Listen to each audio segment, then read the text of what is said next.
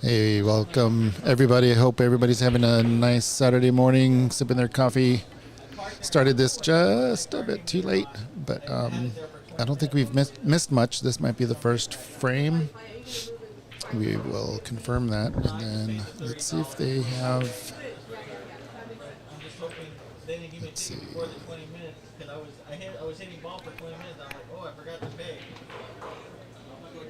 Just double checking if we have the brackets. Yeah, we have the brackets in the description, so you can follow along. This is the first round of the 585 and under stick game strong. At Ox Billiards, we have Patrick Nix versus Alex Buzak.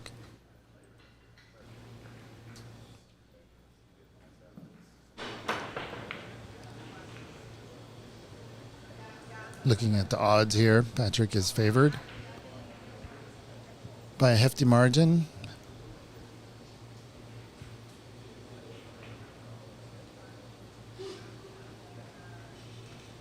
Before the tournament started, had a couple of words with Patrick, and he was saying that it's been a while since he's played in a tournament.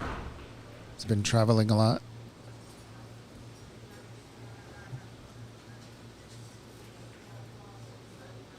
So we'll see if that has any effect. It could be a positive effect. It could be a negative effect.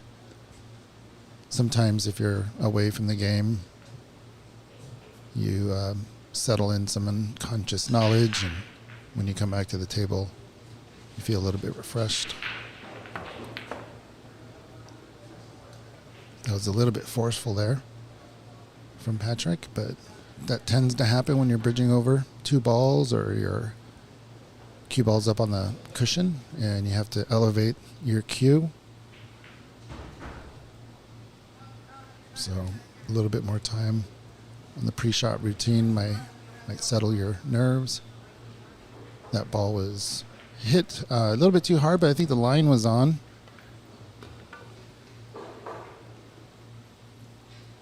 Not sure if this two passes.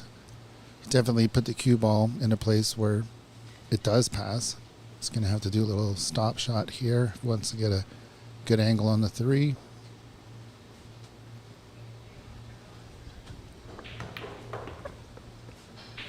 All right, let's see if we can get around the 9 and the 8. Come back for the 4 in the left middle pocket, or anywhere actually. You got 4 pockets up the table that are open. So this is an easy ball to overhit. It looks like the 4 ball goes in any pocket, so he's got choices.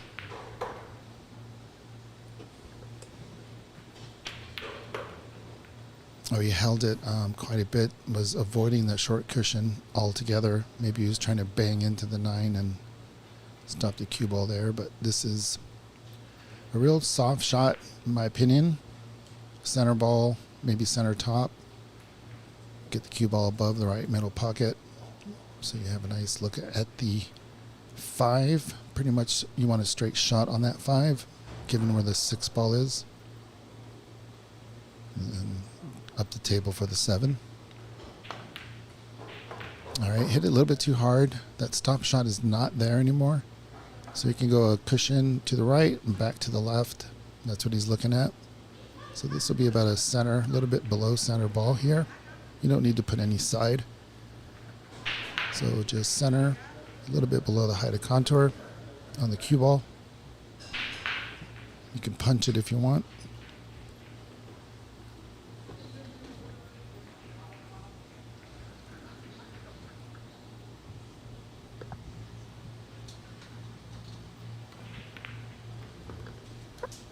Got fortunate there. We saw him lining up to shoot into the right middle right corner pocket, so this is the outcome he was not expecting, but got fortunate.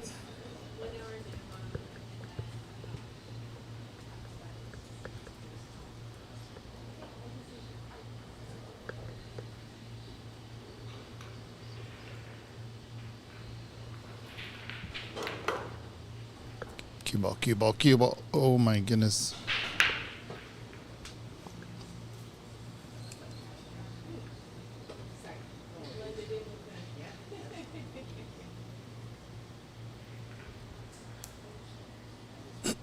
Yeah, it's really important there for Alex to slow down. Speaking personally, after avoiding an in-off, I don't want to get too quick on my next shot because I have that guilty feeling like, I shouldn't be at the table. Some people don't have that. Some people are just fine with, oh no, fine with just, hitting luck. Luck happens, whatever. Get down on the table and shoot.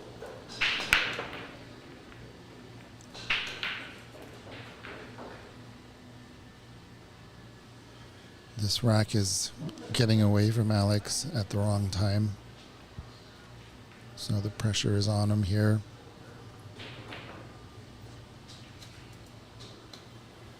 Look out for the top left corner pocket if he's going to try to slice this.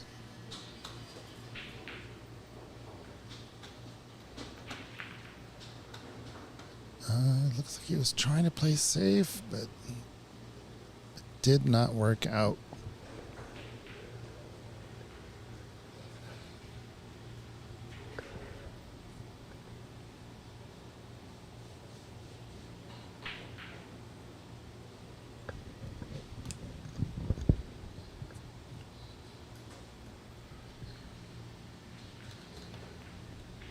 Ooh, that was a strange movement at the end of Patrick's stroke. Almost body English.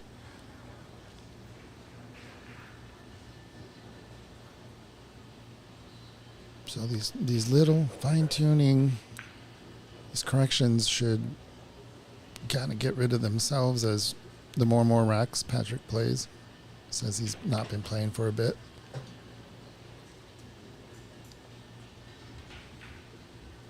I believe that you'll see Patrick not miss these balls as the tournament moves along and settles into the tournament. This is a long bank opportunity for Alex.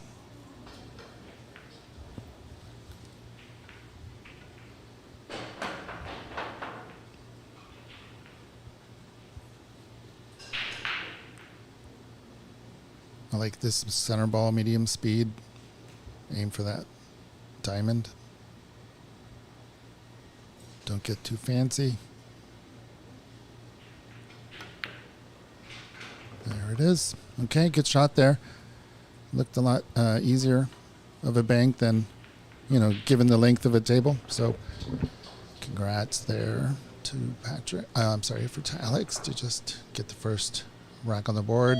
We'll be right back.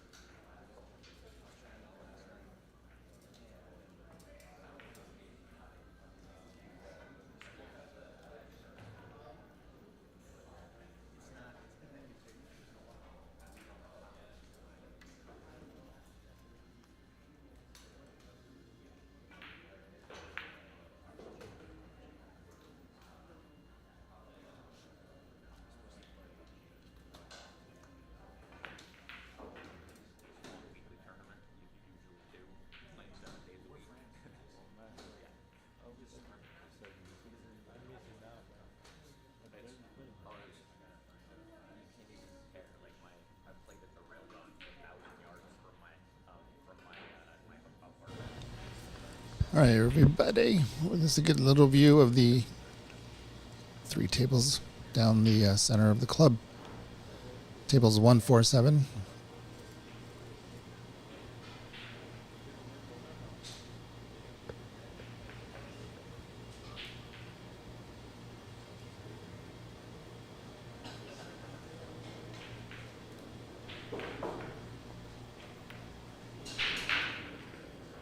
Oh, that was great. Speed just a little bit off.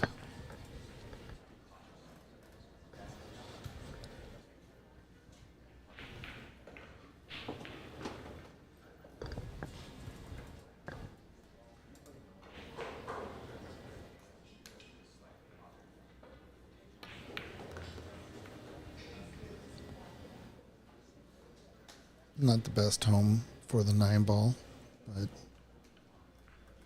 helped for position on the 4. If it were me, I wouldn't want to draw this back very much. Just stop it.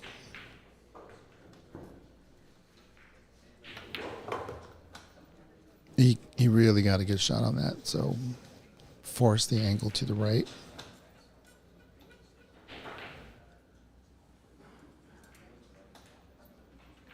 He's going to want to get high on this green ball, so maybe a little bit of draw here. Slow down. Okay, he can get up the table still here. It's going to be a little tough, but could widen the angle.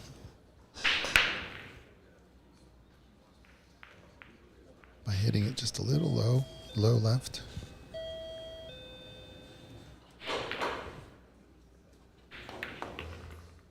Get out of the way, pocket.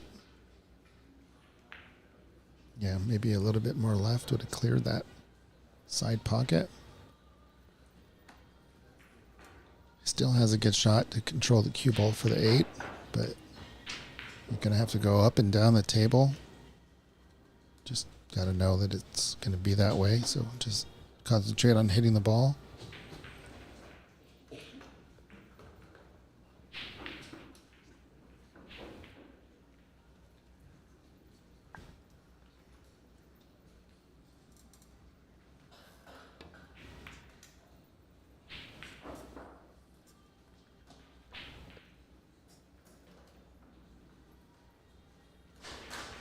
Sometimes it's how you miss, not really on how you make the ball.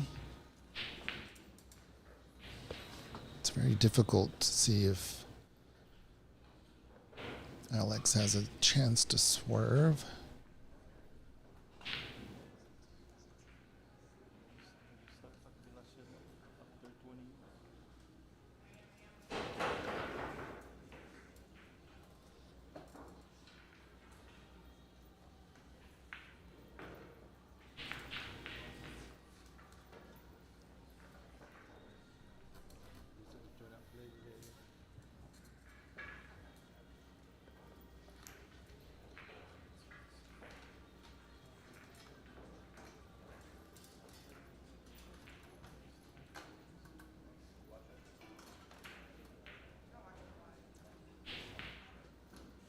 Yeah, so he doesn't see any angle there.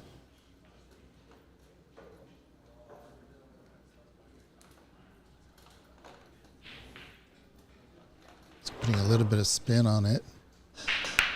Well, you got the contact, but maybe center ball would have helped. It's hard to tell what he was actually trying to do because he was bridging over that 9 ball.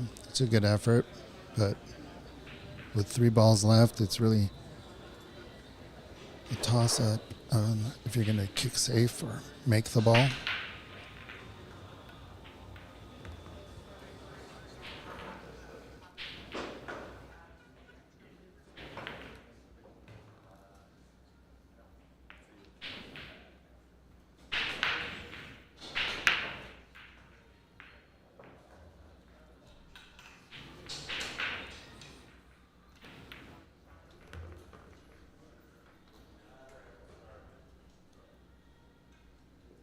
If you rewind it and watch his practice strokes, you can tell that his backhand, he was trying to adjust his backhand on the grip.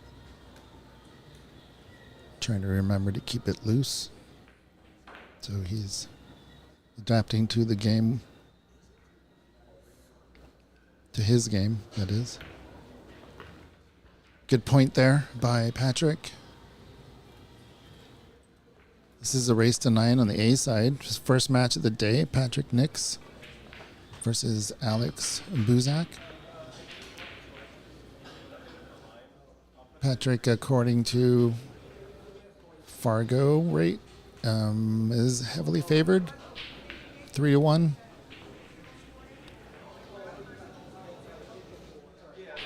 Two to 1. What am I talking about?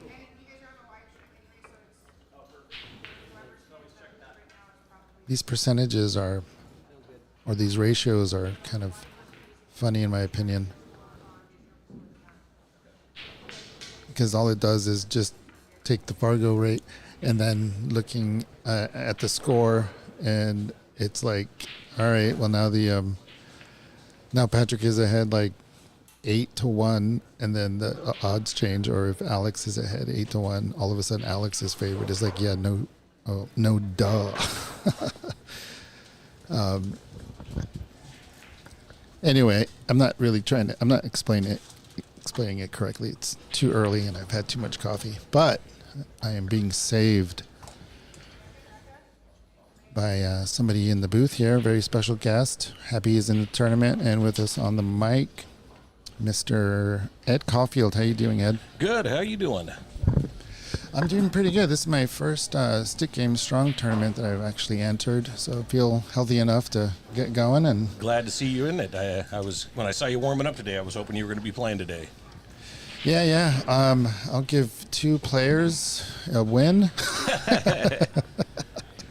So if you're lucky enough to draw me, congrats in advance. Yeah, we'll see how it goes. I haven't seen the draw yet. That's. Do you know who you're playing in the first round? No idea. Okay. Yeah.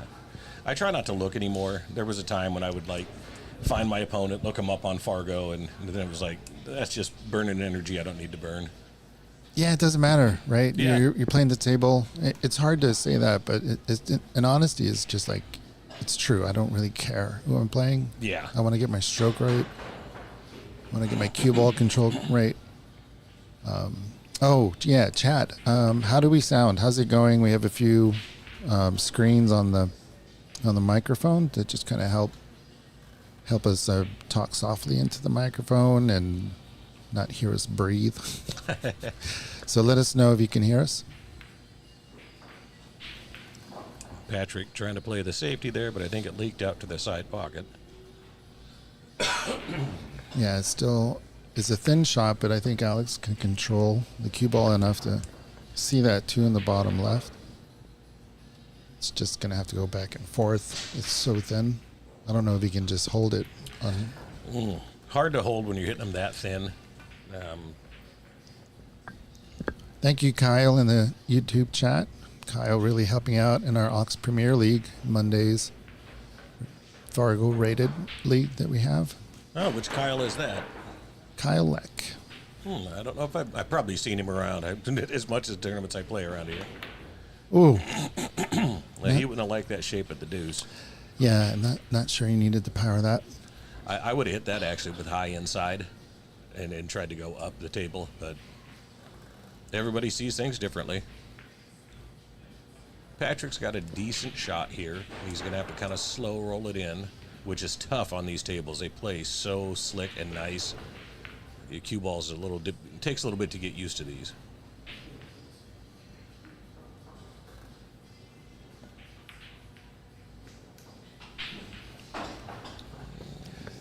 I'm going to step out of the booth real quick. I see the rack of house cues over there, and it just looks ugly and it's probably in the way. I'll be right back. All right, sounds good. Gonna let Mike go take care of some housekeeping, I guess. So looks like Alex he's got a shot at this one. He could bank it. I might consider a safety here because he's got that wall of balls underneath it to go into.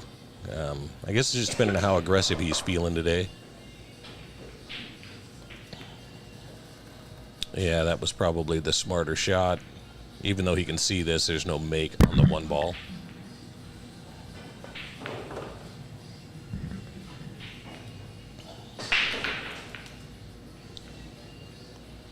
Let's see what Patrick's got up his sleeve here. I might just thin this up to the top round, try to hide behind the 6. Yeah, that's the problem, trying to hide behind the 7 as it comes out. Still no easy pot. But if you can get this to slide in with a little outside, hitting it slow, he should get on the 2, play in the bottom left.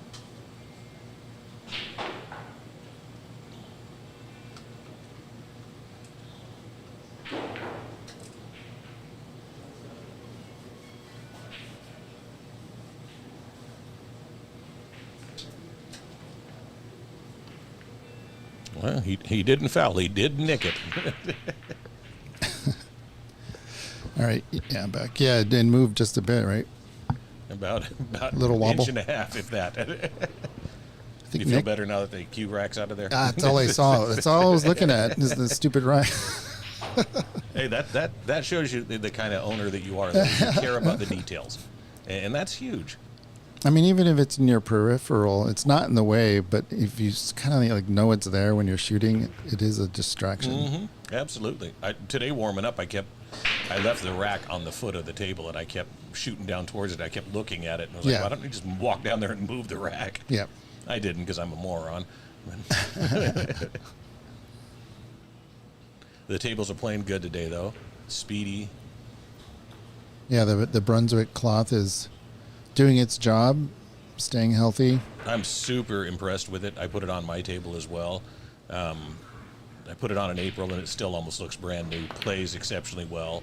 And anybody that knows me knows I play a lot. So for it to withstand that kind of abuse and still play good is a big benefit to that cloth.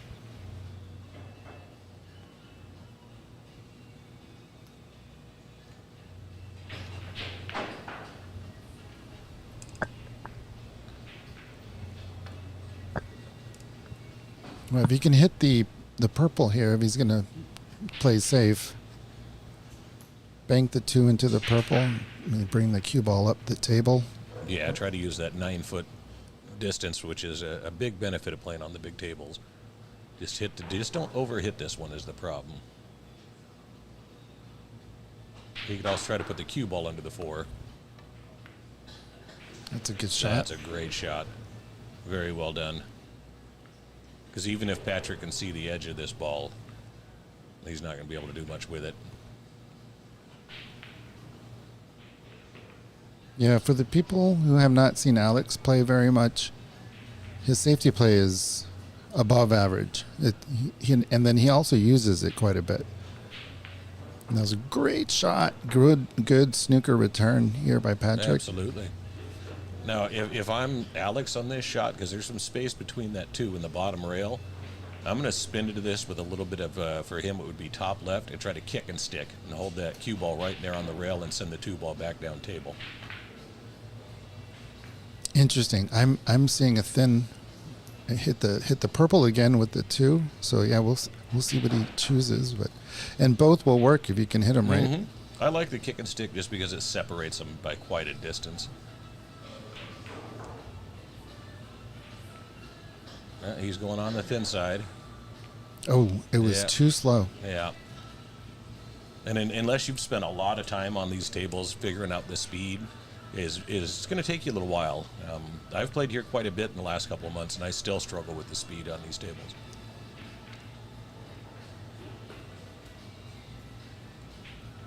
We still might have the kick and stick here. It's got it. Oh, not looking at it at all. Just going for maybe a glancing. Yeah, he may be trying to play the 3, but I don't. There we go. Yeah, he's trying to. That's a good shot. Yeah. That's a good shot.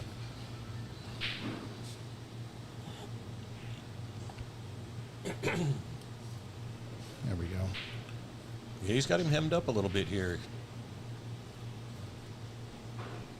Looks like he's got his jump cue out. This one's going to be a challenge. Just because of how close the 4 and the 2 are and how close to the rail they are.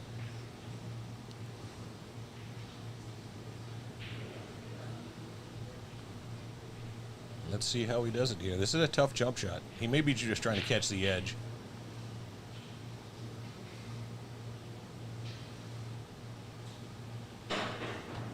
Yeah, therein lies the problem, yeah. If I chose to play the jump there, I might actually have jumped into the long rail and tried to kick into the backside of the deuce. Yeah, that would be cool too. Little trick shot. Well, it's a much better chance of hitting it and keeping the cue ball on the table. Patrick's got a ball in hand here, but this is kind of funky because of how close the 2 and the 4 are. He may play the combo. I hate shooting a combo with ball in hand unless I have no other option. With ball in hand, I'd just do a jump shot again. It's a bold strategy.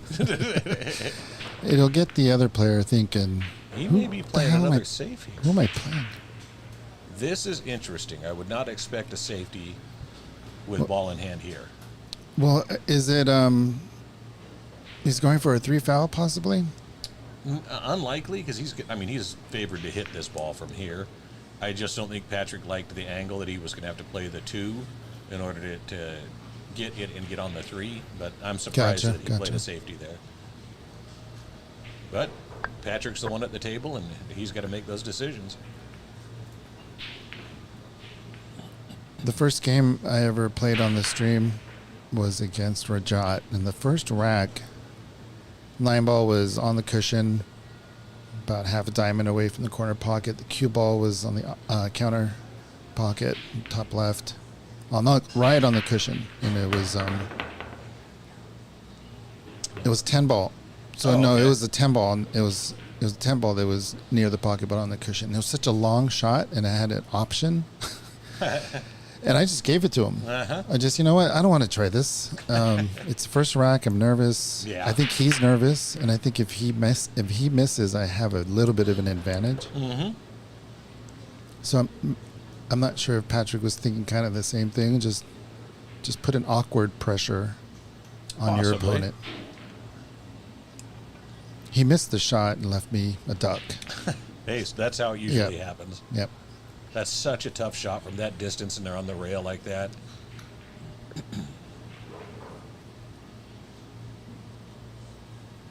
It's like you're giving me the rack ball? Okay. It's hard to do that, though. It's hard to give it back when with 10 ball and it's the money ball, but sometimes that's the smart play. Another safety here. And leaked out just a bit. I think he can catch enough of it to actually make it. As long as he can miss the 7, hitting this with high outside, he can get on the 3. He can also play it with inside, but that makes making the ball much more difficult.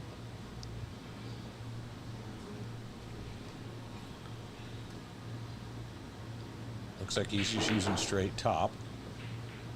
Going to try to float back down here. Yeah.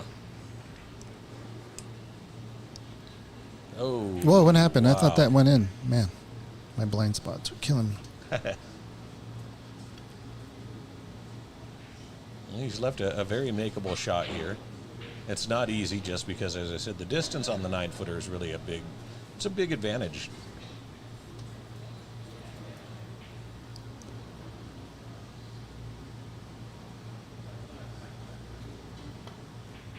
Good shot. Oh, no. Come on, get there. Oh, he maybe have to jump in this. He's going to have to break out shorty.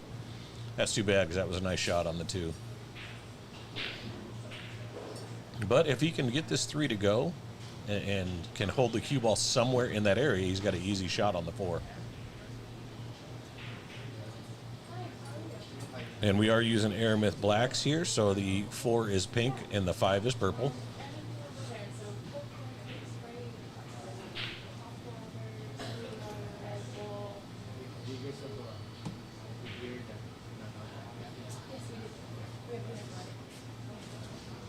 He went long on his last jump.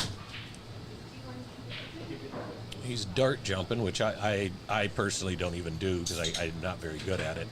I jump standard and feel pretty good about it. But he made it happen, and he's got a decent shot at the 4.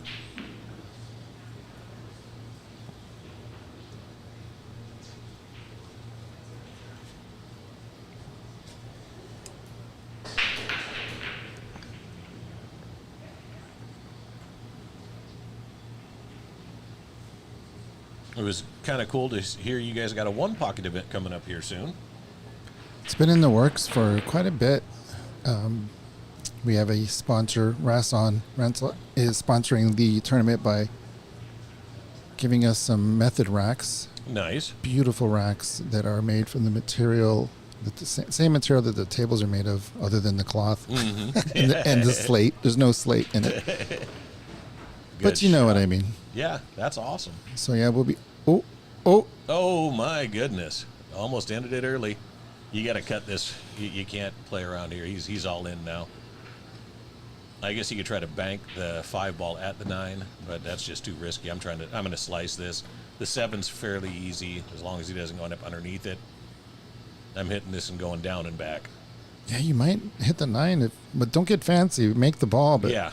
But you know, send the cue ball towards the 9. See what happens. Well, thank God the 9's on that side of the side pocket. Okay. He's got someplace to be. He's making 2 balls at a time. He's done here. I don't see this as a dangerous shot, so... I mean, technically he could scratch, but he'd have to really juice the hell out of this thing.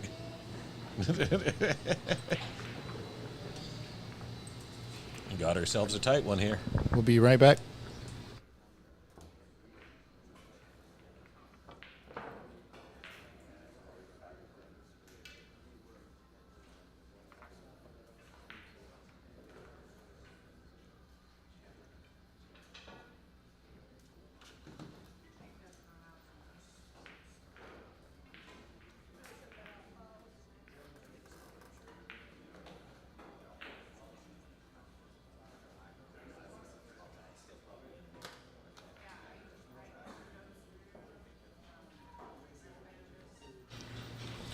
And we're back. So looky here, the odds of Alex winning have gone up because he's 2-1. Yeah. So yeah, that's like a no duh. Thanks for that. Thanks for that info there. It's funny because you watch some of the. I love this where they give you the odds of victory, and you'll see some of the pros playing. It'd be like Shane against some guy at Derby who's a 6'10", and he can be down 3-1, and the odds are still 90%. Shane's going to win the match. Push outs are allowed here. Yeah, I feel he's going to be pushing here. The key is where do you push to? You push to a shot that you like, that you can do, a difficult shot that you like, that hopefully your opponent doesn't like. In my opinion, I would like the ball back. I like long, thin cuts. I like playing safe. I don't mind getting snookered.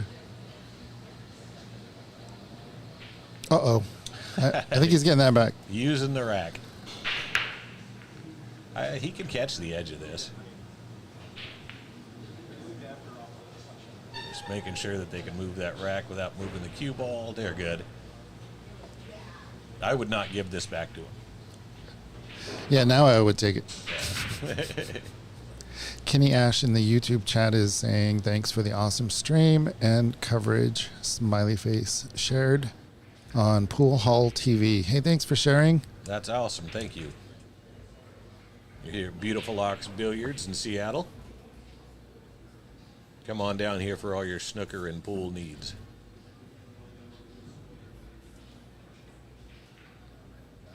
Let's see what he's going to do. I'd probably thin this and try to come around behind that wall of balls. Oh, he went for the bank. And, yeah, that's why I probably wouldn't have tried that. He didn't sell the rack out. There's still a lot of work to do here, but... Unless he was trying to get underneath that 5-ball, which may have been his plan.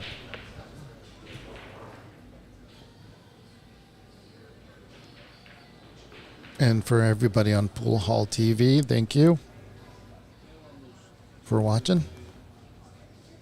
I think he'd have liked another 2 or 3 inches off of that, but it'll work.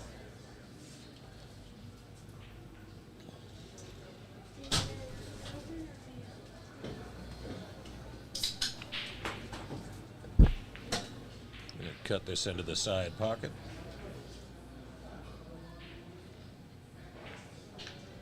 Good shot. Yeah, nice check off of the rail. Now he's got the 3 in the same pocket.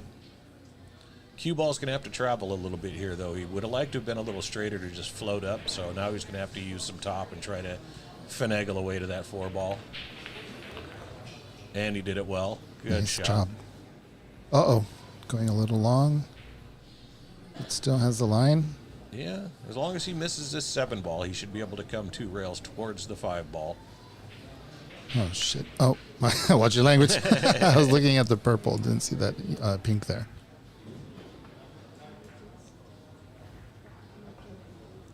Looks like he may have to grab an extension.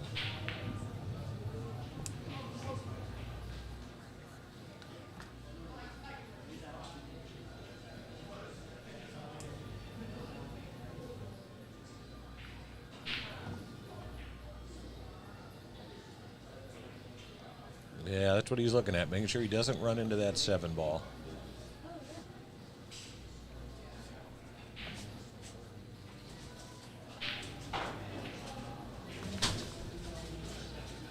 Perfect. Wow, great shot. Damn, he nudged that 9 ball into the 8. Yeah, that may have tied it up. Well, I think it still goes into the corner down there. And from where the 7's at, he can get there. But now he's got to be conscious of what position he gets on the 7 ball to get onto the 8.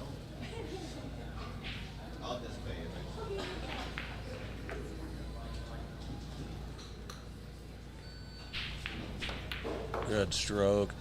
This is where he wants to be. He wants to be almost straight on that 7 ball, so he can either draw out of it or give himself enough angle to go around 2 rails to come to the back side of the 8, which is what he's looking at right now. Can also break out that 8 if he feels necessary. Yeah, if it doesn't have a pocket, which it may not. It may only go into the side, or it's hard for us to tell from this angle. And if it goes into the side, then obviously he needs to be on the other side of the table.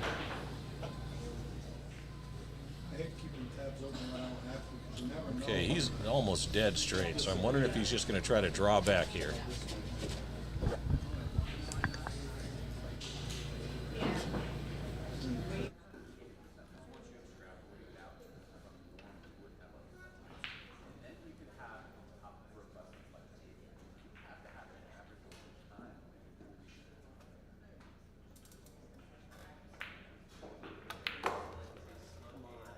Oh, he tried to stun over to play it into the side. He got 2 straight on the 7 there. Hypothetically, he can still cut this into the side pocket, but boy, is it thin. We like to say selber schuld in these situations, which is German for you did it to yourself. Yes. Yeah, he wanted a different angle on that 7 ball, and since he got straight, tried to create one with stun. Very difficult shot to do.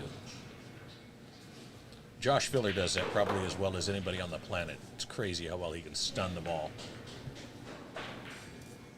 So he's going all in, I think. He's going to try to thin this and cut it into the side pocket, but the cue ball is going to go a little crazy.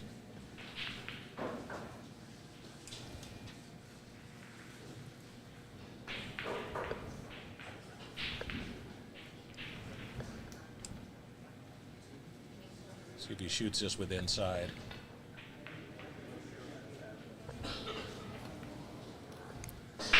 Oh, don't.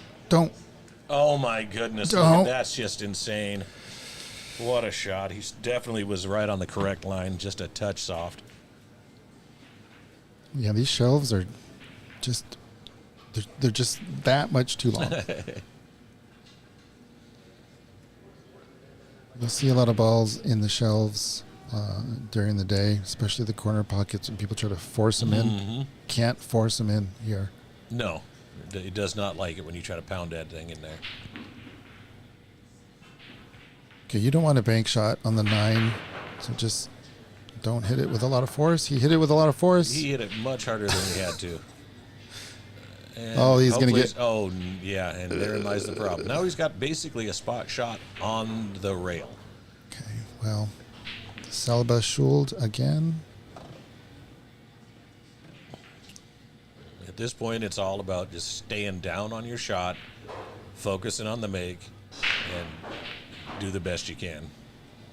That would be a really good lag to start the game. He couldn't have put that cue ball in a worse spot. Wow. That's unfortunate. Got to feather closer to that ball. Get used to that shot. Is he banking? What is this? No, he's going to try to cut it. Okay. So, oh, my goodness. Is it going to go 2 rails into the corner? Oh, was that a brush? Did he brush that in? I think he missed it, but you see that shot. That's 9 ball. He missed it good. Alex will be giving clinics on how to make that shot after this tournament. It's only $300. You guys got any clinics coming up? We have Allison Fisher coming in conjunction with the Northwest Cup, sponsored by Littman Lights. Allison is obviously the GOAT. Oh, we absolutely. know she's a good player, but she's given this clinic here before, back in 22, I believe, and she will transform your game. She will absolutely tear it down, build it back up. She's very consistent. She can look at you, do a few shots, and give you pointers right away. She also loves to see improvement from students, so it's kind of a win-win. She gets satisfaction from helping, and then you grow. So get in right now. Outstanding. And she's a really nice person. I met her down in Vegas a couple of years ago, and we hung out. Very pleasant. She's obviously friends with Darren, who's from England as well, and so I was fortunate enough to have gotten to meet her through him.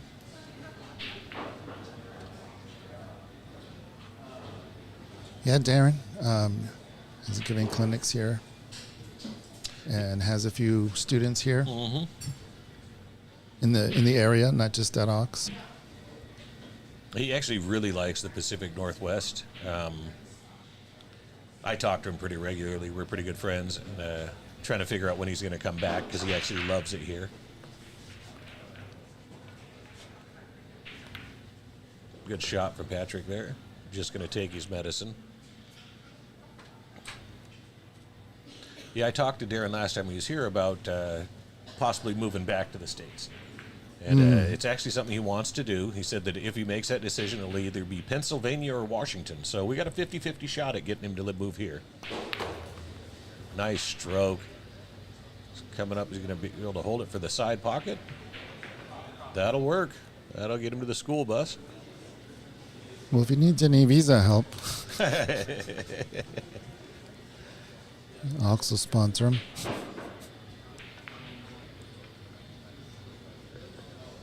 Yeah, I keep sending him listings of houses in my neighborhood. Good job, Ed. Good job. Keep doing it. There's a lot of selfishness in that. He'll be at my house playing pool a lot, which is That's fine. my game has significantly improved with his tutelage. An amazing teacher as well, just like Allison. Likes to see you succeed. Is he going to bank this 9 ball into the top right? I see it going there, but if he hits it soft, just to control it. Yeah, okay, he didn't even run into it. I'm actually surprised he didn't just float down to play the 5 in the other corner. Gotcha. Just because he can get on the 6 from there, but, you know, Patrick's shooting hot right now. He's made a couple of really good shots. This goes. Cue ball's going up. He's trying to avoid that pocket he's pointing to. Yeah. You got to hit this with some outside. You want to hit the long rail first? Yeah, so you catch the long rail first. Tough to do from... I can't sit on the table like this and shoot. I just don't have the flexibility. I'm too beat up. No, he went with the safety. It's going to leak? Oh, no. No, he left it. Two-way shot, maybe?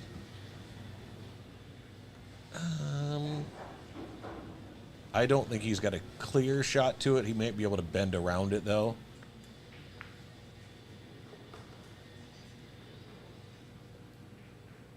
It's hard to tell, but it looks like it goes. Yeah, like you said, with a small swerve. Yeah, just a little bit of a, for me, this would be like a low right, extreme right to spin around the edge of the 8 if he's just barely hooked. If he's got it free and open, you just float this in.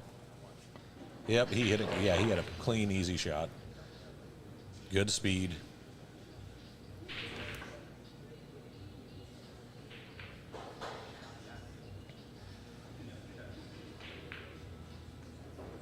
Now, in this shot, do you like to draw out of this, or do you use top, high inside? Draw. Yeah, I would draw here. I'm not good at it, but I know that's the shot. I It looks actually like I use high left. It looks like he's top. Yeah, Yeah. it looks like he's.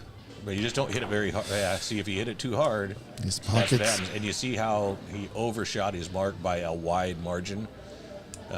I know these tables play fast enough that you can actually smooth butter that ball in with high inside, and it'll just float out 2 rails, and you'd be perfect on the 7 to just use top and come right back down the table for the 8 in the corner on the bottom right. Cue ball control here is paramount. Ooh, Oof, he missed it. Patrick's struggling a little bit here. Yeah, I mentioned at the start of the match that we were having a small conversation, and Patrick was saying he hasn't played in a tournament in a while. Yeah. Sometimes that could be a benefit, and sometimes it could just stall your confidence. Yeah. And it takes maybe a couple racks or matches to get into it. So I know he's been busy growing Evo Sports, which he's doing a great job of. yeah, it's funny because it's so true. If you want to get better at Q Sports, don't open a Q Sports business. Just don't. Yep. But if you want to give back to your community and help the community grow, then open a Q Sports business with that mindset. And, No, I don't think people quite grasp the fact that if you own your own business, especially one in Q Sports, your focus is making the business successful. And he did not want to hit that 8 ball. He's going to wind up with a terrible shot on the 7. I might just try to put this in the middle of the short rail and come down table. But owning your own business is a lot of work. The idea that, I can take days off whenever I want. Yeah, right. I work 10 hours a week, and it's just not going to work for you.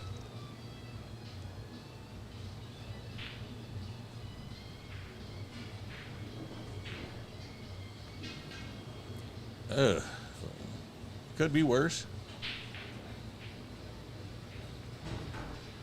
There's our super secret tournament director, Secret Wong. Hi. How you doing? Is this for really 3-1? Yes.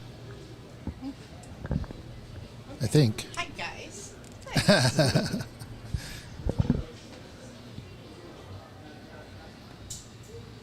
Oh, he may get a little fortunate here. No. Man, that's rough. Patrick's struggling a little bit, and I think you're right. I think it's some ring rust. He hasn't been in any events lately. I know he's played a couple of stream matches in the last couple of months, but tournament's just different. I'm a big believer in how things emerge, how situations emerge. Because if you haven't played in a bit and the first rack you start hitting the ball well, then that's how the situation emerges. It emerges with you playing a little bit.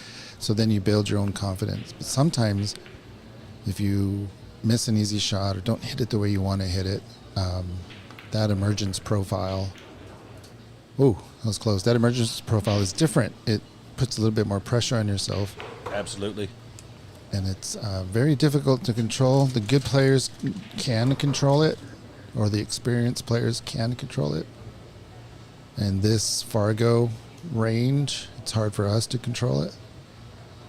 Yeah, you always want to get off to a good start and trying to battle out of, for lack of a better term, stroking poorly. It can be done, but yeah, it's very difficult.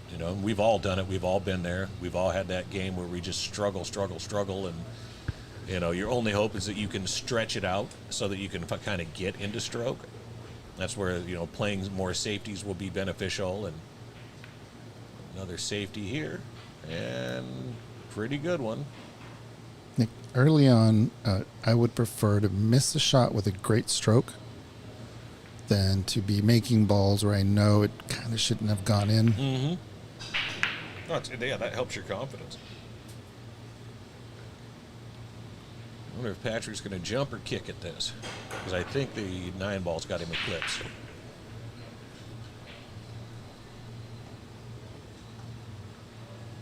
Yeah, he's pulling out shorty. I'd be jumping at this as well.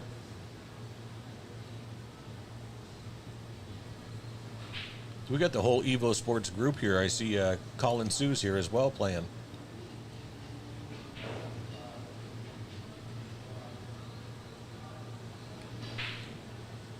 Patrick's rocking the earbuds. I wonder what he's listening to.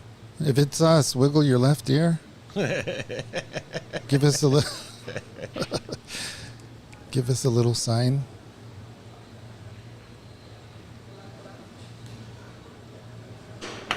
Oh goodness! I almost made that. Good hit, and he's not going to leave it an easy shot. I mean, it's makeable, but that's tough.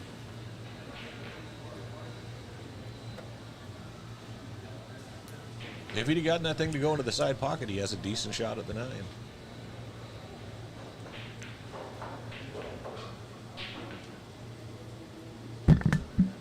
Alex has been overhitting these today. The penultimate ball with thin cut or bank shots. Yeah, I'm hitting this medium speed with the low left. That way I avoid the scratch in the corner pocket, but that left will spin the 8-ball in if you're a little bit off. He looks like he's using center ball. Good shot. No. Oh. He was good on the 9.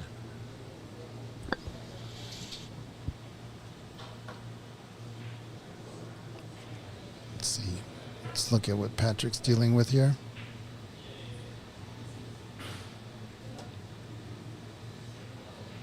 Right in the middle of the pocket.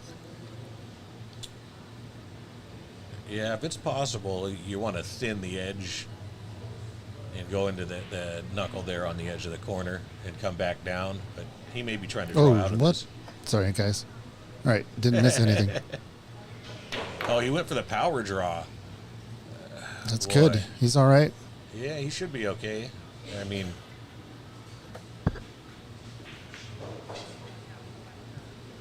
he got almost 27 feet of action off that cue ball.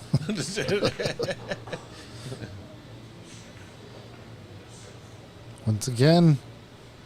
Tough shot on the 9, but it's very makeable. I say it's tough. It's not if you're at home practicing. But you're in a tournament, the pressure's on. You've already missed a couple of money balls. And yeah, that's what happens. And he's going to leave it hung up in the corner for him. It's hard to tell from that angle. It looks like the shoulder dropped during his final stroke, which threw his cue offline.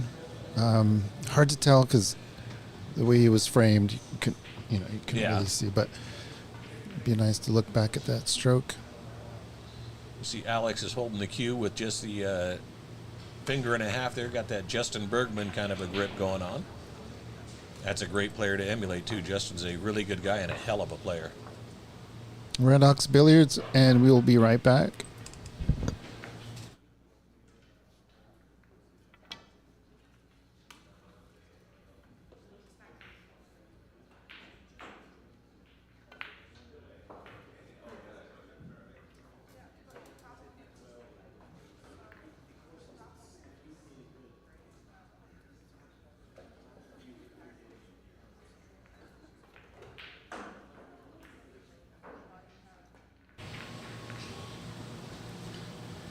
And we're back.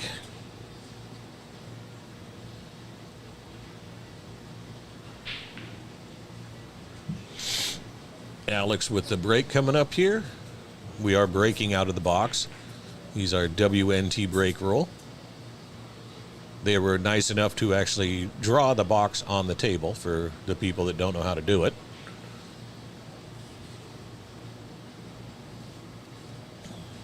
I don't know how many people we got listening here. I'm not a computer guy, so these screens all look crazy to me.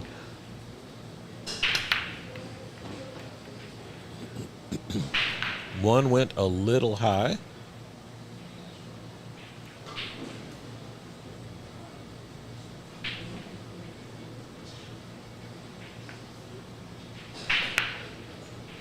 Patrick's got to look at the one. It's not an easy shot. He's got to shake off the frustration that he's feeling right now. He's missed a couple of key balls that have put him down in this match, but Patrick's he's a fighter. He'll be back.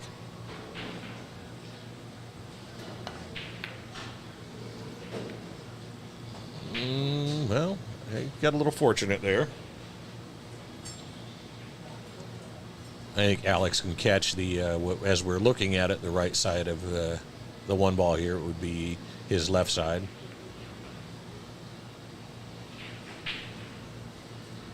Thin this, try to get the cue ball back down table.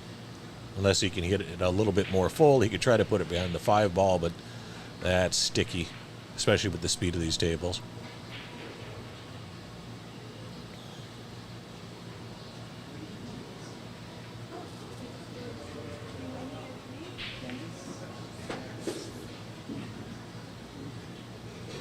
Not a bad shot. I think the 9 ball's got him partially eclipsed.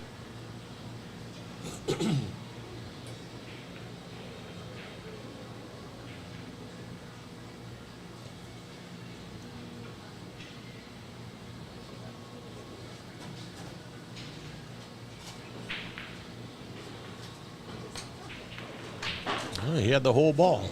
Good shot by Patrick there. Well, I'm curious to know if you're going to fire at the bank here. I probably would, just because you're trying to get going, shake yourself out of the funk that you're in.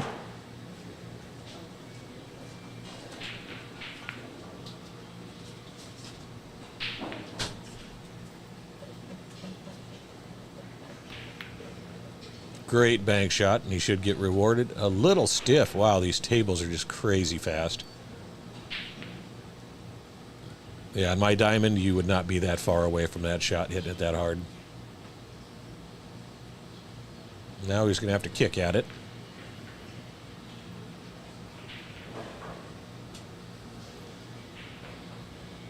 Not sure if he's going the short rail or kicking to the long rail. He may be able to catch an edge of it. It's hard to tell from this angle. Hell, he may have the whole ball, but it's not where he wanted to be, that's for sure.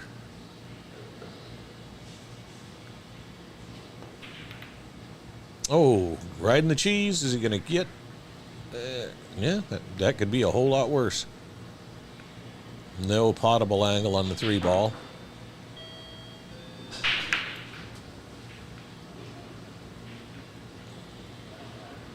I mean, hypothetically, he could cut it up into that corner, but that would be an insanely difficult shot.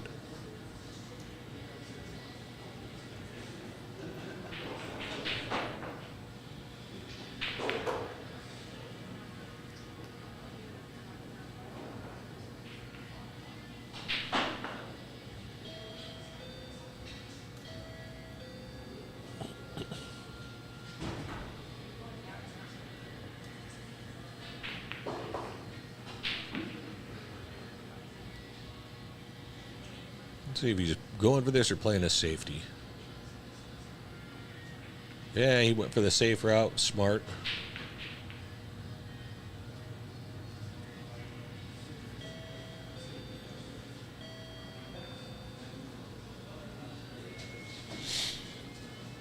And he's going to kick 1 rail under this because the 5 ball should keep him from scratching if he doesn't hit it just right.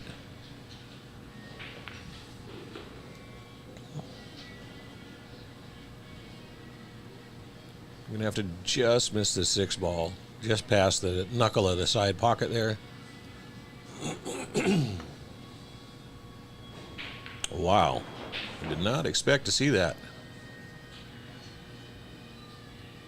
That's all right. There's still plenty of pool to be played here. Patrick can get into a rhythm. Let's see if Alex is going to play another safety here. Try to float the 3 ball up past the 6 and hold the cue ball on the 6.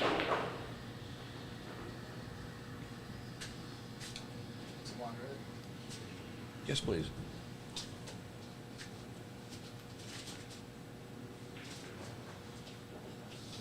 That'll be $5. Yeah, no problem. Okay, is he going to stick him or float it?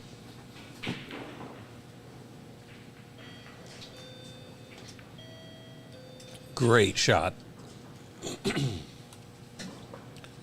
Patrick's already missed one, so now he's going to have to two-rail kick into this 3-ball. I actually know a kicking system that helps to make sure you get a good hit on this ball, and it works pretty regularly. The tables here play good. The rails are nice, so you trust them a lot more than if I'm down at the local bar playing on a bally table.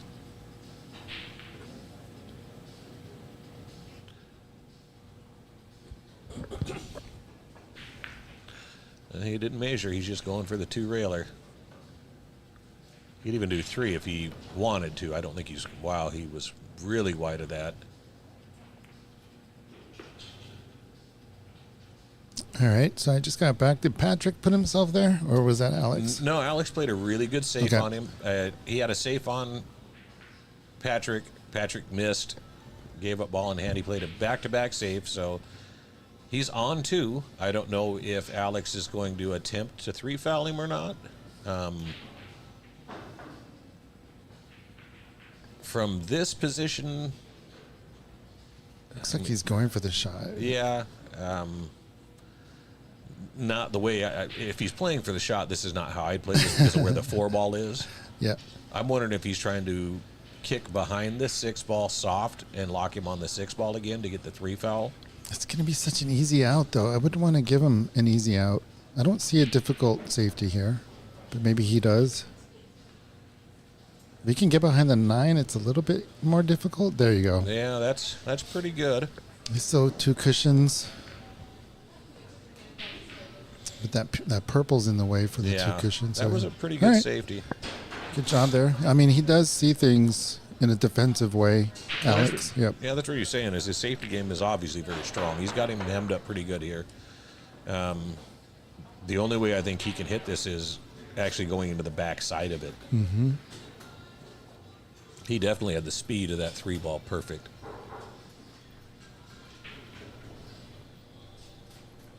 Let's see. He's trying to split the difference.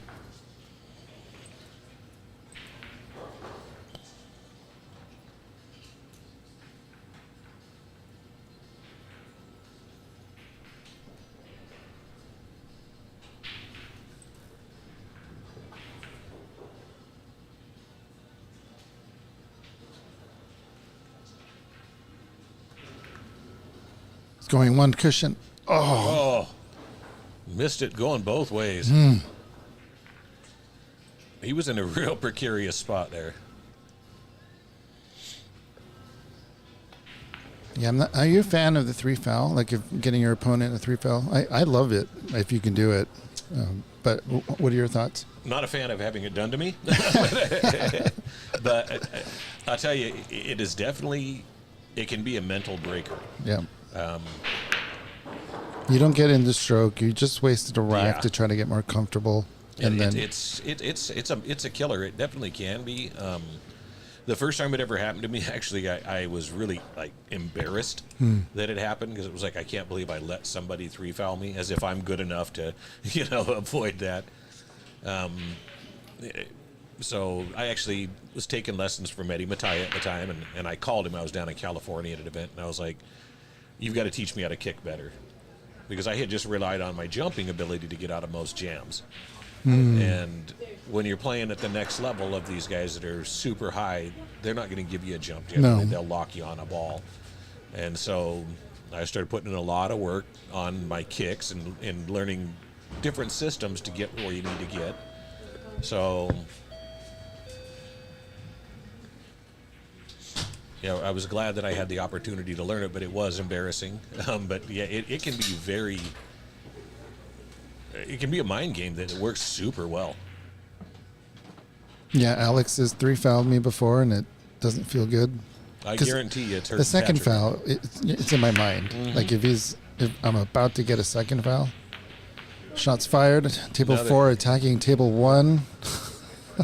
I said something earlier today. I've played in pool halls all over the country, and I've never seen cue balls hit the floor more than I've ever seen here. And it might be because it's so loud when it does here that I notice it more. That might be what it is, but it's just crazy how often I see it happen. And usually it's off the break.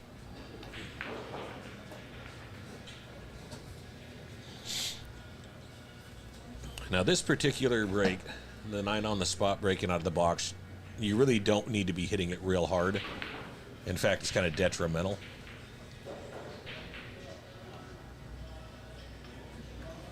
Where do you hit the cue ball? Center? I actually hit it with just straight low, Straight low? about a half a tip. Okay. And I'm trying to catch the edge of the one ball, of course. I'm not going to give away the secret to my break, but I actually spent a couple of hours figuring this break out. And then Daniel Sardansilio and I have been playing this break rule now for about a year and a half. Are you hitting the green ball full in the face? I'm trying to hit the ball behind the one full, yes. Yep. This last week during practice, I was doing really well. I was getting the one in the side pocket about 85% of the time. I only got one break during warm-ups here, and I got it to go during that break, so hopefully it sticks with me, but we'll find out. But I don't hit the ball real hard. I like to close my eyes, jump up on my last stroke, and hit it as hard as I can. It's my philosophy. It's a bold strategy. Yeah. I mean, and I watch a lot of pool every night. That's a great shot. Yeah. And with the exception of probably SVB and maybe Kachi, most of the guys aren't powering into the break that hard. Yeah. They're trying to control that cue ball for that very reason. Don't you love it when your phone tells you it's spam calling? Yeah. Yeah. That way I don't have to waste my time answering it. Yeah, it's insane how many. I mean, I just don't answer, even if it's a person. Oh, it seems yeah. like I just don't answer. If you're not in my contacts. Yep. If I don't know you, leave me a message. Oh, he went forward. Well, he's got the edge. I'm kind of surprised that was the route that he went.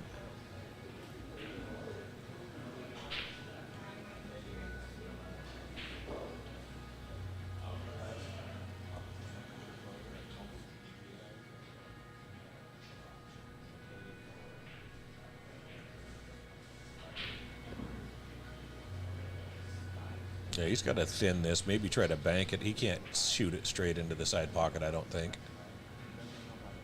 Yeah. A little bit long, but good idea. You can see how he was trying to measure up where the cue ball was going. Like I said, I'm surprised he shot the 3-ball the way that he did, but Mm-hmm. you know, when you're at the table, you see things different than we do here in the booth. And so far today, I haven't missed a shot. Yeah. So I'm 100% in the booth. Stun draw this over, play for the corner. Riding the cheese. Safety good.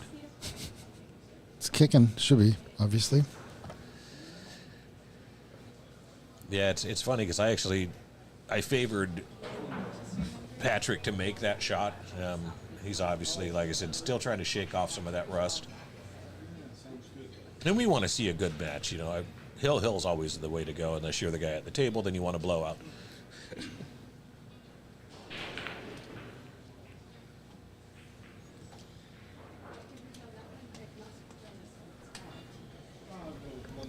Yeah, he's kicking into this.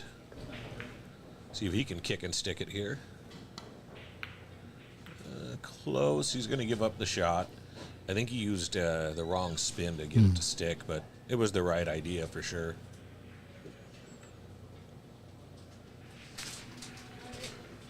This shot, I just shoot with just straight top, feather it down, and try to get on the other side for the 5 in the same corner.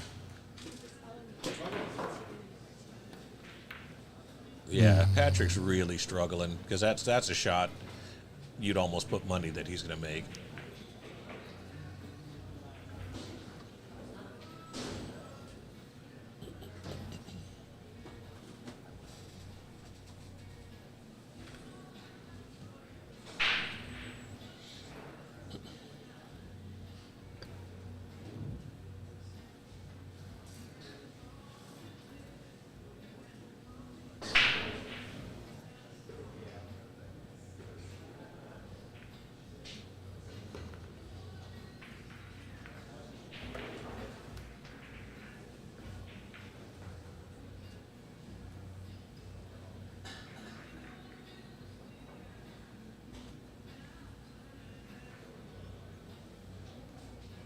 I think he's got the angle to just go one rail up off of this. Maybe he'll go two. Yeah. He didn't want to be on the rail there, but he should be all right.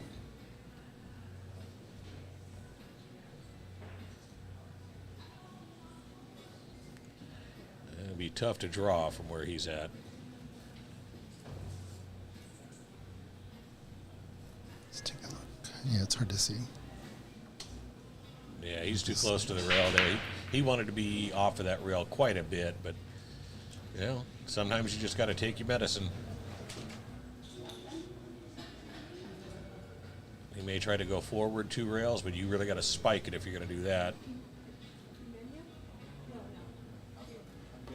Nope, he just decided to take his medicine. Smart. Sometimes you try to do too much there to get better, and great is the enemy of good. He's just fighting the scratch in the side pocket right now.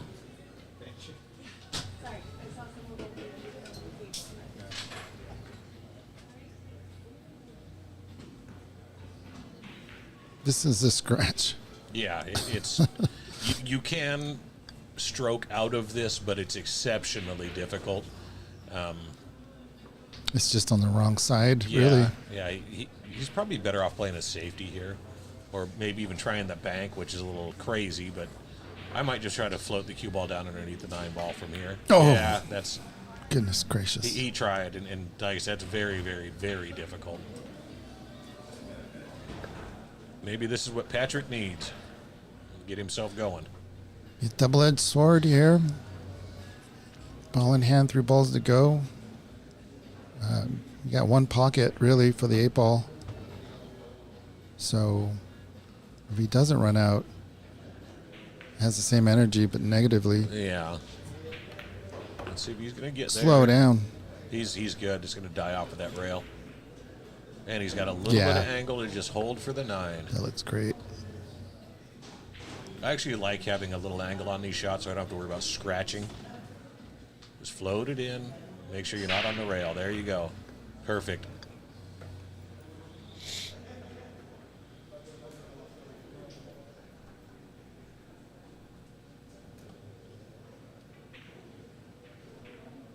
All right. Patrick finally breaks the streak. Oops.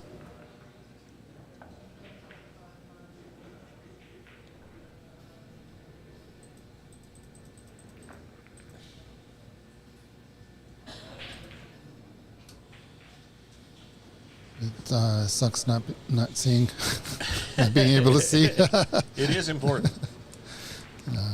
Yeah, 2 to 5. Good job there, Patrick. Hopefully he builds a little bit of confidence there. Cue ball control in the last couple shots were spot on. Much better than prior. Yeah. And he's getting the break, which can be a big confidence builder, especially if you've got the break figured out. It's nice to get that 1 ball in and get off to races.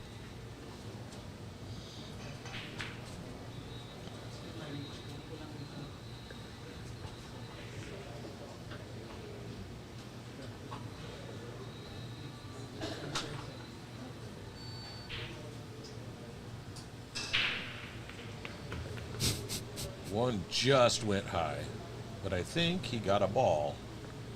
Yes. Stop shot on the one from here. Trying to get too fancy on the camera work. Hey, if you've got the ability, use it.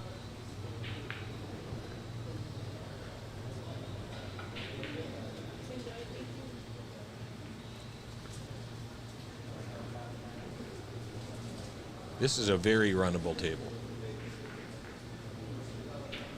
There we go. He's got a nice little angle. He can just stun over to play the 3 in the same pocket. I think he would have liked another ball rotation towards the long rail, but this will work fine.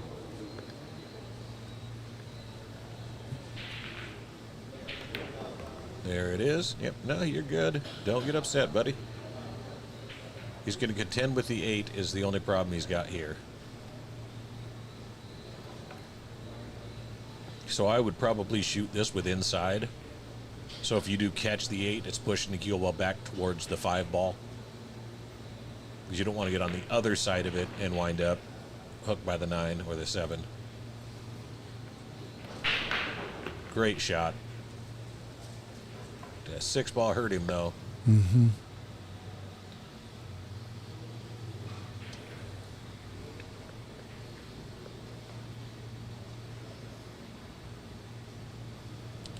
How aggressive does Patrick want to be? Does he want to go for the bank, or is he going to play some safety here? Bank it. I think you can play this two-way, actually. Go for the bank, and you hit it with this right speed that you're down towards the 8 and 9 if you miss it. Yeah, that'll work. I mean, it's could be a whole lot worse.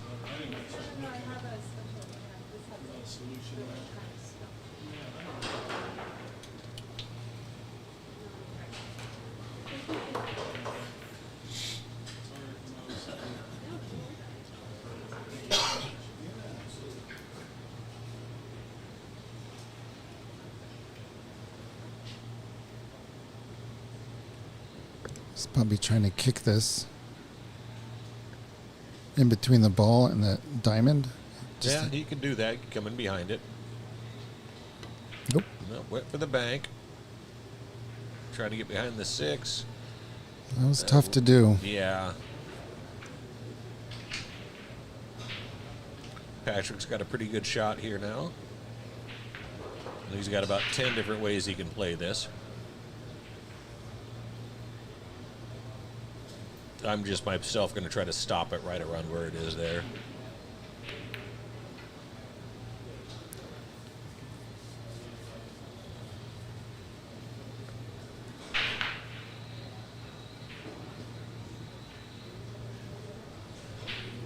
I'm going to have to ask Patrick what he's listening to.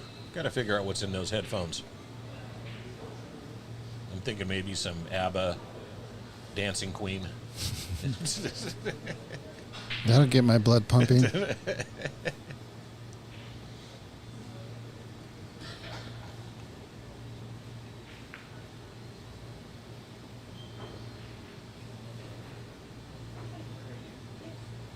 This is the speed right here. Hitting it. Yeah, that's a 9. Ooh. Oh, overcooked it. He was concerned about holding it for that 6 ball.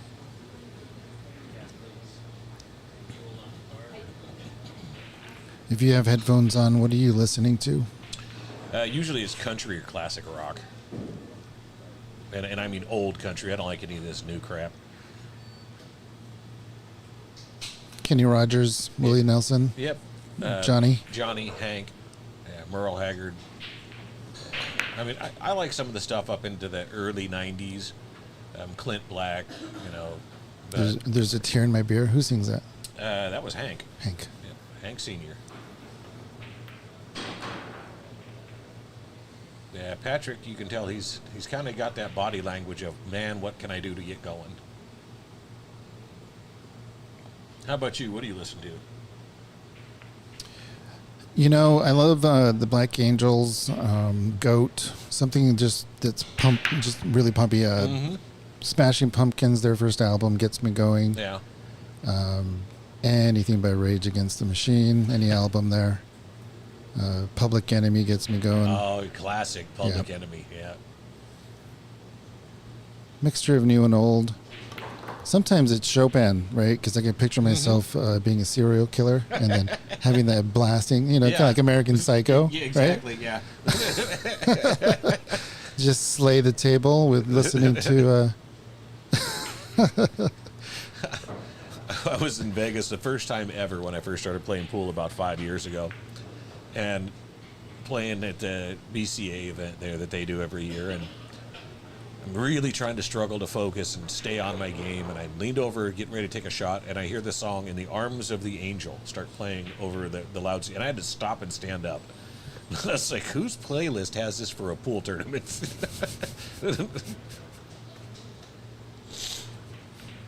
Good shot. Yeah, he's just got to float this down now. He's got just the right angle on it that literally he's just got to make the ball.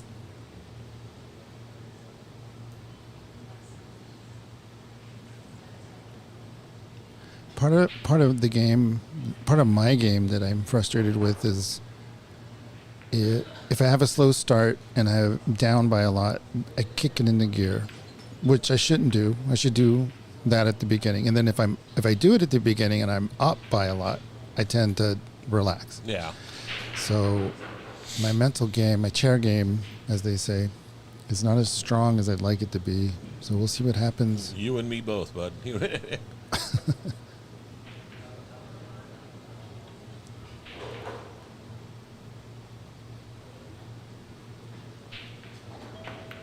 Nice shot. Yeah, Alex just seems to have gotten the speed of the table down better. He's fallen into that comfort zone. Yeah, Alex is a member, Alex member. He also plays in our Alex Premier League, a Fargo rated league, on Mondays. Okay. It's a tournament format. Nice. So we have a few small tournaments during maybe like 2 or 3 tournaments leading up to a big tournament. That's a good idea. Get everybody kind of in the mood and knowing the table. Yeah, and every match is Fargo rated and reported every 2 weeks. So they get the robustness and the Fargo rate scores. Nice. I don't need any more robustness. I've gone nuts. Yeah, it's crazy. There's I'd say about 50% of the players in our league don't. Oh, wow. Yeah, so I recently just popped over 200. Oh, wow. Let me see what I've got here. You're in the thousands. 5,505. All right, so yeah, just a little bit more than me. Like I said, I've been playing about 5.5 years, so I average about 1,000 a year. That's good. Yeah. Now, the downside of it is the first like 3,000 or 4,000, I was not a very good player, and so now that I've gotten much better skill-wise, my Fargo doesn't move much because I have so much robustness. You know, I actually had an event. It was a 6'10" and under event that Secret had put on, and I took 3rd place, beat several much higher rated guys, and I went up 2 points.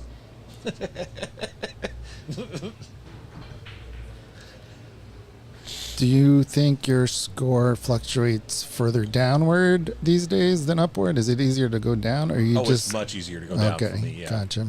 Yeah, if I'm in, because I play a lot of league. If I'm in league and I lose to, a 380, it's gonna affect my score, and that's the problem. We just got done with 9-ball, and they fluke an early 9 in on you. There's nothing you can do about it. It looks bad, and it's like kind of frustrating, but that's part of the game of pool. It is interesting that we're kind of, I don't know. I'm unaware of whether or not Fargo rate takes that into consideration, whether, if you're playing 9-ball, 10-ball, 8-ball. No, they don't. Yeah. That's kind of not good. Like this shot Patrick gave himself, not good. Yeah, he did not want to be there. He actually was trying to shoot for that tiny little window. Very, very difficult to do. I think you can catch enough of it to not foul. He might be able to make it, but I mean, that's a very small window. Bam. Perfect. Wow. Patrick proving us both wrong. I'll shut my yapper now. That was awesome. Then once again, he gets a little gap here. He'll go one rail out, try to get on the 4-ball. Every ball has a pocket. None of them are touching. They're all off of the rail. So now it's just cue ball control to make sure you get on your next shot.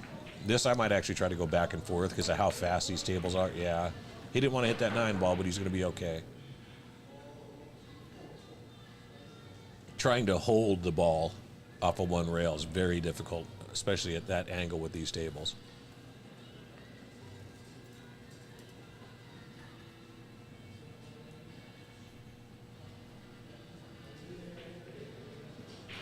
Looks like Patrick's actually slowed down a little bit since the last rack. Maybe he's trying to shake himself out of it. I don't like what he did there, though. If I get down like that and have to adjust, I get back up. Yeah. Yeah, it's a mortal sin to do that. It's all, you're not going to get any grace most of the time. No, and the sad thing is we all do it. Yeah. We all know we're not supposed to. I've told myself, man, you should have stood up there and not done it. And, you know, In other aspects of our lives, we don't do it. If we're walking and we see a pole in our path, we don't just keep going that, Yeah. we change. We get out of the We way. stand up and we move. And it's like, why don't we do that on a pool table? We see a cliff coming. we run right into it. Oh, did he get No, he oh, left a potting angle, I believe. I think you're right. I think he can catch enough of it to sink it. Yeah, this Alex definitely, he prefers that safety game. He does not look like to take unnecessary risks, which is a good thing.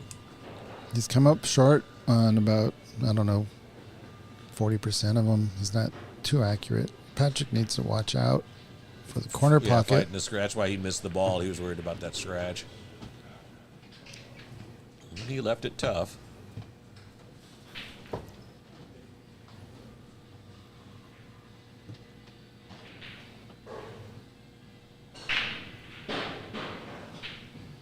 See how close Alex feathers here? Last time he was a good couple inches away.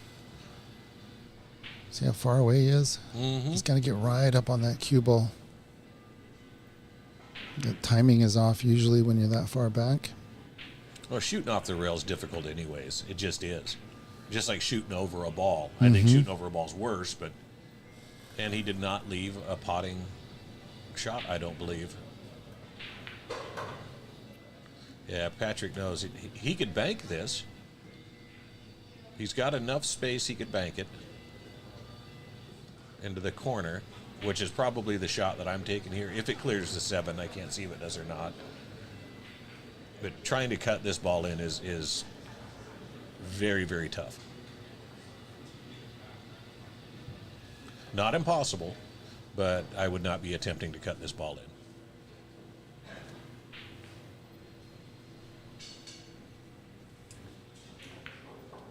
You could also play the one pocket shot where you hit this with top and try to go 3 rails.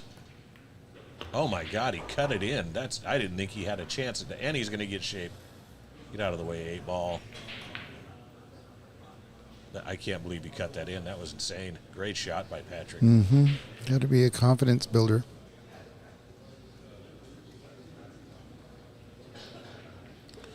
If he's straight enough, he's going to want to draw back into this because the 6 doesn't clear the 8 ball. Oh, he's going low. He may have the angle to get underneath the 6 to shoot it up. Yep, there we go. That's what he wanted to do. Give him an angle. Yeah, there we are. Now you just float this ball in because you're going to get natural shape on the 7 if you hit it soft enough. Got punchy there.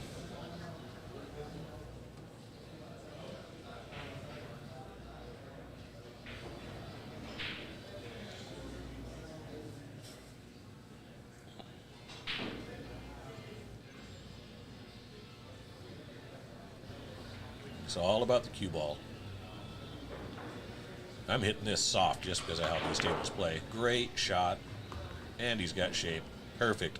That same line with force would leave the ball on the shelf, but hitting it soft, got it in. Pocket speed. Just pretend like it's a 7-foot table. Yeah, actually, there are a lot of times that I'll play on 9-foot tables that the cloth isn't quite as good or that the rails don't play as well as the ones here, and I'll actually put my extension on my cue for a little more force. No need to do that here. Oh, well, it's still makeable, but he's not happy about it. Same thing like my diamond. You don't need to pound anything. It's got plenty of speed in the cloth. He's good here. A little bit of draw just to avoid the scratch. Bingo. Nice work, Patrick. He's bringing him to him. Got a fight brewing. Yeah, we'll be right back in just a bit.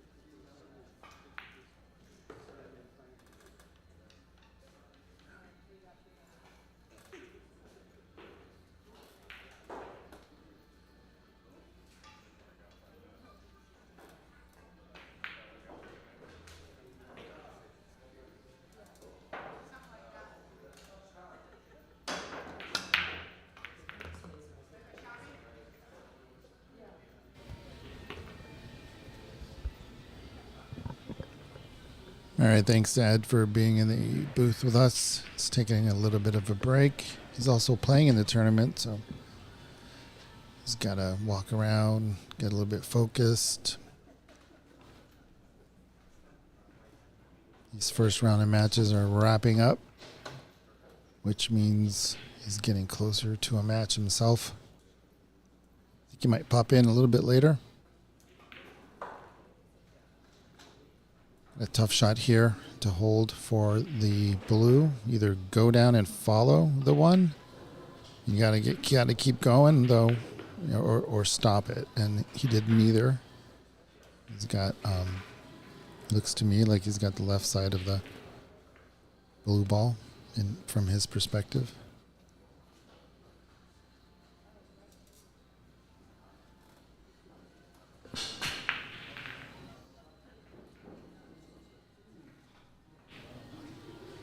Maybe it's on. It's tough to say. Yeah, he might be all right. Nope. But he still played a nice safety.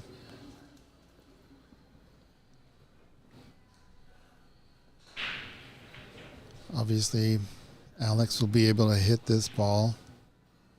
But that's just the first part of the play. He's got to hide it.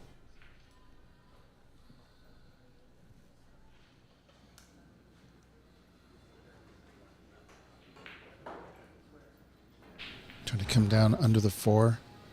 Cue ball under the 4, possibly.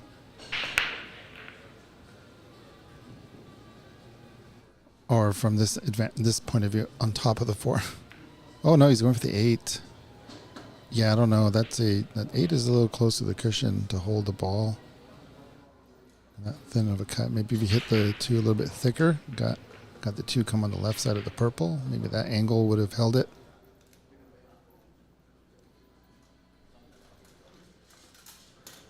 Might bump the 9 here.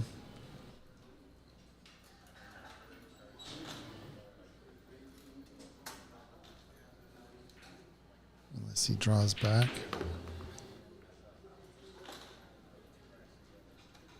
The 5 and the 9 got a little sticky.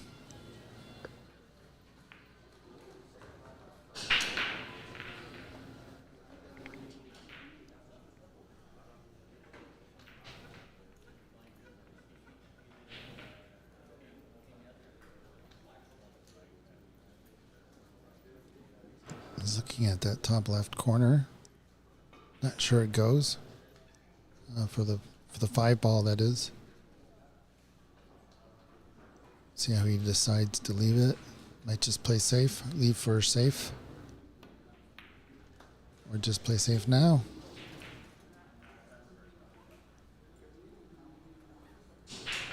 But no, do believe that was just a old-fashioned miss.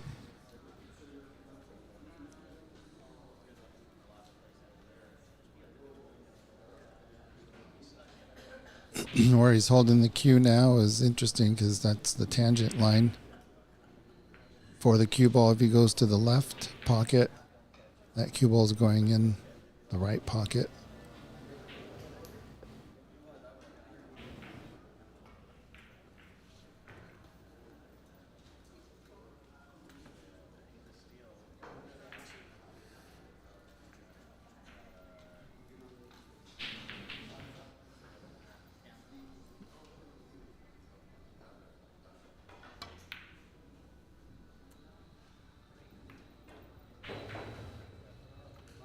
Trying to avoid the and off. It caused him to miss that shot. Plus, bridging with the 9 and 5 in his periphery, if that's a word. It's the era of making up words.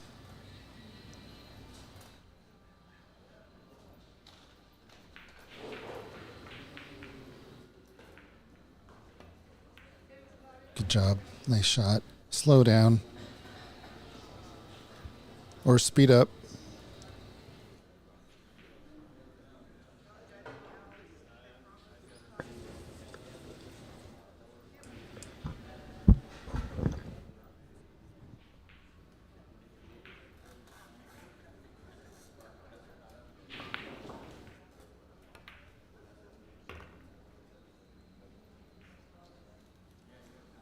Patrick is making his shots. However,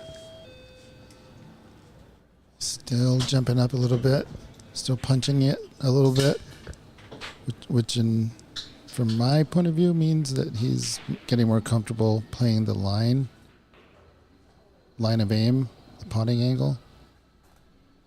But his cue ball control is gonna suffer because he's punching it and jumping, and that shot is an illustration of that. And I think it's just going to take a little bit of time for him to get his game back. Races to 9 on the A side, races to 7 on the B side. We'll give players like Patrick a little bit of time to catch up.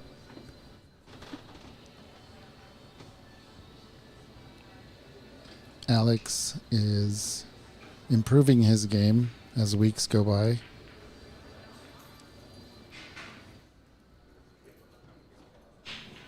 And he's been playing weekly tournaments.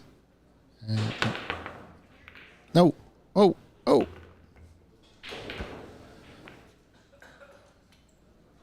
Yeah, he's been playing weekly tournaments here at Ox. So he's intent on improving his game and doing the right things. Plays Solado matches on Wednesday, so if you want to reach out to Alex and play a Solado match with him, he is allowed a +1 during member days on Wednesday, so you don't need to be a member to play him. Nice shot. Good speed there.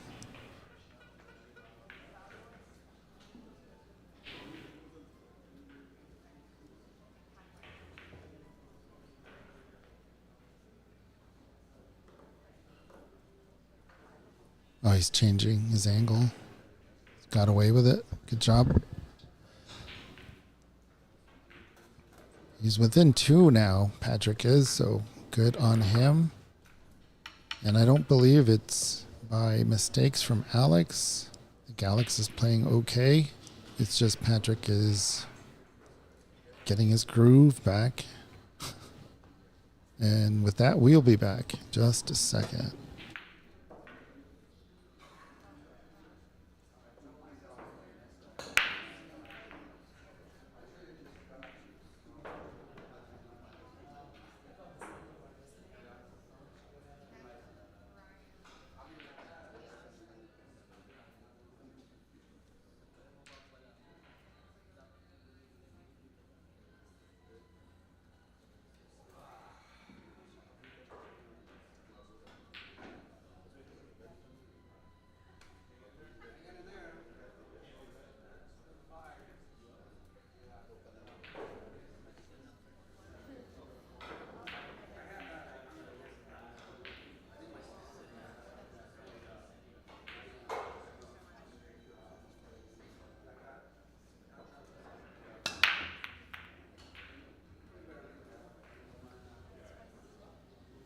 All right, both players on the break are hitting the 1 ball above the middle pocket.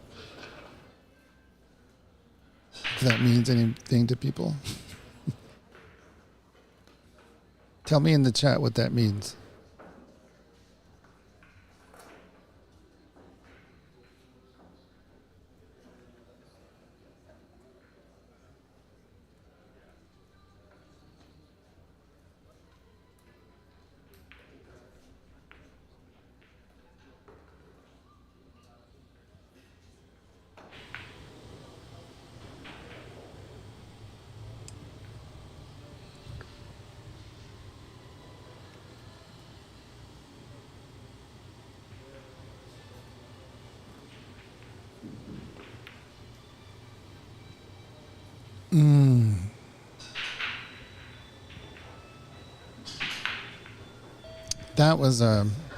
That's such a bummer because it was such a nice stroke.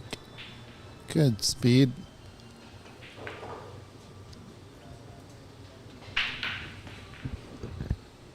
So the pot's easy. Navigating the cue ball around the 9 and the 3 is difficult.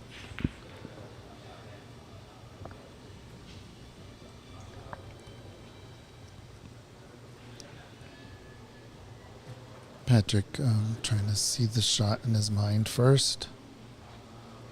Stay down here. Just get through the ball.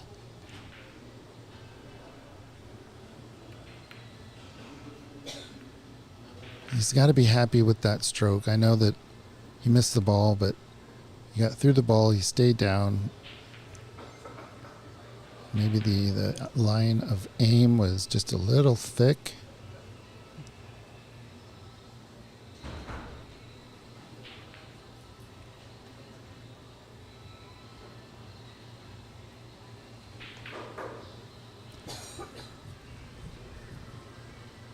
Got to be careful with the in-off if he's looking at that angle.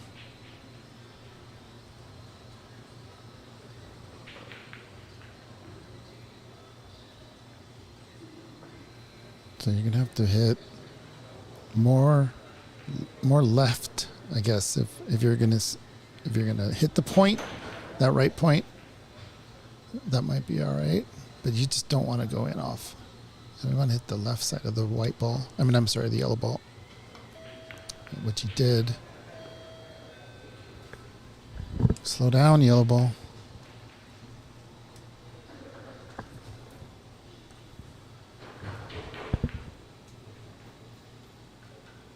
All right, second try to get on the 2.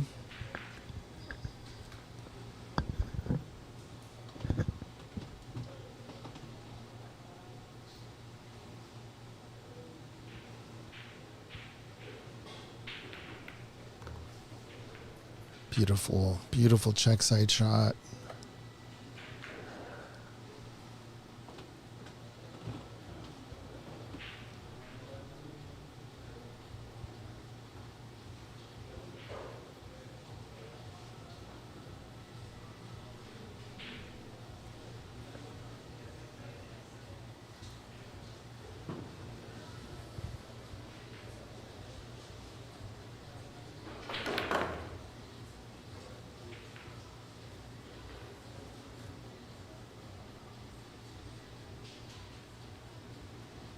Hey, F&L Productions. Is that you, Mr. Lee? Lee Baldwin. Thank you for watching. Yeah, so I threw that question out there. If the white is hitting above the middle pocket,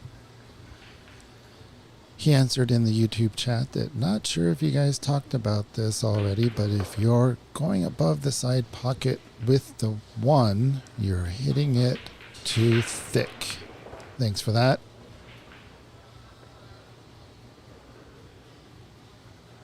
Yeah, trying to generate a few conversations and topics in the chat. So I just threw that out there, and I appreciate Lee giving us his knowledge.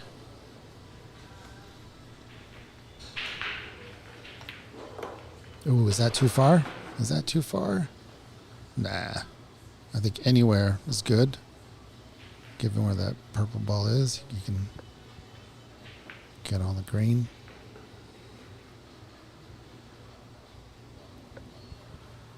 Lee Baldwin, if you're on Discord, send me a message on Facebook Messenger. We'd love to patch you in here as a commentator.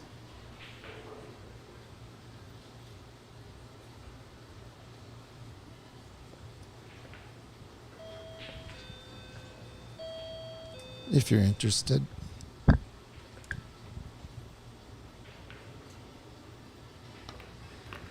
Well, no. Good thing these corner pockets are not liking those hard shots, those speedy shots. Spit that one out.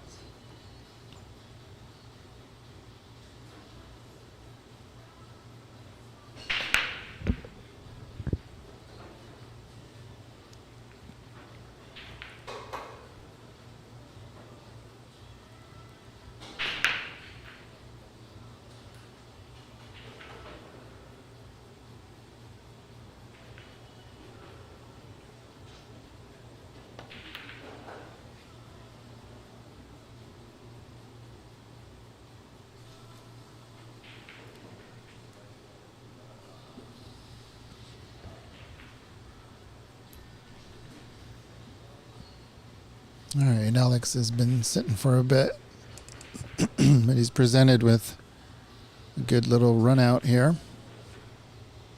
Nothing too fancy.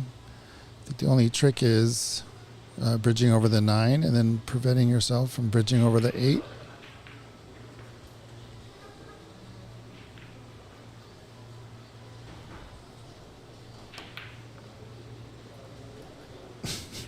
Did he hook him? Yeah. Yeah, once again, I'm going to just kind of drill this home. These corner pockets do not like pace. Pocket speed is fine.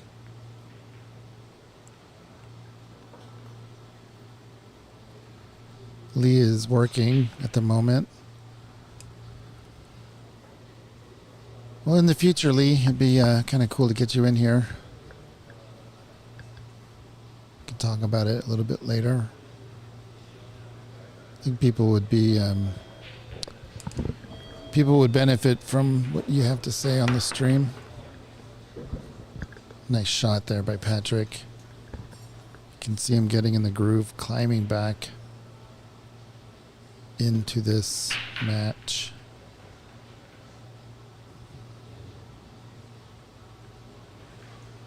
This is kind of what it's all about on races to 9. There'll be fluctuations, a little bit of drama. Oh no. No. Where are you going, cue ball? Where are you going? Oh. I do not believe in a commentator curse. So those who do don't know what to tell you. Because it's just not possible. Commentator's curse? Yeah, it's just nothing we say has any control on what happens. No, but it is funny that sometimes it does happen. We call that a coincidence. Looks like Patrick's made a bit of a comeback here. Yeah, he had an opportunity to go 5-1. I mean, one behind, 5-6. It's been an up and down battle here between the 6 ball. The two players are narrowly missing it, and then Patrick made a nice swerve around the 8 to pot it, and then, ooh, boy, tricky. I would have just played the 8 up in the corner to float down for the 9, and yeah, because now he's got to come backwards, which it's doable. It's not impossible, but I'm a firm believer in making it as easy as you can. Simple shots played to perfection. FNL Productions in the chat. Nice. Indeed. How's Lee doing? He's at work. Selling. Got to get those mattresses out. I need to talk to him, actually. What? Oh. What is happening? Did he get it to... Oh, he...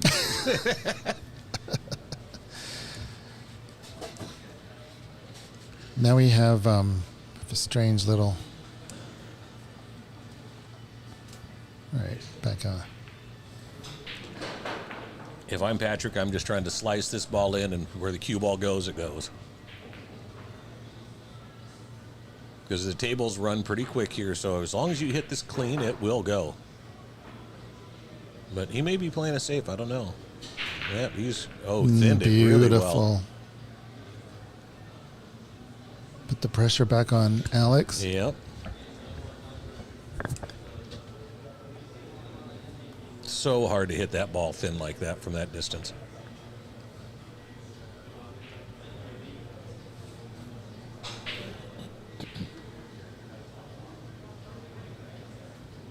I'm curious to know when Lee's going to have a couple more matches at his place.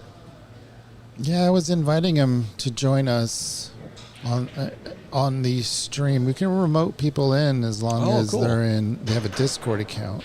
Okay.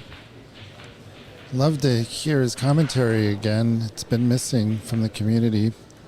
Yeah, he kind of was the original innovator. He was doing that. Big inspiration on what we're doing here. I've played it at FNL a couple of times, and not happy. Had a couple not good matches and a couple real good matches I've played on FNL. So.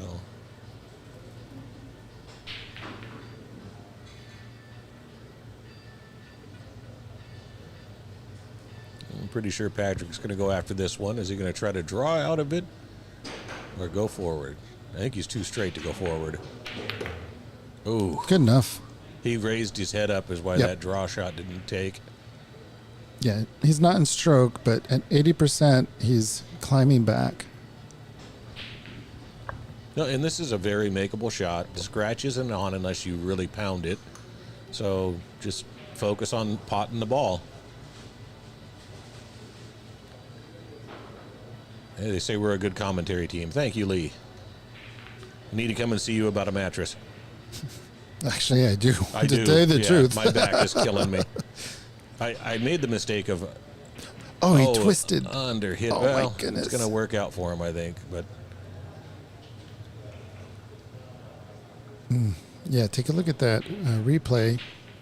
Last second, he twisted. It's a few more feathers on his practice strokes just to get that visualization of your cue going straight. I do what Johnny Moore, I learned it from him, where, if you're on a pressure shot like that, use the rail of the table where the cushion and the wood meet and take a couple practice strokes, make sure you're staying straight. I saw him doing that actually in Las Vegas, John Moore, and I was like, I'm going to utilize that. Talked to him about it and asked him what he was going through his mind, and he was gracious enough to explain to me what he was doing. Went for the bank. It's going to be okay. Well, no, it's not. It might go in. No, he's not. Yeah. Well, hopefully Patrick can chop this one down and get it to within one. And you see, he kind of rushed down on his shot there. I'd have taken a second. But he buries it in. Good job, Patrick. All right, well, you had a 6-2 lead. Now you have a 6-5 lead. What's going through your head? I've been on both sides of this coin where I've been up big and my opponents come back, and I've been down big and I've come back, and I'd rather be the guy on the hot streak coming up. It just seems like you feel a little more in rhythm. You feel if you're the guy who's in the lead, but you're slipping it, you start to kind of feel, am I making too many mistakes? You start questioning some of your shots. So if I had to choose, I want to be the guy that's on fire right now, that's coming up. We're nearing the end of the middle part of this match in chess terms. We're two away from being on the hill, which is the closing if this was a chess match. So 2 away for Alex, 3 away for Patrick, just to get on the hill. And that will change everything for the players. Patrick's got the breakdown good. He's going to have a good look at the deuce. I got to go. Game on table 2. So good luck with your match. I know you're going to be playing much. pretty soon. You See as guys. well. See you guys in a bit. Whoa, my heartbeat is changing. Oh, check this out. It'll do that. Yeah. All right, the pressure begins now. All right, everybody, enjoy the stream. Do you want me to let people in if that thing goes off? Yeah, just kind of pump this until it turns blue. Okay. Jamie can also handle it.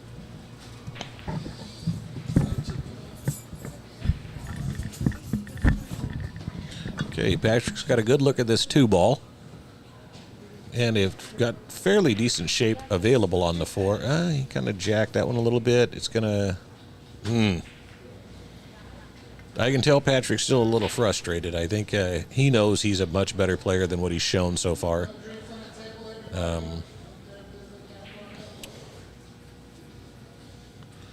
So we'll see how it goes. Alex is back up.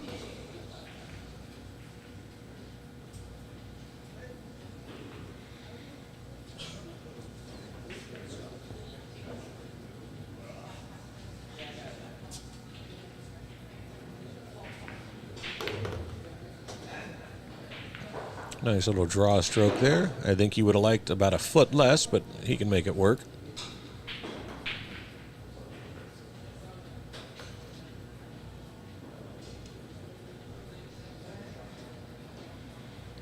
I don't know if he's going to kind of wind up here and try to draw into the long rail and back over for the 5, or if he's just going to run into the 9 ball and hopefully that holds him for the 5. A lot of that just depends on how you're feeling about your stroke and what you're going with. If I'm in stroke and feeling good, I draw this to the side rail and out.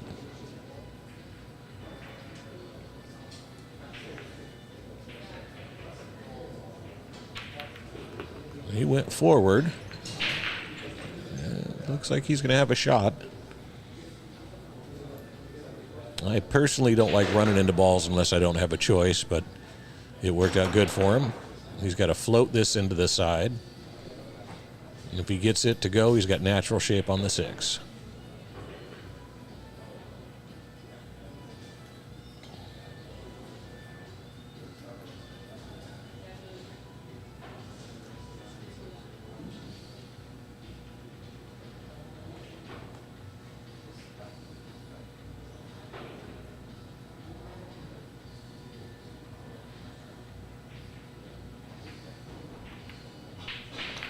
Went for the safe, but I think it's going to leak out here.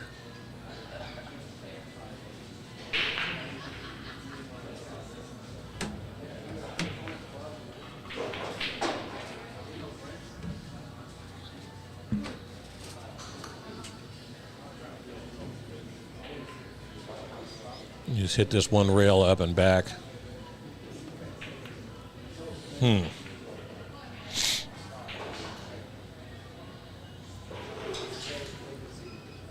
I'm not sure if he was playing a safety there or not.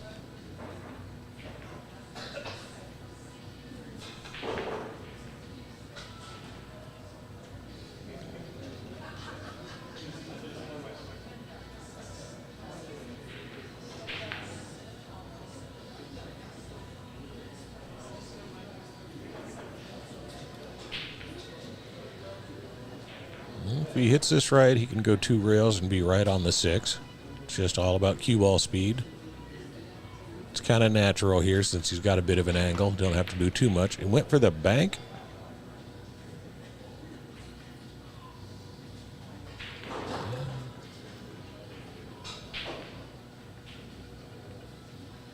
Let's see what Patrick's got up his sleeve here. I personally hit this with about a half a tip of inside. Try to check off that rail and just come straight back down the table. You can also hit this with low right and go around 2 rails depending on how you're feeling. Obviously, I can't see all the angles here, so I'm just kind of guessing on what he's looking at. Yeah. And that's why I didn't like that particular move, is it just leaves you tougher. Now the 9 is in a real tricky spot.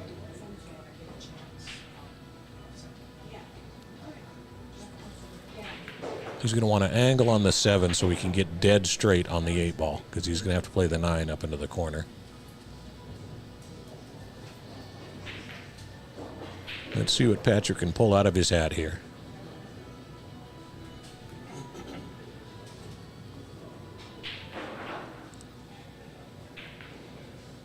Smart, Patrick. Stood back up, taking an extra second, getting a good look at it. This is a chance to make it to 6-6, and I think he's really trying to bear down and focus on this shot. Good shot. He's going to wind up a little steep. Man, these tables are just fast.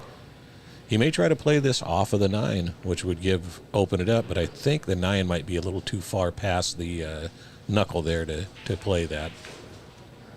You can't really see from here.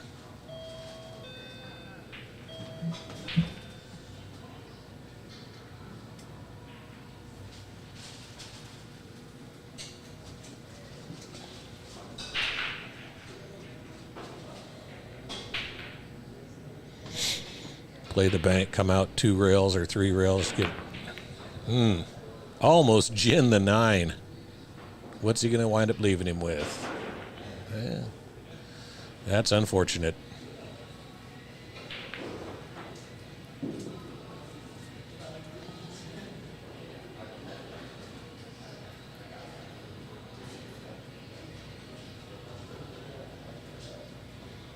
Just stun draw this just a touch to hold the cue ball right about where it is now would be good. I think he's got a touch of an angle on the 7 going into the corner. So you just want to hit this at about a half a tip of low, maybe a sniglet of low left. I'm personally just using low.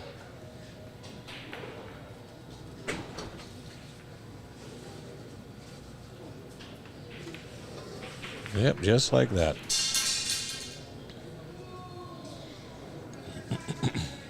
Now I'm hitting it with this with just plain left.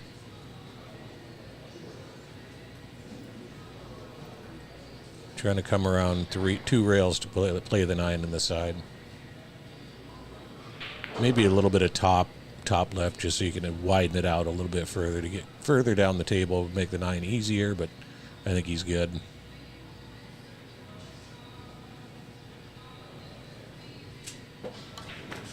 Oh, and he hangs it.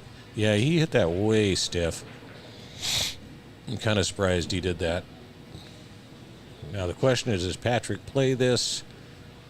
He's right on the rail, so is he going to try to hold it there or come back down table?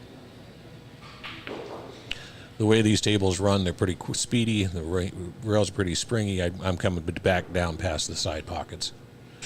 Just like that. Just don't scratch. Perfect. And Patrick is going to tie this up at 6-6.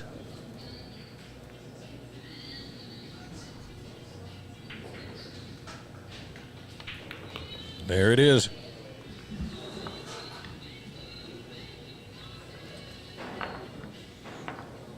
We got ourselves a 6-6 battle here, running to 3. It's a race to 3 from here on out. Let's see who's going to make it happen.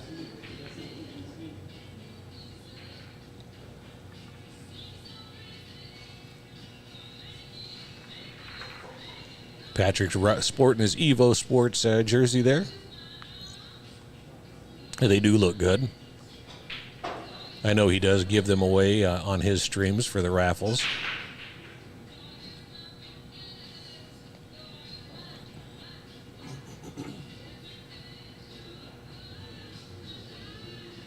I don't know, does it count as a sponsorship if you own the company? Not really sure.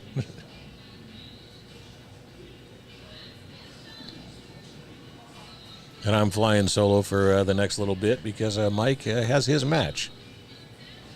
So we'll wish him luck. First time I've seen him play in one of these events, so hopefully he does well.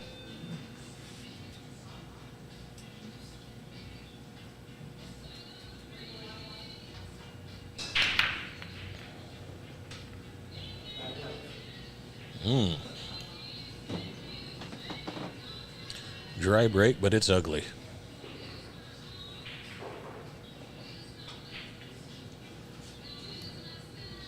I'd probably roll out on this and leave him on the long rail on the left-hand side here as we're looking at it.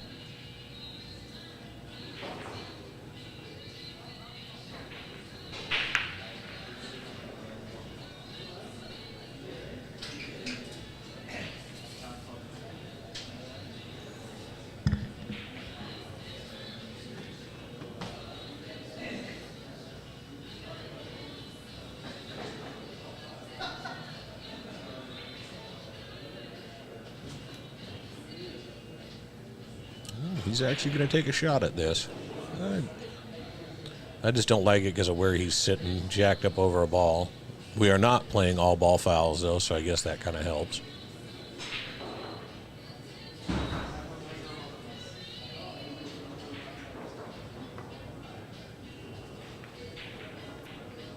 Looks like he got safe out of the deal.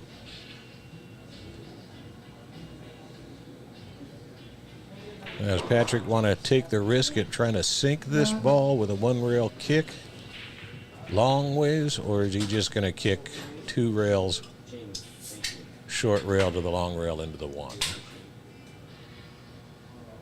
Personally, I'm taking the 2-rail kick closer, try to separate the 2, because I don't think the odds of sinking the 1 are high, doing this shot that he's doing and getting back on the deuce, but we all make different decisions and play the game differently. And he's leaving almost the same shot. I think that Alex is going to kick up behind this.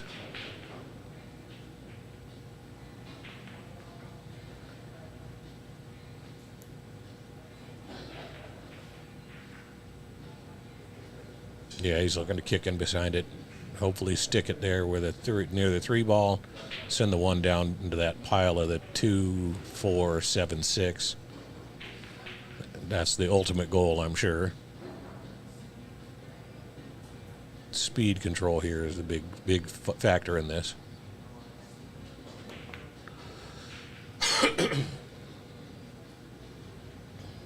Yeah, he hit that way stiffer, but these tables are hard to get used to. They play speedy. The rails are very springy, but they roll nice. They are definitely level. They play super good.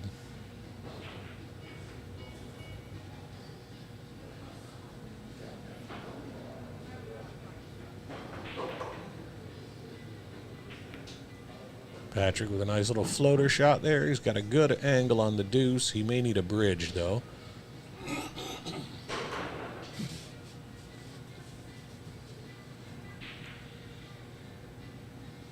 And you just feather this in with some inside. He could shoot it left-handed as well. I don't know if Patrick plays left or not. That's an awful bad stretch, but he's going for it. Oh, he went with the safety. I guess figuring he was stretched out, he didn't like that. I'm probably going to jump this ball.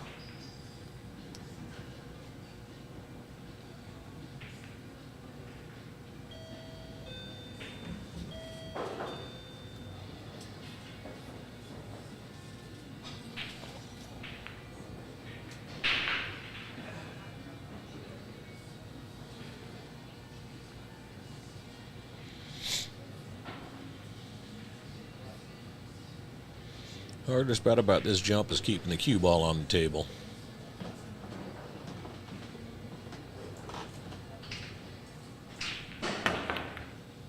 Yeah, there it is.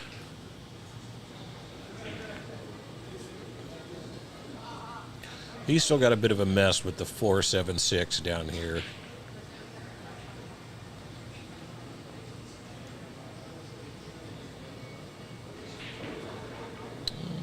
I don't know what Patrick is thinking here.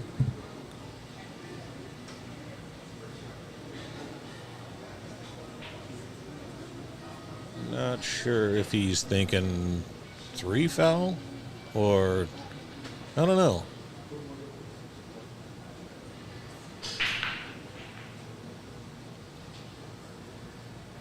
He's definitely got some wheels spinning trying to figure out what to do here, and it's all because of the 3 balls down here in the bottom right.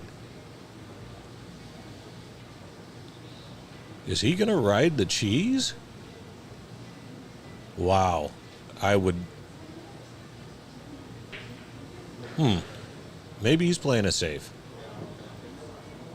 I think he's playing a safe.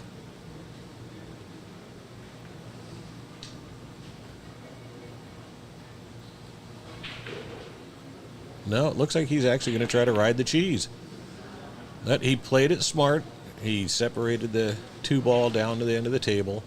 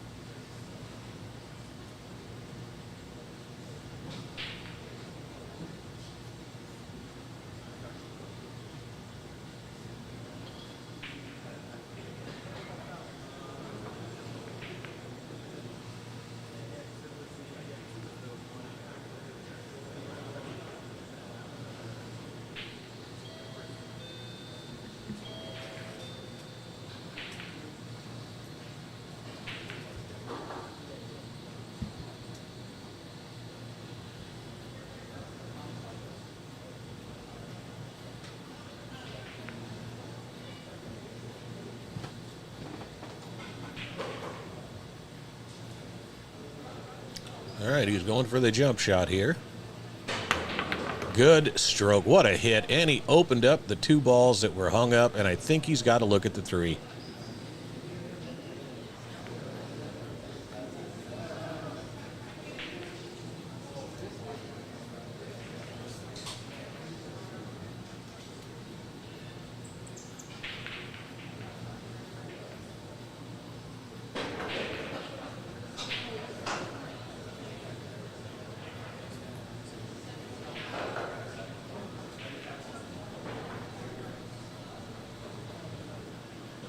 I kind of hope he's got a look at this 3 ball, because that was a really nice jump shot.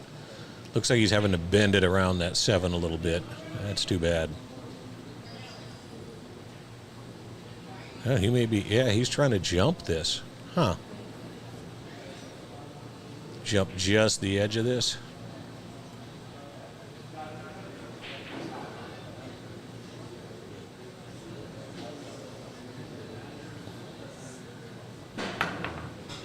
Well, he's going to get a good hit. I think he left the potting angle on, though. He is on the rail, so it's a tough pot, but it is there.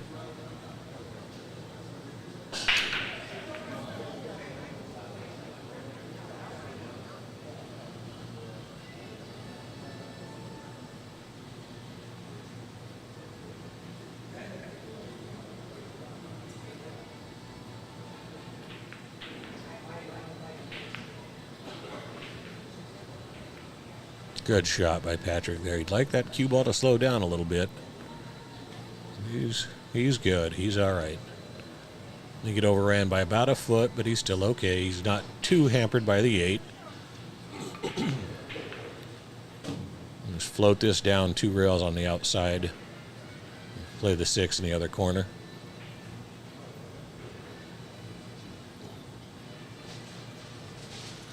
I guess the 8 ball is kind of hampering him a little bit more than I thought it would. It's always tough to tell the angles from here, but yeah. Is he going to get behind the 7? He did. I think we're going to see the jump cue come back out again.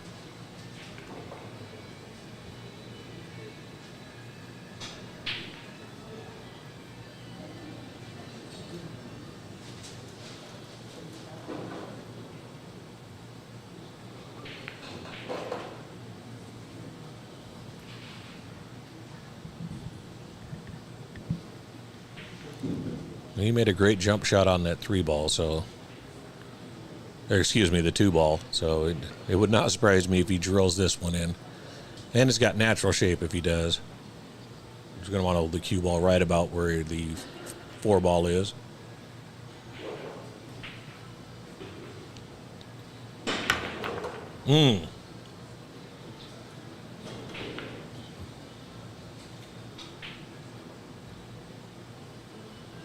Not sure if Patrick's going to go for the pot here, because where the 9 sits, it could hamper him. I mean, he could try to cut it in the other corner, but that's a much more difficult shot, and you got to let the cue ball a lot more loose. He could probably just play a safety here. It's hard to say. Both these guys seem to rely heavily on the safeties. They've got decent safety games. My safety game is abysmal.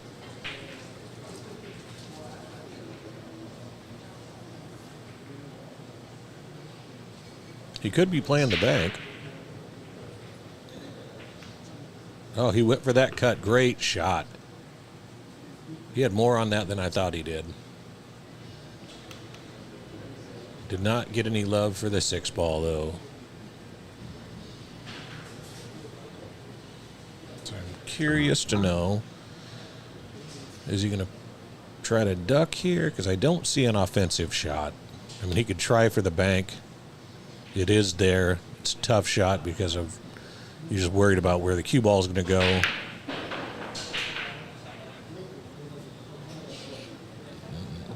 I might try to duck here. Put the 6 ball back here on the short rail.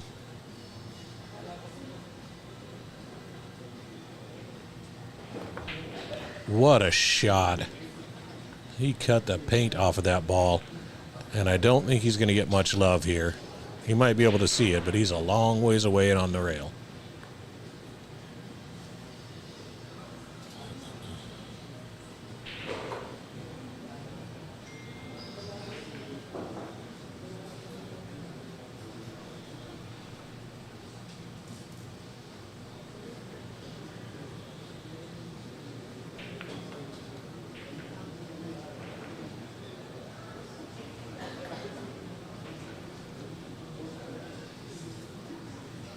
He's queuing up like he can see the whole ball, so he must have the shot.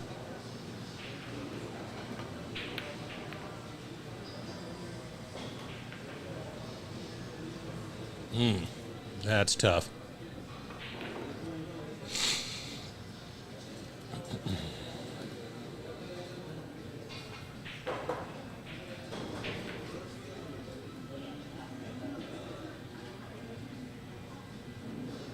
Yeah, let's see what Alex has got up his sleeve here. Is he going to try to cut this in? Is he going to bank it? Is he going to play the safety?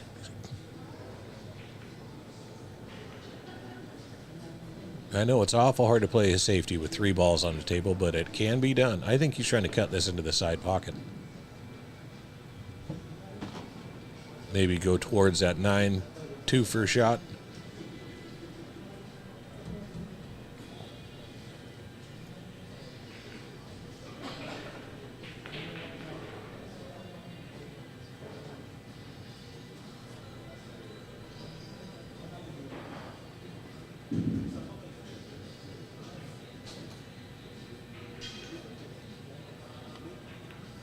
Good shot. Is he going to wind up a little close to his work there? This does cut into the corner, but it is thin, and the cue ball is going to be going nuts.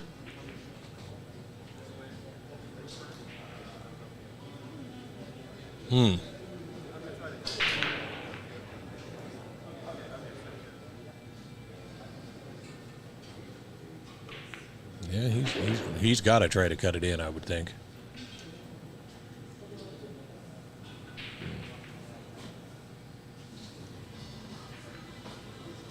All right, well, let's see what kind of action he's going to have on this cue ball, because it's going to be going nuts.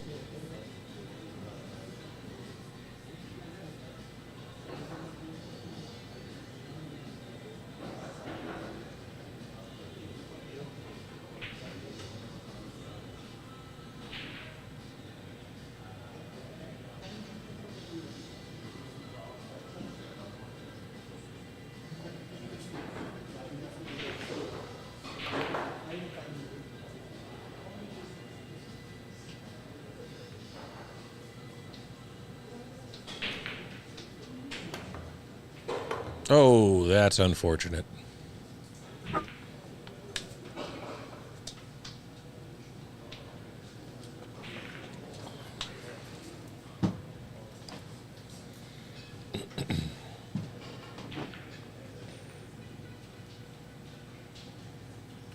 Patrick's just going to draw out of this.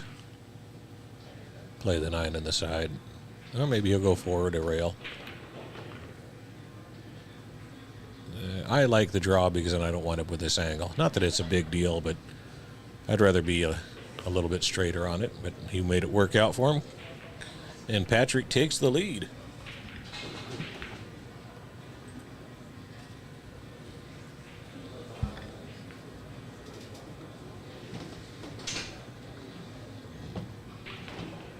Yeah, Patrick had to weather that early storm. He was down pretty big. If I remember right, it was 4-1 maybe. So it's never over till it's over.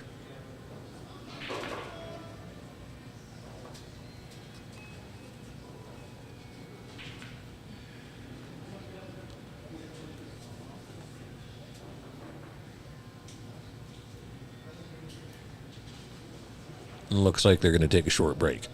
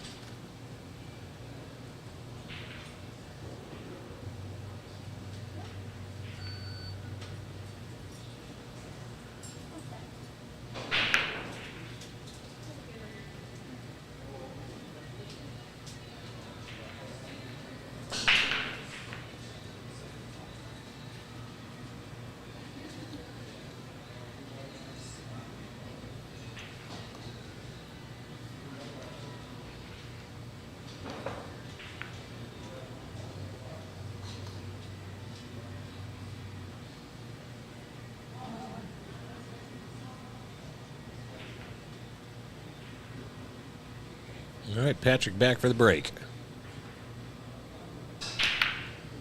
Gets the one on the side. Patrick's got this breakdown pretty good as long as the deuce doesn't, or cue ball doesn't fall in with it.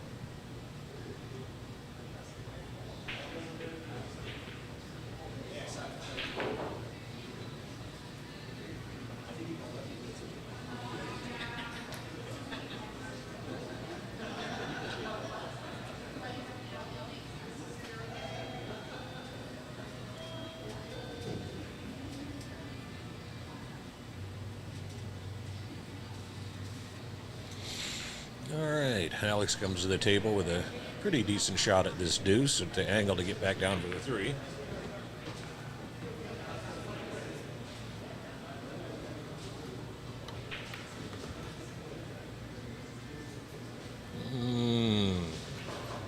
Don't think he's going to like that at all.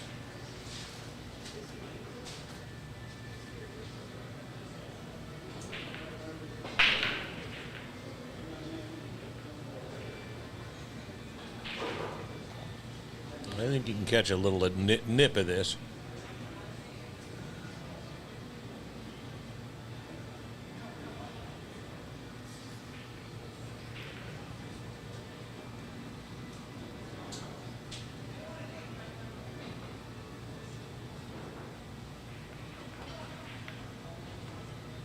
Good shot. Nice little safety there.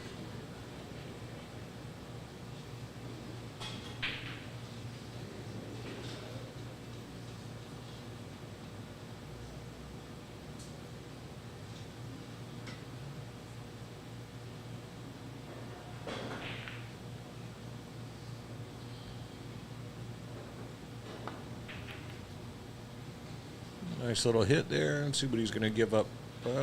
He's got a potable shot.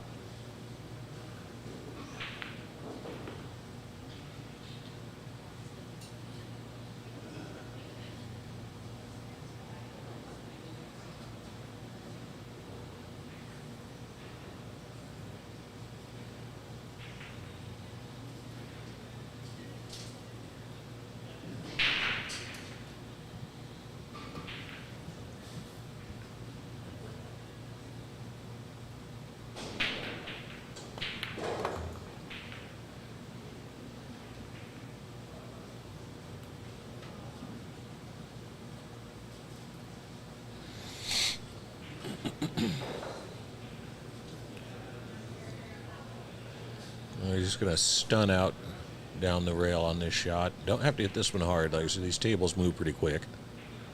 Just stun out to the side here, play the 5 in the same pocket. That's the problem with that, though, is sometimes you decelerate when you're trying to hold a ball like that.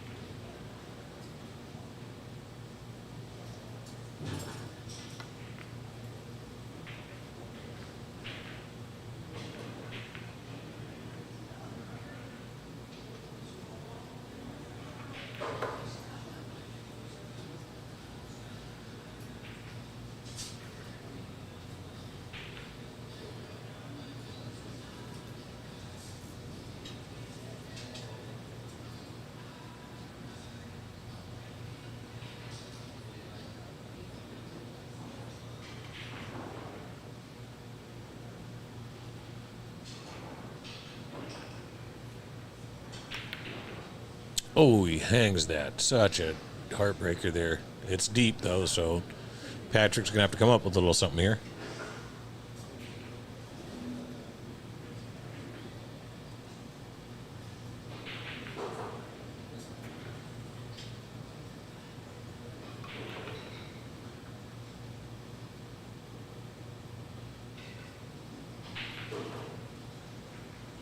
He's going to go rail first here.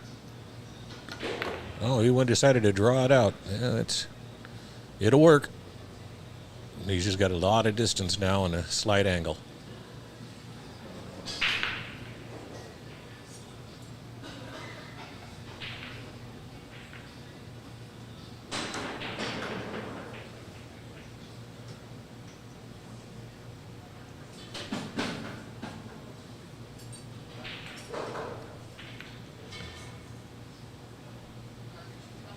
Smooths that in. He's great on the 6 now.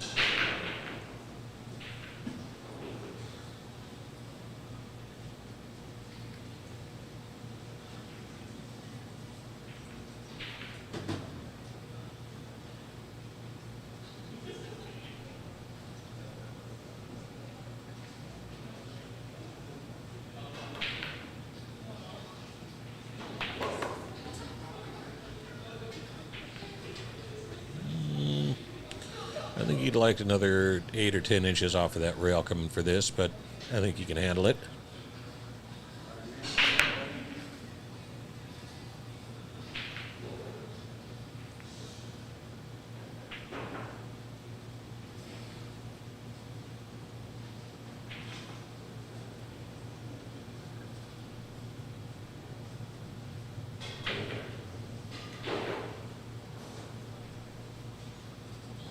Looks like he's going to try to float it down into that corner.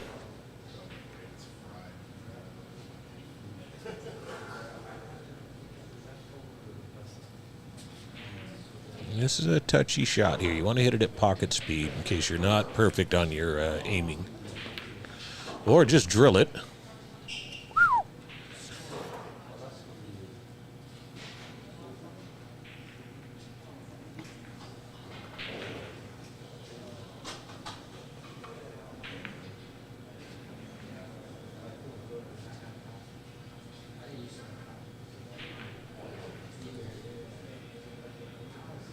Yeah, Dig Nomad Patrick definitely has made a hell of a comeback here. And that last shot, he just speared that in. I was surprised he hit it that hard. I don't know if he was playing the bank or a safe there, because he didn't even flirt with the side pocket. He was off by quite a bit.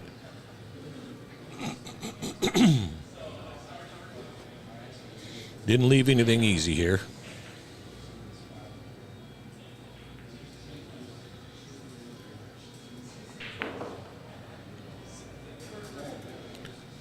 Four railer coming up here.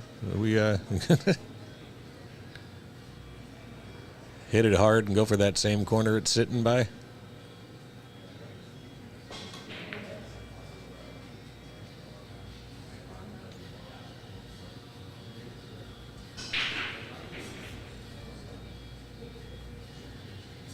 And let's see what Alex is going to come up with.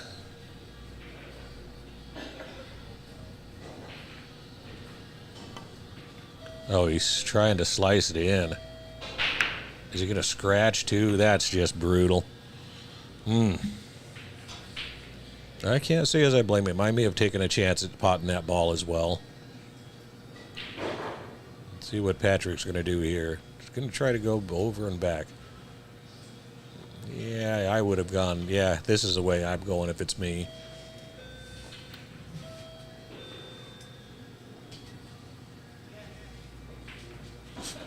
Yeah, get closer to that 9 ball. No point in being crazy and doing things that are too difficult.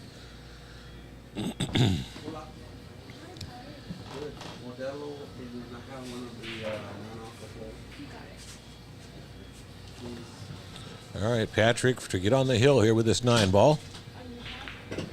Let's see what happens here. Gets it to go. Ooh, nice work, Patrick. Making the comeback. That gets him on the hill. He was down 5-1, I think. Brought this back to 8-6. Strong work. And here comes Zach rolling into the booth with me.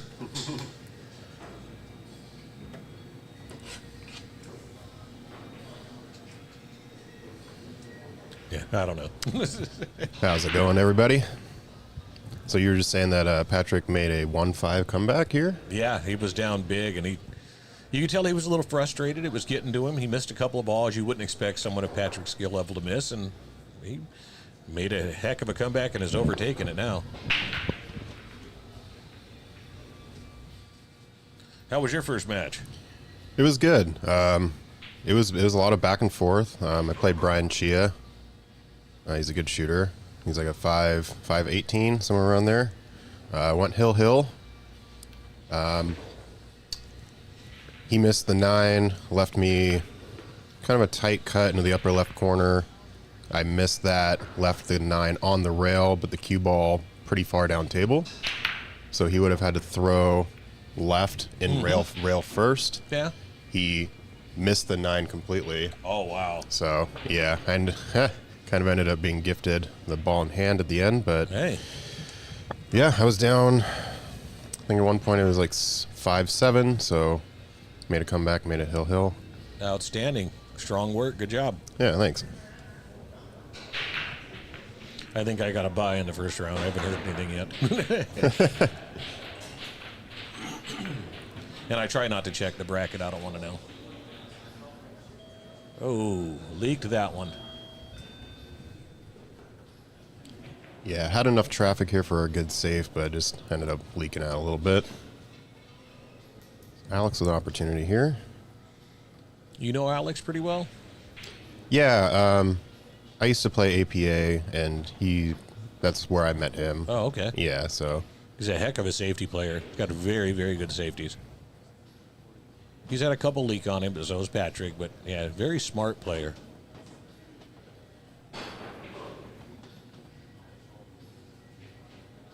Going to try to go 2 rails out of here with top left.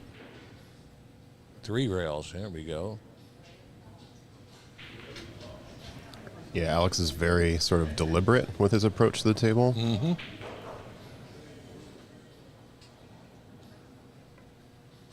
Yeah, you can see he's mapping out all of his options. Every shot he's been real methodical. Which you like to see that. I try to do the same thing. Doesn't always work. Yeah, the game inside the brain is always the best game.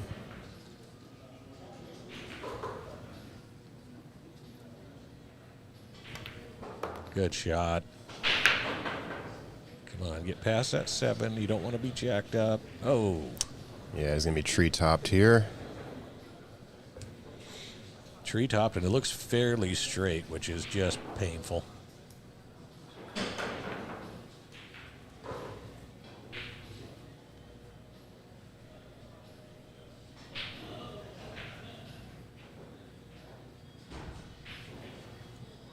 This looks like he's queuing pretty comfortably, though.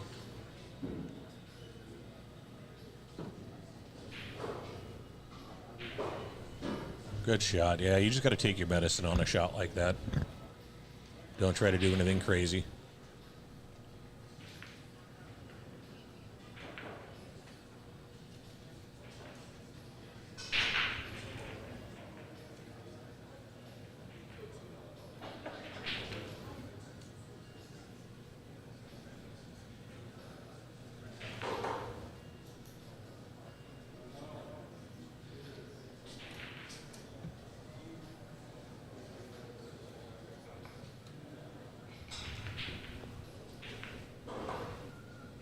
You like spinning this one a little bit, 2 rails to sort of get middle near the 7 for the 6 in the lower right.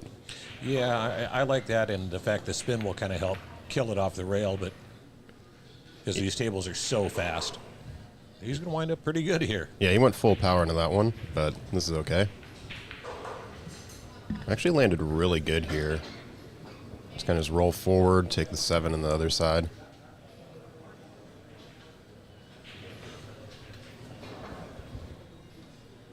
Yeah, he's got a pretty good 4-ball out here as long as the cue ball agrees with him. Like I said, these tables are they're deceptively fast.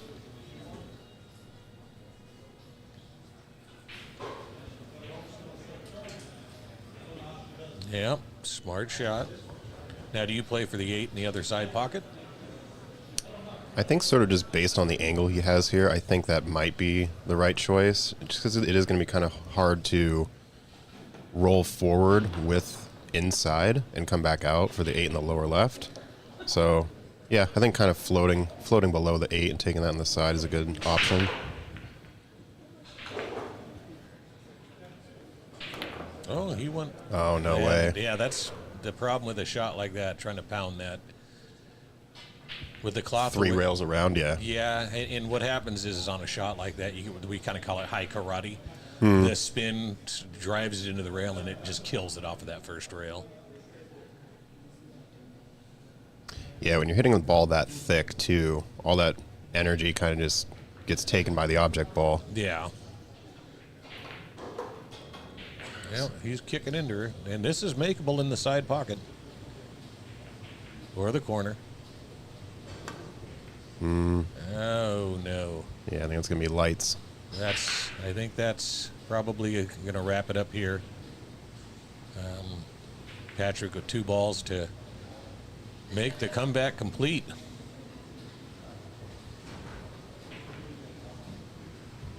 Yeah, Patrick was telling me earlier that he hasn't really played any tournaments this summer.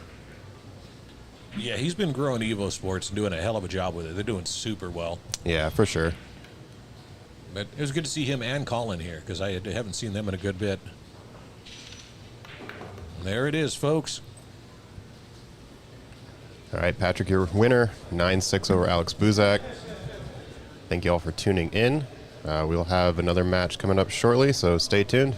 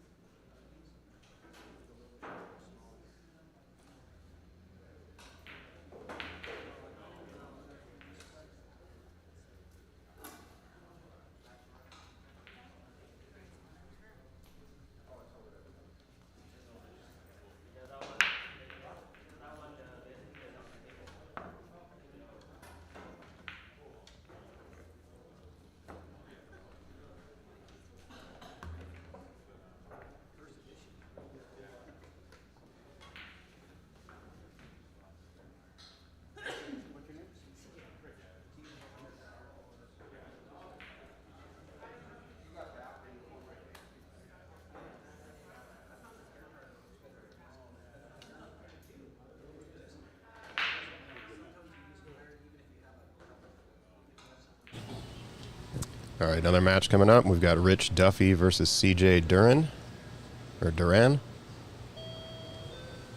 Looks like Rich won the leg. Rich is a friend of mine. He's a Thurston County BCA player. I don't know CJ. Yeah, I was warming up with Rich this morning. Sporting the Mariners gear, which is great. I'm actually going to ALDS game 2 tomorrow, so I'm like, all right, well, at least it starts at 5. Yeah. So if I happen to get into the money, I'll be in it somewhere. Yeah, that's kind of because I'm supposed to go to the Seahawks game tomorrow. Oh, okay, So yeah. it's like, well, let's see how they get. And I bought my tickets before this tournament was even announced. So me and my brother going, I was like, well, I may just have to tell him, pay me where I'm at now, and we'll call it a day. Yeah, I wasn't going to miss the ALDS. I No. mean, I already paid for this, but when tickets went on sale, I was like, first time in 24 years? Yeah, okay. We thought about doing the game too, but it was like we already got the games for the football. It's like, well, now what am I going to do? Because, yeah, we haven't seen the Mariners play playoff ball in forever. And they changed the time, right, for the Seahawks Yeah. game? Is it earlier or? It's at 1 o'clock, I believe. Okay, yeah. Because it's going to be crazy downtown. Oh, yeah, yeah. All right, Rich to break off rack number 1.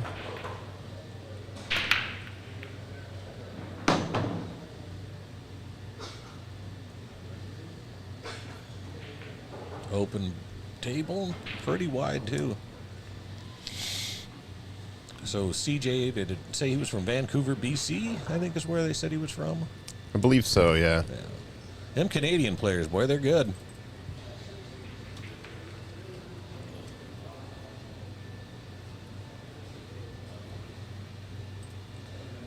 Of course, what else are you going to do in Canada during the wintertime? You know? Indoor sports. Besides skiing and snowboarding, I guess, yeah. I don't snowboard. It's too dangerous. I do enough dumb crap in my life. I don't want to kill myself. I used to snowboard, but I'm just like A-shape now. You know, I'm not like in shape, so it's my muscles are all creaky and yeah. Oh. How old are you, Zach? 38. Ah, yeah. I remember when I was 38, I thought I felt old. Now I'm 50. And I, Does it just reverse? You feel young again, or? you know, honestly, after my heart attack, which was a really big eye-opener, Yeah. I got back in shape. I feel really good. I don't feel in my 30s, but I feel as good as I did when I was like 40, 41. Nice, yeah. You know, but I'm going to the gym every morning and trying to watch what I eat. Smart. Yeah, I need to do some basic. Oh, okay. Apparently, the jump is not Rich's strong point. Yeah, miscued and didn't really get under it. So, on hand here for CJ. Hardest shot looks like it's the 2 to the 3 here. Everything else pretty open. Seen a lot of players playing in either slides or Crocs today. You know, I can't do it. Oh, ball in hand, and he hooks himself. I hate when I do that. Not that I ever do it a million times. Yeah, I have to wear good shoes when I play. I mean, you're on your feet for so long. It's, you know, you got to be comfy. Yeah.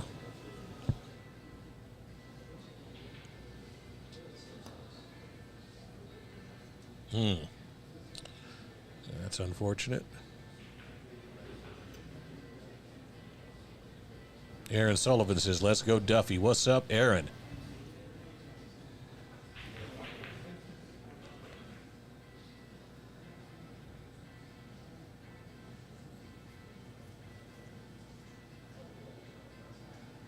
I think Duffy and Sullivan have played some one pocket together.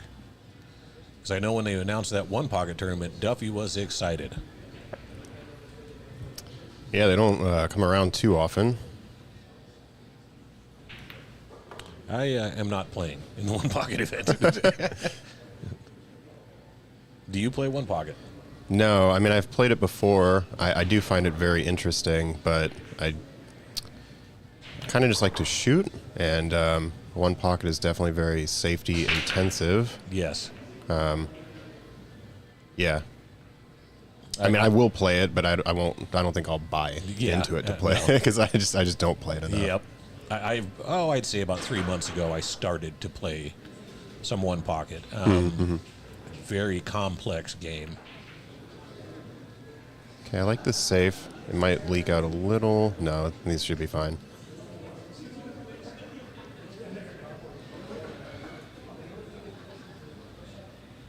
One rail kick. Might get Might lucky. get lucky. There it is. Looks like he's got maybe just enough of the point to go, but I think I just sort of bank this out. Yeah. He might try to cross side bank it, but Nice shot. Friendly bump? yeah. Could be worse. He can play it. He's going to have to go into the right-hand corner up top there. I don't think he goes past the left.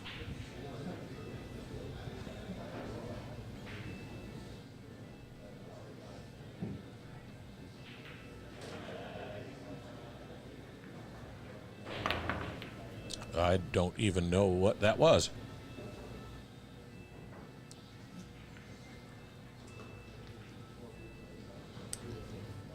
I'll open up the rack a bit more here, so opportunity for Rich to get on the board first.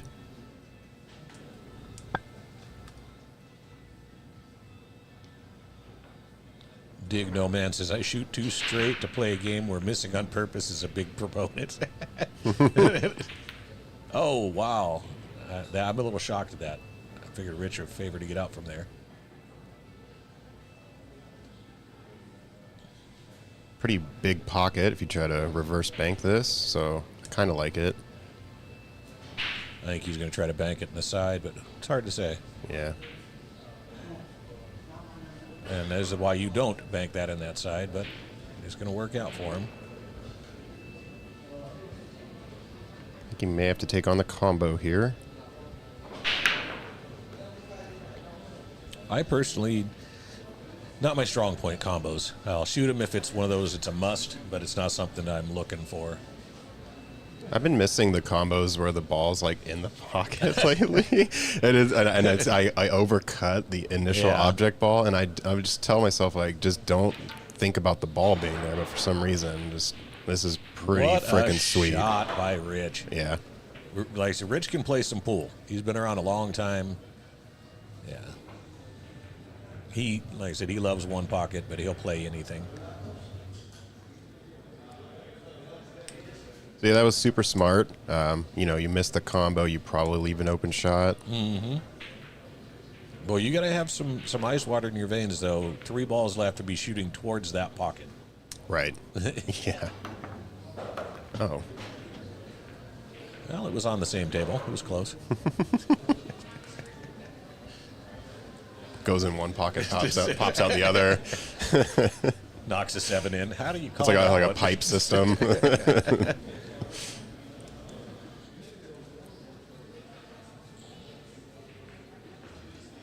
Yeah, Dig Nomad, I agree. Sometimes you're just super dialed in with the combos, Yep. and other times it's like you couldn't hit it if it was a hanger. Yeah. And those are painful when you have them, they're hangers, and you miss them. It's like, couldn't have done it any worse. Let's see how Rich chooses if he's going to go forward or backwards. I go forward on this shot. I think so too. 3 rails around. Oh, he's going to play short side. Perfect. Yeah, nice shot. I know Rich has got a gold crown at his place, 9-footer, so he's definitely playing a lot.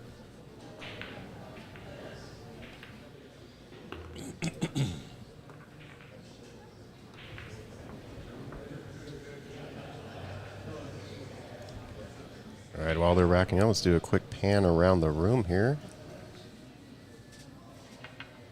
We have Mike Dominguez playing over on table 2. Good to see Mike in an event. Yeah, as soon as this was announced, he was like, I'm playing it.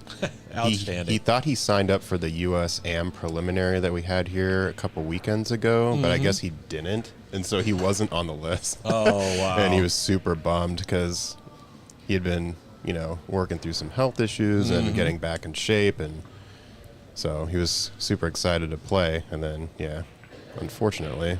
Yeah, that's a bummer.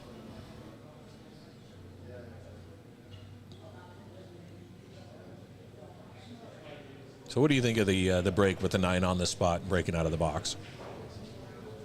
I like it a lot. It makes the game less predictable, and I think that makes it more exciting. Yeah, it's definitely something that you have to practice. I feel like my breaks have been okay, but I'm just not making anything. So getting a decent spread and that sort of thing, but just not pocketing a ball. So just making some adjustments, seeing what works. I know you said you've been practicing it pretty strong. Yeah, yeah. I play in enough events where that has been like the thing now for the Right. last probably 2 years, and so I spent a lot of time working on that break. I've got it down pretty good. I got one break in warm-ups today, and I got the one in the side, so that was a good way to start. But I kind of, depending on what event I'm playing next, is what I work on. If I'm at a 10-ball event, I won't break 9-ball at all for months. Yeah, that makes sense because you don't want to switch over the break. Yeah, and the weird thing is I went from doing the 9 on the spot break to, well, we were in league all of a sudden, and I'm playing 1 on the spot, and I hadn't done that break in months. and it's the easiest break in pool. If you hit it right, the wing ball goes every time. And Right. so I had to like retrain myself on the 9-ball. So Hey, Sullivan, Colin Sue is currently up 1-0 on Manny. That game just started. There is a link to the digital pool bracket in the description of this video. So you should be able to have all that info, and everyone is updating it live, hopefully. hopefully. All right, nice bump here. Yeah. Good lead for Rich. Well, I got the 6 to an easier shot for him.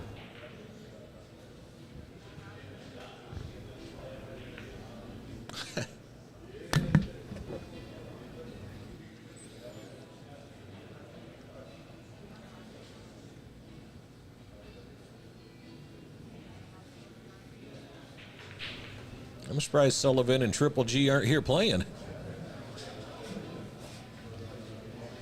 Yeah, I thought I saw Triple G on the list. He likes that one pocket. He might play in that tournament that they got coming up.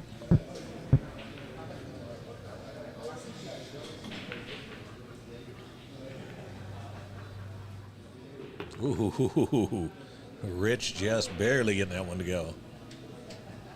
Triple G's working. Got to make that money.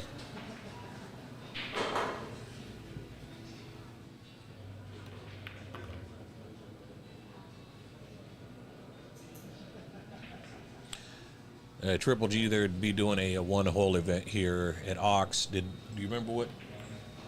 November? Was that when it was supposed to be? I know Secret said a flyer would be coming out for it. Oh, okay. Yeah, I don't know. Sorry.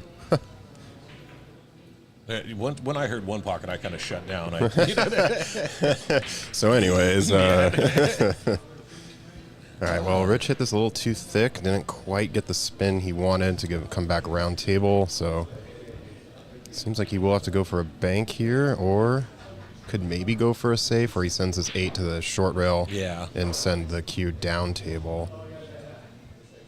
So it just sort of depends on how aggressive you want to be. I think that's what he's looking at. You see, he walked over there and he looked about where the 9 is. I think he's going to thin as he's looking at right side. Oh, and he completely missed it. Whiffed. Triple G Secret is going to be the tournament director on that one. Wow, that's painful.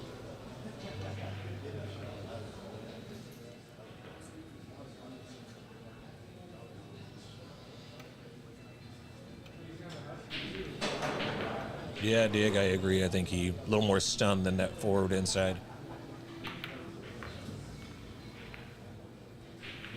Almost overdrew this, but should be okay. Yeah.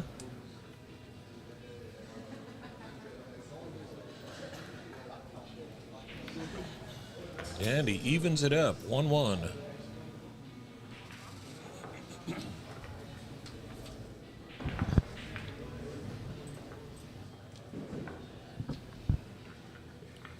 Now we get to see CJ's break, see what he's got going on.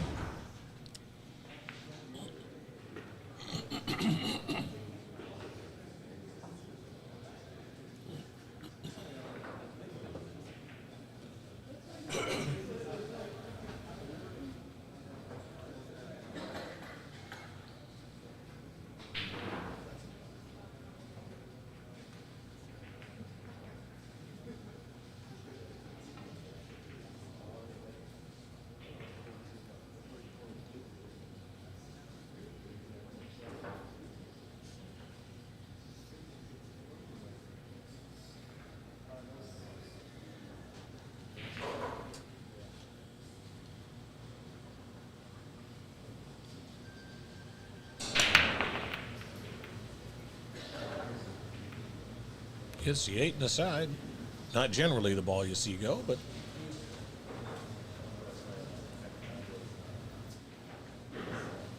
so how often do you come here to Ox to play? Not as often as I would like. I try to get over here at least once a week. Also, when I run the streams, it gives me some time to get on the table. Yeah, maybe once or twice a week. Yeah, keeping you in stroke. There's a decent safety by CJ there.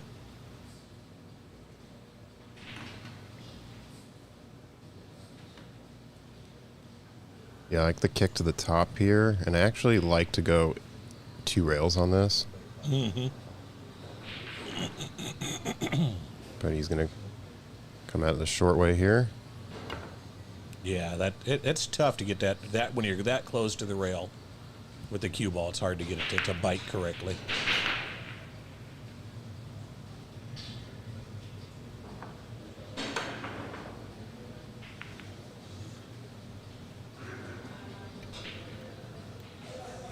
I'm not sure when the next Ox tournament is. I know Secret is running a mini Moscone event in early November. And then she's also running a Scotch doubles, I believe, in late November. Oh, he's going to scratch here. Ooh, that one hurts. You fire the 3-9 into the corner. I mean, I do like the Baby Bell cheese. Have you gone to Lincoln City and played 9-ball? Yeah. Oh my God, it's brutal. All the people just rifle the 9. Yeah. It doesn't even have to make sense. They're taking a fire at it. Yeah. It's just painful.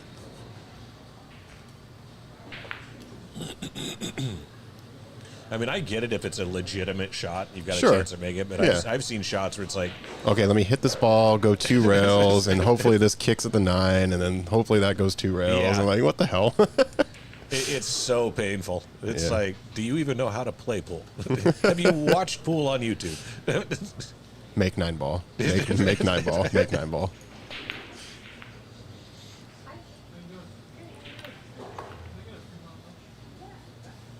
This is a shot getting good on this 5 because I'm not sure if it clears in that side pocket or not.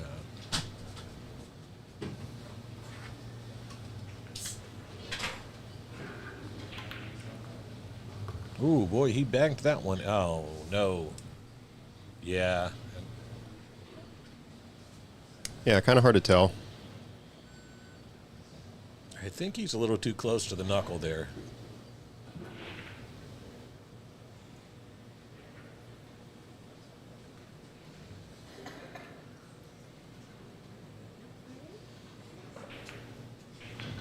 Looks like he's trying to masse around the edge of it here.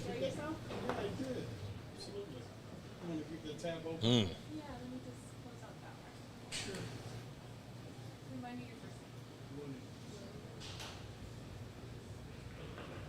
You know, if you had to give up ball in hand, this is not a bad ball to give up ball in hand on. Yeah, I think it might barely be on the point. It's kind of hard to tell. It's not an easy shot regardless. Do you hold on to my card still until the end, right? Yes. Handled it pretty well. Yeah, he did. He shot that well. Now, as long as he gets on the 7, he should be out.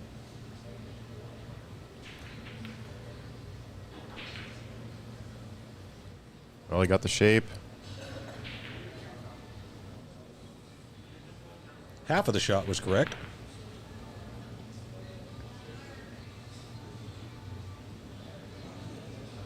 Looks like Rich may be able to play it safe here, but This is when it gets frustrating, when your opponent misses and you're behind the ball and you just missed a shot that, you know, you really most times wouldn't. So, yeah. Just learning to block that out mentally and just move along.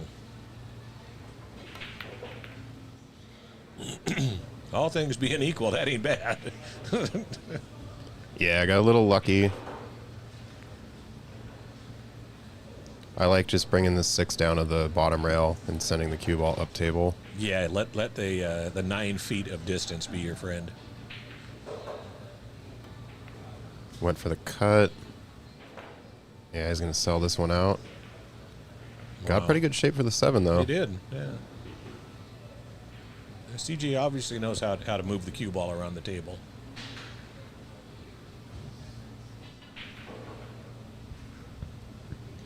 So do you ever play snooker? I don't.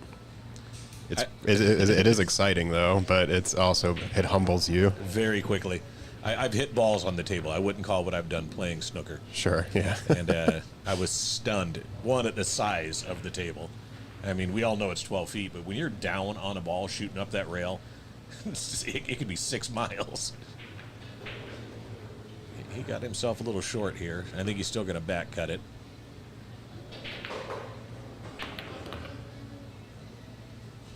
How's his speed? Slow down or speed up so you can put it in the side. Yeah, 2 more inches down and would have been pretty good for the side, but now he's going to take the bank on, I think. Yeah.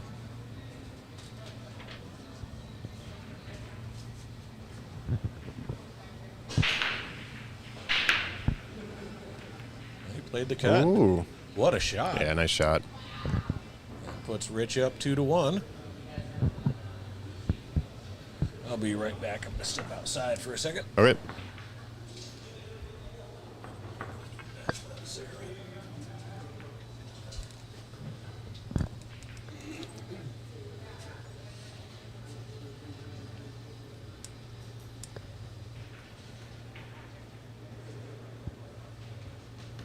Give you some quick match updates here. We have Manny Estrada versus Colin Sue. That score is 1-1. Michael Pasag versus Michael Dominguez. Michael Pasag is currently up 6-4. Darren Carrito versus Javier Valenzuela. Javier is up 5-3. Todd Brewer versus Frederick Domingo. Frederick is up 3-2. Jared Redfern versus John Peck. Jared is up 3-1. And Joe Peterson versus Bruce Cojeta. Bruce is up 3-1.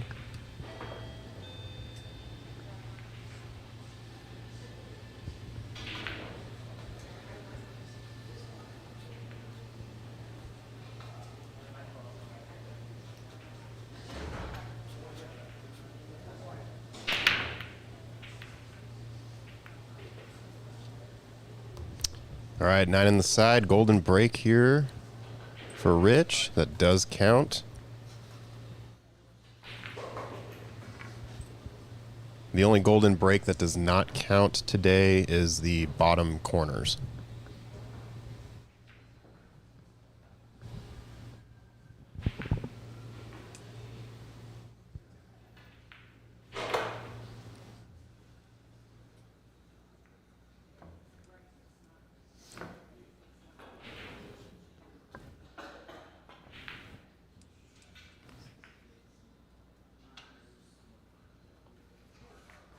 I believe Ox will be open to the public at its normal time today, but the snooker tables will be the only tables open, as we are using all of the 9-foot Rassons here.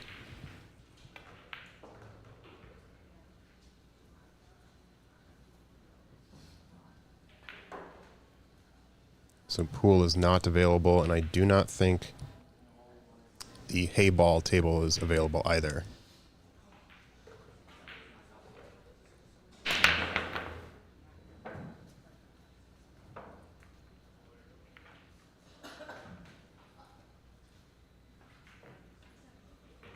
All right, dry break here from Rich, but CJ will be pushing.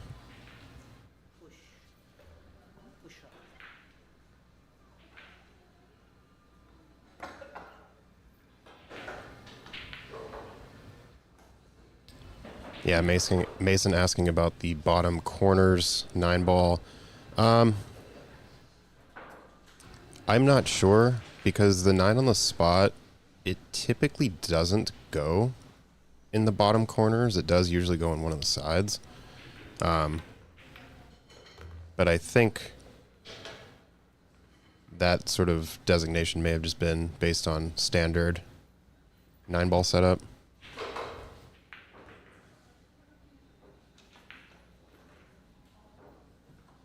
All right, so Rich landed a little funny here. Nice save.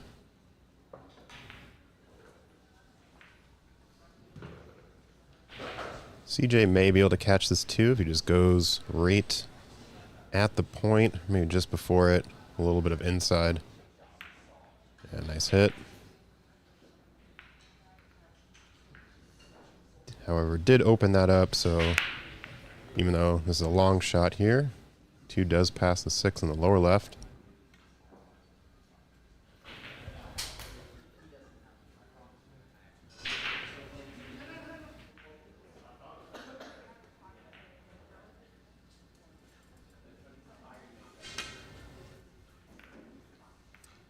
So Rich miscues, but makes legal contact.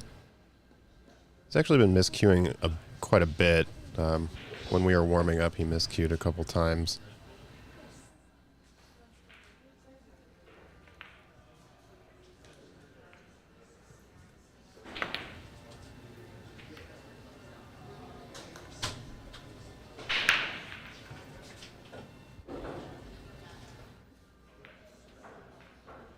I like the bank in the side opportunity here.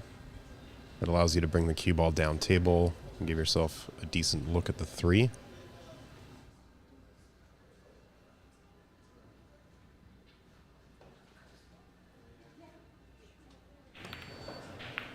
Ooh, almost a cheeky 9-ball there.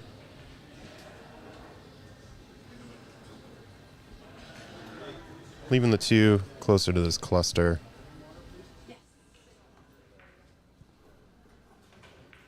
May be able to get that 6 in with a combo here. Otherwise, yeah, he ended up catching the point with the cue. It was a nice idea to get the cue ball behind the 3-6.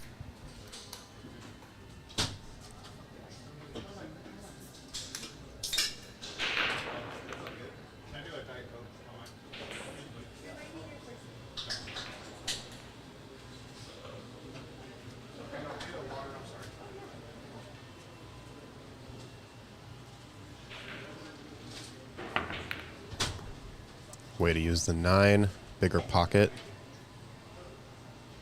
Looks like the 3 does pass the 6 now. As long as it hits this smooth, it should go. Use the 6 as a helper.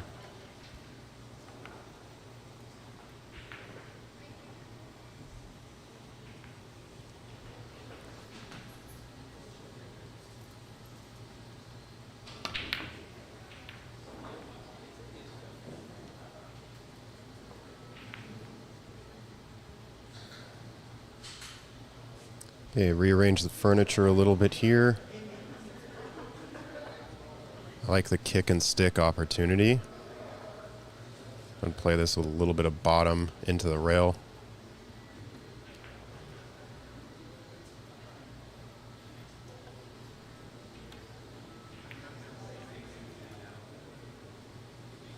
I just barely leaked out. So if CJ's feeling adventurous, he could go for this 4-9 combo. Bubblegum combo here. Otherwise, top right corner. Just overcut it a little too much.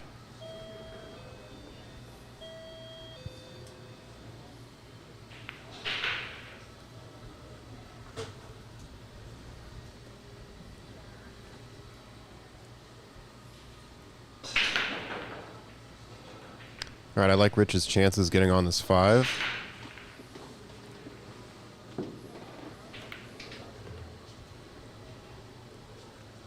Held it good.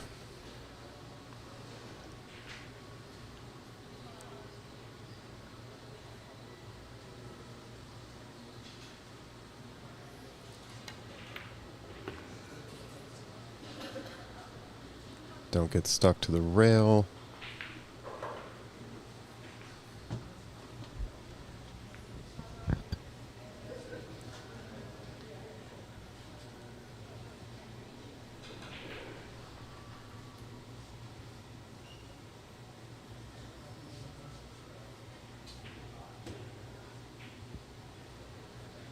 I got caught by the rattle.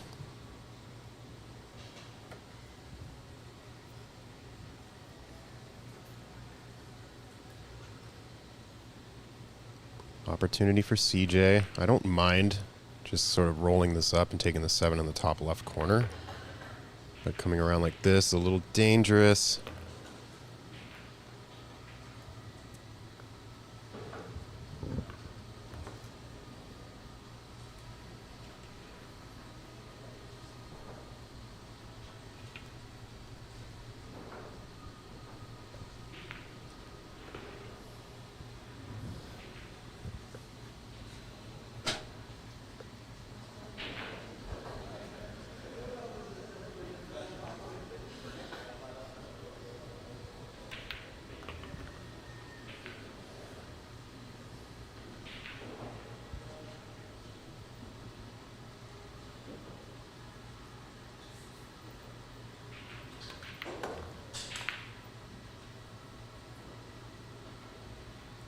Getting pretty close to his work, but lands real nice here.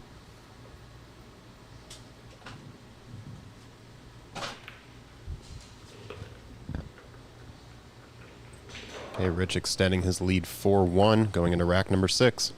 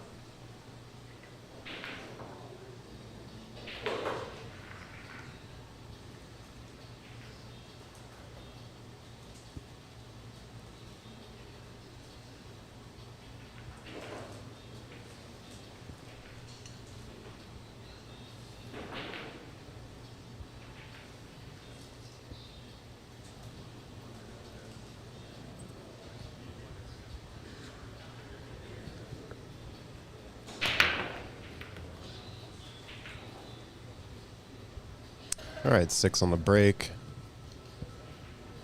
8 decides to ruin the fun. So Rich probably looking for a push here.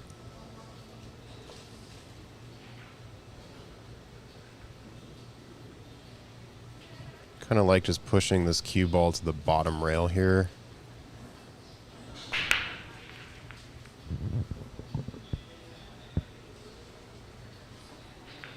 Looks like he's going to try and break this up. It's kind of a confidence move here to break that up this early.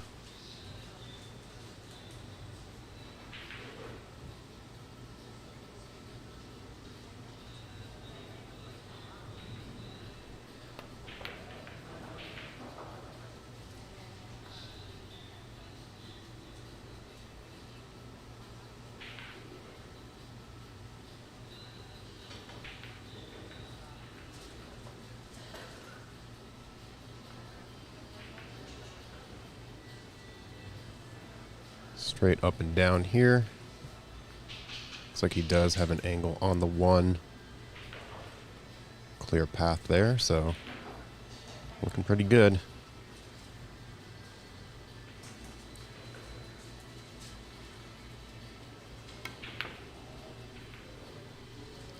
Opts for the safe, but unfortunately Hits the 5. It changes trajectory.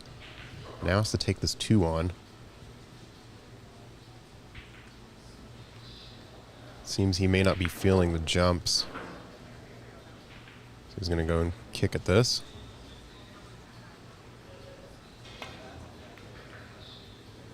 Caught just enough of it.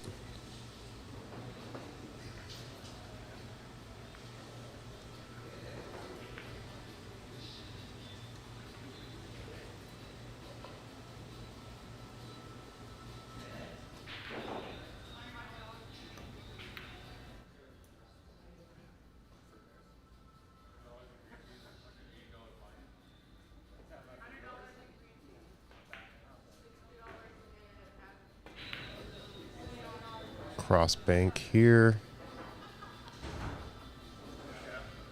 Or he may try to just draw the cue ball below the 9.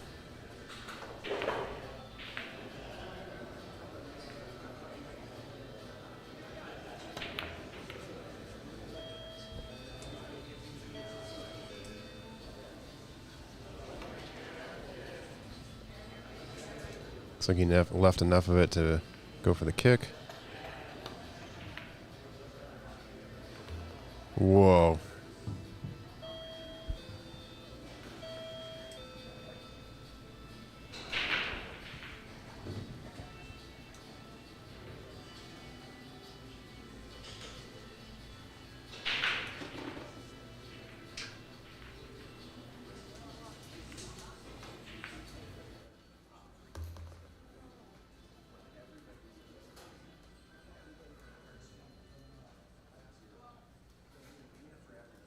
I like to get even or maybe above this 4 just a little bit. Landed a little straight though.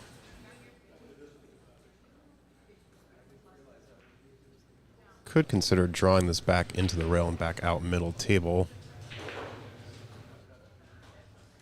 Or a little bit of a... Yeah, just like that. Don't hide. Yeah, it's looking good. Some good recovery there from Rich.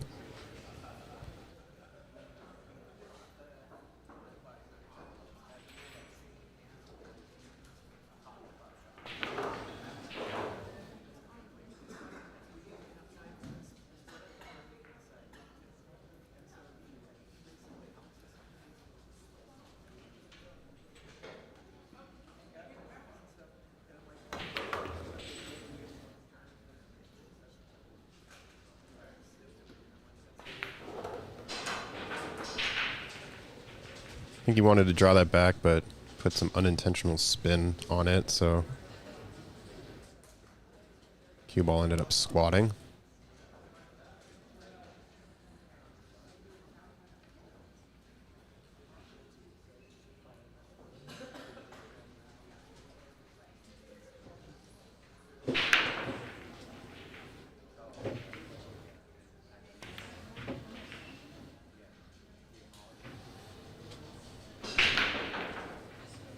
Seven took the scenic route, but that works.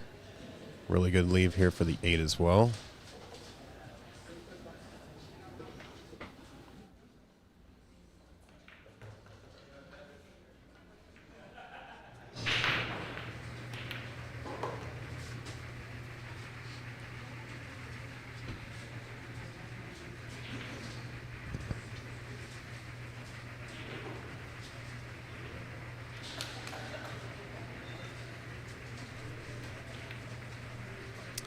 Oh, he misses the 9.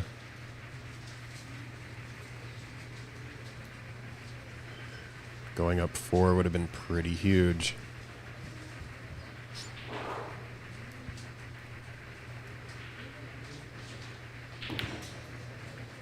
CJ also misses the 9. And he's going to leave it. Don't see Rich missing this one.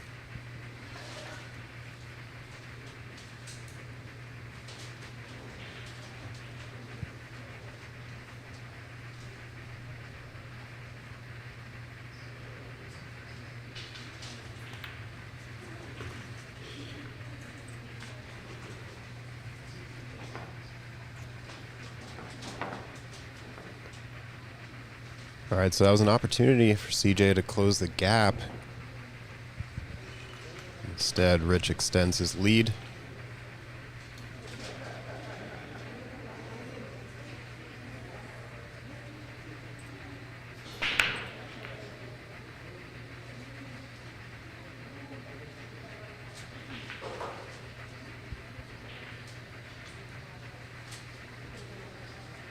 Yeah, Sullivan. Kid was going for the bleachers on that one.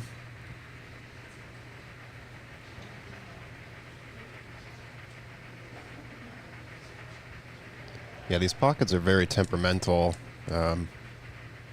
Pocket speed, definitely need to recognize when to take that route.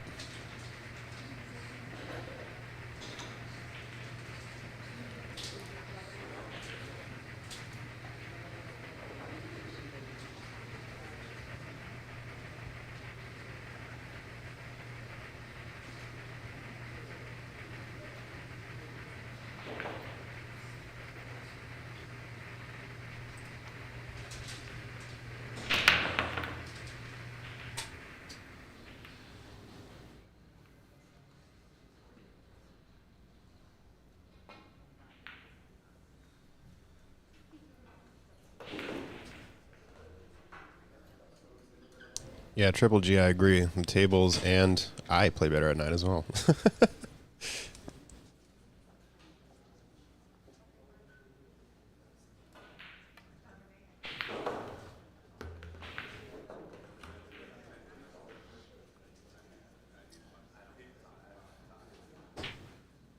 Chance for CJ to get going here.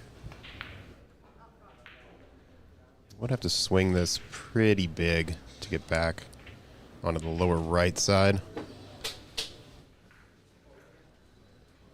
Yeah, Sullivan, I am playing. I won my first match against Brian Chia on the hill, 9-8.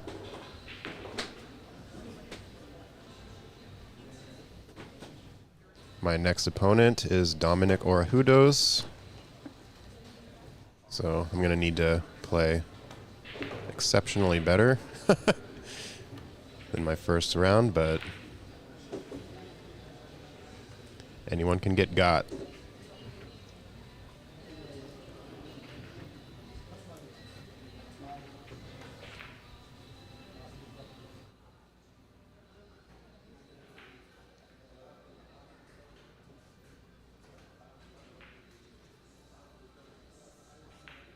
Like a little bit of a stun out here if he can get the angle or create one.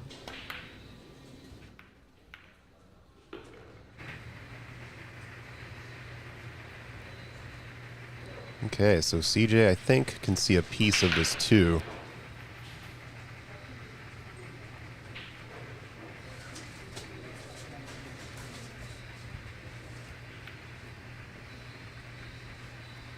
Sullivan. Hey man, if he's easy money, you should put 20 on me.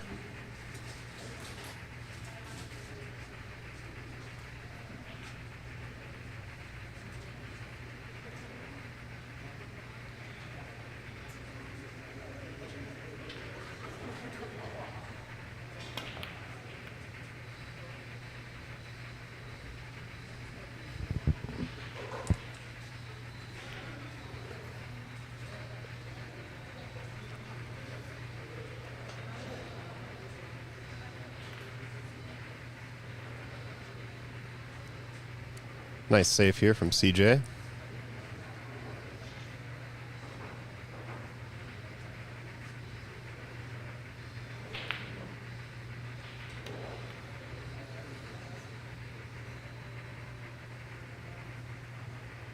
Man, you guys are wiling in the chat, dude. Oh, that's hilarious.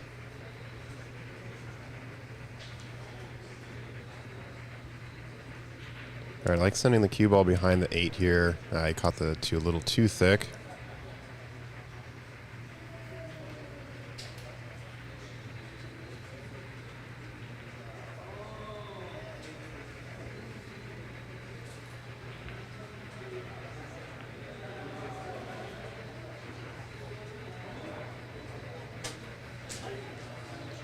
Needs to fall below the 3 here, so kind of stun this out, but also, yeah, just like that.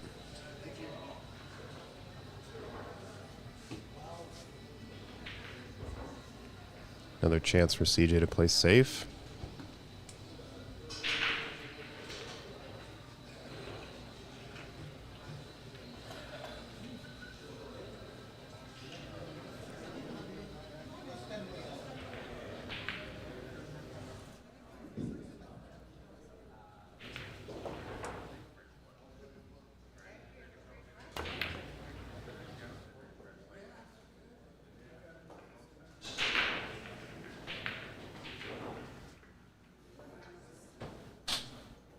Cue ball still disco spinning. Yeah, I like his chances of here. He just needs to control the cue a little bit. Yeah, nice shot.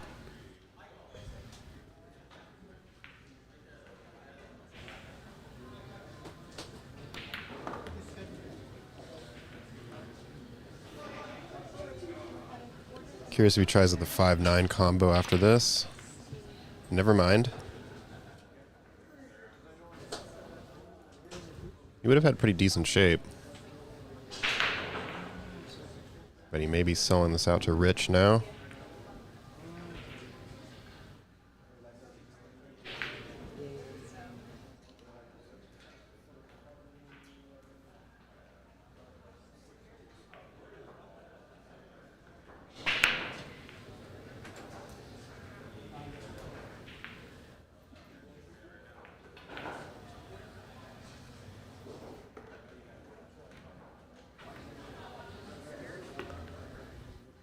Yeah, holding that angle was going to be tough. If he was off that rail a little more, he may have been able to sort of spin, but it's going to have to accept the leave. Now giving a chance for CJ. Needs to land the cue ball above the 7.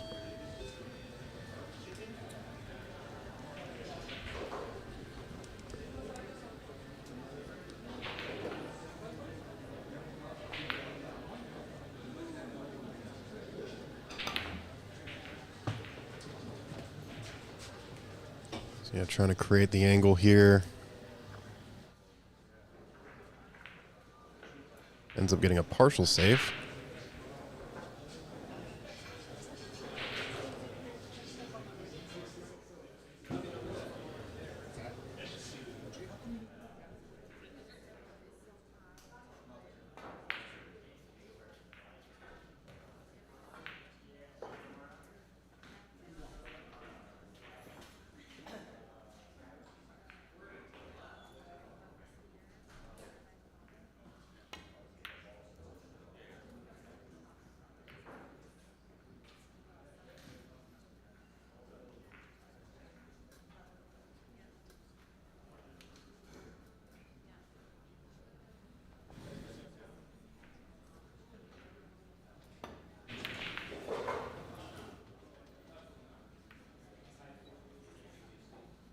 Getting another partial safe here. Rich may be able to masse this just a little bit.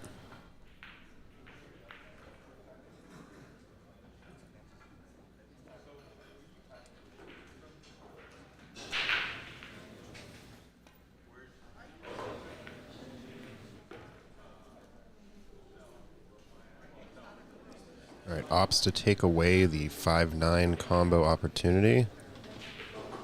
I think the way the 7-8 is currently, it's not a bad choice. Still tough for CJ here. Oh, that would have been pretty sweet if it didn't hit the point. I like the 7-8 combo. Do you need to hit this a little bit of bottom to make sure that you get that separation?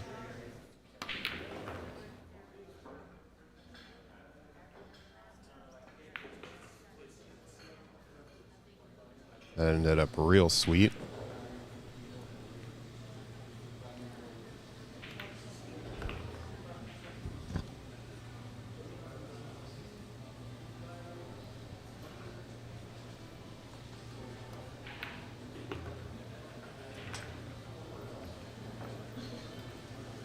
All right, CJ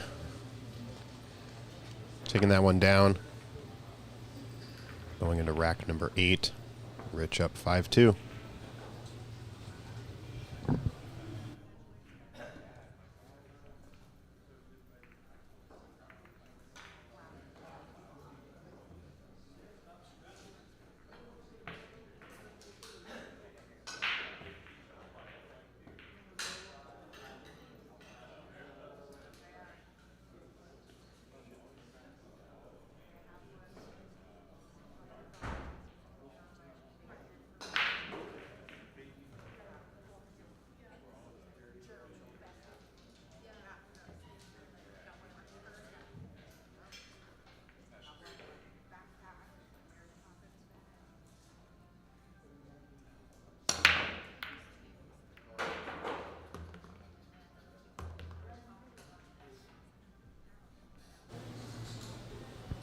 Solid break here from CJ.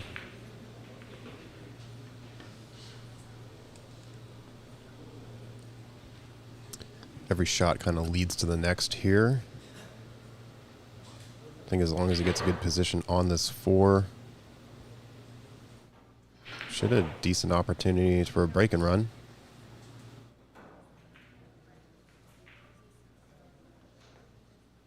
Could play this with top right and go onto the other side of the 9 if you don't want to risk being hidden. Ends up bumping the 9. Now he has to take a pretty sharp back cut here.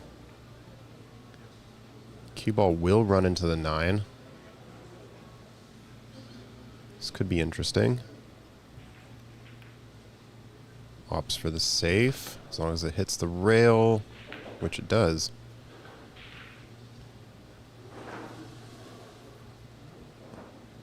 I think that was a good choice to pump the brakes there.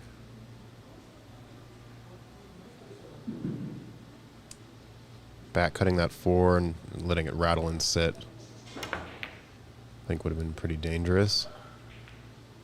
So Rich with a good hit here.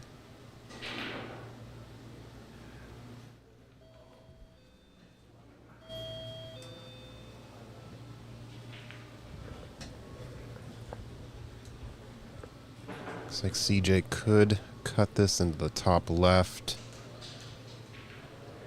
I think the cue ball trajectory, though, is going to be running into the 9-7, so need to be mindful of that. They don't swing it wide enough. Kind of caught the point and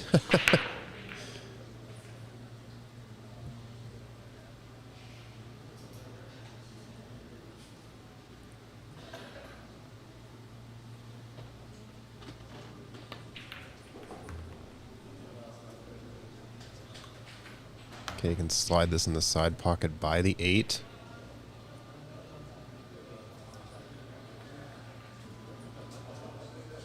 Kind of like that because the cue ball gets a pretty good line for the 7 in the same pocket. You kind of only have to bump that 8 just slightly out of the way.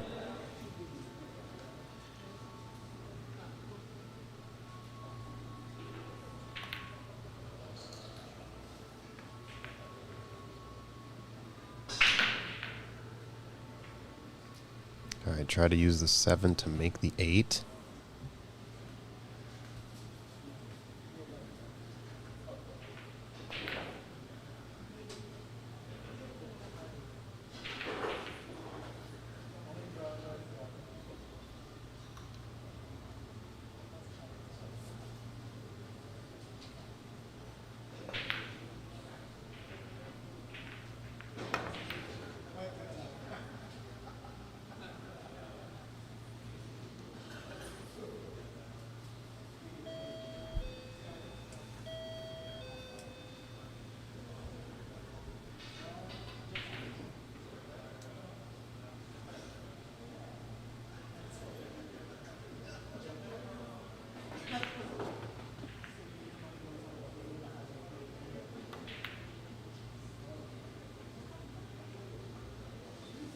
The 6 ball kind of straightened out when it hit the second rail.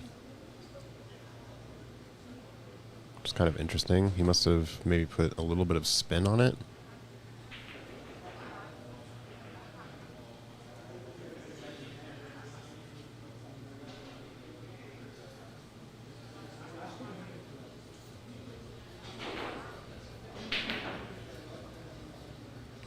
I don't mind sort of banking this up and down while also rolling the cue ball towards the 7. Oh, he miscued again. But he's going to get a legal hit.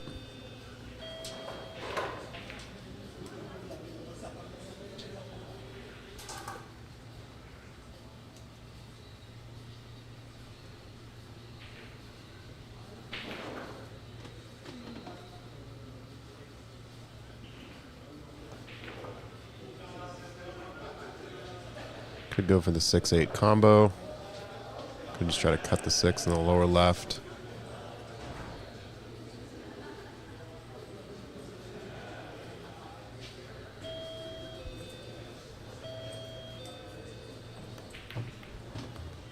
Opts for the combo.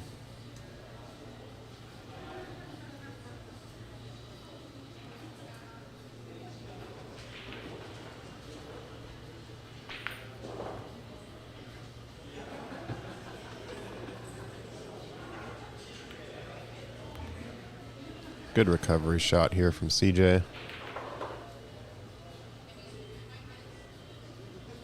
going to be stretched out a bit here, so the pinch drawback is going to be a little tougher, especially if he has to use a bridge.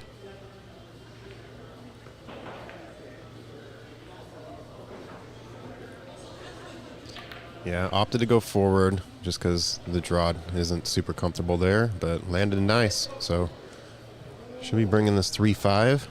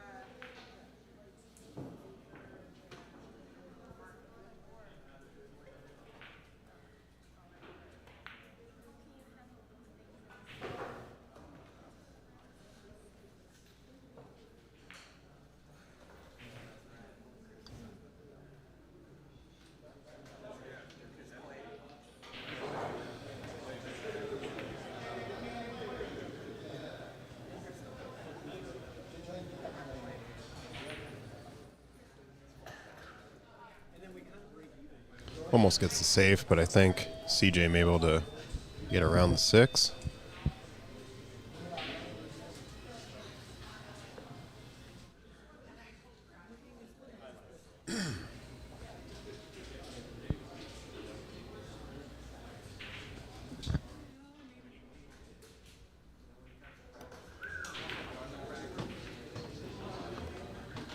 Yeah, nice shot here.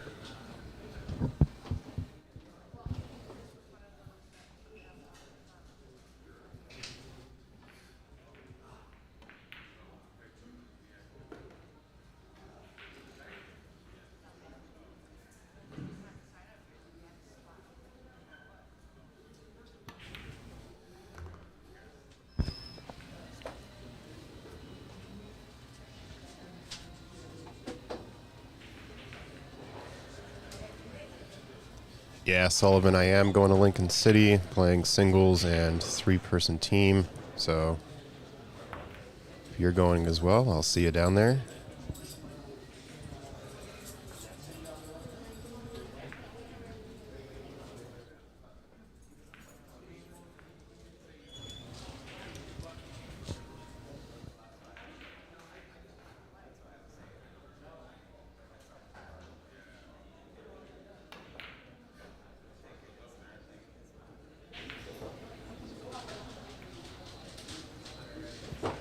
All right, just overcuts this one a little bit, but doesn't sell the shot out.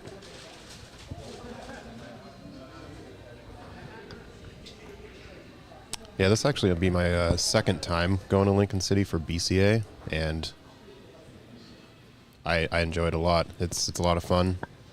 I really like how you're very well aware of when your matches are and how they're assigned, so you don't have to be hanging out in the room all day if you don't want to.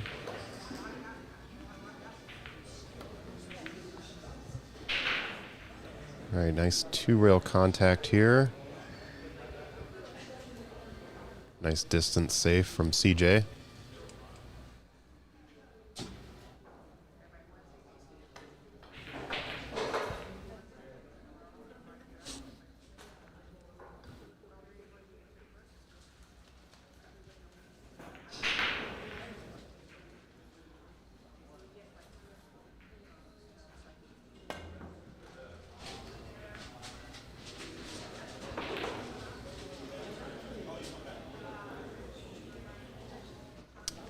All right, he's going to go for the Baby Bell cheese combo here.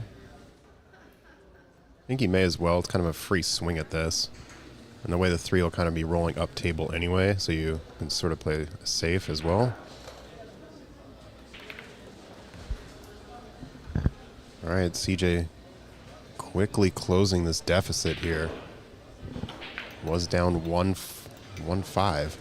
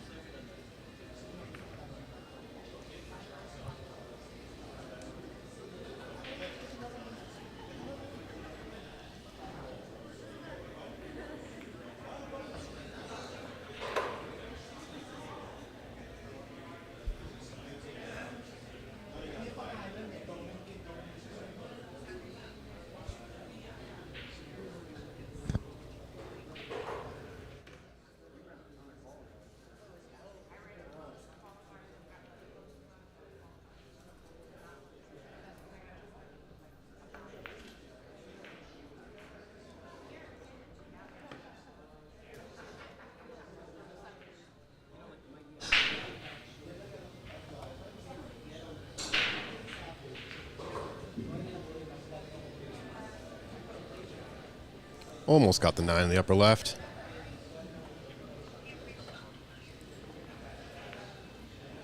Instead, it is hanging directly over the side pocket.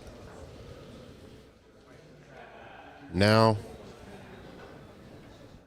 it's interesting because you could play a push and just make the 9. That way it sort of doesn't have a free shot, but you are able to get ball in hand after this. 1. Oh, almost went for both. Was a good look. Now, though, he could actually draw the cue ball into the 9, which I think he's definitely going to go for.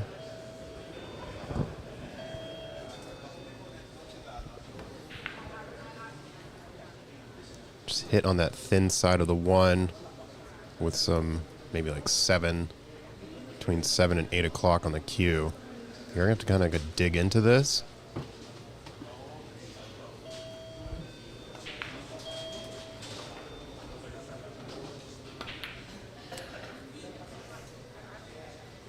Yeah, the draw wasn't able to catch as much as he wanted to.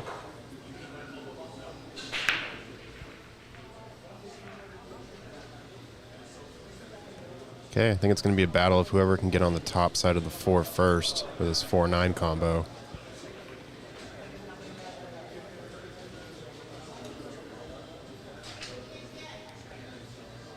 Swinging this cue ball around and finding the window between the 8-6 for the 2.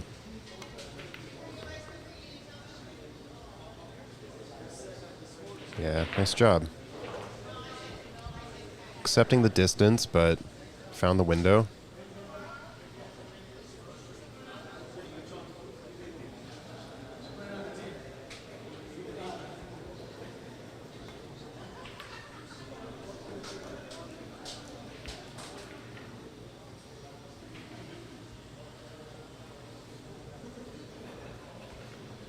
Okay, chance for CJ here.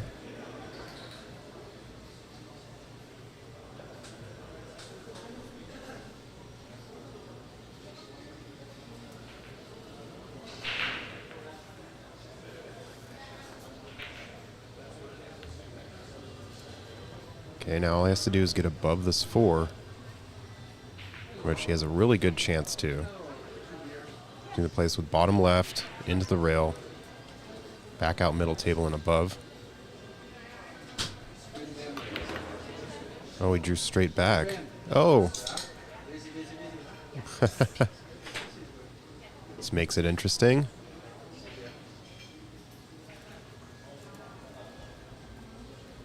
I guess he could draw off of this 4 into the 9, but I think he may just be going for the 4.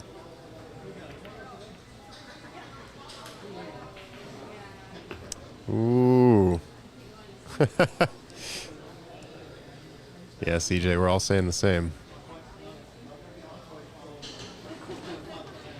So now that there's a 5-7 combo here, you may want to just go for the carom on the 9. You kind of bank the 5 up table and back down.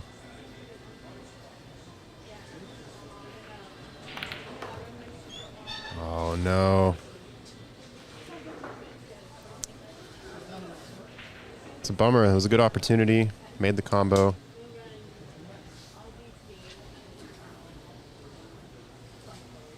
Now Rich's chance to answer back here.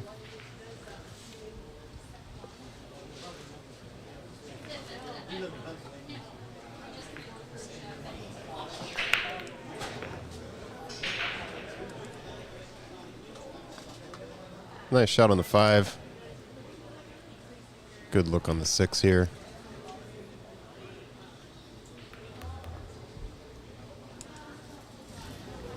All right, joining me in the booth now, the one, the only, Mike Dominguez. How's it going, everybody? How did your match go? I lost. Michael played well. He didn't leave me much in terms of like getting a look on the ball, so did frustrate me. I made some shots when I was nervous, which I was happy about. And then I missed some shots where I should have missed. Yeah. The typical. But still alive on the B side. Nice. I play Paul Fetty.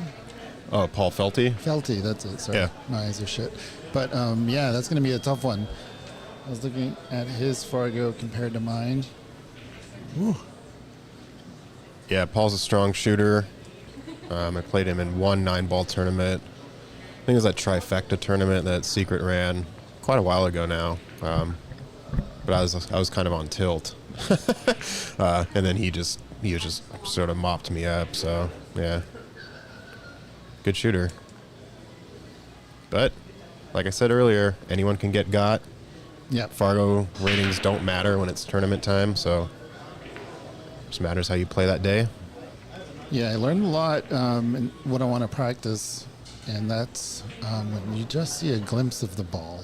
I just could not play safe, right? And so I think that some of the choices I made were wrong. Some of the choices I should have kicked when I was trying to slice. So yeah, the demons come out on these tournaments, so they do expose your demons, and so you just go and work on them. Sullivan says to just offer Paul a burrito. Oh, really? He filled up and sleepy, maybe? Yeah, I was talking with Manny earlier, and I was saying that felt like my first match, my brain was a little fried because I just don't typically eat breakfast, but I know having some substance in your stomach, kind of get your body going and your brain working, is important. So, but it's also on the flip side of it's like very difficult to eat a lot of food. Yeah. Because then you get sleepy. So, I guess just snacking throughout the day, but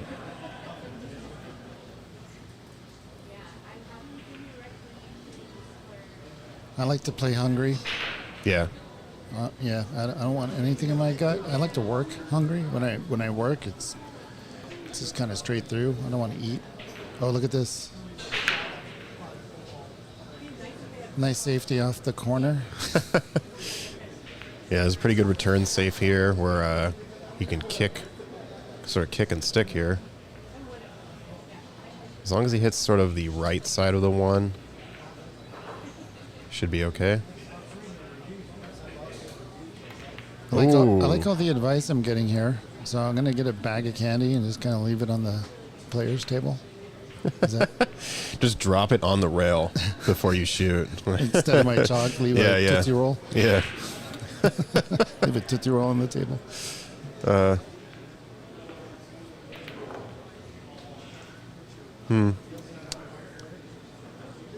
think he wanted to come off that second rail sharper to get back middle table, but now he's going to have to accept a very steep back cut. Unless he can go by the 4 in the top right, which he could. Oh, ends up going for the combo. Hits the point again. I feel like CJ's hit the point. That's maybe his 4th or 5th time hitting the point. It's worked out. Yeah. So I'm curious, like, maybe he plays on 8-footers. You know, like the angles are just like a little off. Triple G, I saw you on the list to play. Explain yourself. Or maybe I saw something else. But yeah, good advice. Ball in hand. Leave a snack on the rail is what he's saying in the YouTube chat. Hilarious. Yeah, hopefully you guys are on the TV table so we can see the snacks all over. Instead of the diamonds, you just put snacks where the diamonds are. Oh my God. If we're on the TV table, I'm just going to forfeit. There's absolutely no way. I'll be too nervous.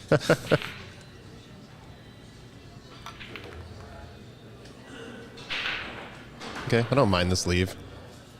I think even he can pinch draw this back a little bit just to give himself a good angle on the 6 for the same pocket down there.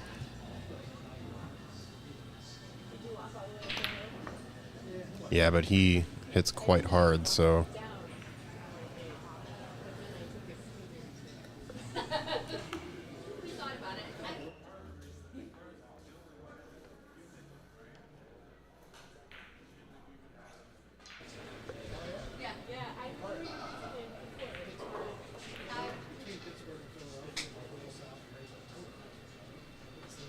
I just roll this one forward.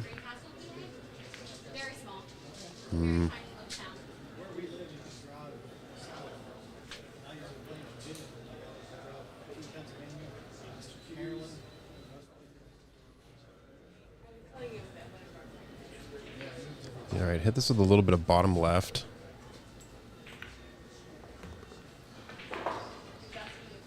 See, I would have liked to just do like a sort of like a pull draw, if that makes sense. You kind of just soft hit into that draw and it just sort of rolls back just a little bit. And now he's running into trouble here.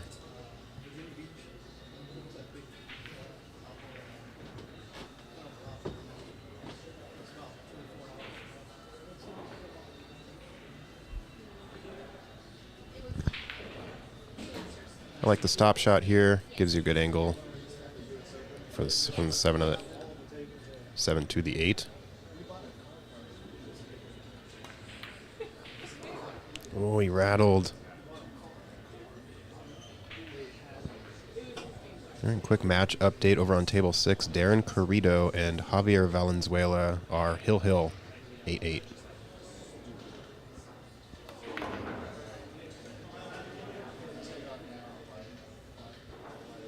Manny Estrada currently up on Colin Sue, 6-4.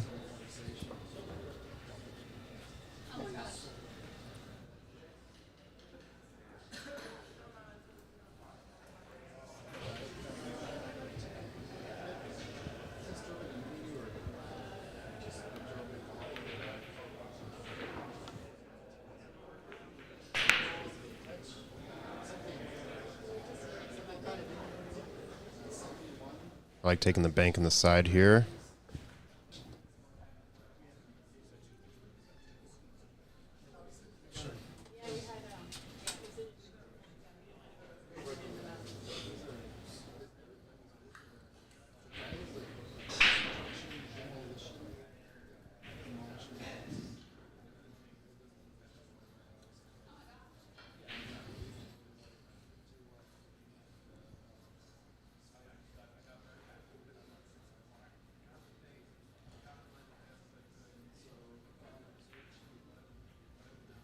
I think this one might come back for seconds. Ooh, almost had the speed. Okay,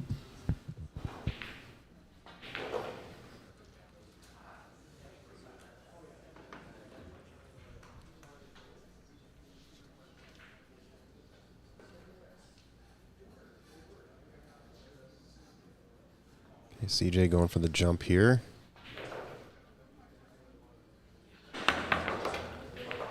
Yeah, that was a very lengthy jump. I think the 9-ball was just a little too far out on the table.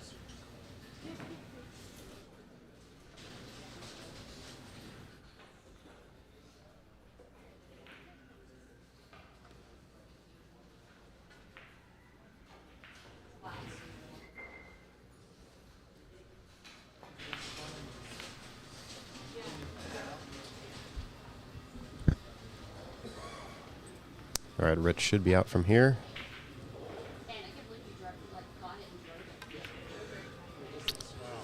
I stand corrected.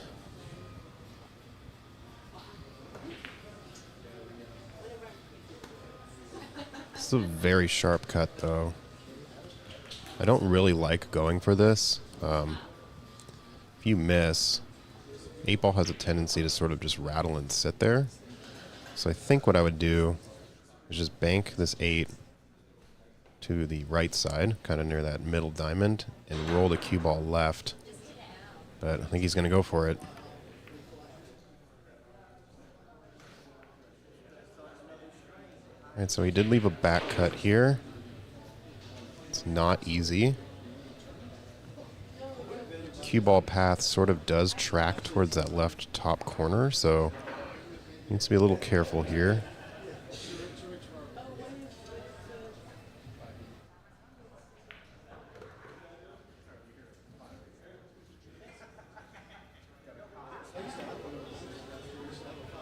Oh, he misses the 8 completely.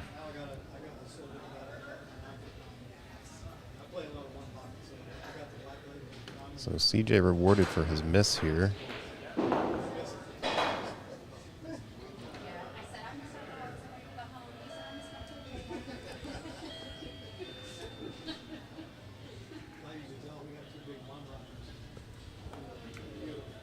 Oh, you can't miss with ball in hand. You can't miss with ball in hand. So Rich being given an extra life here.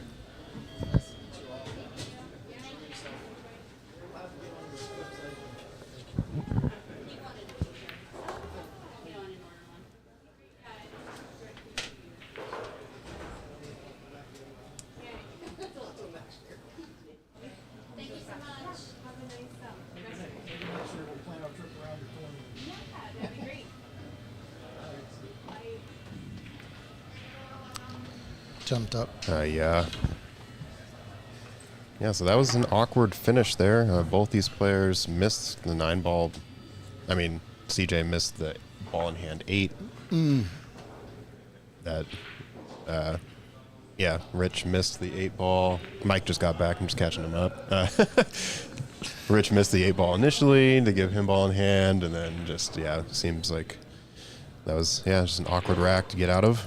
Yeah, I think when that happens, I'm not giving up the 9. I'd let him take that shot. But then again, you don't want to give him any confidence. So it could be a move, psychological move to just give up the rack.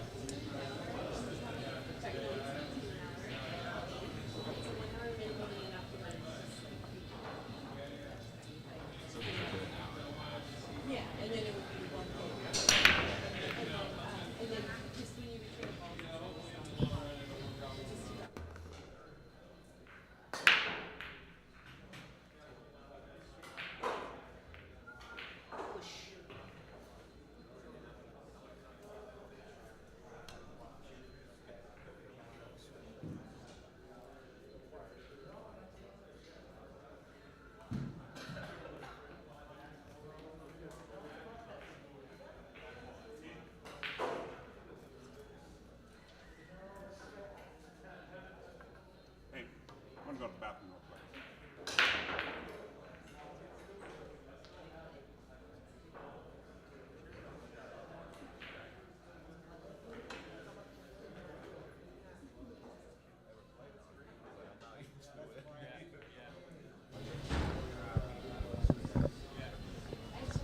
Looks like a player break's happening. Zach's match is about to start.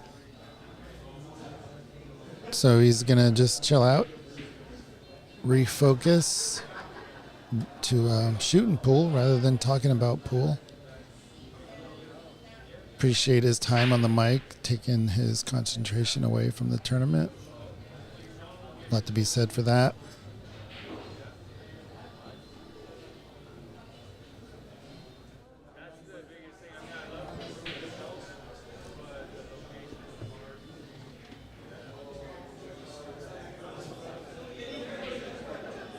Just taking a look around the room.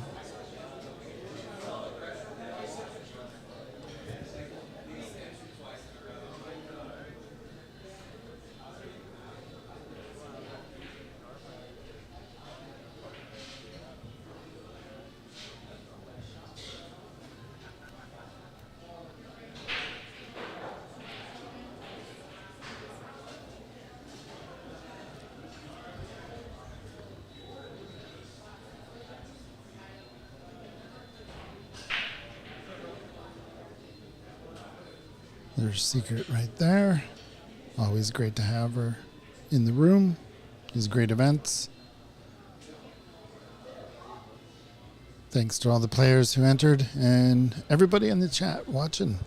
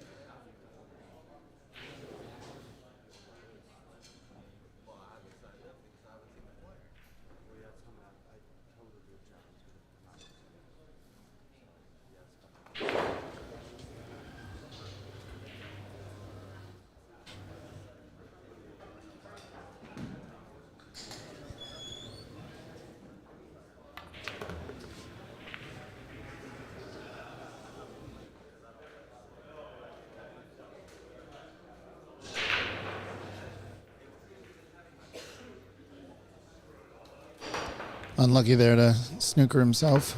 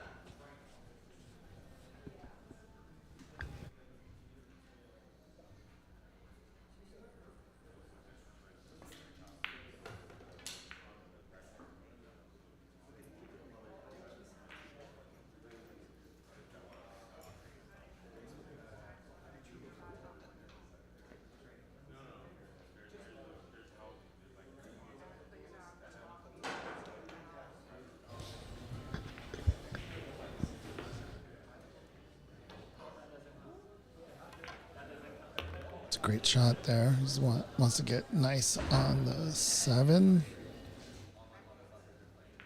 That's not too nice.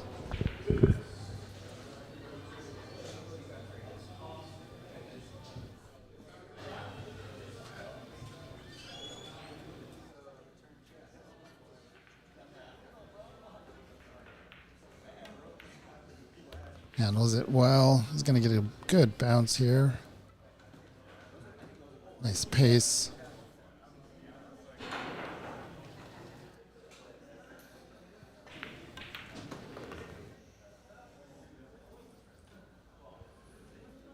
I don't like that template there, but looks like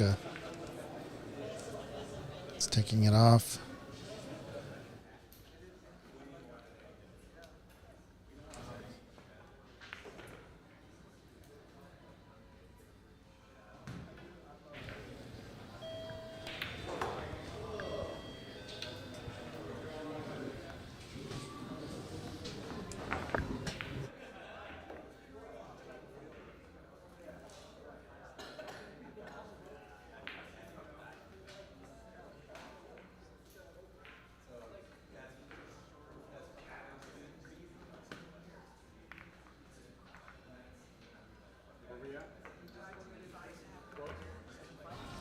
All right, Rich makes it 7-5, 2 away.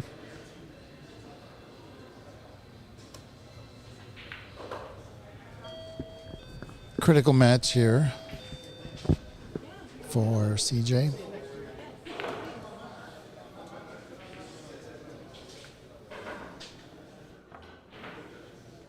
Pressure is much different when your opponent is 2 away versus 1 away, so got to pull it together. I think CJ's been getting some unlucky position.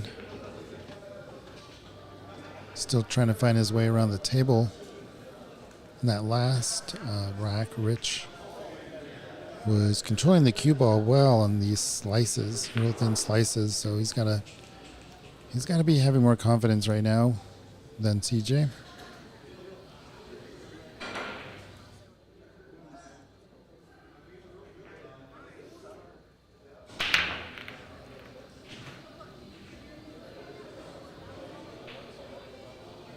Two ball was headed towards that pocket, but 9 ball was in the way. So it's a dry break. Not the best opportunity here for CJ. It's going to be a real thin cut or play safe. Get that bounce. Good job. Don't go in. Even if it did, I think he had a good look on the red, but it's always good to have a ball to play off to get better position.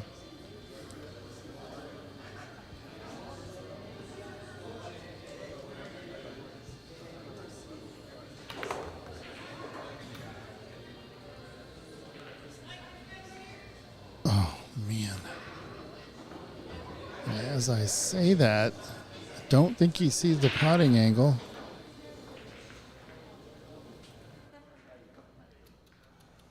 But as is usually the case, we don't see the line as well as they do, so we'll find out. Got plenty of room, looks like, but got the safety. Nope. Not happy about that leave.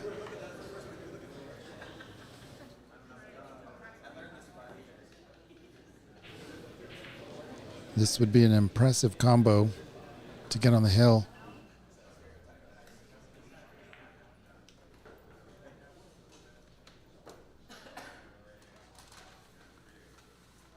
But it is a risky shot. If you don't execute it properly, you could leave it.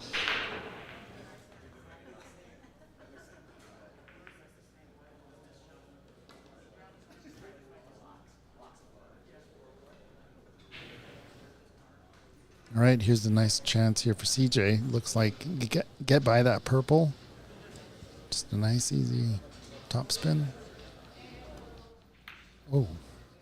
Maybe he didn't see the putting angle after all. It looked like he did, but these cameras can be deceiving.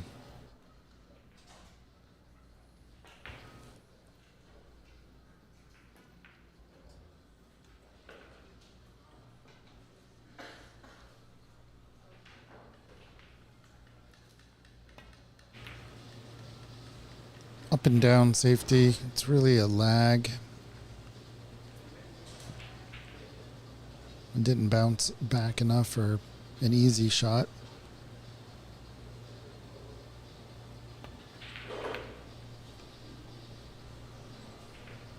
Yeah, I don't think this is going to end well, but it does. Slowed down just in time.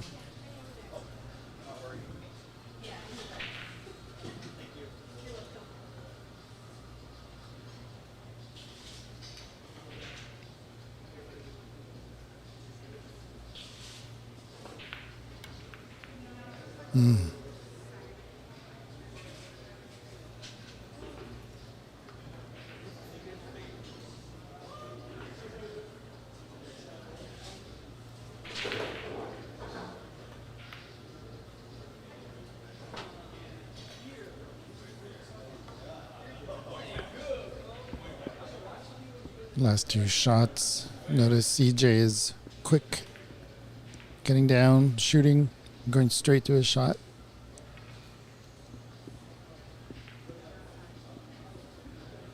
If that works, then you're at the table longer. But if it doesn't, you take so little time at the table that by the time you get back to it, it's unnerving.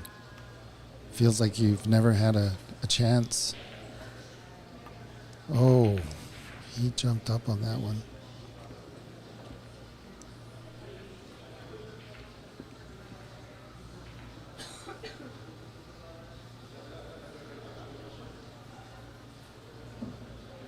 I like this shot to just roll the red in, follow it just a bit, and get on the right side of the pink. He's on the correct side. It's going to be difficult to hit the 7. I try to hit the 7, or just get it in between them. You don't want to get behind the 7. So yeah. Well, a little bit harder. You would have gotten the 7 out of your way.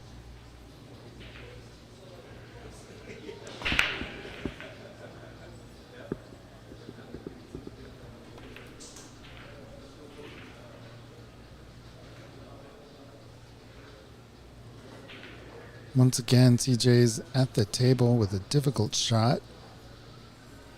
To me, it does not go. If you can thin it into the right corner, being offensive, then that's a chance. But decides to play safe. Tries to get it behind the 9, just a little long.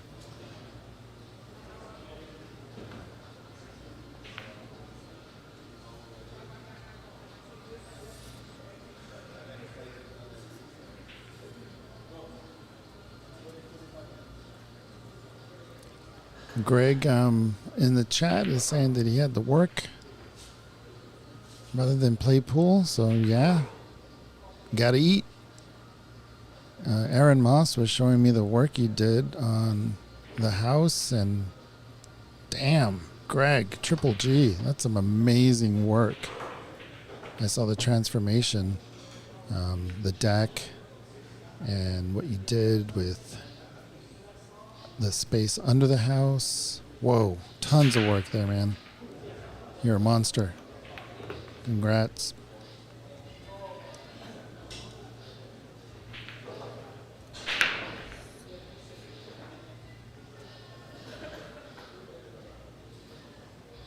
I know Aaron was very, very happy with it. Proud, in fact.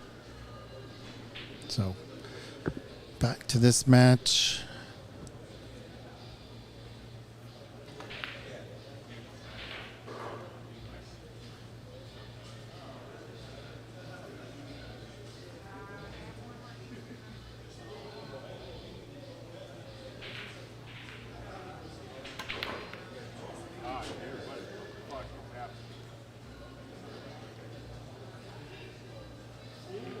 Yeah, well, CJ's presented again with an opportunity to not make it. He can bank this, so I'm wrong there. He can definitely bank it, but he's going to play safe. That looks okay. Should be a safety back. Might be able to cross bank this underneath the 7. two-way shot. 9 got in the way there.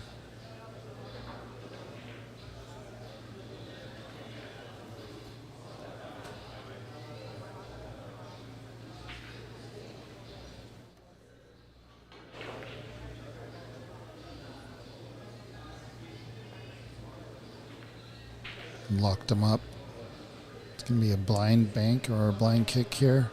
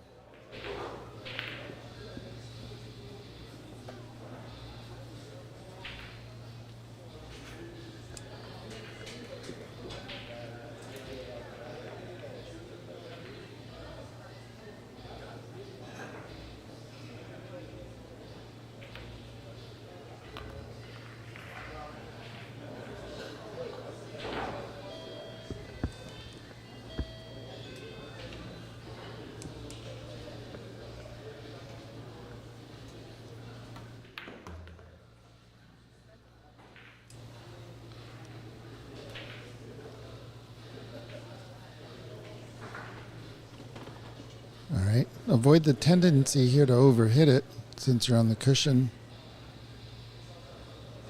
I don't think he needs to hit it hard. But if he does, he's got to go back and forth. And I don't know. Yep. Good enough.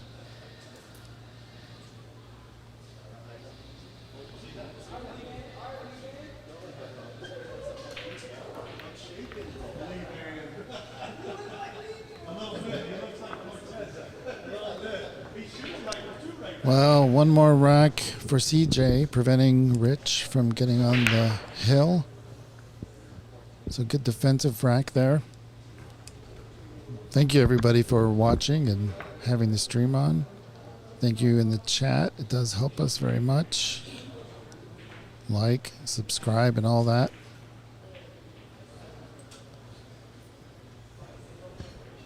You are watching Stick Game Strong, 585 and under. Here at Ox Billiards, happy to have Secret Wong and her tournaments. Follow hashtag Stick Game Strong on Facebook, or follow Sek Wong on Facebook to hear about her upcoming tournaments all over the Pacific Northwest.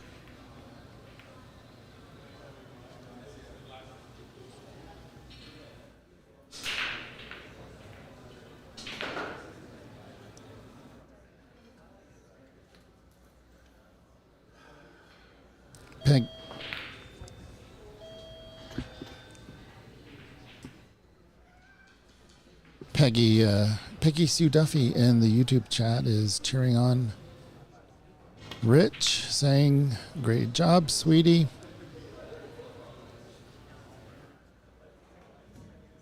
And then Mr. David Burney, the voice of North American Snooker, saying hello in the YouTube chat.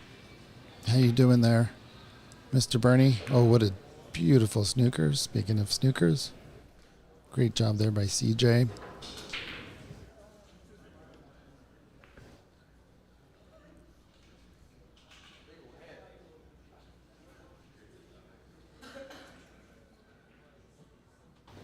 Just trying to find that gap there.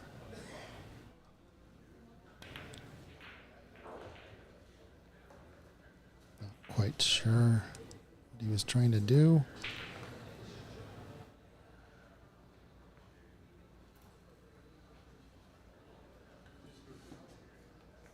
Is he cheesing this in the middle? Is that what he's lining up?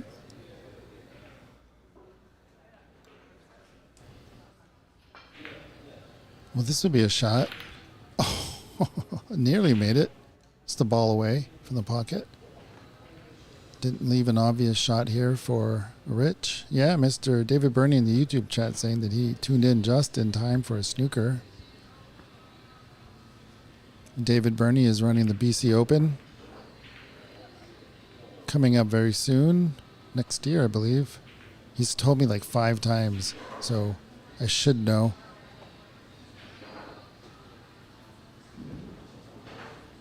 We're going to have a qualifier early next year for that tournament, so everybody is welcome, even pool players. I think you have a kick out of playing a snooker tournament. Opportunity to win a spot in the BC Open, plus some travel money to get up there.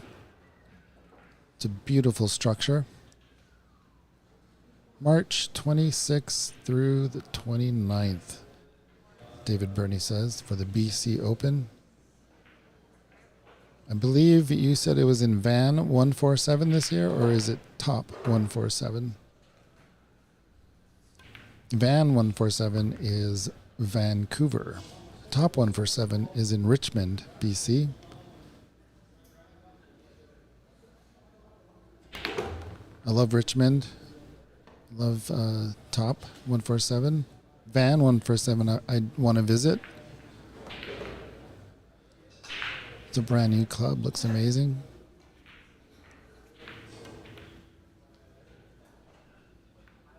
Nice little snooker here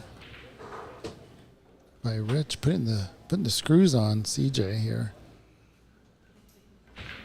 David Burney saying it's going to be held at both clubs. So, you know, Canada is having a revival of snooker. Oh, look at this swerve. Almost nearly got it.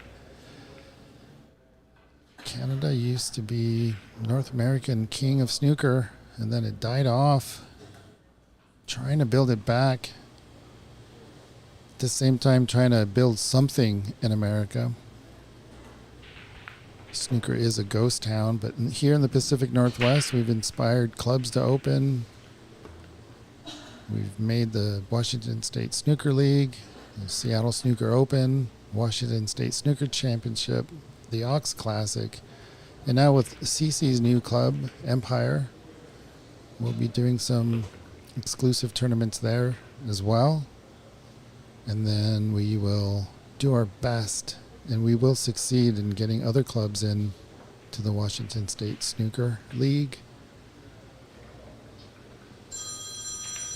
I think that's somebody calling saying, shut up about snooker. Get back to this game. This is a great opportunity here for Rich to get on the hill. Went too far as I say that. I think he might be okay with the cross bank into the right middle.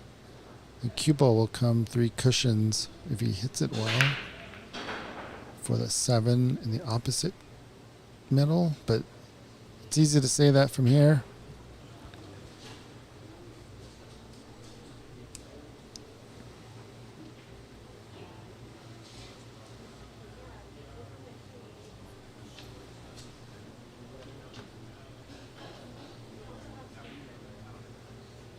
That's what he's thinking. Cross bank.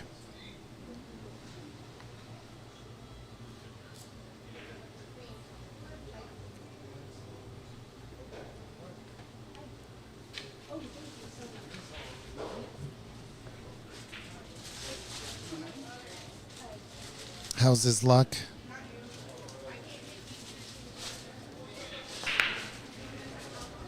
Looks like he at least can carom the 7 in.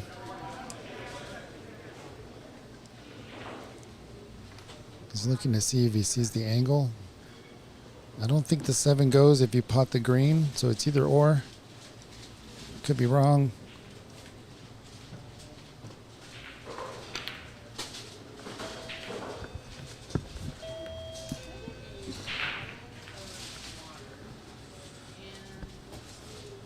He got lucky and unlucky at the same time there. Trying to 2-rail it into the middle, it looks like. Or he's looking at the slice. Yeah, the slice. You could see just the edge. Watch that pocket. Ooh, that's really thin. But look at where it's landing.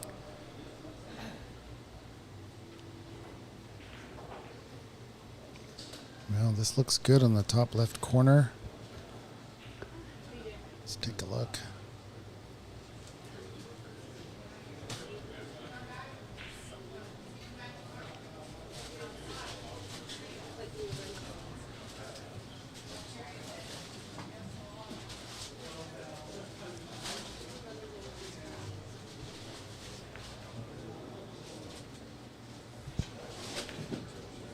Just playing safe.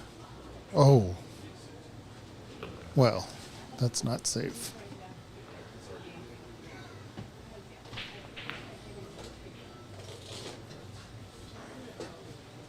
That was a good idea. I think the angle was off a bit, obviously.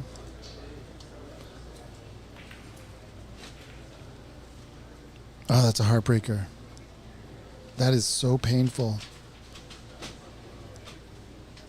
That is a brutal, brutal miss, but that's just the way it goes. You got to get over it. I know it's so easy to say.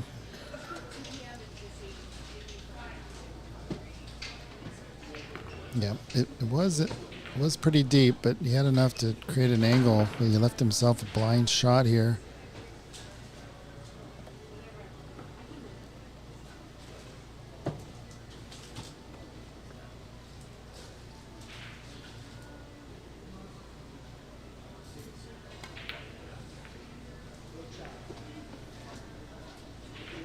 Yeah, these pockets do not like it when you hit it with pace. Once again, Duffy giving up the 9. As a result, it is 7-7, 2 racks in a row here for CJ to even it up.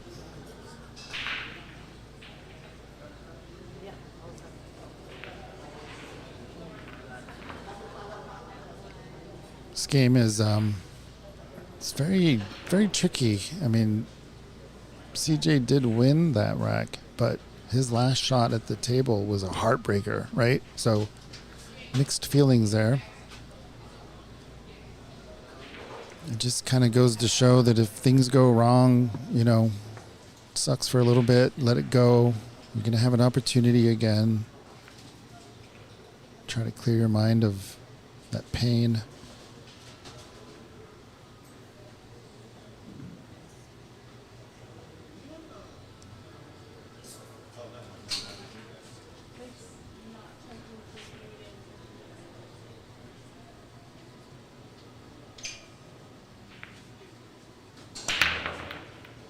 Nice little hop.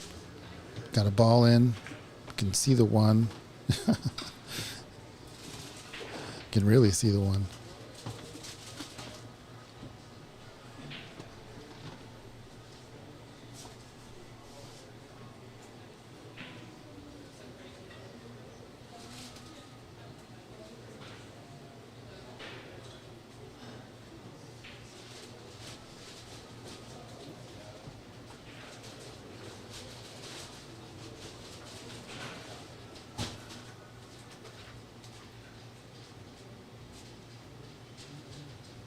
So close. It's gonna be tough. You can knock it down the rail. You're gonna have to maybe go 2 times to get on the 2 ball. Or play safe. And that's not safe. I think he was going for the pot, but such a tough shot when they're that close. Pockets that far.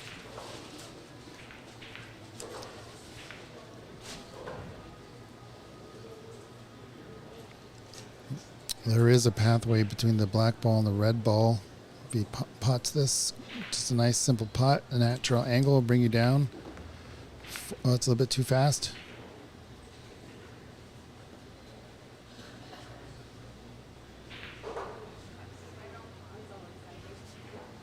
Unless you've played on these tables quite a bit, it's easy to overhit those long shots, but you honestly don't need a lot of power. Shoot it like it's a 7-footer here. Slow down. All right, good job there. Nice little snooker.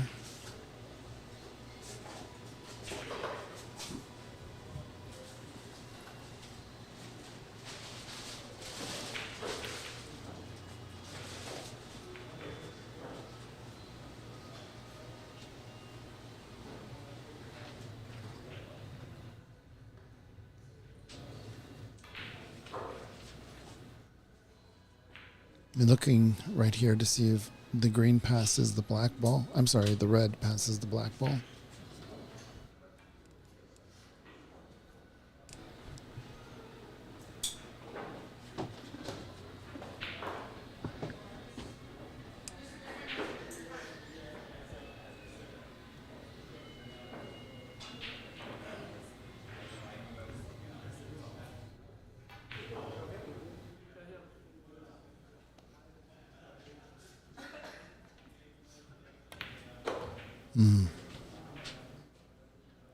Might be all right.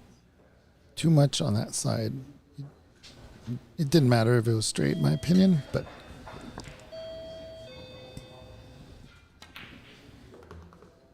great job. Oof.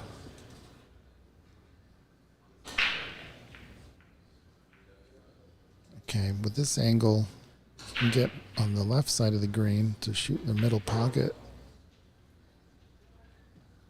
I don't know if he can bang into the 9 ball. I don't know if he wants to. He's going for the, oh, nice check side there. So I guess it does go in the left corner. Obviously left it for it.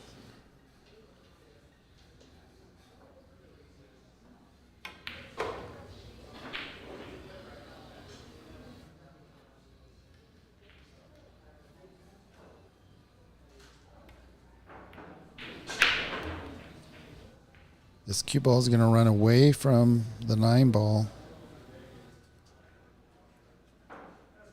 And as it comes back, it might leave him a bank shot. So he's got to use some spin to control the ball.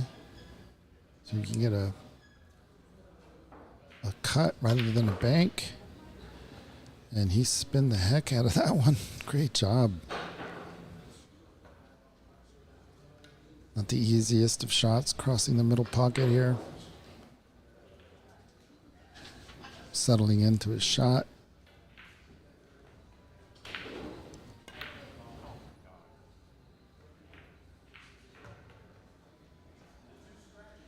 Oh my goodness. Oh my goodness, CJ. Once again, at the table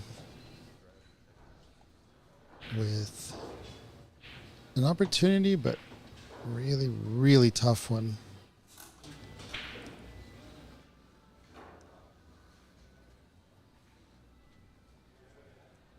It might go. Checking the angle. Might go in the middle. It would be a disaster if he goes for the corner, obviously, so.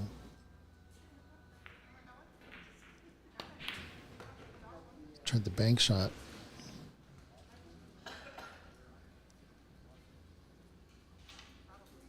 Gives the 9 to Rich. Rich is on the hill. And we will be right back.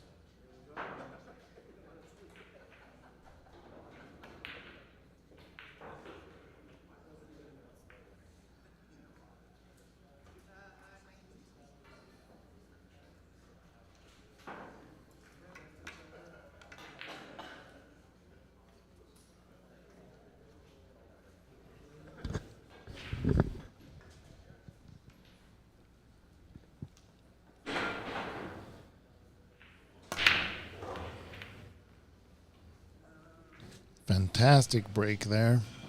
Well, it was until the red ball ruined it.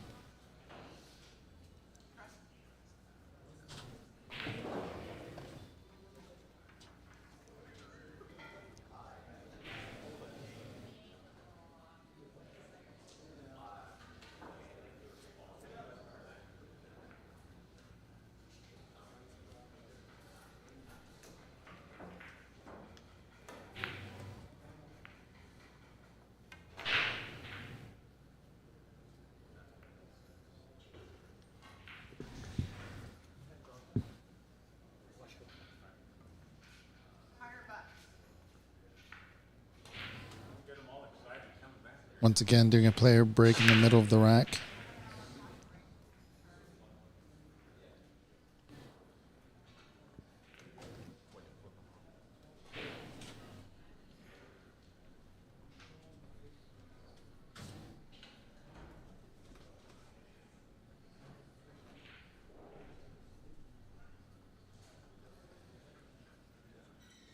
Colin here on the green ball.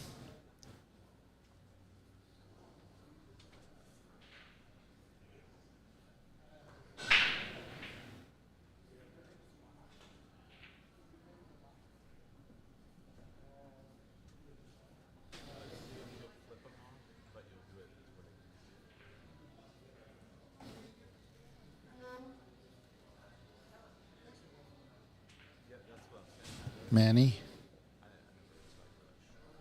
should be able to make this. Uh-oh. No such thing as a commentator curse.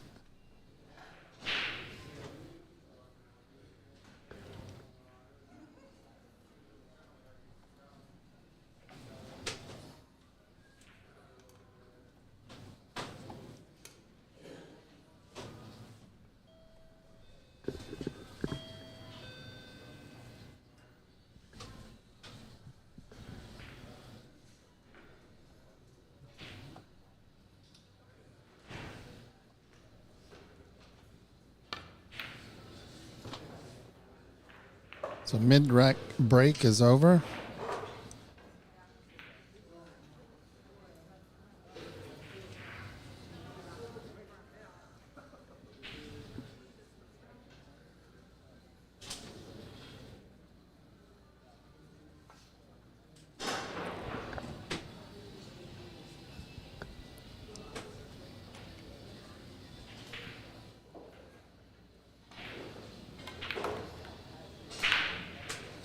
Trying to get on the other side there, bumped it.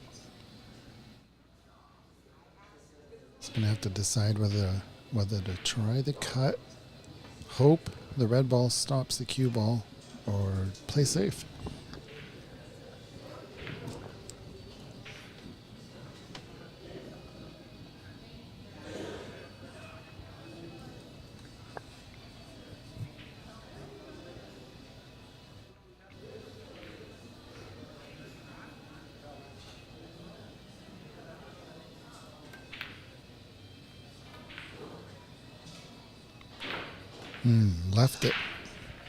Left it there for CJ.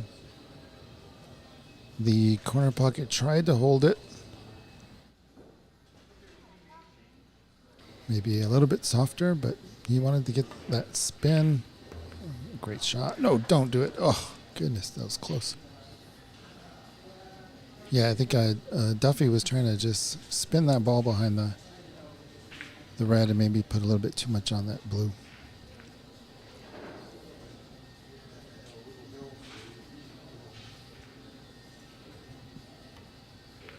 Good pace there. Good pace there for CJ. Knocking the 7 out of the way.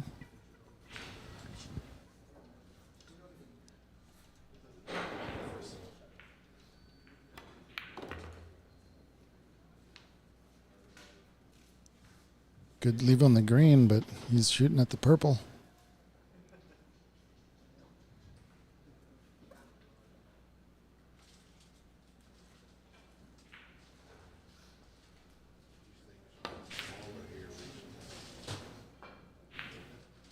How's his luck?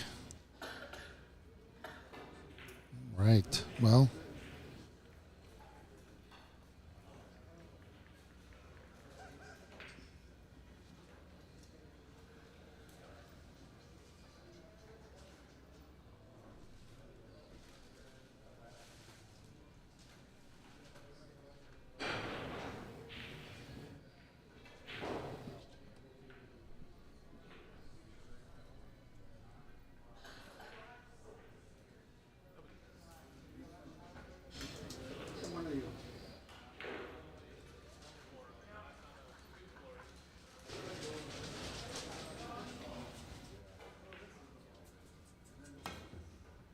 creative. Oh, what a great line. Just Narrowly missed it.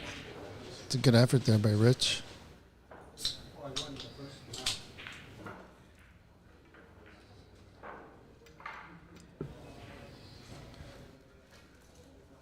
Four balls to make it hill.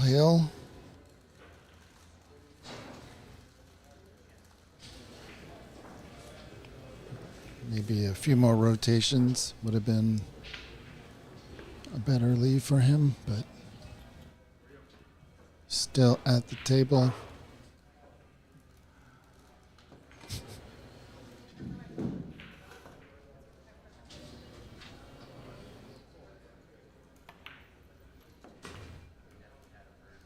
Great shot.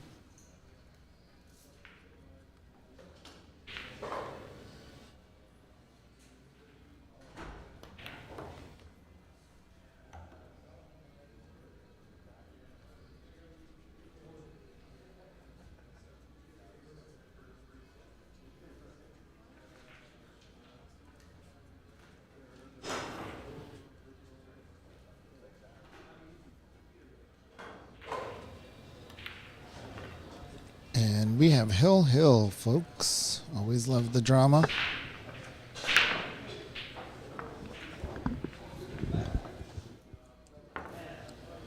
All right, hill chat. Who you taking?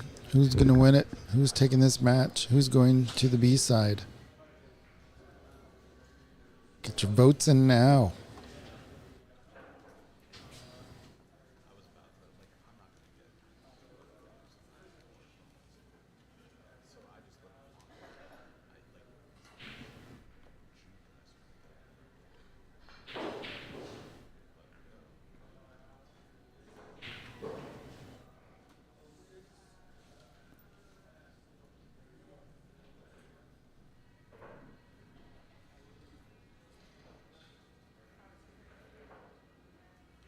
David Burney in the chat asking if we're ready for Mariners baseball. Why? What's going on? What's going on with the Mariners?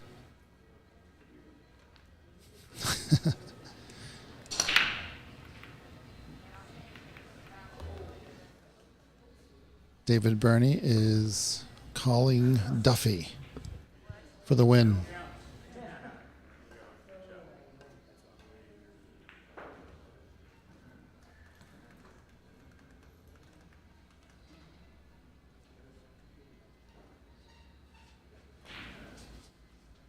I am impartial.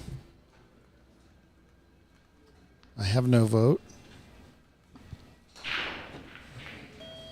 But this might be what? Another player break in the middle of the rack? What's happening here? Nope.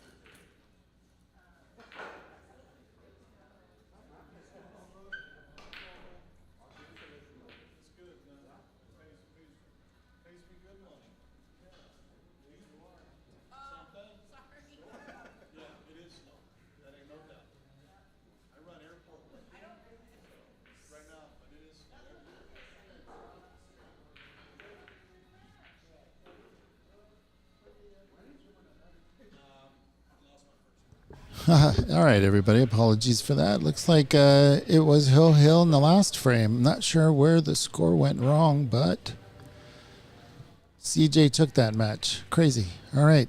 Well, very strange. Apologies for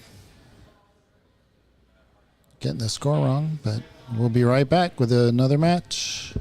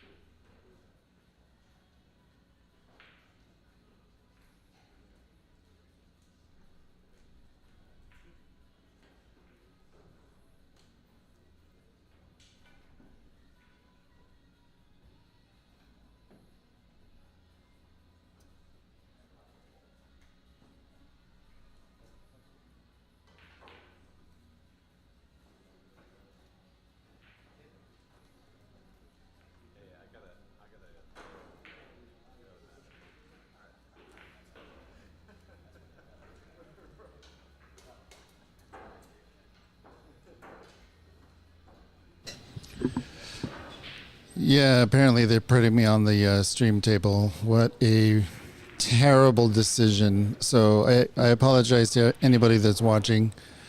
Apologize right now for my play. I love this 7% chance of winning. For Triple G, I'll get my bag of snacks out, do what I can. But all right, you're gonna see a very nervous person out there. So I'm gonna try to hold it all together, guys. All right, here we go.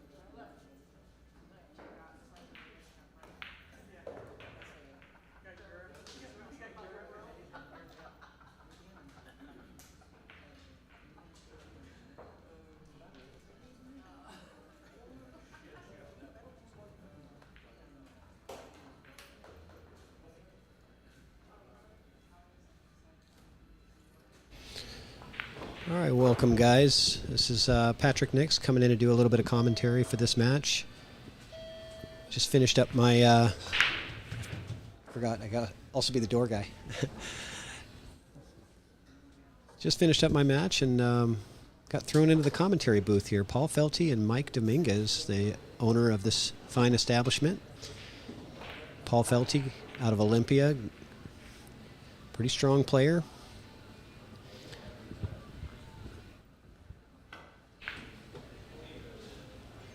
How's everybody doing? Who all's out there?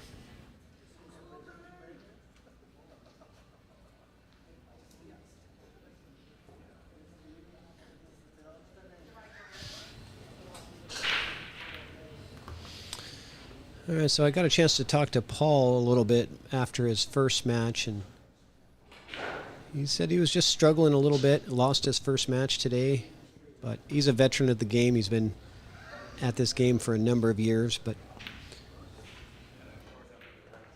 I think lately he's just been trying to find that stroke, get things going. Hey Mason, my match went well. I won my second match 9-1 actually against Ed Caulfield.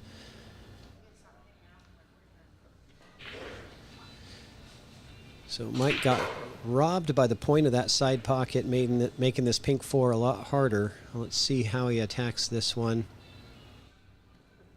He's in top. Shouldn't scratch. He's overcut it. And that's going to be kind of tricky. I'm not sure if that actually is going to play. Hey, what's up, Lee Baldwin? Thanks. Yeah, it's fun. It's fun being in action again. It's been a long time.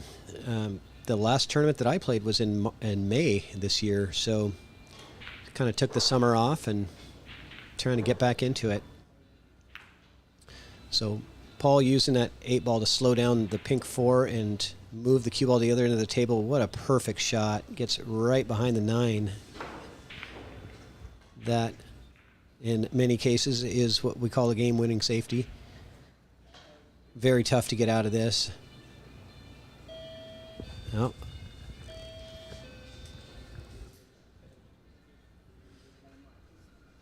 Very tough spot to get out of. I think he's got to stretch over the table and kick. Oh, maybe he's got enough room to kick that way, but I didn't think so. Yeah, he's shaking his head. I think he's going to have to kick down to the bottom rail, which is tough because he's switching hands. Okay. I was going to say, if you're a right-handed player, that's a tough reach, but he switched to his left hand. Mike being an experienced snooker player, that's really helpful to be able to play offhand on any big table game, snooker, 9-foot rotation pool. It's amazing when players can switch hands and play really well with their offhand, like John Mora, for example, gets injured and learns to play with his left hand and becomes just as strong with his left hand. I don't understand how that works. So Paul got in a little bit of trouble here. Obviously, he wanted to miss that 7 coming back up. So now there's not a lot of places to hide with a safety. You could play a containing safe. Maybe send the 7-ball to the bottom rail, but I think he's going to go for the bank here. And narrowly misses it. He might get fortunate. Sometimes you go for the shot and you get rewarded with leaving something difficult for your opponent.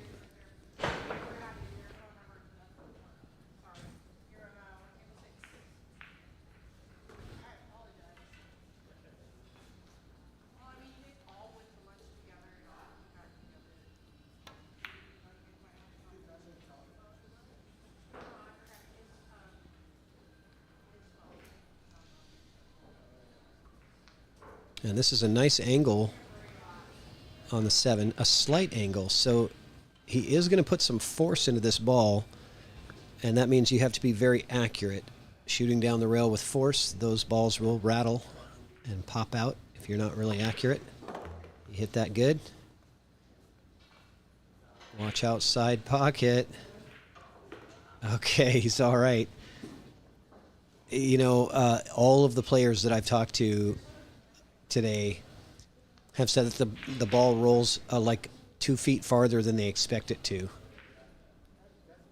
And I experienced the same as well. But once you get used to it, the tables play really well here. Top quality equipment. The Rasan Ox tables with Brunswick Centennial cloth, and that's my first time playing on this cloth, and I like it. I think it plays really well. It's very reactive.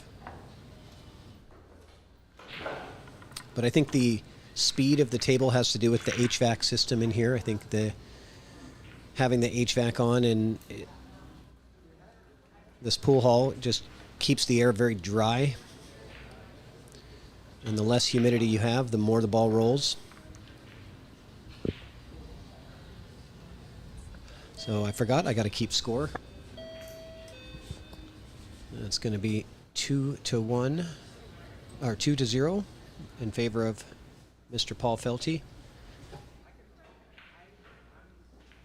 Bringing the Fargo odds to 97.5%. That seems a bit high, but being that Paul is a 583 and Mike is a 466, I think that's why that calculation shows up like that. But all Mike needs to do is to get through a few racks, get a few wins under his belt, and turn the score around a little bit, and that number will quickly change.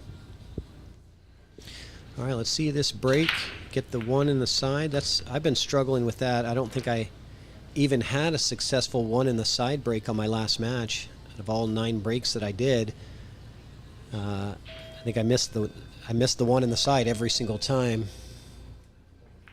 It was going long. It was going short. So if you don't practice the matchroom break, you're going to struggle with that. So you do have to be pretty accurate. The pros make it look real easy, putting that one in the side every single time.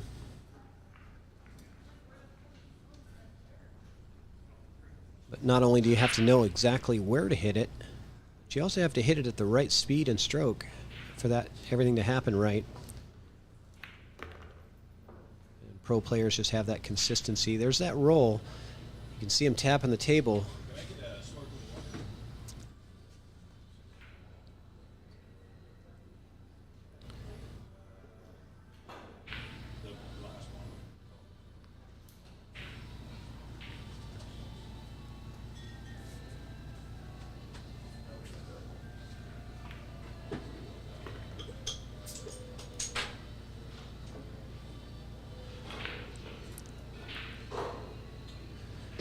Paul is a very experienced player. He had a very good tournament, I believe, last year in Las Vegas. He played in one of the Mob Productions. I think it was the Moby Dick $1,000 entry, and I believe he ended up with second place. So he took home, I don't know what it was, the prize for second place. It might have been around 10 to 13,000, something like that. Pretty tough to do. Is that going to get to the rail? I don't think it is. But there's the fast cloth. Luckily for him, the fast cloth got that 7-ball to the rail, and safety good. Boy, if that slows down and stops any much shorter, then Mike has an easy ball in hand 3-ball out. But instead, he's doing a masse. You got way too much masse on that, hitting it maybe a little too soft. That spin just really grabs and pulls it over.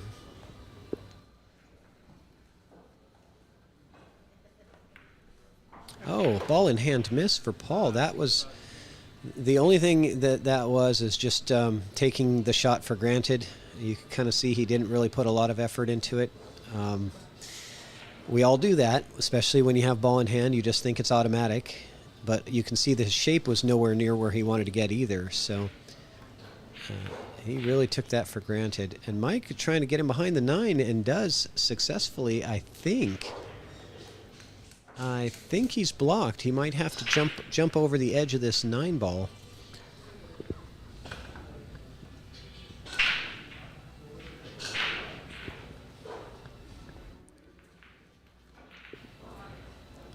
Apologies for not changing the camera angles for you guys. I am not familiar enough, and I'm here in the booth by myself, so I'm not familiar with the buttons on here, and I don't want to screw anything up, so I'm just going to stick with this camera angle for you guys. And good jump, and he got rewarded. I think. Well, actually, I think Mike can see this 7 ball. It's just a very difficult long shot. And shape on the 8 is not going to be easy unless he jacks up and uses some draw. So I don't know how he's going to play this, but it looks pretty tough. Yeah, he's got it. So he just decided to hit it flat and give himself a very long 8 ball. It would have been a much tougher shot to jack up on it to try to get a better 8 ball. So he kind of took his medicine there. Great shot on the 7. He's got to make another great shot on the 8, and he's got to not scratch because that really looks like a scratch line right there. It's pretty close.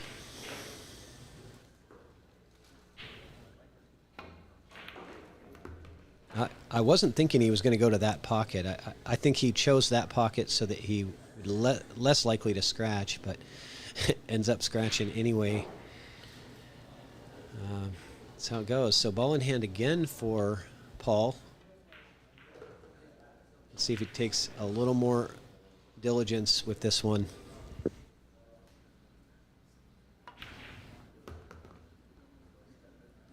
Much better.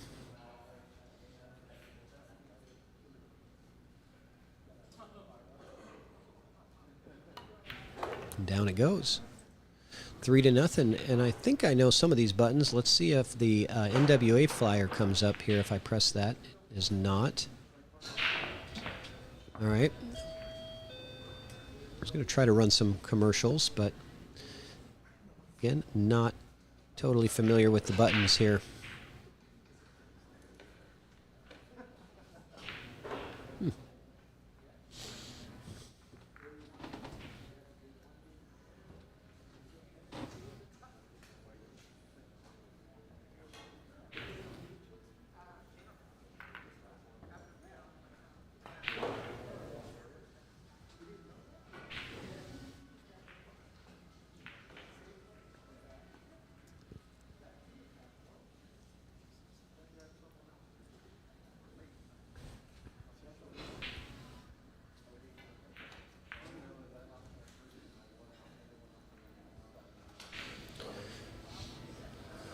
All right.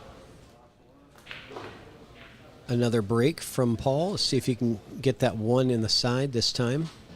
Oh, good. I got a co-commentator coming in. Mr. Ed Caulfield's going to join me in the booth. That time he came a little short of the side pocket. Last time he hit long with it. And he lost the cue ball, so he scratched on that. I just realized there's headphones. Hold on, I'm going to put my headphones on. I'm a rookie at this commentating business. Yeah, it's your first time. Hold on.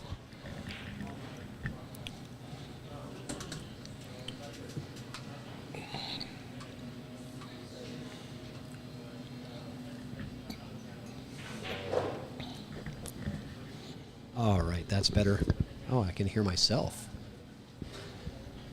I always like the sound of my voice with a good microphone, but I hate hearing the sound of my voice on a recording. Yeah, I don't know why.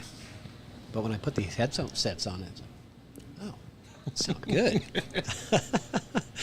Makes you wonder what you sound like to everybody else. Yeah, I don't know. I don't really care, but you know, I don't have that broadcaster voice that you do, Mr. Caulfield. I wish it would have helped my pool game in that last match. Yeah, well, We all have matches like that. Yeah, that was pretty brutal. I've never had a 9-ball so wild as the one that went in. That was really wild. I should have scratched in the side, and the cue ball, I hit it so hard the cue ball rattled both points of the side pocket, and the 9 was on the rail, and it ends up going right, like in the Efren Reyes, kick off of the point. Puts the 9 right into the corner pocket. It was the most luckiest 9-ball, and I hate that stuff. Honestly, I'm not a big fan of 9-ball because of that. Yeah, it's part of the game. It is. I was more frustrated with, like, I had 3 jumps that I didn't even get in the air, which doesn't happen for me. Yeah, that's pretty rare for you. You've got a really strong jump shot. And I didn't have the right tip tool to get it rough again, so I kept trying to use whatever I had in my bag. I think I've got it figured out, but with those tips that they use on the ones I jump with, they will get smooth after you use them a while. So that's on me. I should have checked it yesterday when I was at the house. That didn't help, and the continuous kept scratching in the side pockets was killing me. Yeah, there's a lot of scratches in that match. So this is a good match. Mr. Mike Dominguez and Paul Felty. I've seen Paul play so many times, but I haven't seen Mike play as much. Yeah, this is in the first pool. I've seen him play, actually. Yeah, he usually, I've watched him play snooker quite a bit. I think that snooker is his first love, as he'll tell you. Oh, absolutely. He also enjoys the game of pool as well.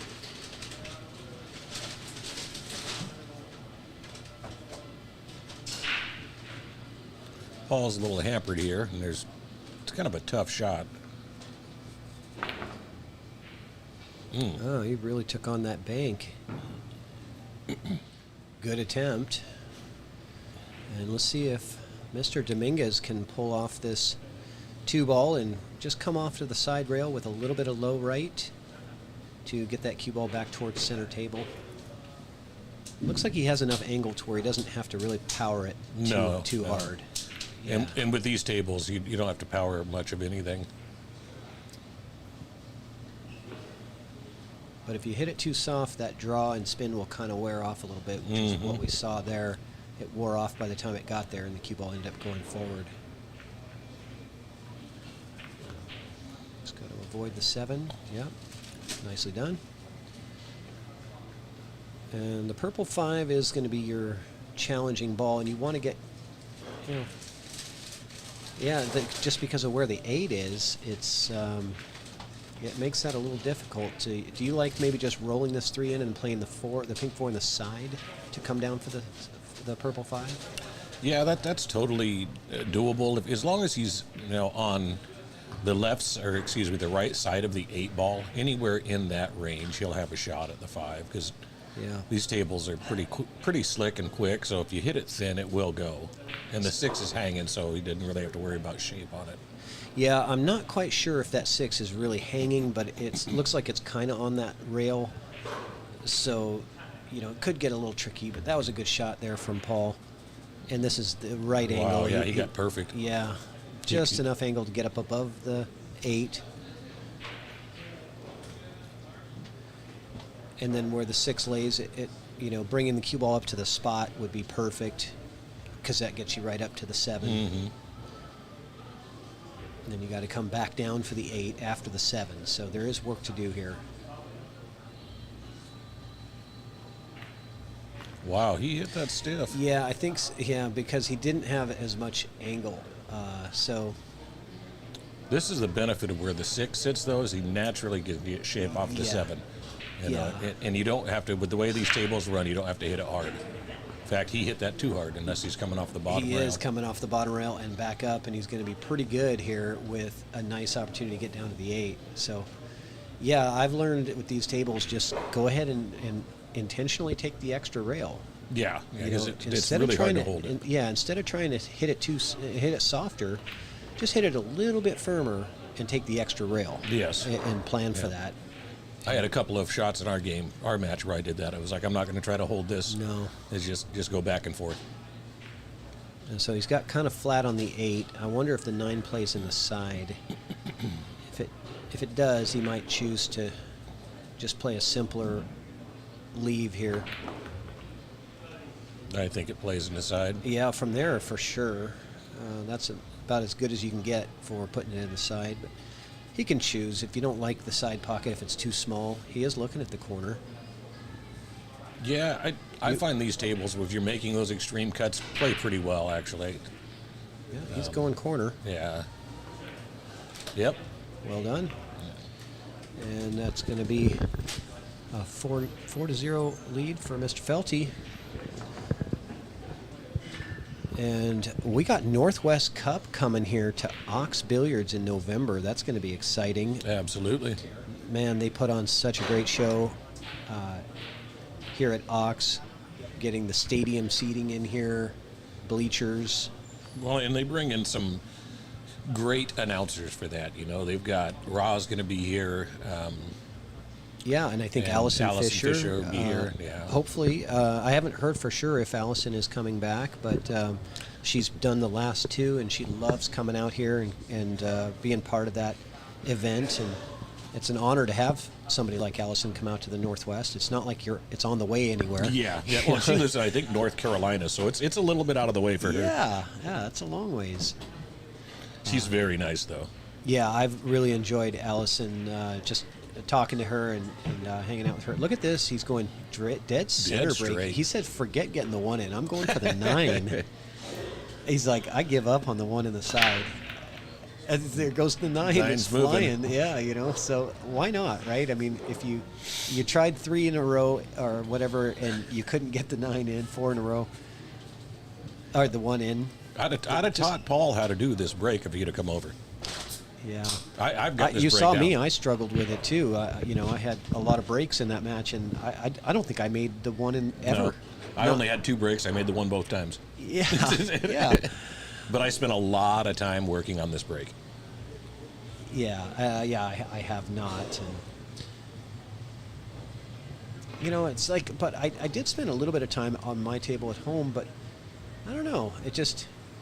I got to where I was pretty consistent with it, maybe 60% getting it in the side, but on these tables for today, I could not figure it out. I don't know. Huh.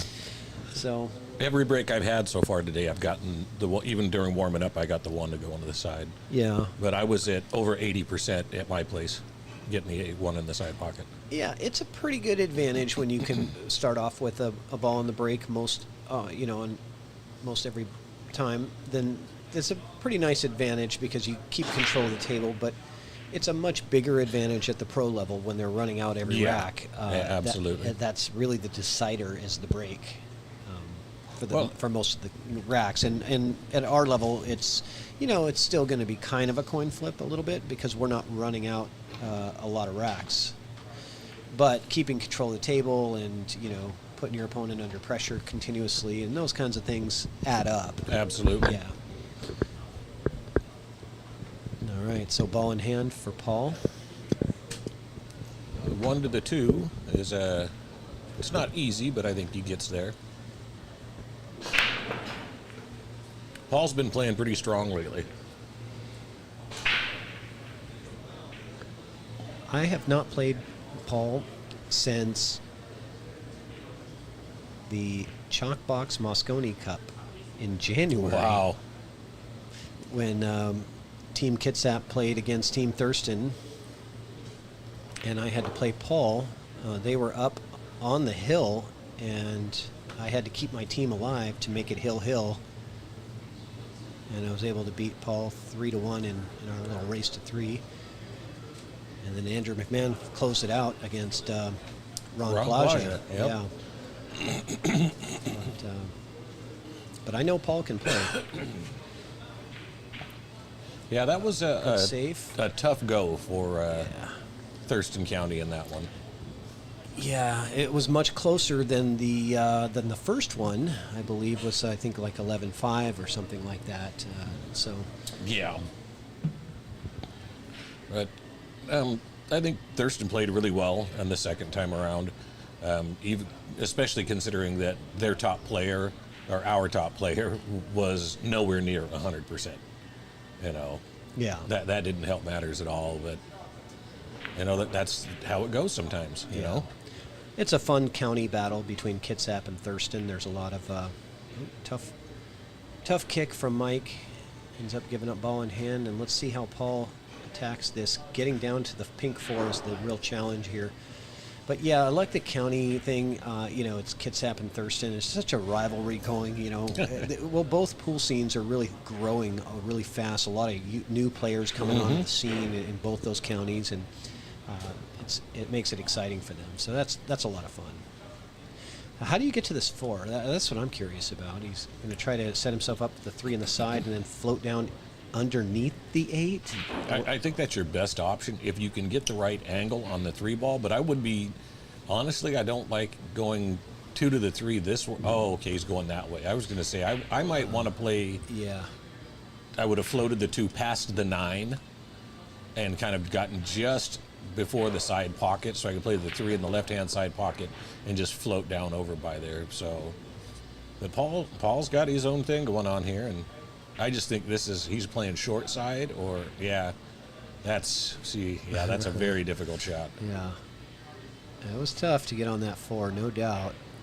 So I like a safety here, coming off thin off the left side of the 3, bring the cue ball back to the 8-4, and underneath the 8. It's a very delicate kind of a touch shot, but it should put the 3 kind of close to that rail. So, went for the bank. Yeah, he didn't like it. I didn't see a lot of value in that bank because the position for the 4 was so tough. Yeah, that's kind of why I would have probably played a safe as well. You've got to be in such a good position to get on that 4 ball. Yeah. I look at the value of each shot, kind of like in poker, right? How big is the pot before you decide if you're going to actually put your chips in? Yeah, you're going all in. If there's not much in the pot, just go ahead and scratch them. All right. Well, Mike's strategy pays off.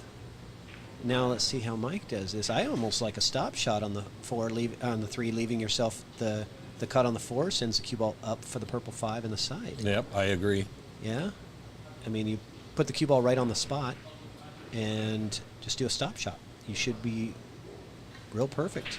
Yep. No, doesn't look like a stop shot. Looks like he's following it down. Yeah. Oh, I don't like this. But, Yeah. I mean, we're not at the table, so. Right. It's hard to see because, a stop shot there might not have actually given him enough room.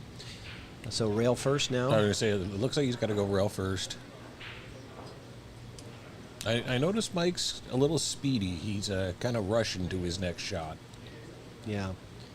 Do I have the score right? I think I do. I believe that's it, yeah. Okay. I kept trying to force myself to slow down in our match because I felt like I was behind and wanting to catch up, and I kept telling myself to stop. You can't win 2 or 3 in one game. You have Yep. to, right? I did the same thing. I was down big in my first match. Yes, 6-2. played really good. And then, I think I slowed down a little bit. I realized that maybe I was rushing some decisions and, not thinking things through as thoroughly as maybe I normally do. Yeah. Come back up, play 6 in the side. Cue ball's going to roll right to the rail. Man, these tables are it's tough to figure them out. Well, I think you got the 8 in the way of your position line. It's kind of tough to avoid the 8, but I kind of just don't worry about it. If you run into the 8, you just have a little tougher 7, but just play the speed as if you're not going to hit the 8, because I think you could miss it. Yeah, and if you try to float the 6, you wind up, well, you did anyways, but you'll miss it because Or you've you're decelerated. You're trying to avoid the 8. Just don't worry about the 8. If you run into it, you run into it, then you just have a longer 7. It's Yeah. not the end of the world. It ended up nicely for Paul. It was a very fortunate roll. I wonder if Mike has enough room here to cut this into the top left corner. I'm not sure what he's doing here.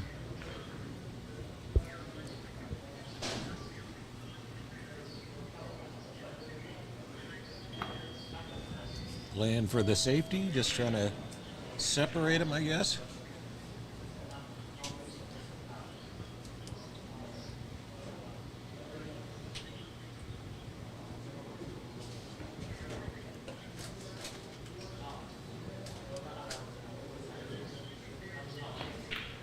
Oh, wow. I'm surprised he hit it like that. That was a beautiful shot. Excellent shot. Got real straight on this 7, and he's going to have a reach now. So he's going to have to put his extension on the cue and be leaned over the table and try to draw. Looks like he has a slight angle, so he should be able to draw this down the left side of the table. And these are ones that you sometimes don't get enough stroke on them because you're reaching so far and you don't stroke through the ball enough, and so that you think you're going to draw it, 6 feet and it goes 2 feet. Yeah. But the fast cloth might help that, and I think it's smart here to grab the bridge. yeah, it's not a bad idea. You can get a better stroke on it. with Yeah, the you bridge can put a little than more with the ass lead. into it. Yeah, he's still got his extension on. Well, he couldn't have hit that any better.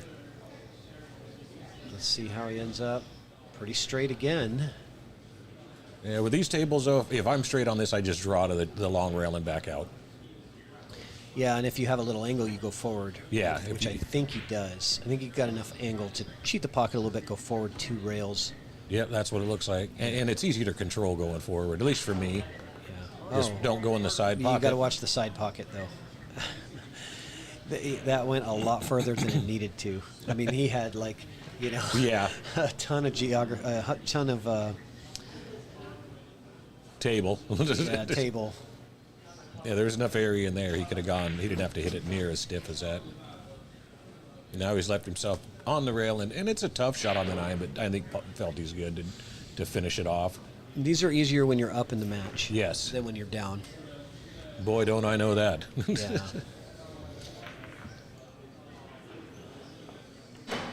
I didn't get many looks at the 9 ball in that last match.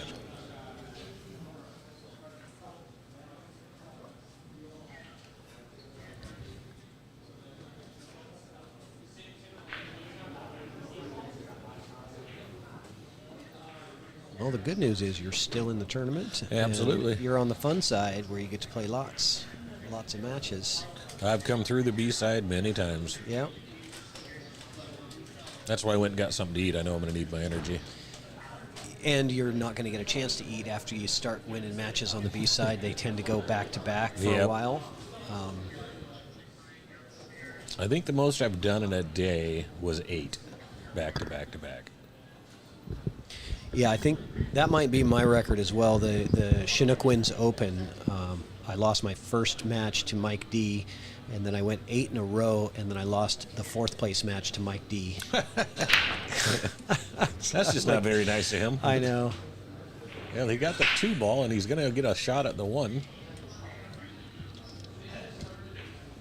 Look, all the balls, with the exception of the 3 ball, are above the side pockets. He hit that one hard. Yeah. Maybe he thought there was a 3-point rule. He could. Just making sure he got 8 points. Yeah, he's way beyond that.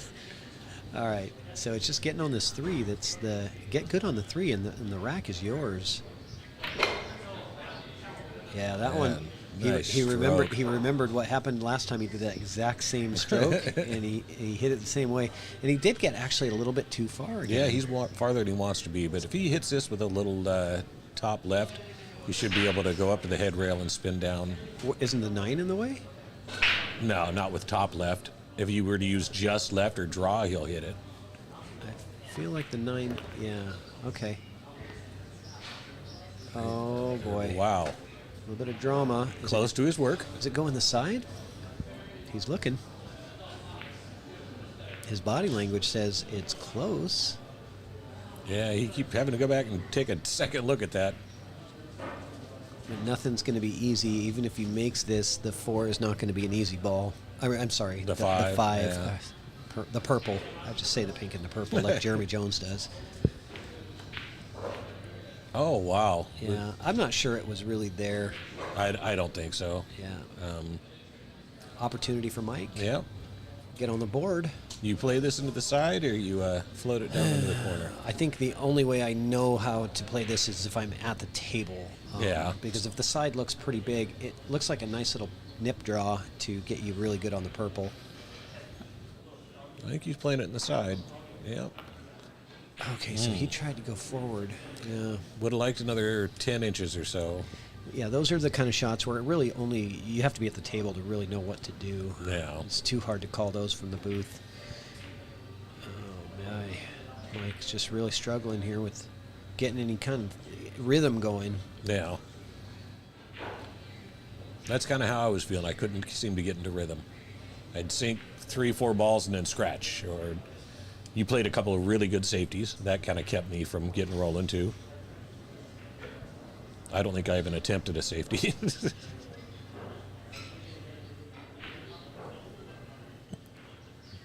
You think he's playing to cut this into the corner? We're playing safe. Well, he got safe. He got safe. Whether he was playing safe or not, he gave the wave. That means he's not playing safe. Yeah. The courtesy, my bad. Yeah. I gave a few waves today myself, I'm sure. Yeah, that's part of pool. Like I said, I stopped Especially letting it 9-ball. get upset when he, Yeah. And what can you do, like you said? I did not expect that 9 to go off the way that it did, but I was not surprised because you were rolling good, you were hitting them good, you were playing smart. Good things happen when you're playing good. Yeah, we started off in a 3 foul, so that Ooh. kind of gave me the, I don't know, felt like I got a little bit of momentum, Well, starting it like that. But the only reason I did is because the 6 was tied. Yeah. 6 and 7 were tied up, so I'm like, hey, there's all the balls left on the table. Let's just see what we can do.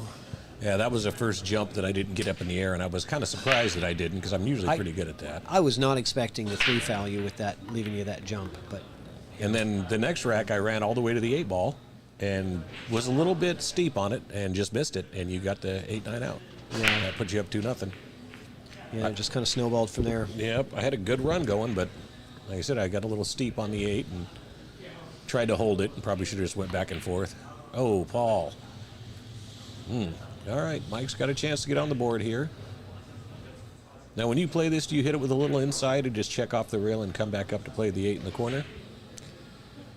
On my table, I'm hitting this kind of soft. On this table, I'm taking it 2 rails, Yeah. up and down, right? Mm-hmm. On my table, I'm going to hit it soft and probably end up About where you are now? Yeah, Yeah. about where the cue ball is now. But but this table, I don't feel confident that I can get it there. Yeah, Mike's really struggling with that. Yeah. Getting the stroke down. And I think it's starting to, mentally, you can see it starting to kind of beat on him. He's moving a little faster, getting to the table and leaning over quicker. And we've all been there. We've all struggled with it. Yeah, and to be fair, Mike, he's got a lot. He's got a lot going on. Being the proprietor here, and he does a lot of traveling and other stuff. And pool, to stay in stroke and stay focused, it requires a lot of time, and time is something that many of us just don't have a lot of to stay as sharp as you want to. Yeah, those of us with jobs and careers that isn't pool.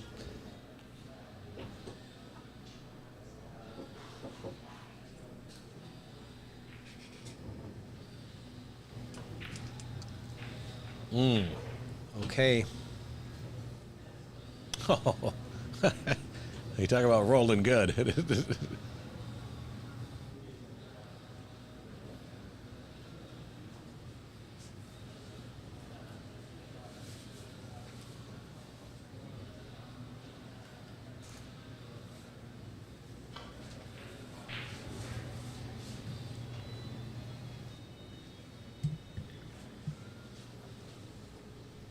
Do you try to thin this in? I do. I try to cut it.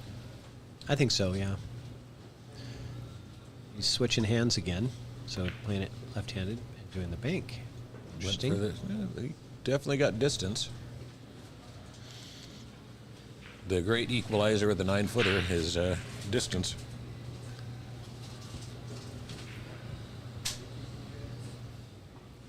Yeah, these kind of shots, it's just, I just tell myself, stay still. Yeah. Keep still. You actually had a shot on the 7 almost identical to this, and you drilled it. Yeah, that's where I was telling myself, it's a tough shot, but just keep as still as I possibly can and hope for the best.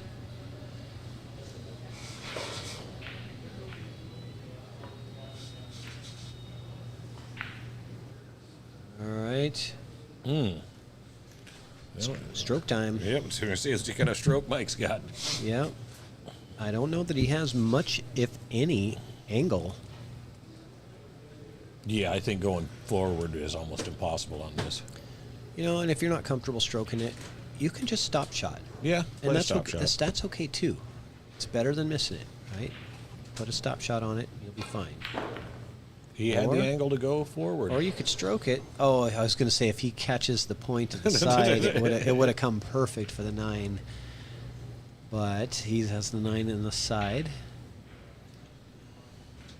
Or in the middle, as they say in snooker. Oh. The middle pockets are always the ones that you like in snooker.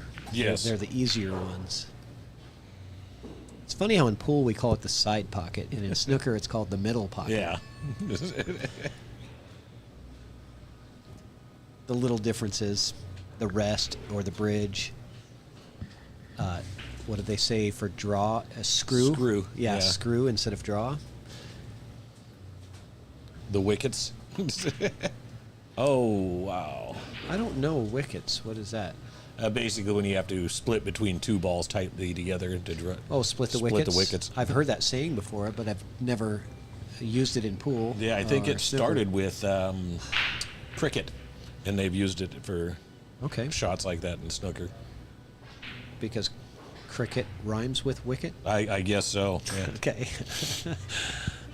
I've tried playing snooker, and I'm terrible. Going for the bank. Well, how's your cricket game, though? I was a horrible baseball player, so I know my cricket game would not be any better. I wanted to be good at baseball, but I was not. Now, isn't cricket with like that big wide paddle? Yeah, though? yeah. So like, it doesn't look that hard to hit the ball with a big wide paddle, but I don't know anything about it. I've never played it. I've just seen it on like Telemundo and stuff like that. Yeah. I enjoy baseball, but I was not a good baseball player.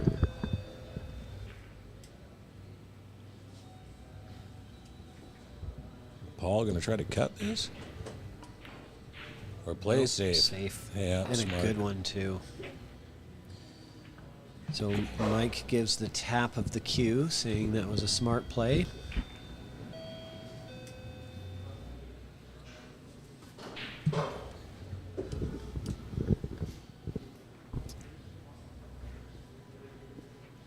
Yeah, Mike's definitely got that snooker stance going on. Yep. I feel like this is going to be his first one. Oh man, I was gonna try to give him some commentator Get love. past and- the side, get yeah. past the side. Yeah.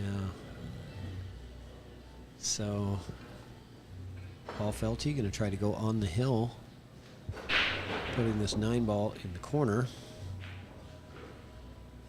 Put it down the rail.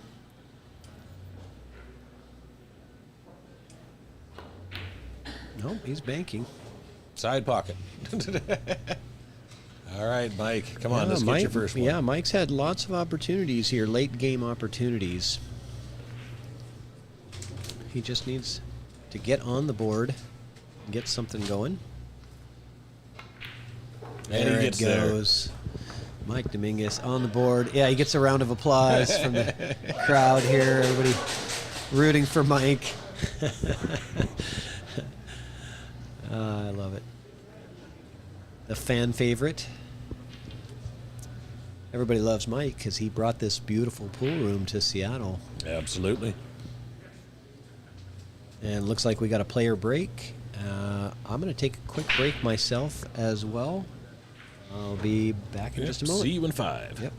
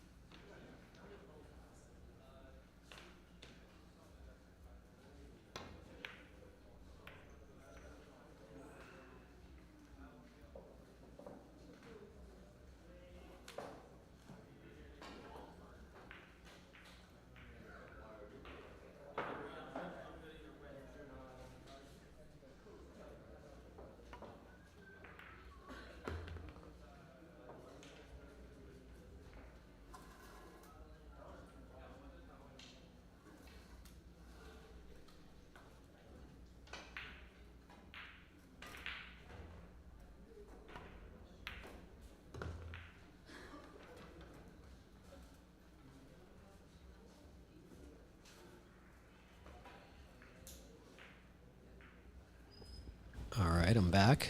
Looks like they did not take a player break. Nice couple of shots there from Paul. Yeah, he's hitting them good in this rack.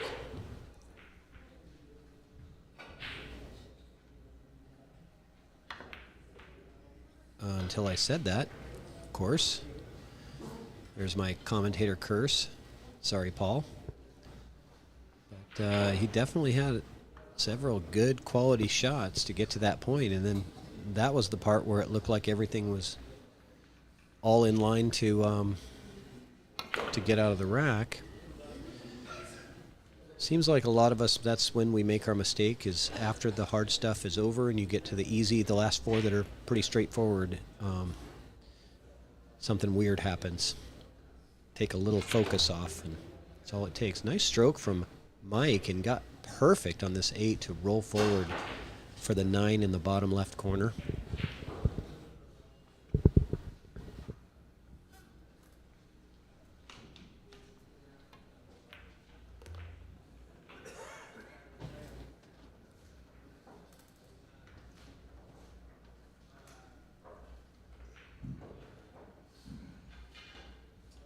A little bit of body movement there.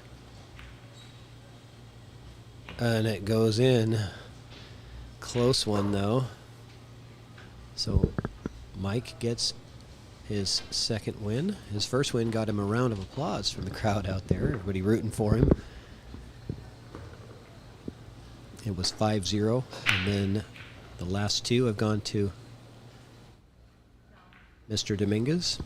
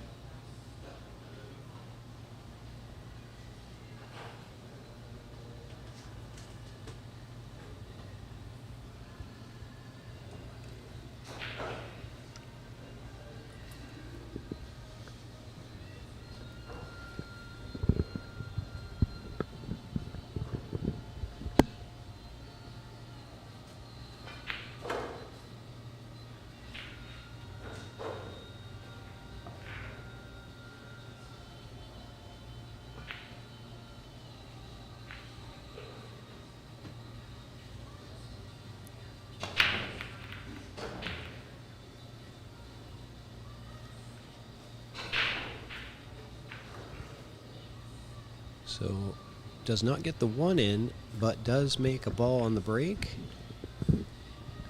Has a look at the one. I might think safety is the play here. It's a difficult shot on the one. Safety looks a little bit easier. Maybe tried to bring the cue ball behind the pink.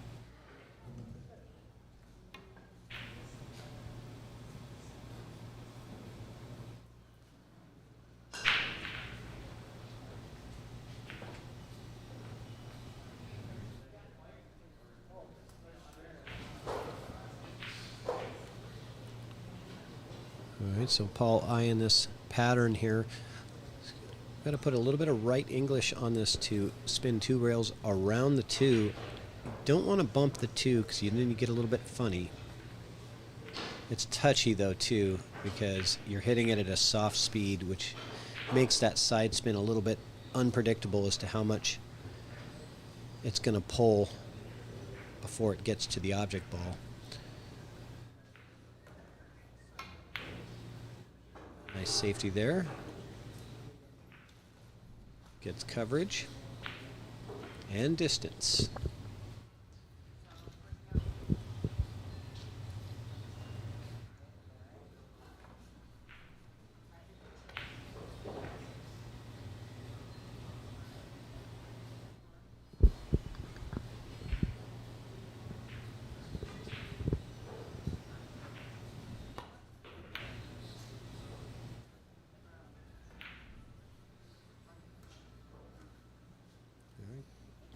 Good hit from Paul. And let's see what Mike can get done here. There might be a 3-9 opportunity If you make the 1 and then the 2, you might choose to look at that 3-9. I'm not sure how good that looks, but that's not happening here. Turns out to be a pretty decent safety.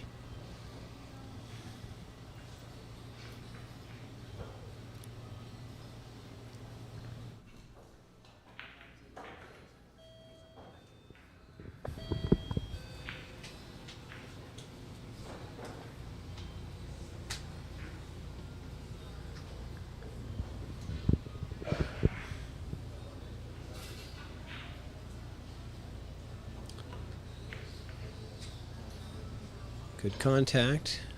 Wasn't sure if he was going to ride the cheese there, but at that speed, I don't think he was trying to get the 9 ball moving anywhere. He was just trying to make contact and get safe.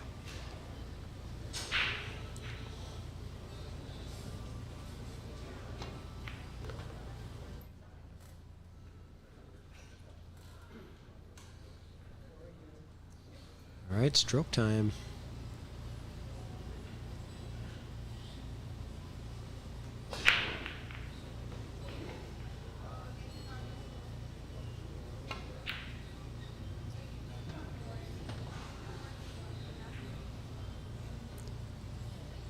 That was a lot to ask for to get that cue ball back for the 3.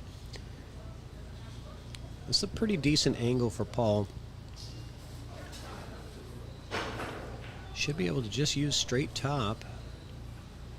Come off that bottom rail and back down and play the 3 in the bottom right corner.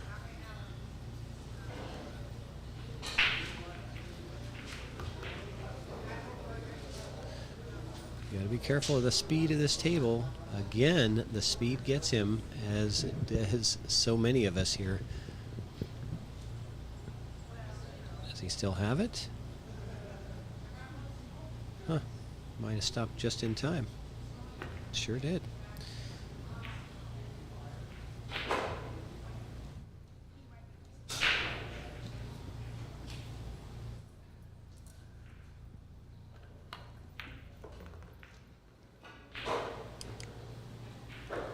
All right, this one should be able to just float straight down for the 7.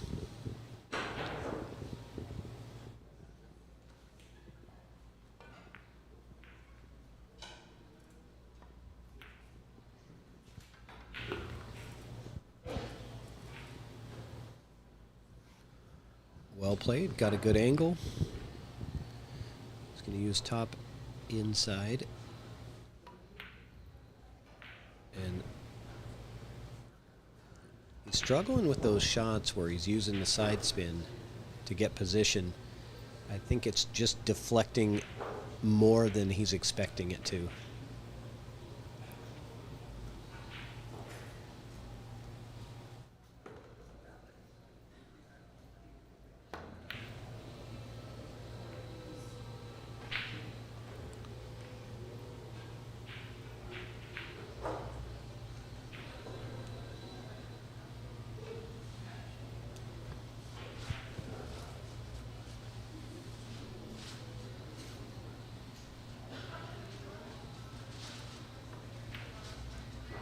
Overcuts.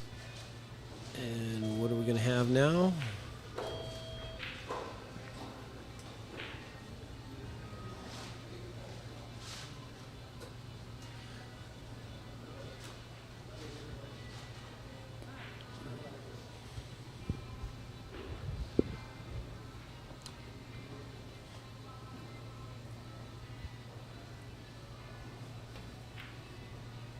Good shot. Watch out.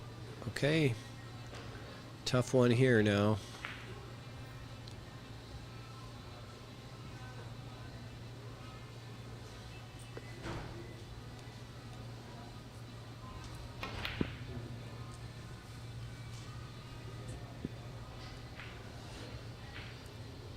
Gets him 50-yard line. Is Paul going to take on the bank or try for the what I call a 50-50 safe? You're just hitting half ball and bringing the 8 to one side and the cue ball to the other side rail and leaving a bank shot for Mike? Or do you take on the bank? I think those are really your only two good options here.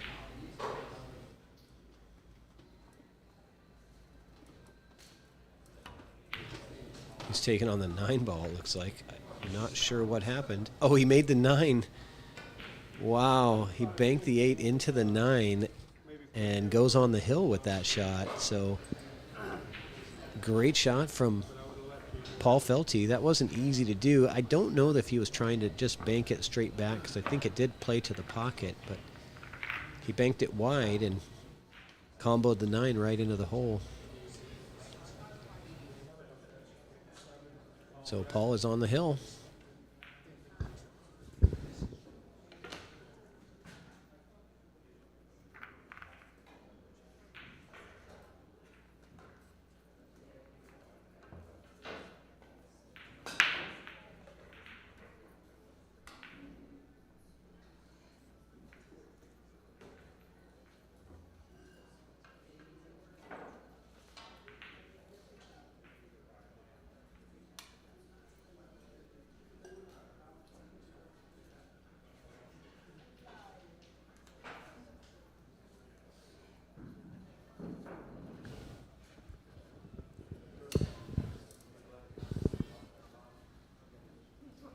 Straight on dead center break. Trying to get the 9 ball moving. He has given up on the 1 in the side. Completely. Says screw it. I know the pros can get the 1 in the side, but I'm yeah, he was not consistent with it earlier in the match. He tried, and I don't know what happened in his first match. He might have been trying and not succeeding with it as well. Decides that his odds are better just to go with a dead straight on break. The 9 does count on the break in this format, just not in the bottom 2 corners.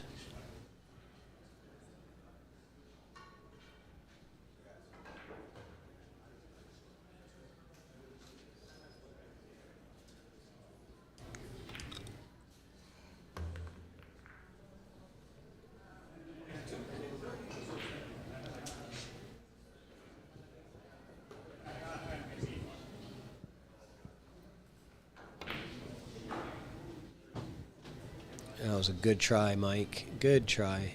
Your leave on the 4 was beautiful. Just missed the 3 by a hair.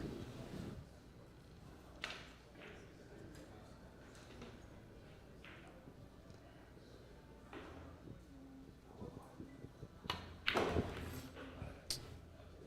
right. Didn't get as much draw out of that as I think he was expecting.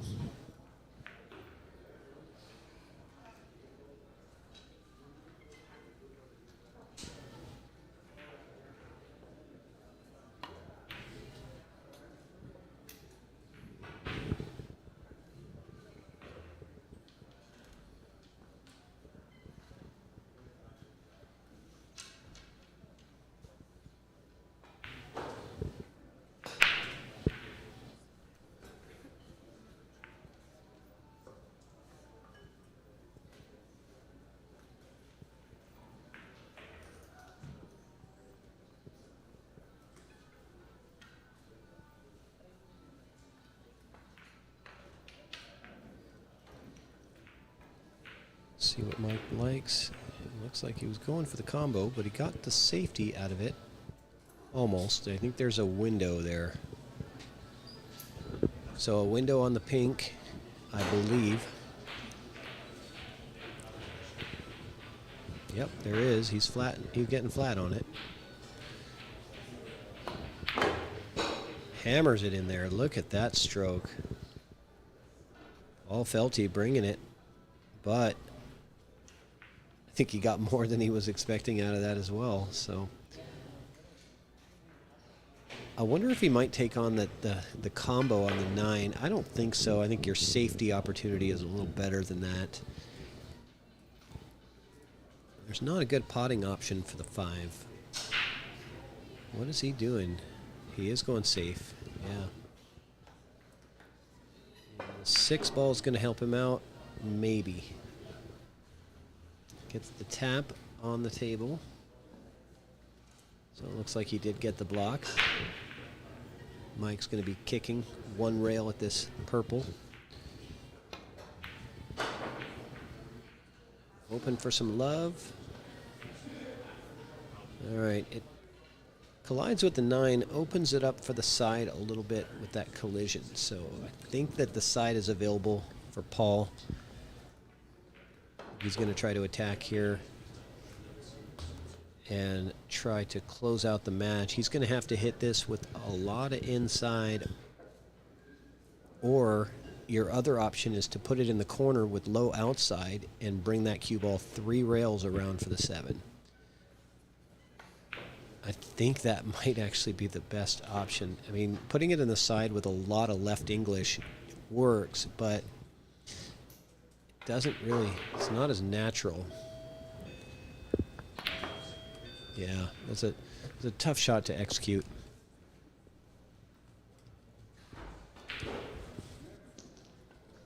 But he doesn't give up anything easy. A bank shot for Mike. And this bank shot is kind of tough to hold the cue ball for the 7. I believe the cue ball is going to travel more, so he's going safety. And how did he do? Almost got there, but I don't think he did. So Paul's got a long distance slow roller on the 6.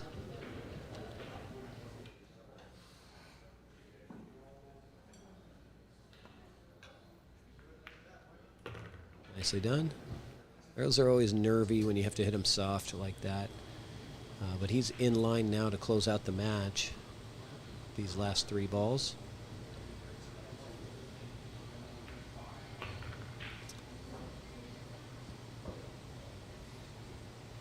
Got a little bit on the wrong side of the 8. But I think he's okay to just maybe pinch draw it.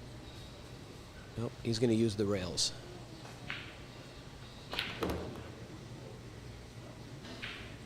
And he's going to get too far or not far enough. That's not bad. I think you just back cut this in the side and call it a day.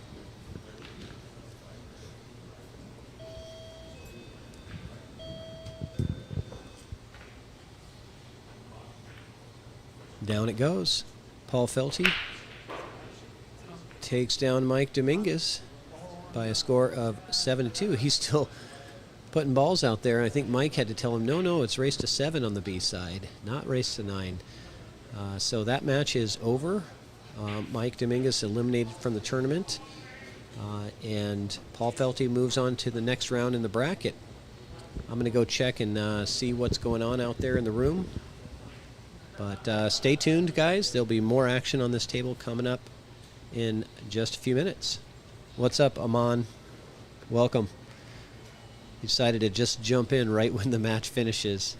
I don't know if I'm going to do any more commentary. I might do a little bit more, but I got to get something to eat and get ready for my next match. So we'll get somebody in the booth here, and next match will be starting up pretty soon.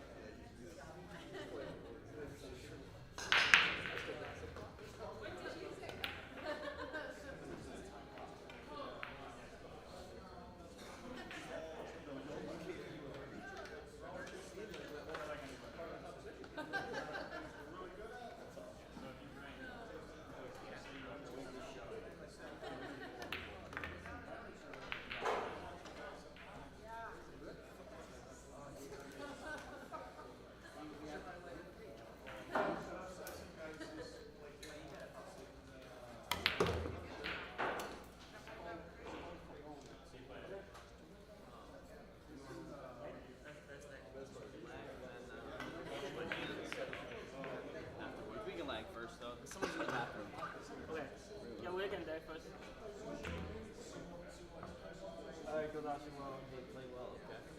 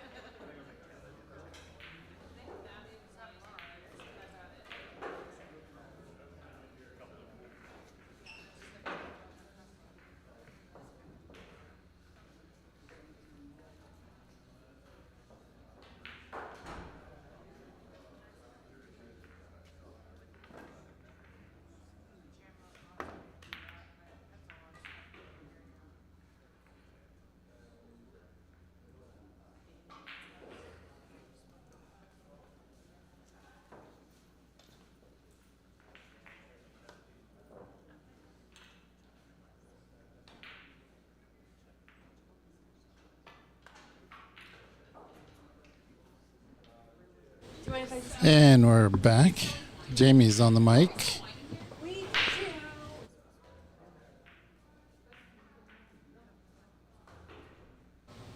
All right, sorry about that. All right, we are back. Colin Sue versus Jacob Andring. Nice shot there.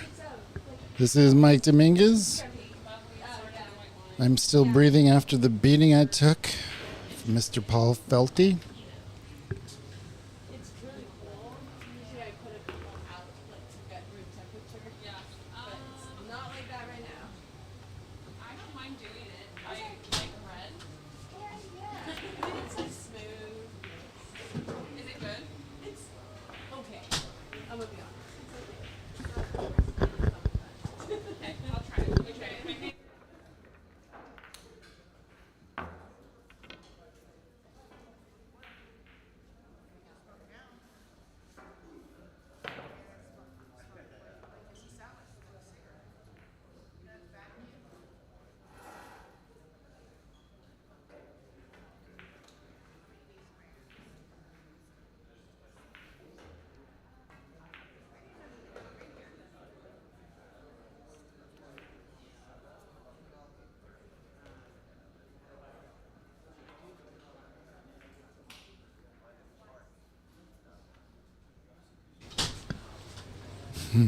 All right.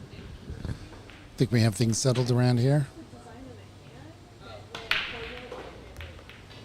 Nice break. 2 balls down, 1 on the shelf. 9 ball is not great. 8 ball to the 9 seems difficult.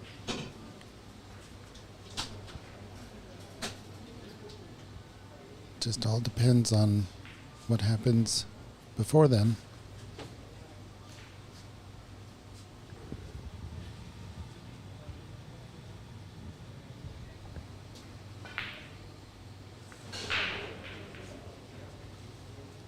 Good job holding the 2 and being able to see it. Hopefully you can get an angle or draw. Looks fairly straight.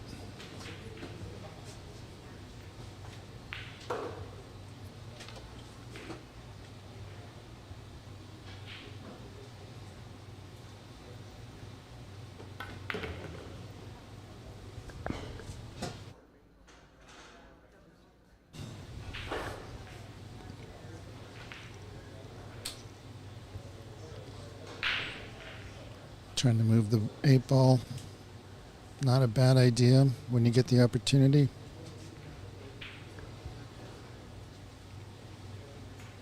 Ooh, he's going above it. Okay, so he likes where it is.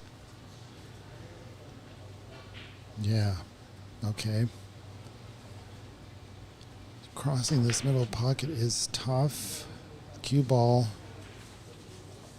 Depends on how he wants to hit this 8.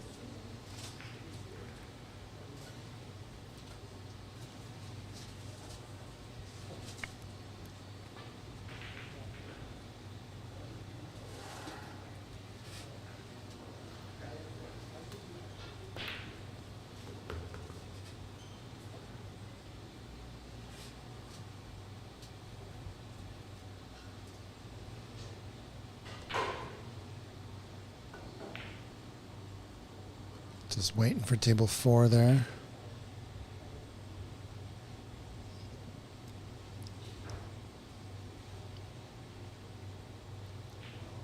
Looks like he's going to try to draw back from the 8 to the 9. Just got to get in good position here off the 7.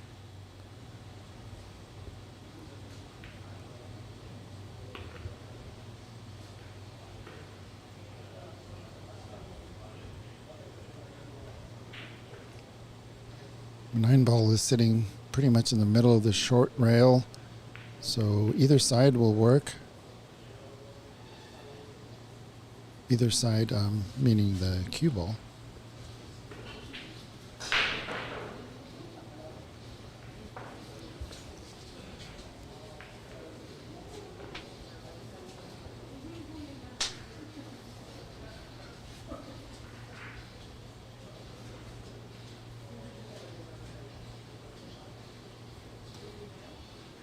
Is he going forward? Is he going forward? It's hard to tell from this angle. Yeah, he's definitely going forward. Beautiful. Wow, what an amazing run out here. Making it 5-0.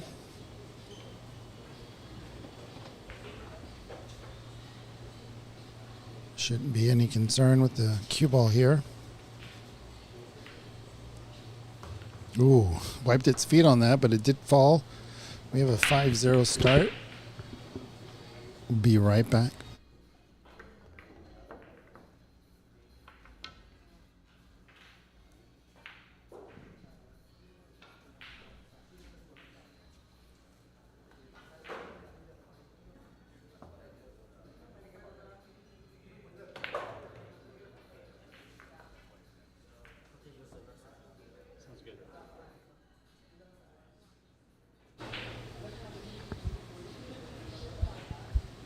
You are watching the Stick Game Strong 585 and under here at Ox Billiards. This is a B-side match between Colin Sue and Jacob Andring. Jacob is breaking. The format here is rack your own, winner break. 9 on the spot, break box. So WNT rules somewhat. There are no designated spots for the two. Everything's pretty much random. I know in the WNT rules, the two needs to be randomly placed on either the wing or the back ball. At this time, it's on the wing ball. The preferred position for the two is on the back where the 8 ball is. But I think for the most part, looking around the room, people are just doing random. The reason why the 2 is beneficial on the back of the rack is you want to make the 1 into one of the side pockets. And in doing so, the cue ball is going to be looking at the table here on the right half of the table. And so you want the cue ball is going to be on the right half. So you want that 2 ball to be there as well. So it is beneficial in this setup to have the 2 on the back of the rack. And I believe it is now random because of that. The pros have figured out how to do this break with consistency. Looks like the players are on a break. Let's look around the room.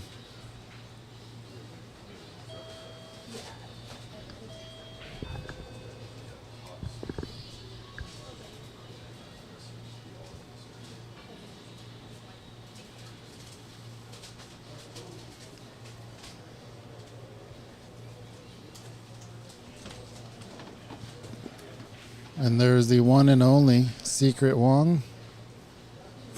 Oh, let's not watch what she's typing in. Could be a password. Get it out of there. Hey, nobody look. Secret's great. I do forgive her for putting me on the TV table. That was nerve-wracking as all get out.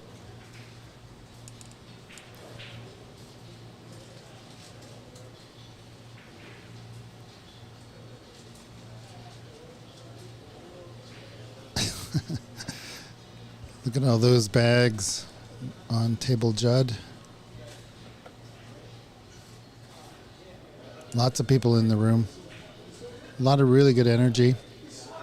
Everybody here are having fun, competing.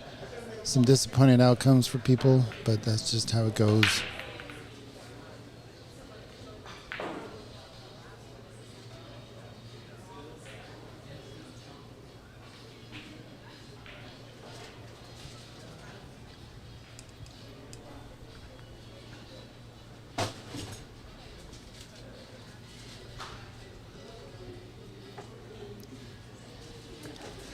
Colin Sue at the table, his Fargo is reported as 499, and Jacobs is 462. So fairly close in Fargo.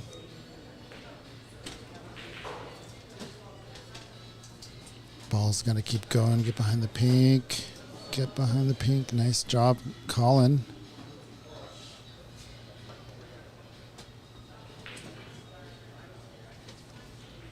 Looks like a one rail escape, but let's see if Jacob can get it safe.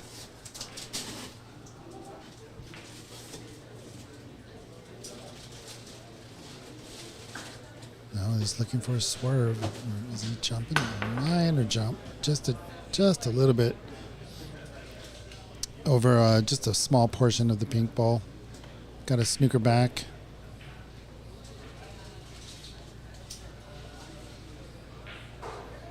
Might be an opportunity to kick and stick.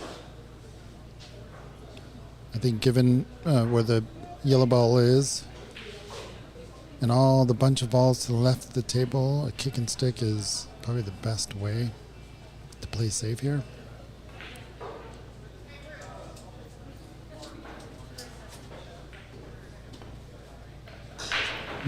I guess he saw a sliver of the yellow.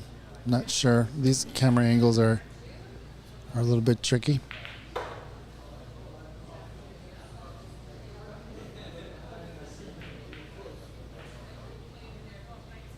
Either way, it's ball in hand for Jacob.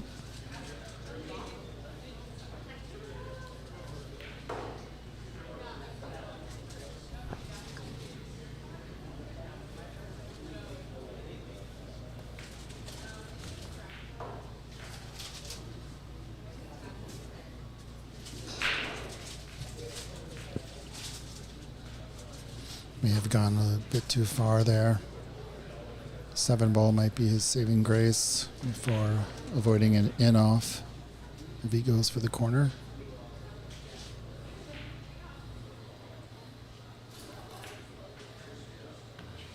Well done. Put a little bit of top spin, get around that 7.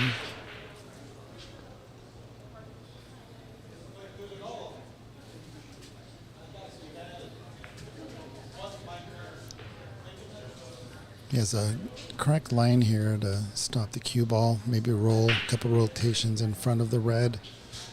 Come down for the pink.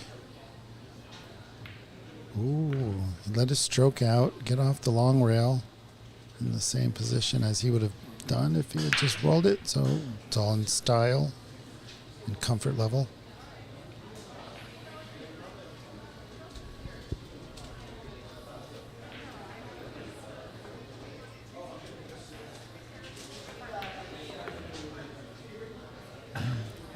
So he's going to want to leave for the green ball to get the cue ball up the table. Let's take a look at that. 7. Yeah, it will be tough for the 7 to shoot up in the left corner.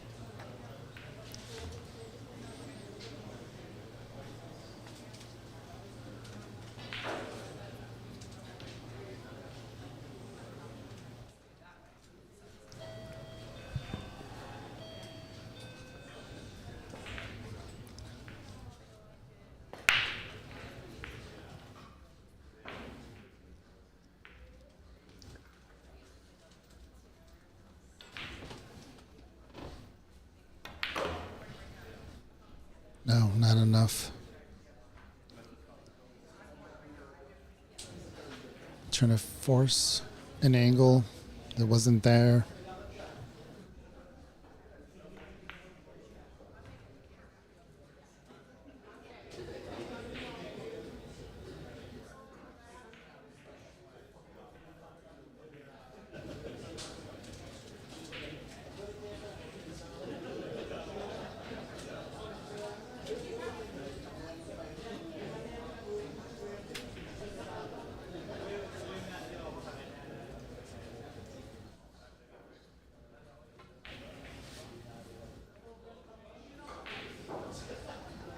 There's a chance here for Colin.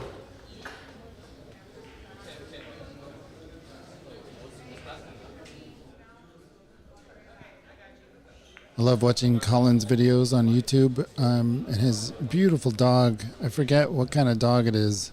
I'm going to have to ask him again, but I love watching his drills and videos of his dog. Check him out on YouTube.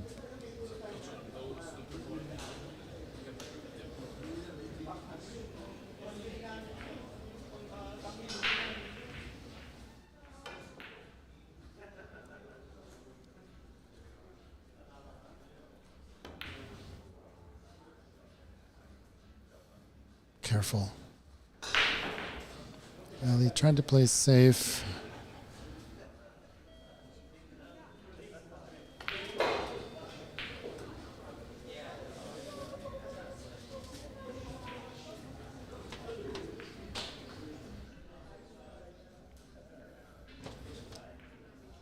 Yeah, he's going to want to set up a draw on the 8, given where the 9 is.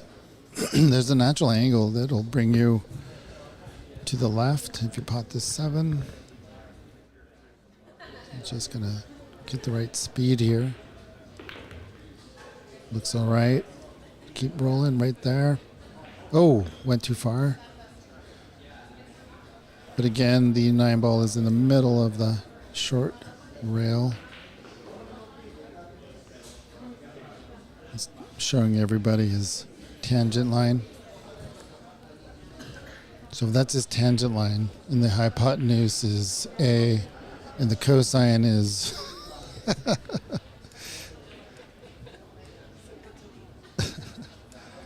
SOHCAHTOA. Who in the chat can tell me about SOHCAHTOA? Perfect. Nice shot there. Well mapped out.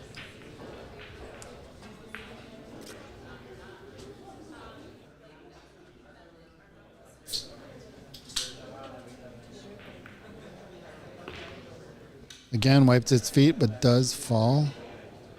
Putting him on the hill. Jacob up 6-0. We'll be right back and see if Colin can make a massive comeback. It's not over till it's over.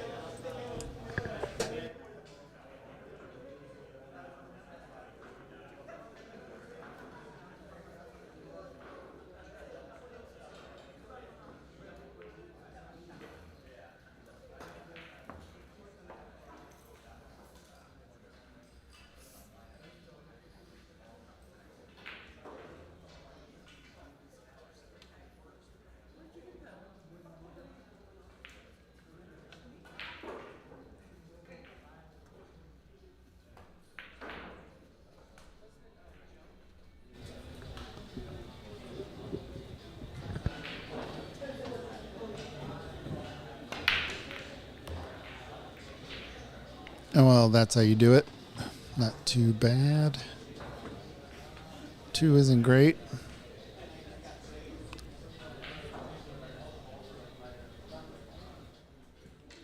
It's not too bad for a bank in the right middle.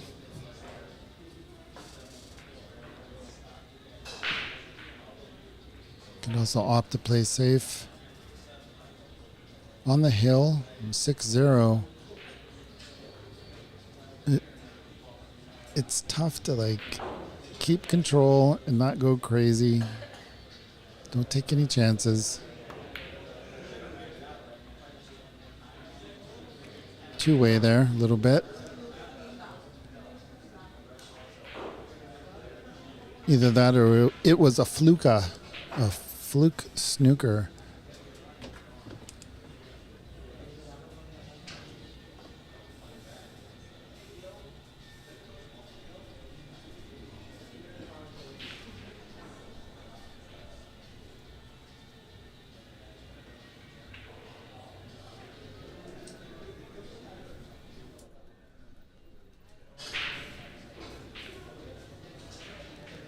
Colin getting ready to jump this, make it in the middle pocket.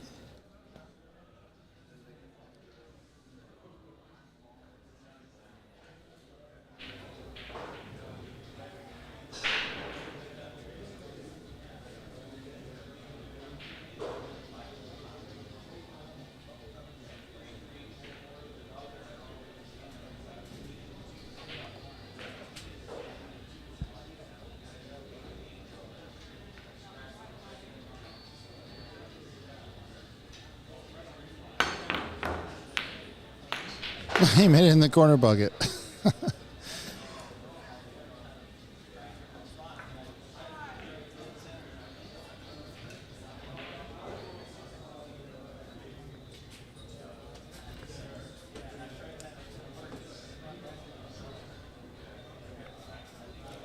Jacob is looking at that green ball and the 8 ball, just looking a few shots ahead. Still got to work out the pink to purple.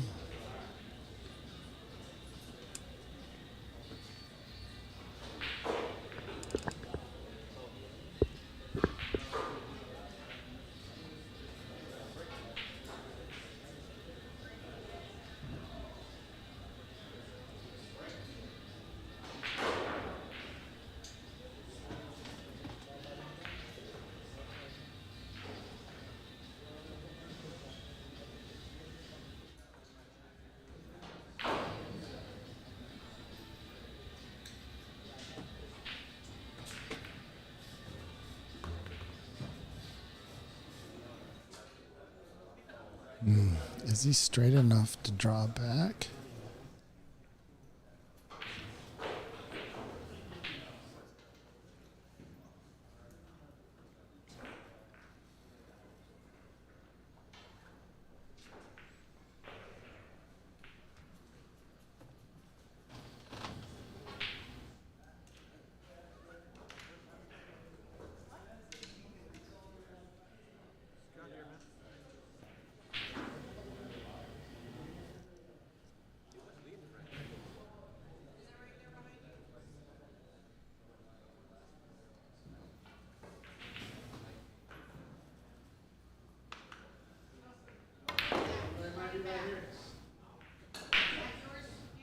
Yeah, I'm not sure he had the angle to go forward and try to get in potting position for the green. He didn't feel comfortable, it seems like, to just draw straight back. It is quite a distance, so it looks like he might play safe, do a little bit of a cross bank here, or a two-way. Ooh, going for a natural bank. Are you kidding me? My goodness, that was an amazing shot. Just narrowly past that brown ball.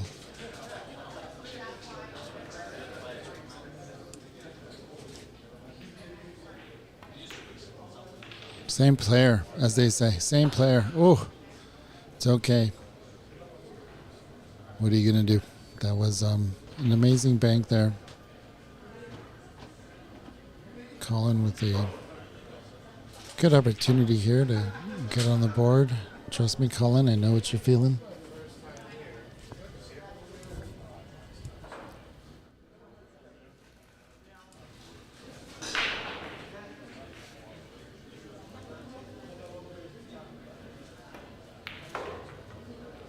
Nice.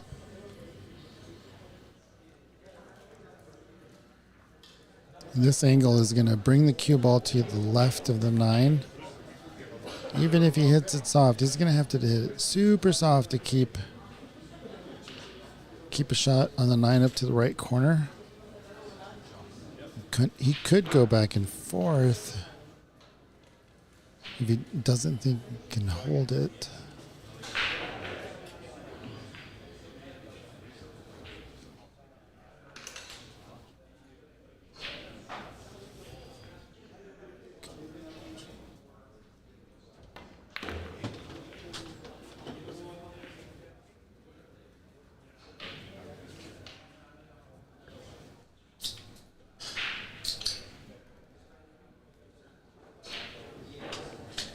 It's a makeable bank.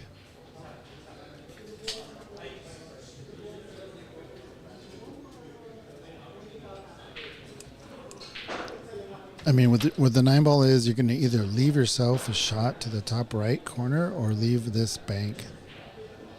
So you did well to leave a bank like this.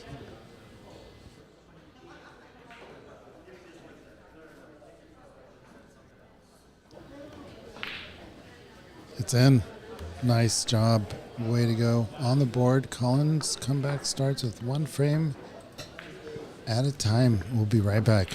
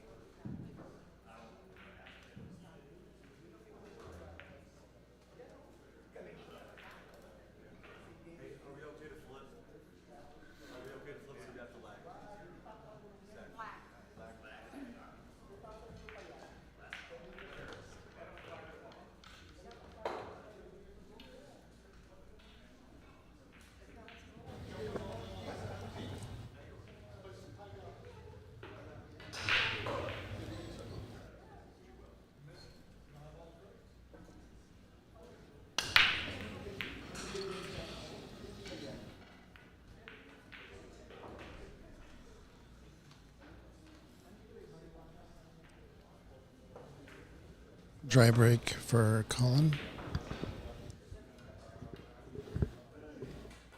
Leaves a starter there for Jacob. 2-ball is in a precarious position. So he's going to have to be creative here. He's going to have to get a line between the green and the red. Or between the brown and the purple.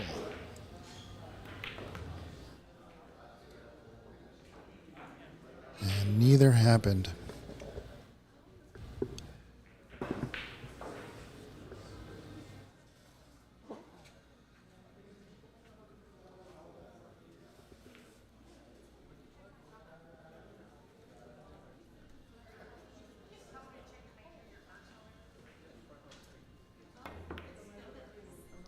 That is that is an insane shot. Well done. But for his next trick,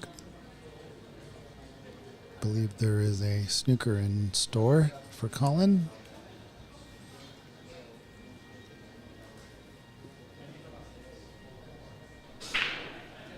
Red ball doesn't really go.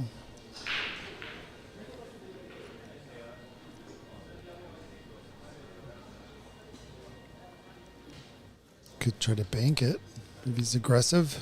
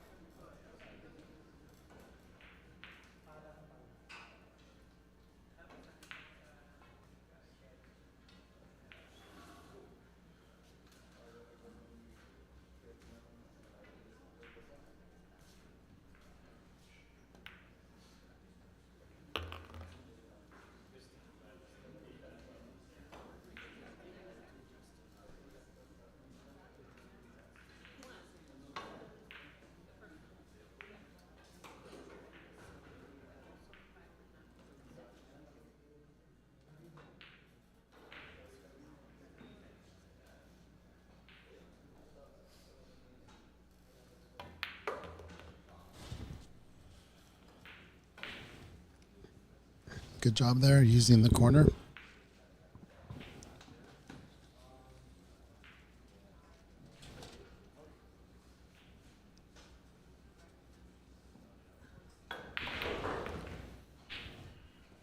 Nice bump there. Allows him to stop or bring it back in the same place where it's at. And just screw all the way back.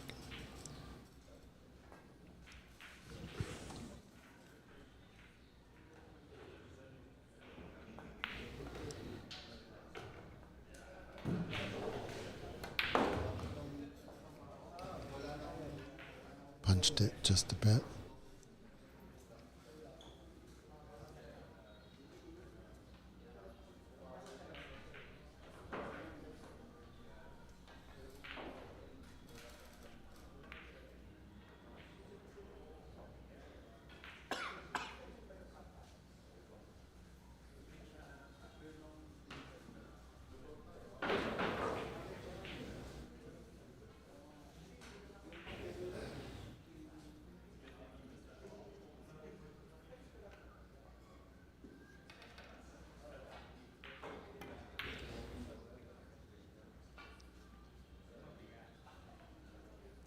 Yeah, trying to get the cue ball behind the 9.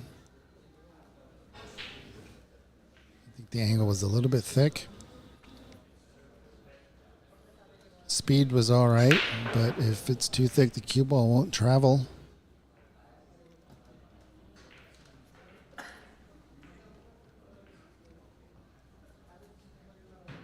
There's a natural angle for the 8 ball here.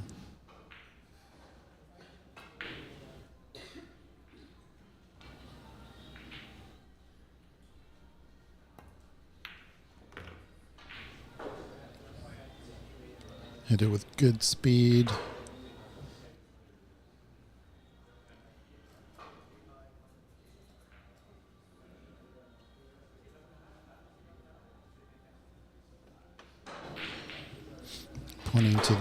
right middle pocket for the 9 ball.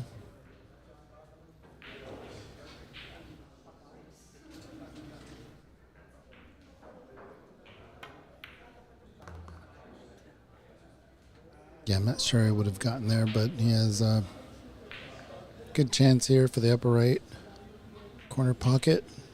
Seal the deal here on this match.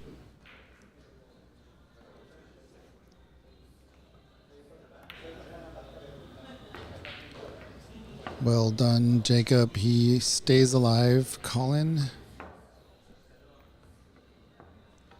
This is a race to 7, right? Looks like they're rocking again. So either we have the score wrong or it's not a race to 7. So let's take a look here.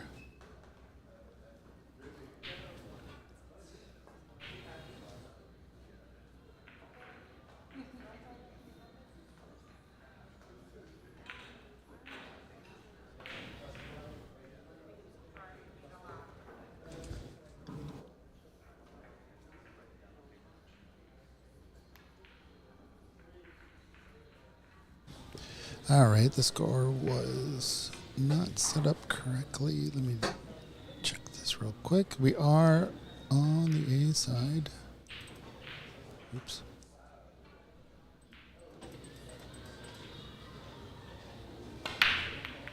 All right, so there's life for both of them. 7-1.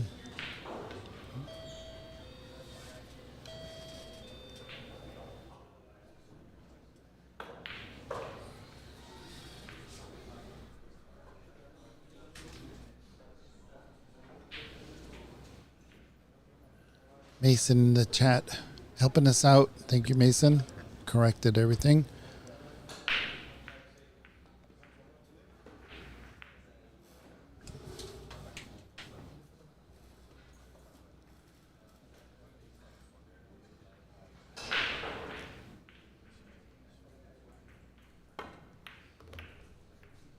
Oh, what a fortunate little bump there.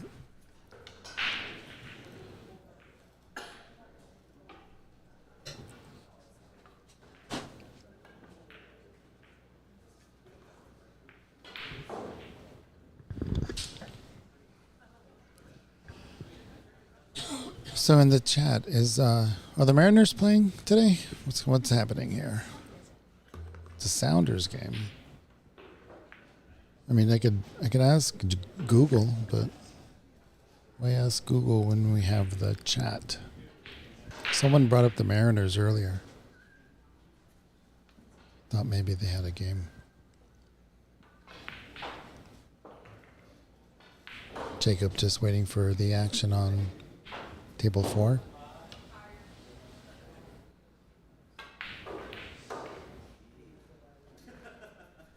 This is Ox Billiards in Seattle, Washington.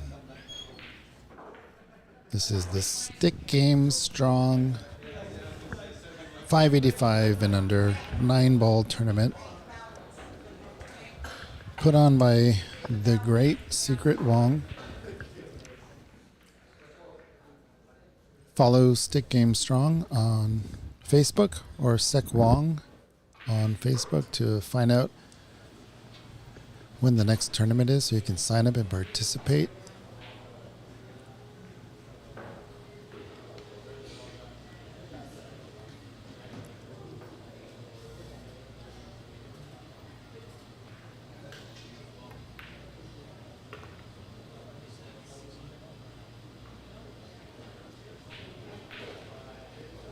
Looks like Jacob is getting very comfortable with this table.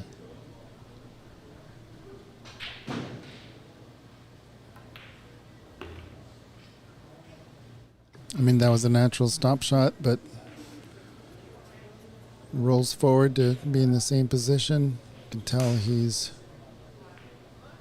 full confidence.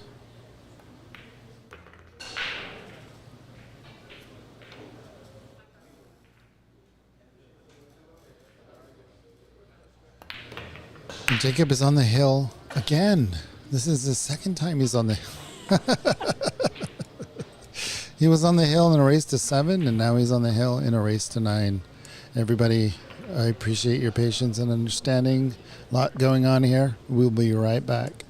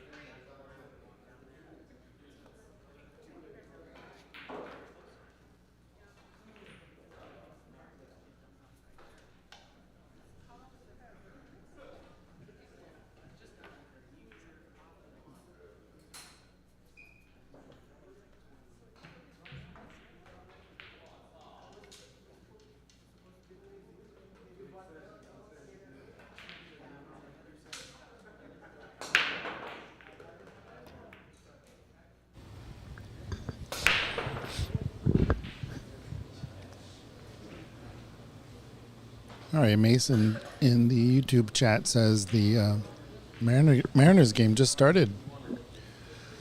So don't worry, don't switch. Don't leave us. Please, never. Mason will definitely update us on the scores for the Mariners.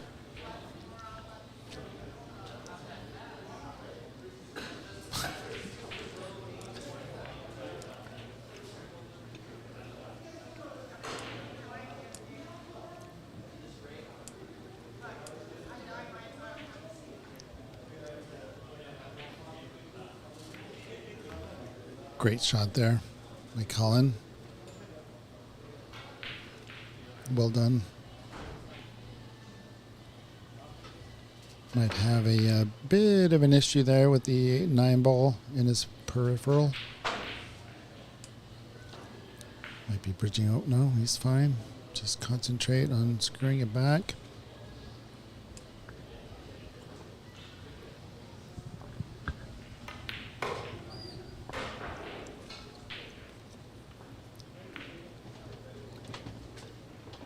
Well, got a hold of that one.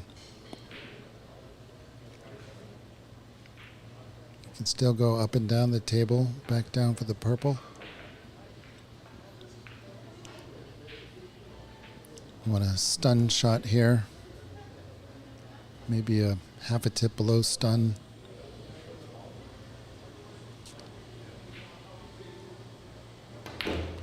This might be a bit too hard. Let's see what happens. Oh, a little bit too much draw on it as well.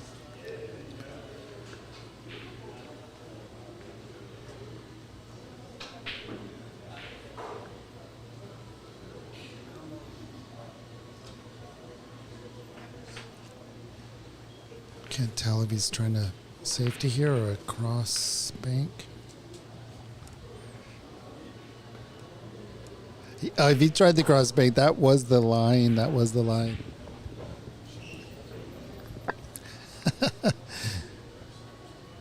Secret is trolling me. She's sharking me. Having a lot of fun here at Ox Billiards. Love having these tournaments here. Just a big free for all, really. Got people playing on the snooker tables. All the pool tables are taken by this tournament. Everyone has high hopes. And even if they get knocked out, like myself, it's all good. This is not all good here. A little bit of work to do. He is snookered by the 9 ball. Gonna try to kick it into the top left corner.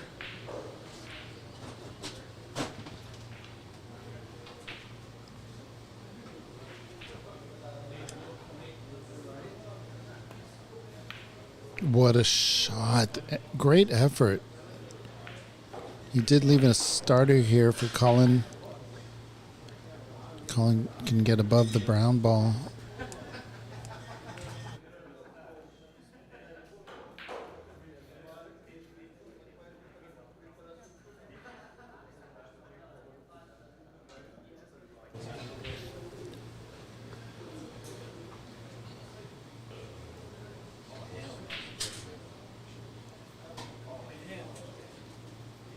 Yeah, it's checking to see what angle he actually has so he can get on the brown ball. Oh, he got really close.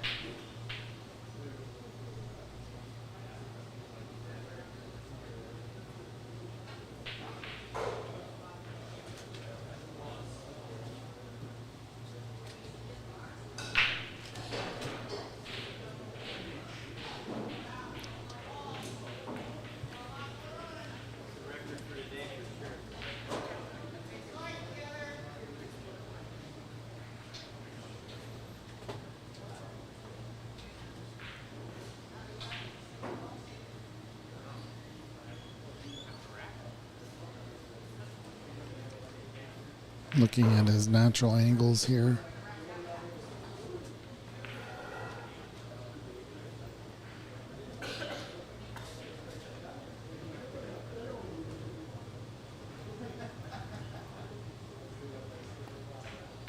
Ooh, got a hold of that one. What's happening here?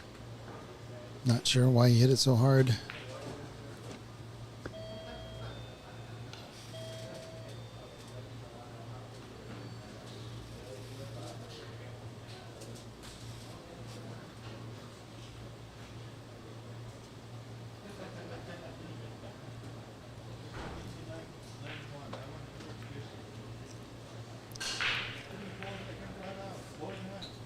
Tried to hide the cue ball behind the 9. Left a tough shot for Colin. I mean, can slice it in, given where the 9 ball is. Just about any pocket will do. He's going to play safe. Put both balls on the cushion. Let's take a look at this. Bank shot here.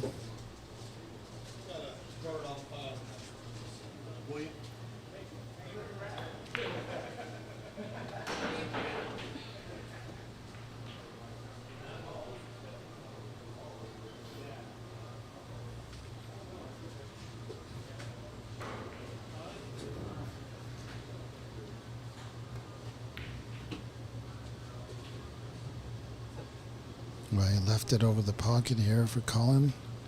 It's a makeable shot.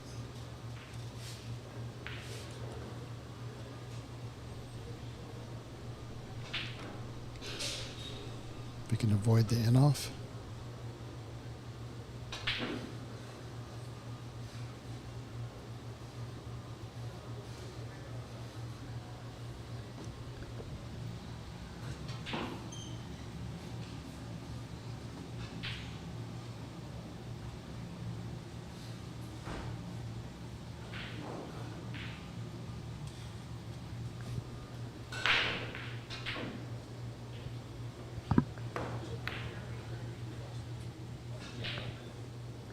Let's see if it lands safe. That is fairly safe.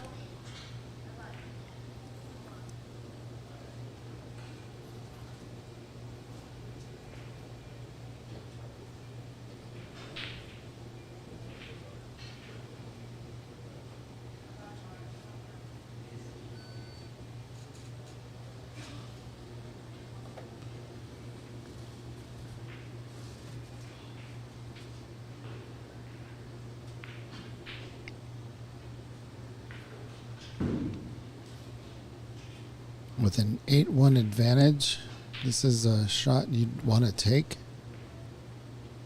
You don't want to give up racks. He opts to play safe.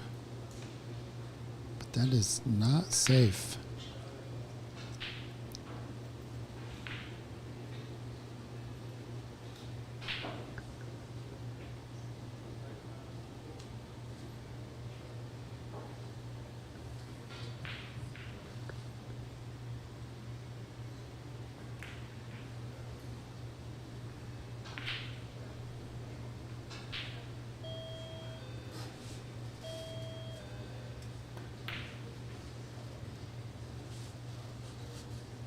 Colin trying to put both balls on the cushion.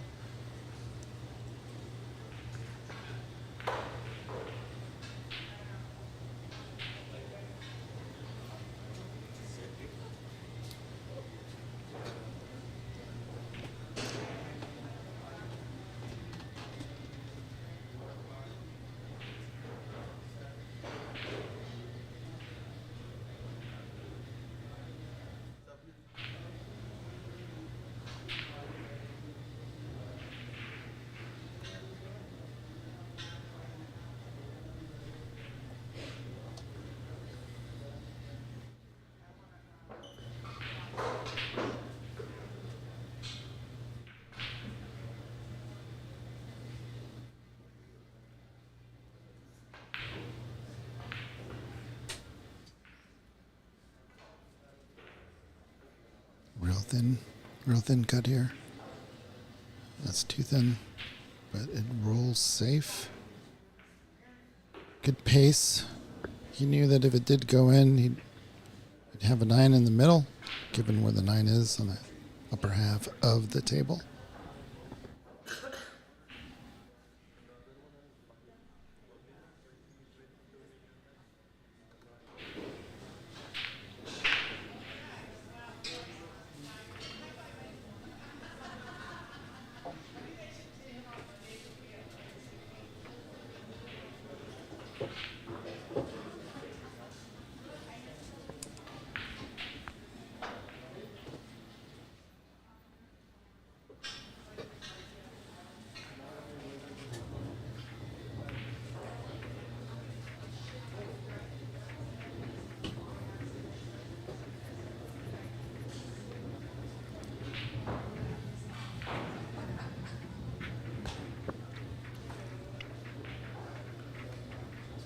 All right, one more bag, man. We'll get another one. Yep. Colin's patience has paid off. Trying to force Jacob into a mistake. There's a natural line to come up the table. End up almost where that cue ball is now. But as long as it passes the midline or gets near it, Colin should be okay for the 9.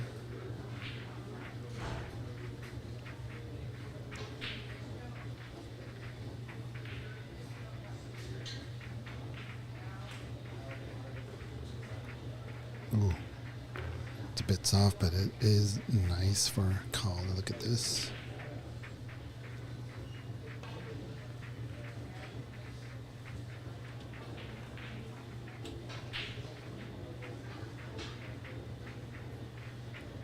Colin Sue, with his patience, is hung in this rack, making it 8-2. Jacob is on the hill, but Colin is not going anywhere, fighting back. We'll be back in just a second.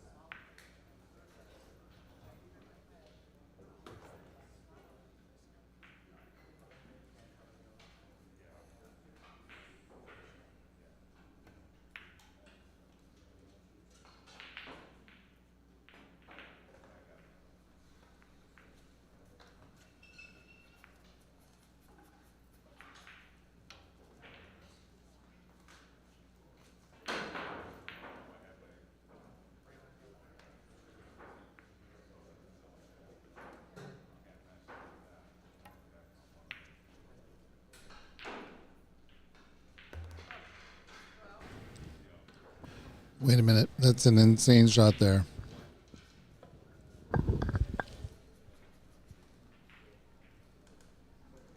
We all knew it was fluky, but still fun to watch. Red the pink is tough. Have to get the right angle here. Maybe just draw back just a bit.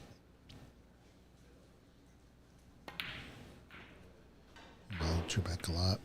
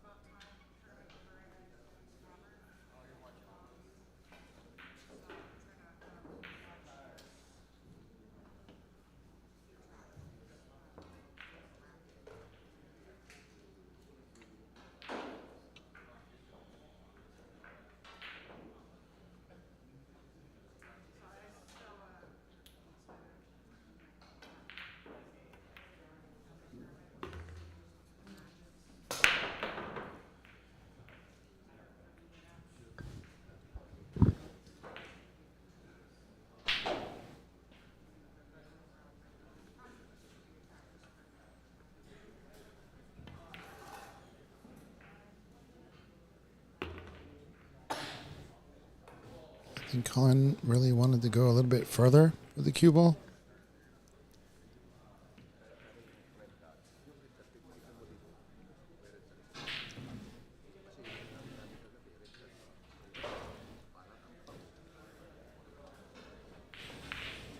Just looking at that angle. Looks pretty intense.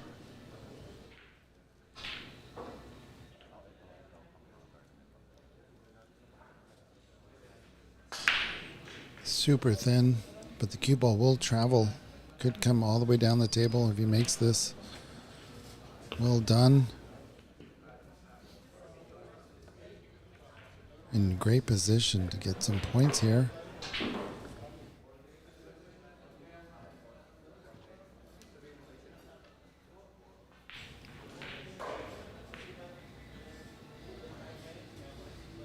This will be another great rack to win while Jacob is on the hill.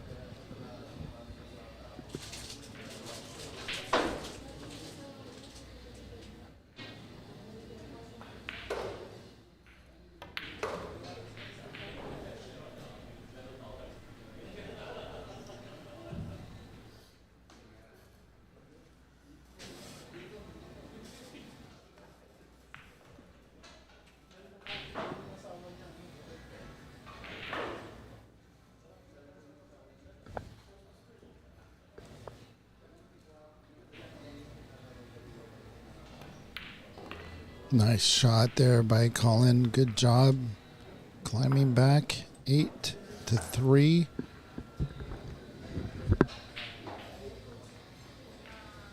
Colin has no room for error, and he's doing well. Last 2 racks belong to him. He will be breaking when we get back.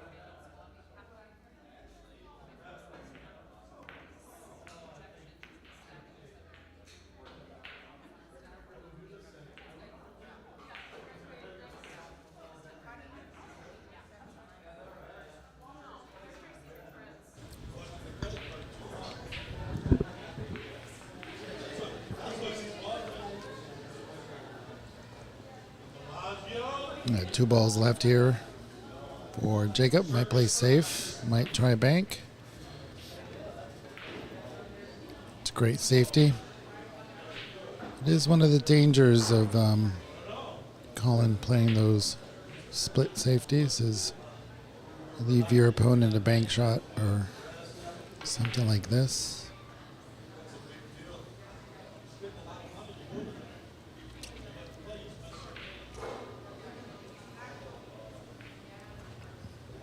Might make this if he hits it right. Oh! 9 balls moving. Where is it ending up? Is it on the cushion? Well, it's not the best position for it, but with ball in hand, you have control here. Ball in hand on the 8, on the hill. Oh my goodness, what? That nearly stayed up. What drama. He's ignoring that 8 ball, wiping its feet and getting right down on his 9 ball. Done with this match. Shaking hands, shaking his head. And that is the end of this match. We'll see what comes up next. Thank you all for joining us. Stay tuned, because we have quite a bit more to happen here tonight at Ox Billiards. Let's see what's going on the snooker side.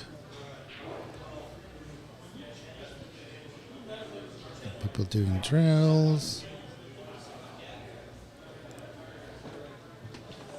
Lots of drills going on. That's Praneet.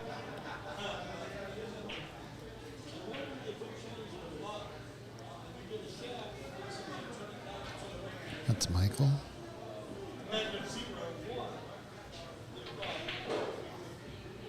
It's hard to see. Ricky Walden, when are you coming back? Come back, Ricky.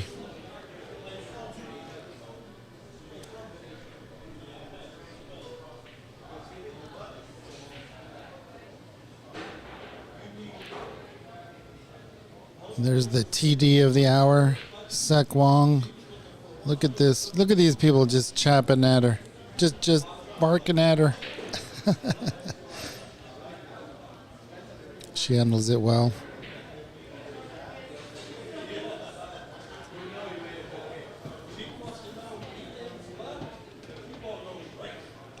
We'll find out who she wants to put on the TV table. I know she doesn't really like to be on camera, but she put me on the TV table, and I don't like to be on the TV table.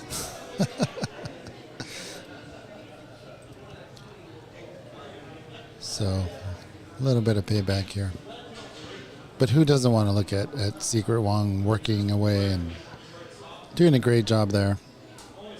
Nobody wants to see me on the stream. So, I think for the viewers, this is a win.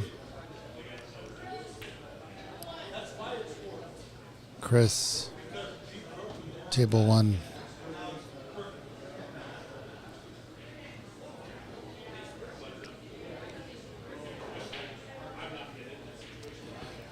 All right, well, we will be right back for whatever match they put on, and thank you for staying tuned.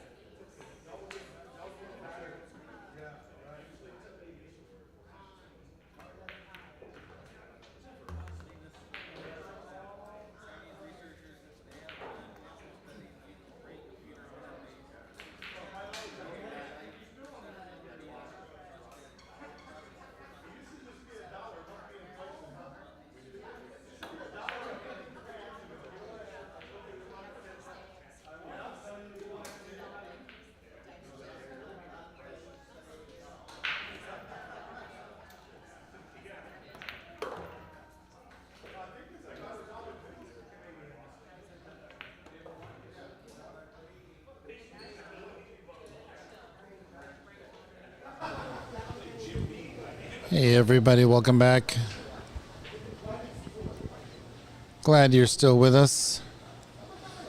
Got a nice little match here between Zach Ross and Bruce Gojetai. I need to ask him how to pronounce that because I don't want to mispronounce that. I know a lot of people mispronounce my name, so I'm going to make sure I pronounce his name correctly.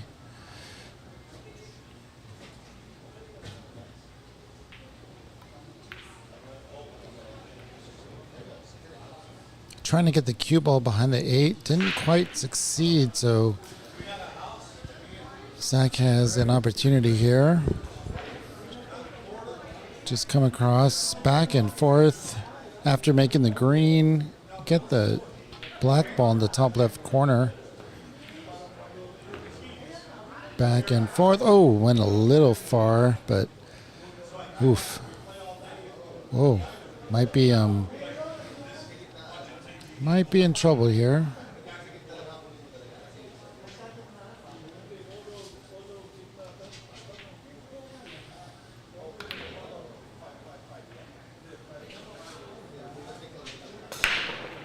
That was a really good two-way shot.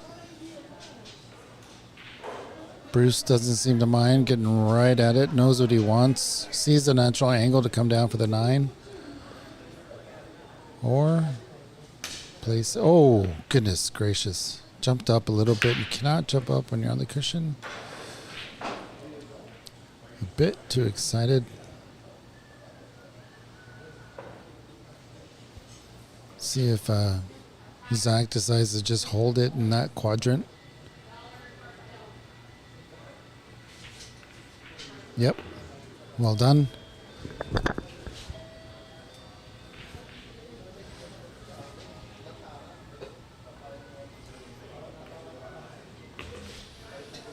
Zach takes the first rack in a game that he is statistically 28% chance to win.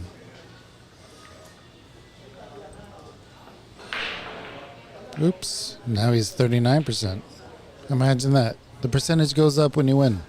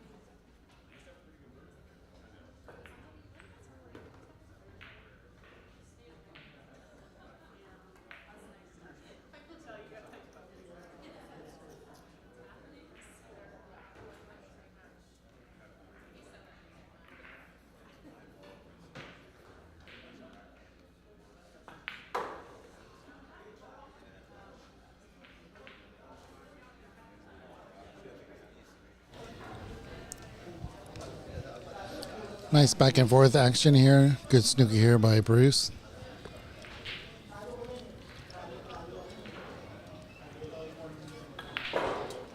Want to take a moment here. Oh, thought for sure Zach would hit that, but it is ball in hand. But I do want to take a moment here. I'm putting a link in the chat for Clean Slate pool tables. They are amazing to work with. They've recovered our pool tables for the Seattle 9-Ball Open, and they recovered our snooker tables for the Seattle Snooker Open. Dominic McHenry and Tony do an amazing job. They've set up tables in people's homes. Let the 9-ball fly there. But if you ever need any table help at home, if you have a snooker table at home, let me know. I'll get you good cloth. And then Dominic from Clean Slate will install it. Pool tables as well.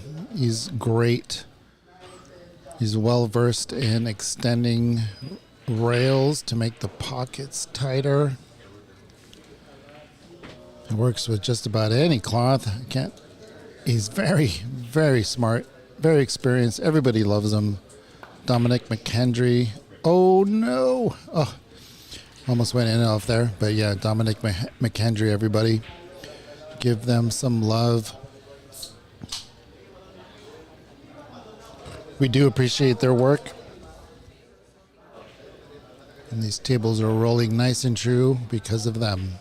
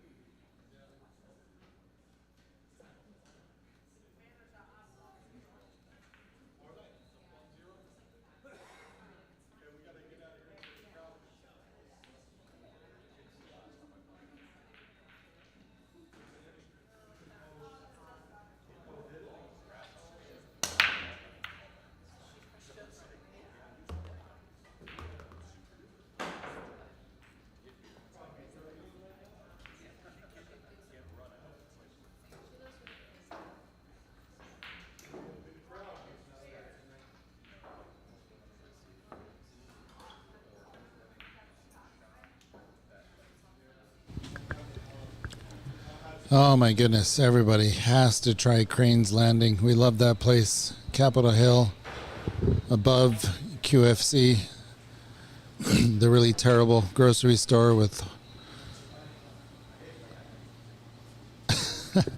Anyway, skip QFC, go to Crane's Landing. Oh my God, the banh mi's to die for. Zach takes a 4-0 lead here. Seem to be uncharacteristic misses here by Bruce. Being a 571, that shot should have been makeable.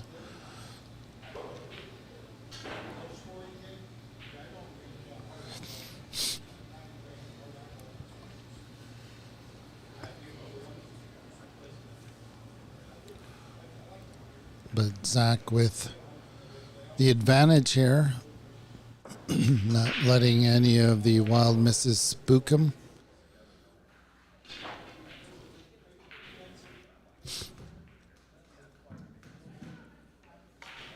I believe this is the first time Bruce has played at Ox and on these tables, so might be some adjustment to be made. Don't have to pound them, although there is a tendency to do that when you're on the stream table. Trust me. Because, like, my goodness, that was about a 10-foot draw that needed to be 4.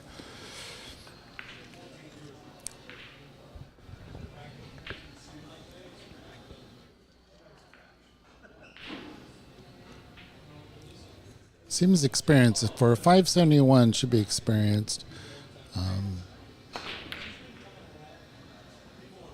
So I think the nerves that I felt at the table probably don't exist for players of his caliber.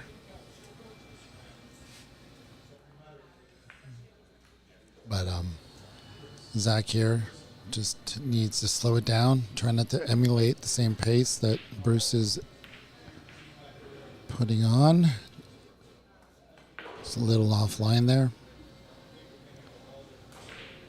Sometimes your opponent's characteristics and mannerisms can rub off on you. If a player that you're playing against just shoots fast, then it could cause you to speed up your game. So it is a good idea to use that cliche. You're just playing the table, you're not playing the opponent. But just like any other cliche, we just ignore it.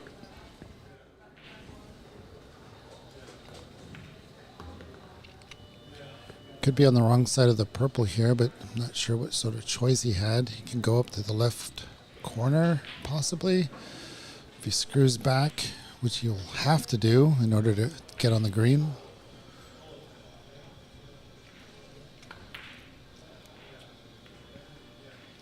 Yeah, there is a faster pace to Zach's game in this frame, rack.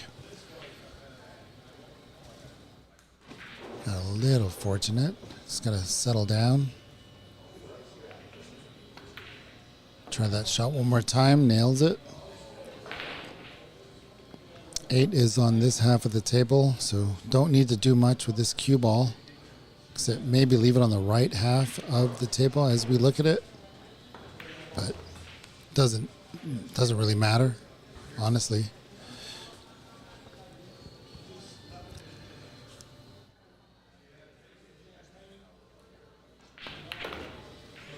Beautiful shot. Nice little stun. Stun draw. He's in good shape to make a 5-0 advantage. Well done, Zach. Zach is a sponsored Q Sports communicator here at Ox Billiards. Also a very strong player. Plays in a lot of tournaments around the area. Commentates here for Ox. If you want to get into his Wednesday streams, just contact him via Facebook and he'll get you on the list.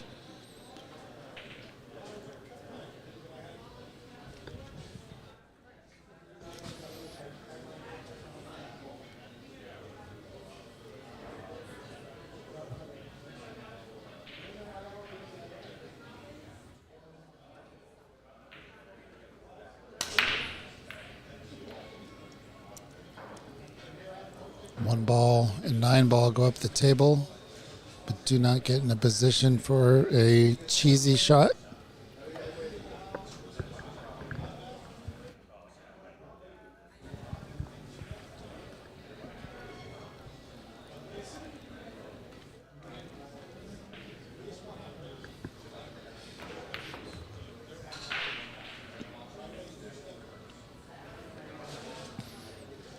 Got a nice angle here to do something with the red.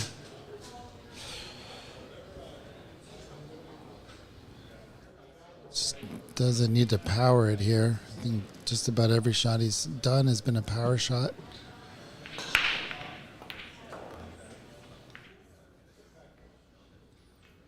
Yeah, well, I think, yeah, I'm not sure why he's just hitting the hell out of everything. Somebody in the chat, let me know. What do you think?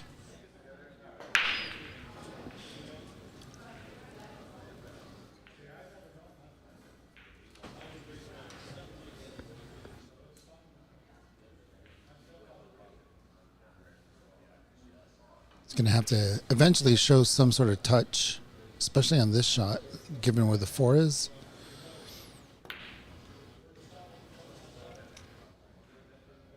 He leaves it over the middle pocket. Acts surprised, but I mean, why would you be surprised if you're hitting the ball all over the place?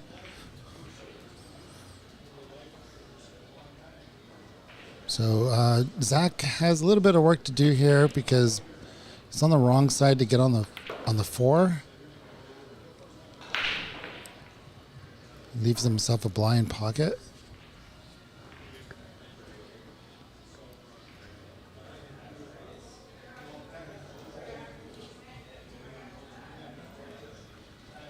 He's going to slow down and play his own game. He's going to bridge over the 8. Might need a rest, but he has a glance at the purple.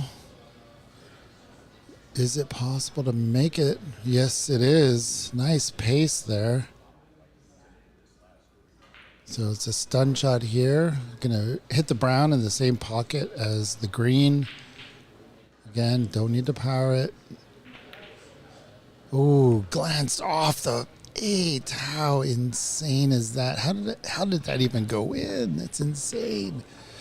Well, he's got a combo 8 to the right top corner if he's lucky enough, which he isn't. But I mean, what are you going to do? The 8 ball should have never moved.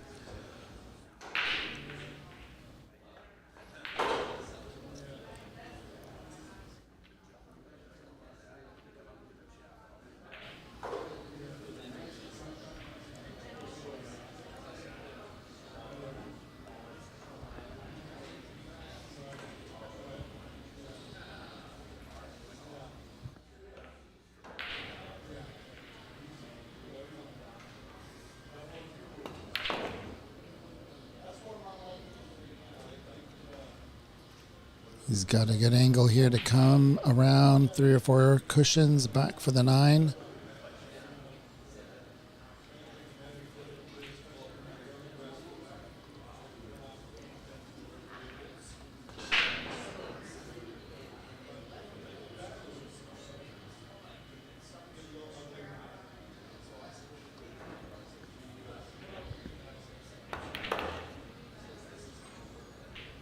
All right, great opportunity for Bruce to get on the board here.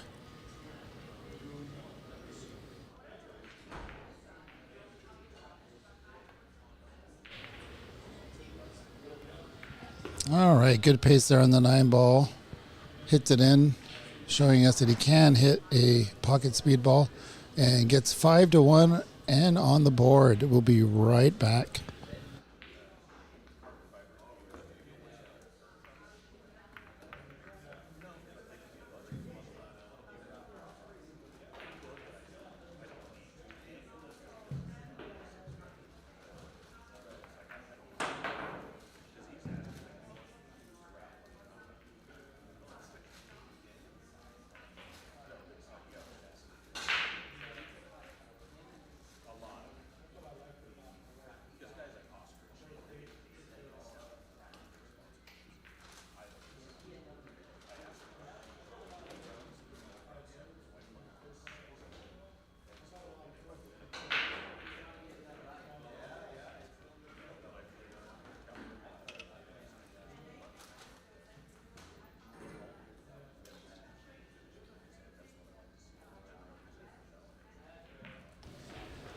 Here we go with frame number 7. 4 ball drops just in time. Nice spread there. Excellent break. Can see the one.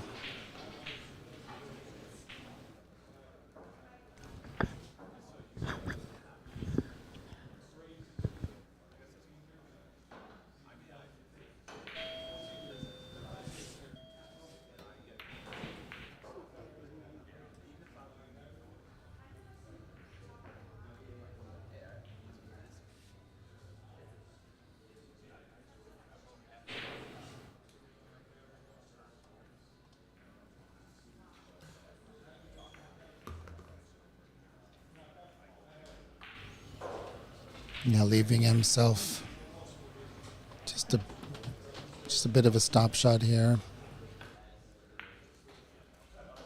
The 3 to 5 seems very easy. Oh, and this angle still works. Might bump into the 5 now, so he's going to widen it just a bit.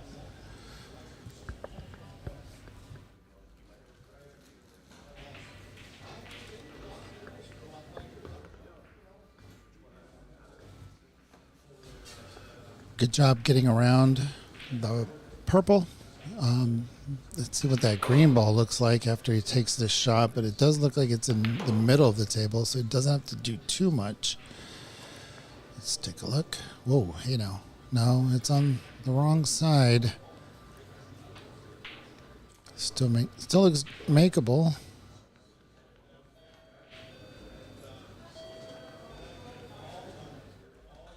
It's gonna have to. Yeah, he's going to have to really hold it for that 7. Beautifully done. Any harder would have been out of position.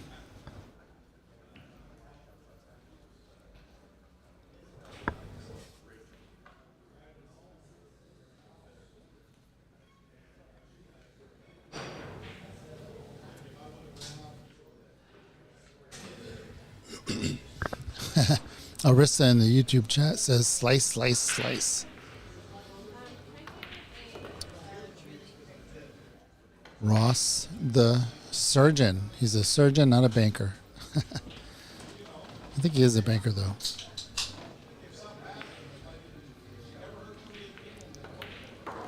Beautiful. Nice little stun there. I think you might be going 4 rails back to the right corner. No, just straight in. Wow. Crazy. I would have hit the hell out of it and see where it landed up. Let's see here. Nice job there, Zach. Getting another point. 6 to 1 on the hill. And with the break. This is a 9 on the spot. Put the cue ball in the break box format. So, oh, he scratched the cue ball while he's breaking. So now it's Bruce's break. One of those crazy rules. We'll be right back.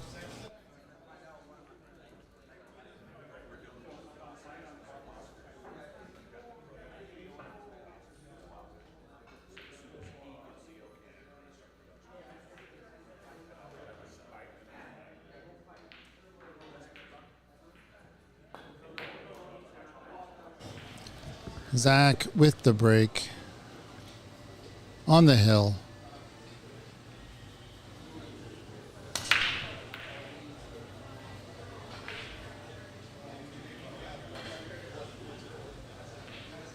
Comes up dry, but that 1 is in a tough position for Bruce unless he wants to play safe.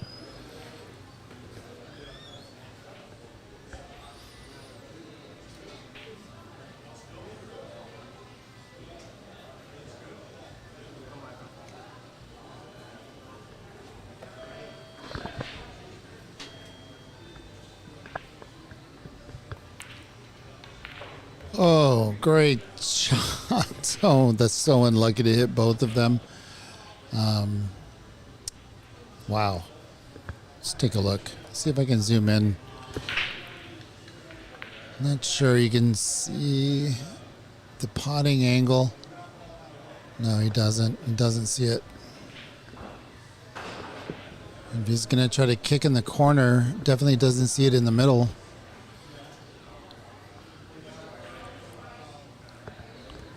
Although, I don't know, I'm not convinced he doesn't. Yeah, he just took a look at it, so maybe he does. Oh. Yeah, I mean, there must have been a sliver there for him to go for that. Just misjudged it.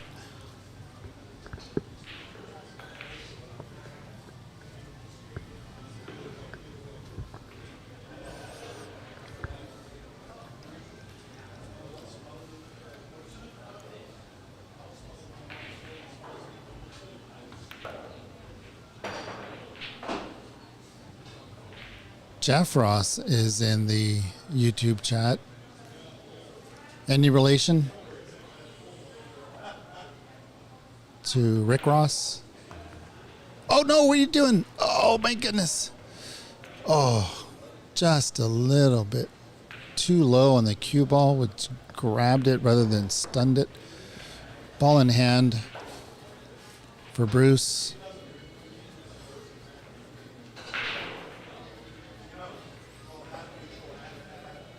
Jeff Ross, what part of the world are you watching from?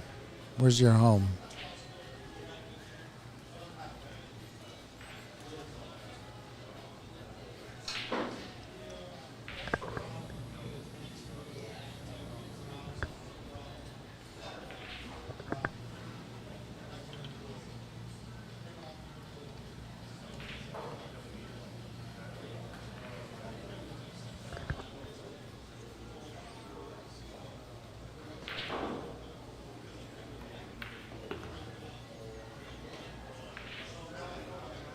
Oh, Jeff Ross in the YouTube chat says Zach's dad, and he's from Reno. I want to go to Reno. Been there plenty of times. It's the biggest little secret, biggest little city. Yes.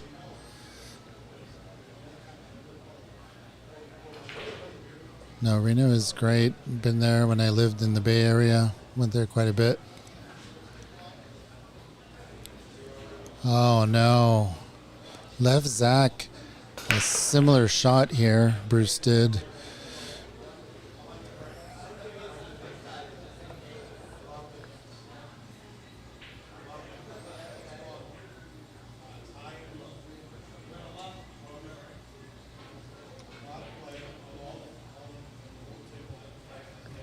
Well, Jeff, we absolutely appreciate Zach's contributions here to the Pacific Northwest and Ox Billiards. He is a workhorse dedicated to the sport, gives back plenty, competes all over the place. He's well respected and loved in this area, so just want you to know that.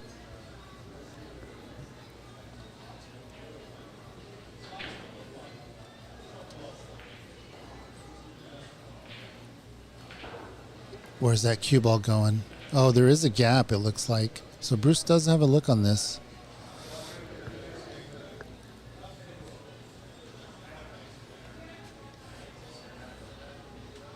He's going to try to kick it, though. Well, it's hard to tell from this angle. Yeah, no, he saw... Whoa. The shot was there.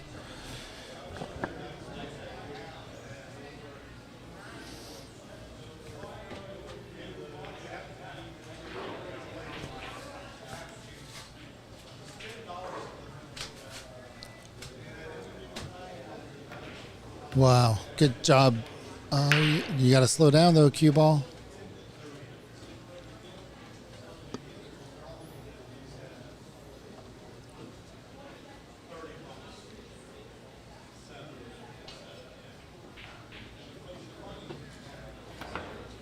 Wow, look at that shot.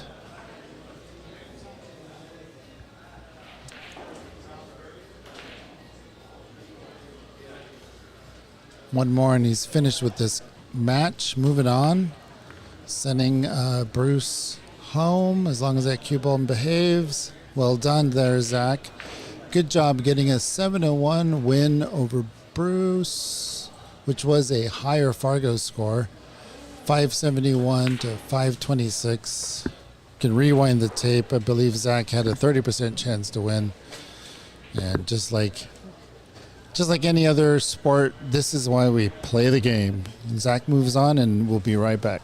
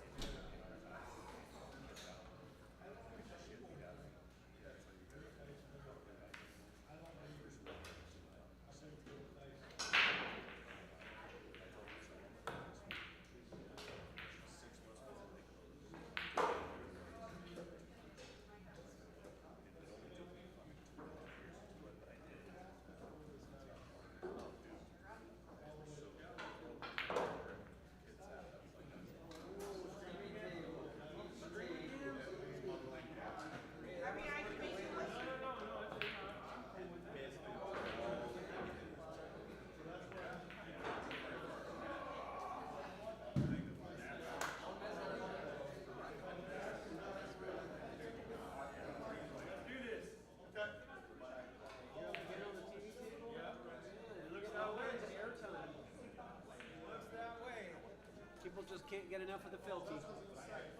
Luck of the draw, right? Who's your opponent? Huh? Who's your opponent? Who are you playing, Manny? Oh, Billy. Oh, Billy. Yeah, thank you. You're killing everybody. Me? No, I just got killed.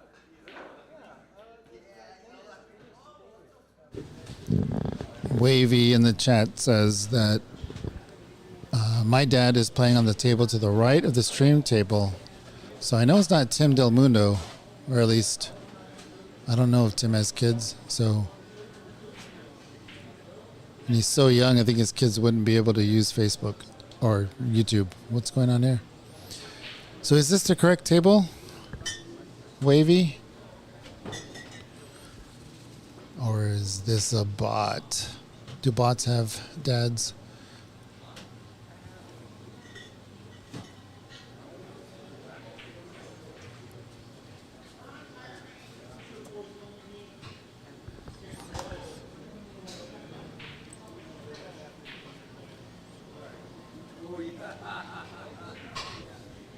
See, Todd, eh? What's the last name there? Try to table 4. Oh, okay. So, right here. Here we go. He's playing against Alejandro. Is that his name? Angelo. Yeah, Todd Brewer. 7-7. What's the race to 9? Here we go. Let's watch this for a bit. At the moment, it is 7-7. Todd looks like he's on the green, going for a bank shot. Got the 7 instead. Oh, but he doesn't have a good look on the green ball. Decided to play safe and got selber schuld, which is German for did it to himself. But it looks like he might have a. If he goes 2 cushions, he could hit the green into the 9 and send it. I just fist bumped Zach and then committed domestic violence by popping Jamie. Sorry, Jamie. Angelo is hitting the balls around, kind of a hit and hope style. What else are you going to do? Zach, your dad was in the chat rooting you on. Oh, hell yeah. Sweet.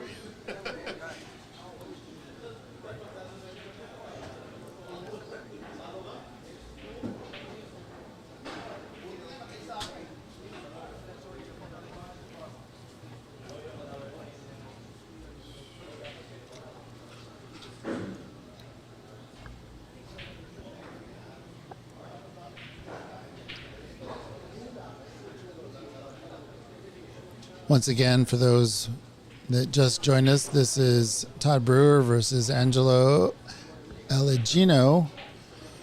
It is currently tied at 7-7 with a race to 9. Just kind of watching this because Wavy told us about it. Thank you so much for telling us about this in the chat. We are joined now by Zach Ross, fresh off his win. How you doing there, Zach? feeling pretty good. You Yeah. should. Yeah, I felt everything was really clicking that match. Just took advantage of some mistakes from Bruce, and yeah, just stayed in it. Felt pretty good. Yeah. Yeah, it was sort of a blowout. It felt like Bruce had a hard time getting control of the table, maybe hitting it a little bit too hard at times. But like you said, he took advantage, made the shots when he needed to. He seemed to settle down the last couple racks. Yeah, but then he played position for that 7 in the side, and I thought the angle was a little awkward to get to the 8, and he kind of tried to do like a force follow with like spin, and he ended up catching the point on that 7. Oh, Angelo. Well. Okay, this is an A-side match still, so they're not quite hill-hill. 7-7 currently on this table. In table 1, we'll be watching Paul Felty versus Billy Barrows. But we're just going to kind of finish this up a little bit, or at least this rack. Because it is a request from the chat. Oh, where are you going, cue ball? Where are you going? Oh, my God. He almost corner hooked himself. Yeah, that was very close. Oh. Oh, my goodness. We got drama. So is this a scratch in the bottom left corner, or should he be all right? I mean, it's hard to tell from this angle. It's a pretty thin cut. If he goes for it, he needs to put a little bit of left on it. But, yeah, that looks good. Yeah, nice shot.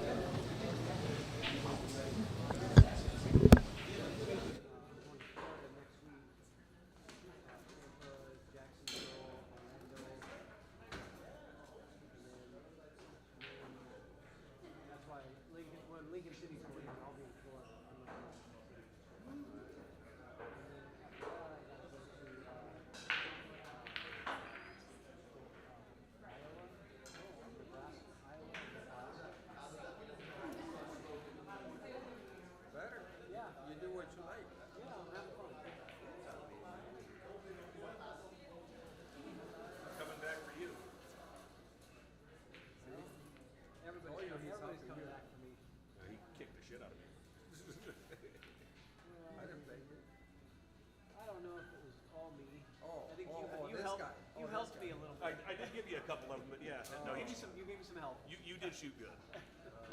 Your safeties were really good. Look at me and said, "It's gonna be." I said, "No, I didn't play."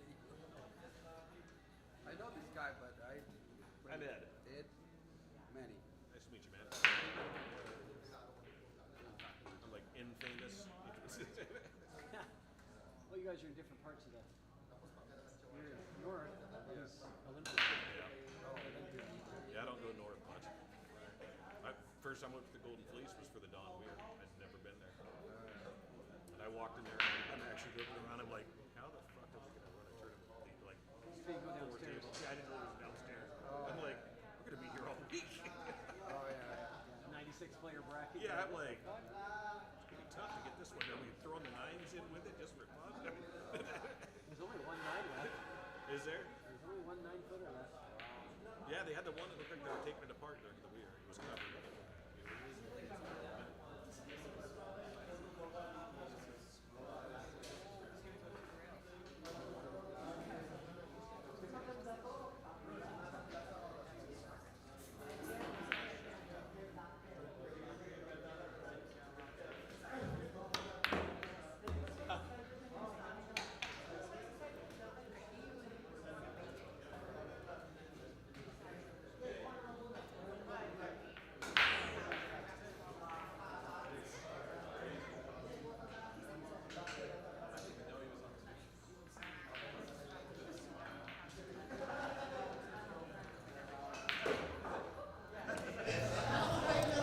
All right, we're going to switch back to this main TV table just because they have started. So Billy versus Paul here.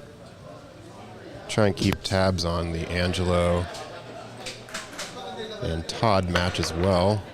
Angelo is on the hill.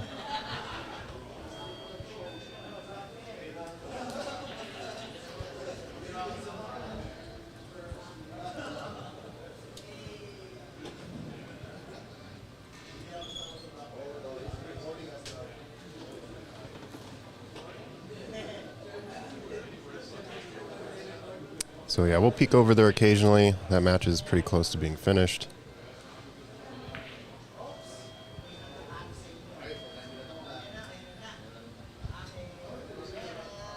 All right, Paul with a kick here.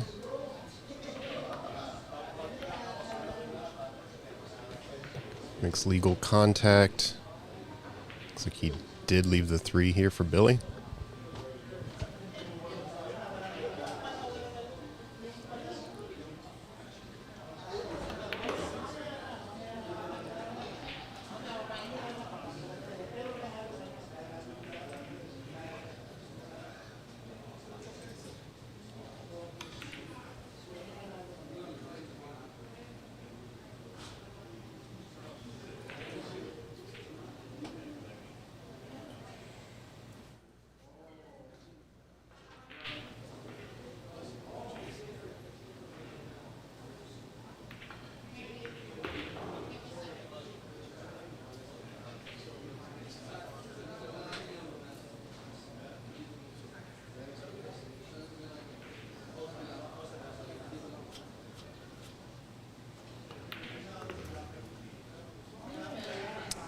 Hey, Bo. Yeah, I'm in the tournament. I just finished my stream match against Bruce Cojeta. I won 7-1. So I'm on the B side. I lost to Dominic Orhudos in round 2. I lost 7-9. So, yeah, feeling pretty good.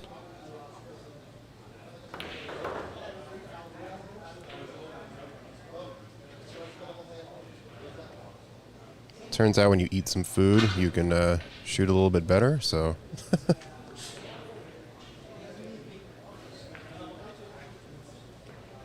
All right, Paul can make this 7 on the side here. It's a nice shot.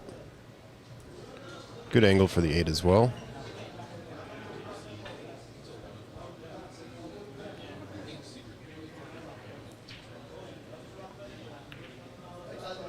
Oh, caught both points.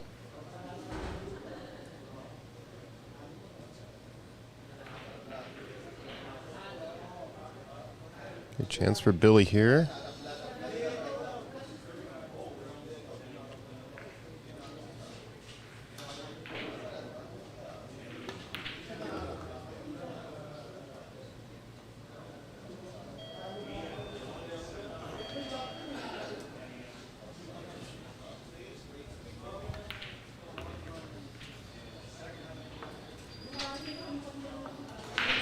All right, Billy's the first one on the board.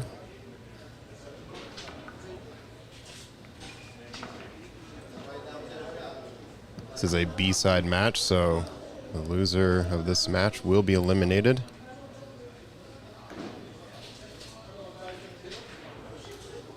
Several other B-side matches going around the room at the moment. Tim Del Mundo versus Cameron Hahn. Tim is down 3-4. Frederick Domingo versus Glenn Kelly. Glenn is up 5-4. Javier Valenzuela versus Dave Hewitt. Javier up 3-1. Rich Duffy versus Pitar Michinov. Rich is up 1-0. Then Jing Gicoso versus Manny Estrada is about to start. Looks like Angelo and Todd are currently taking a break, as this has been sitting like this for a second.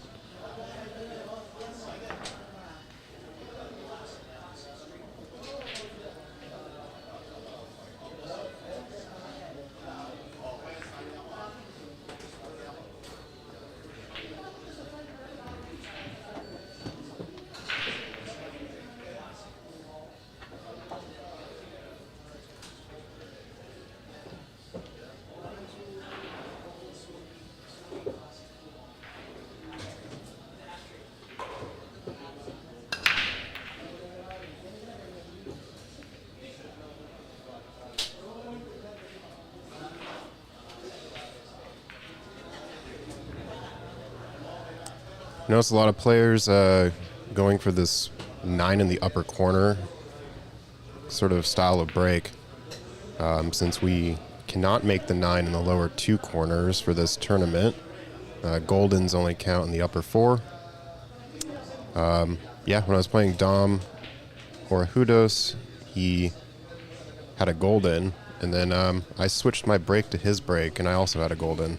So I think it gives the rack a pretty good spread. And if you make one, you typically have a look at an opener shot, so it's not a bad strategy.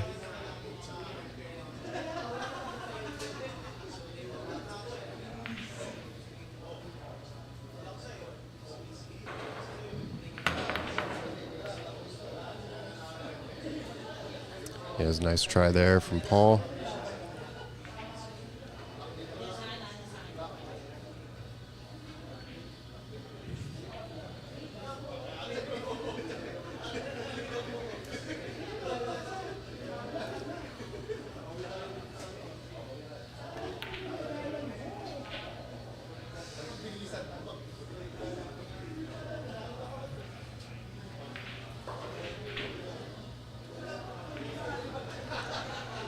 Paul might be able to overcut this into the side pocket, kind of thin off the 7 there. Or if he has enough, just take in the lower right. Looks like he's going to go to lower right here.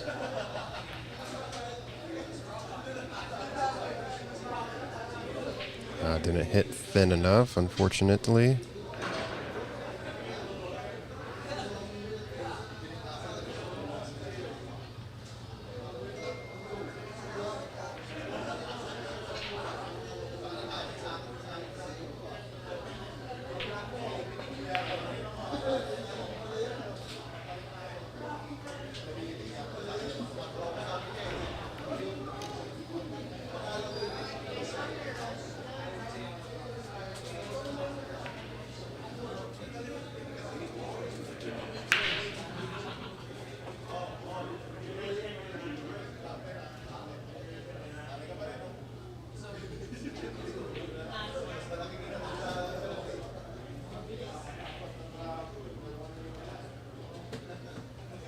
I kind of like banking the 2 up and then sort of towards the 5 while sending the cue ball to the upper right part of the table.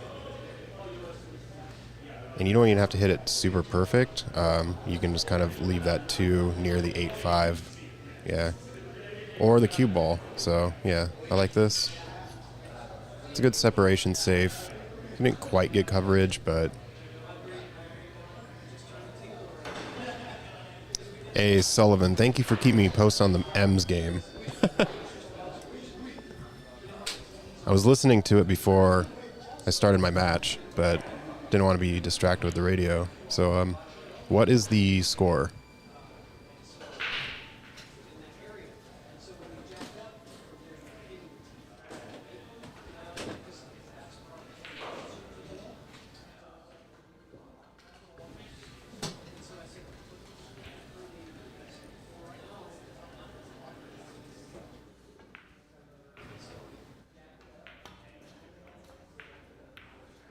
Oh, really thin shave. It's ultra prosciutto.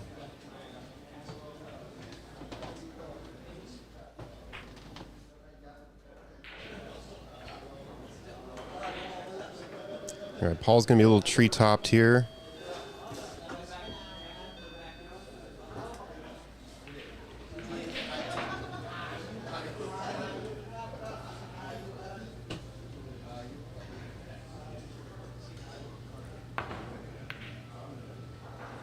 Yeah, that was a tough one.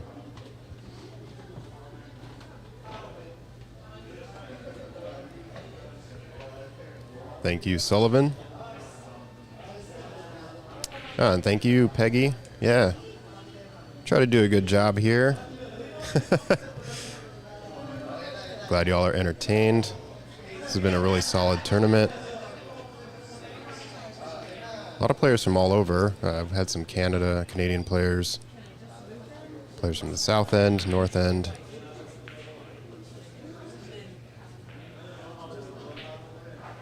Yeah, Sullivan, I'm just here for the vibes, man. You can just toss me in the trash after, it's fine.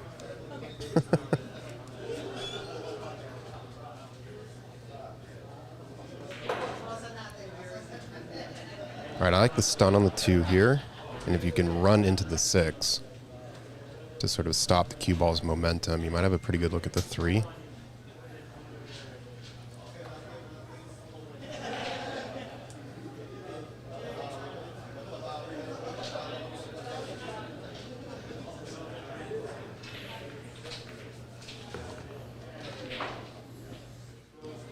Didn't quite get around. He may consider just rolling the 3 up towards the corner pocket. Might be able to make it.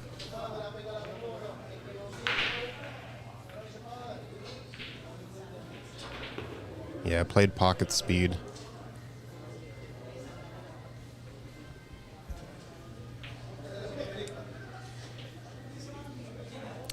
Hey, if I can place in this tournament, I'd feel pretty good about that.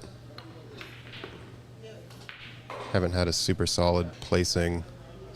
I did get 4th in the 564 and under, but there was only 16 players.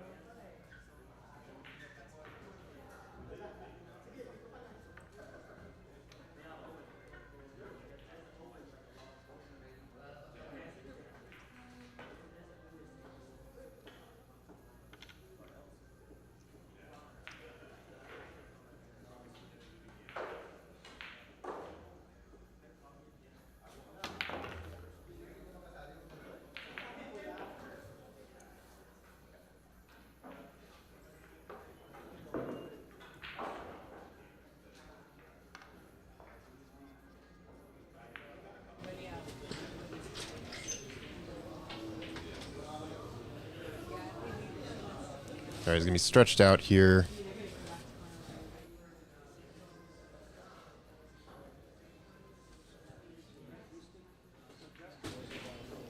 Handled it well.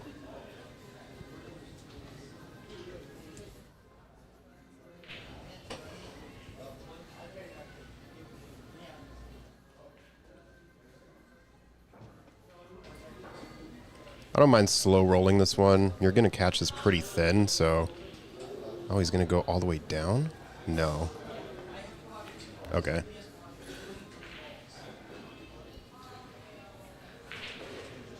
Yeah, left a good angle. Hit this with straight top, or you could just play a little bit of left. You should be good.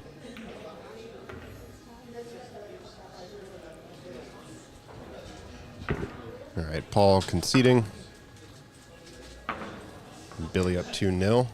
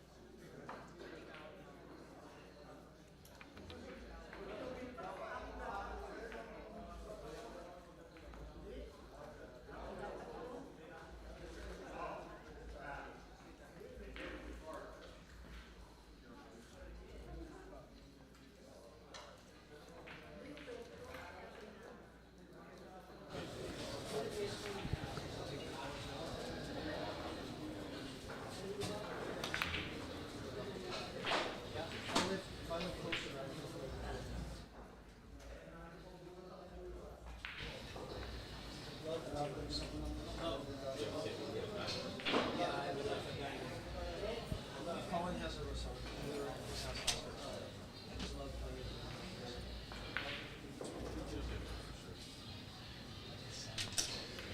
I like the sound of the drop box. It sounds like it's never been in the pockets or something. I think this is just yeah. It's on my table. Is it large?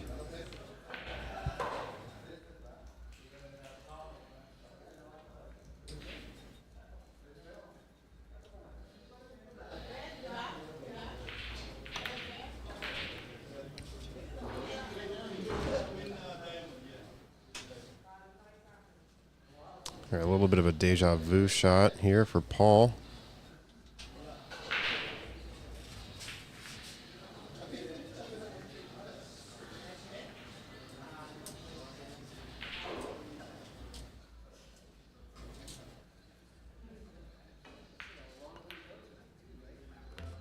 Nailed it this time, but almost hidden by the 9.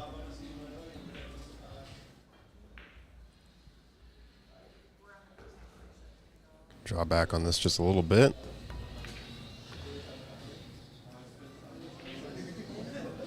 Zach getting some love in the YouTube chat.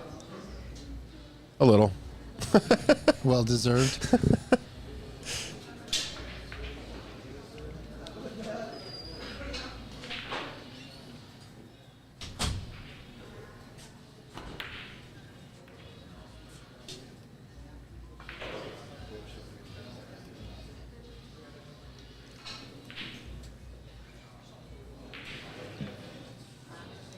All right, Billy. Crossing side here is a little touchy just because you are kind of flirting with that side pocket scratch. I actually wouldn't mind running this with a little bit of inside left or top left and either come below the 9 or run into the 9. So he decided to play above. But now he's going to have a bit of an extreme back cut here on the 4.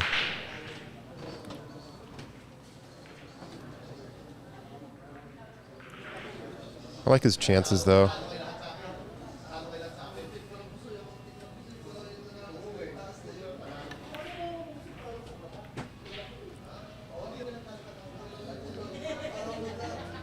It's not a bad miss.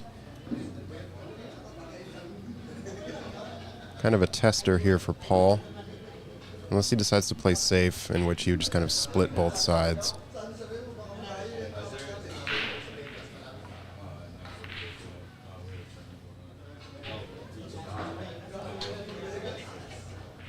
Yeah, I decided to play safe.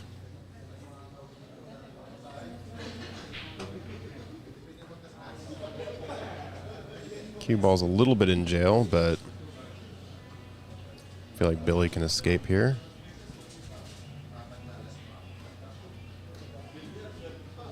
He's gonna go for the jump combo maybe.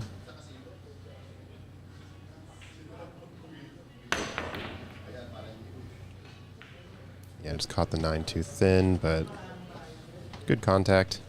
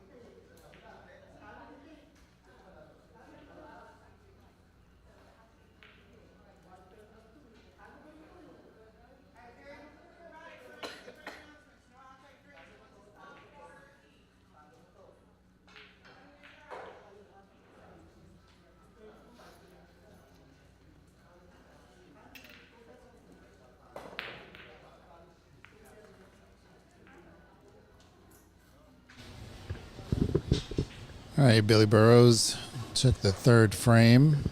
Zach is out warming up, getting prepared for his next match.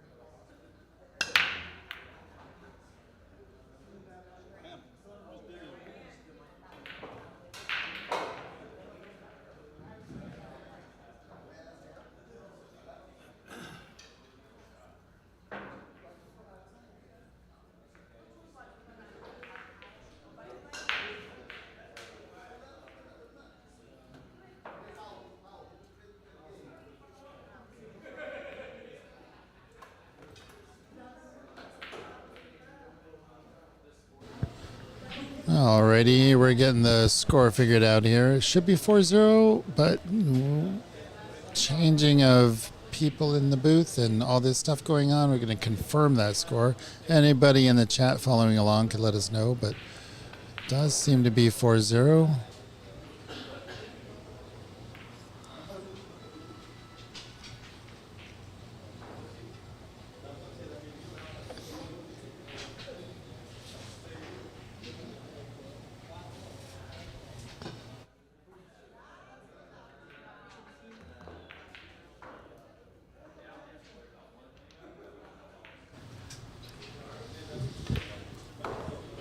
Ooh, Billy hitting him at a good pace here.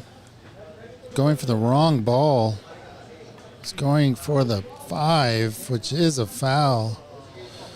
Left for it perfectly, though.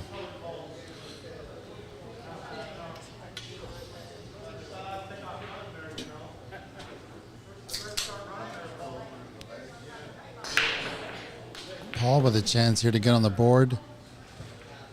Pink and purple ball mixed up Billy.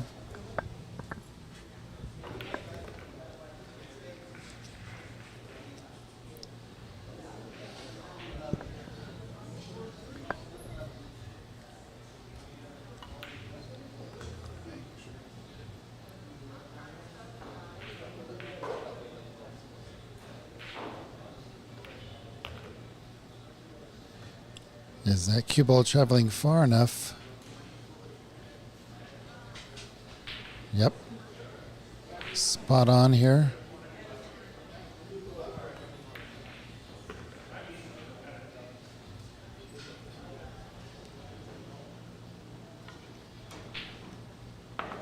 Billy gives up the 9. Paul takes his first rack here, 4-0. Paul Felty will be breaking in just a sec.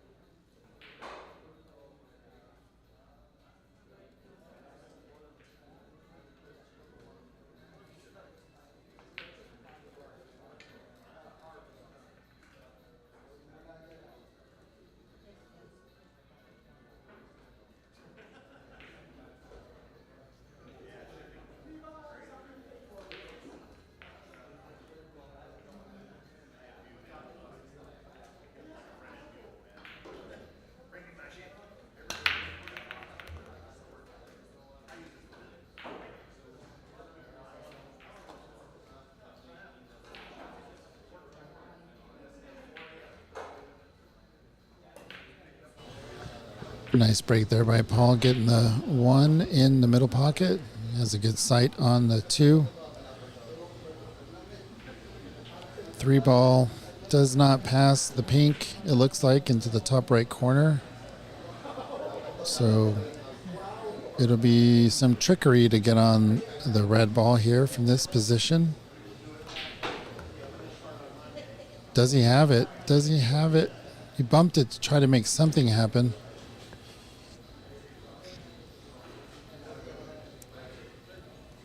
Anticipate a nice little safety here.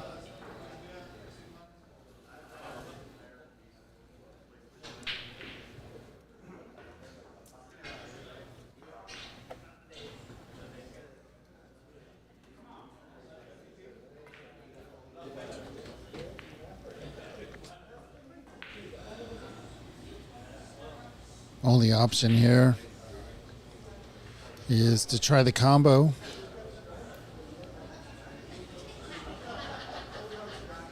That is, if he wants to be aggressive. How does that work out for him? Ooh, left it into the top right middle.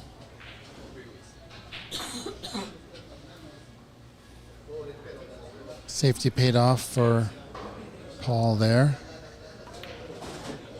Trying another safety. Went a little bit too far, unless, no, it does not travel enough to get behind that bunch.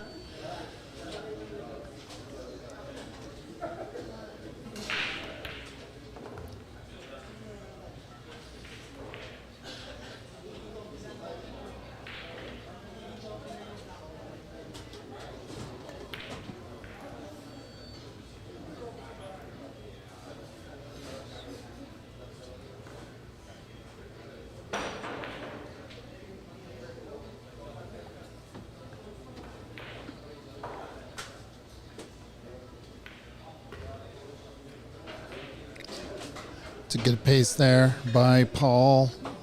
Billy is got his track shoes on, running around the table, so Paul's playing at his own pace here. Looks like that one's just a little bit off.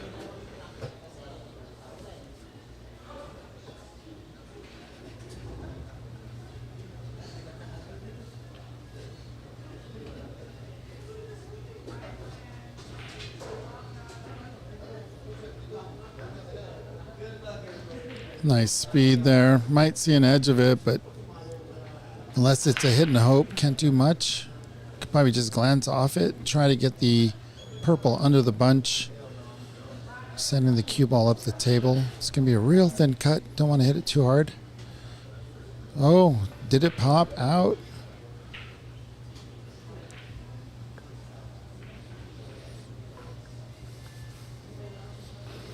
Peggy Sue Duffy in the YouTube chat confirming the score. Yeah, they finally started scoring on their phone. A lot going on around here.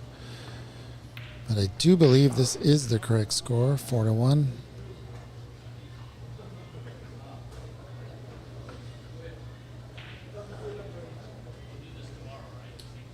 Yep, Felty did win one. He has a 1 score now. Entering chats in the YouTube chat. Oh, got lucky there.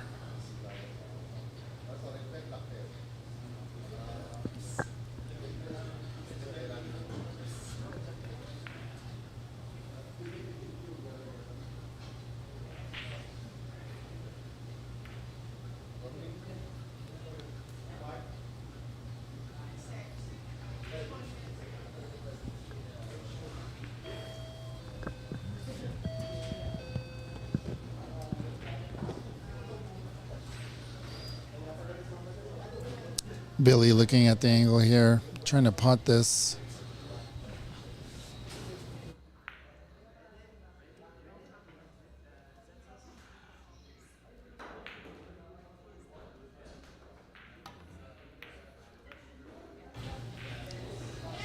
We got super close and left the combo for the 9 in the right middle. Very close kick there.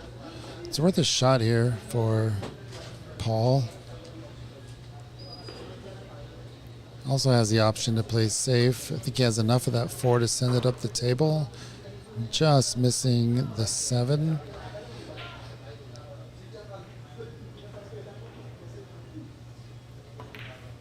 No, going for the combo.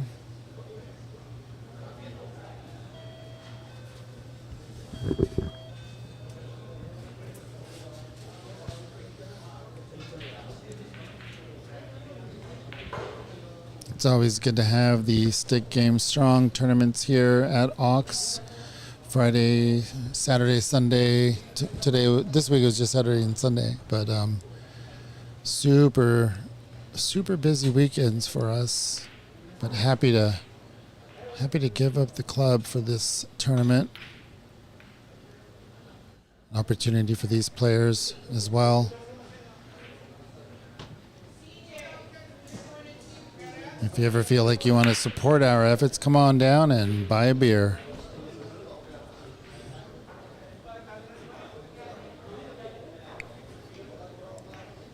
Ooh, just a little thin, but where's it going? It's going safe.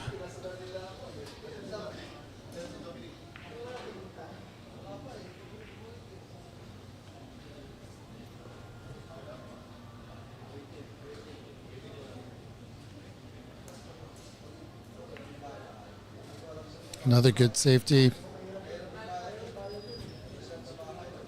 Billy flexing his snooker muscles there. Paul has an uncanny ability to hook you. And Billy returns the favor. Get a nice hit there.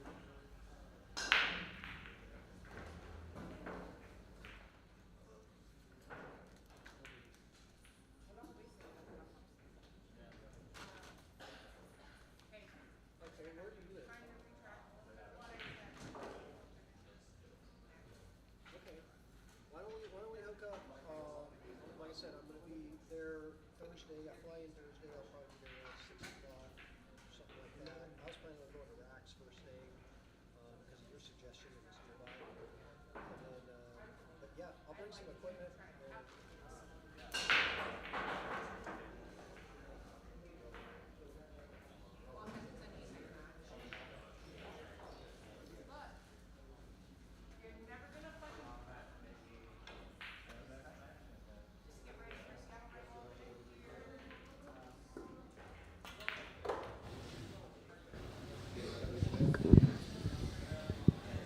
Once again, Billy to break. This is a winner break format. Rack your own. 9 on the spot. And break within the WNT break box. 9 ball is so close. So close. Oh.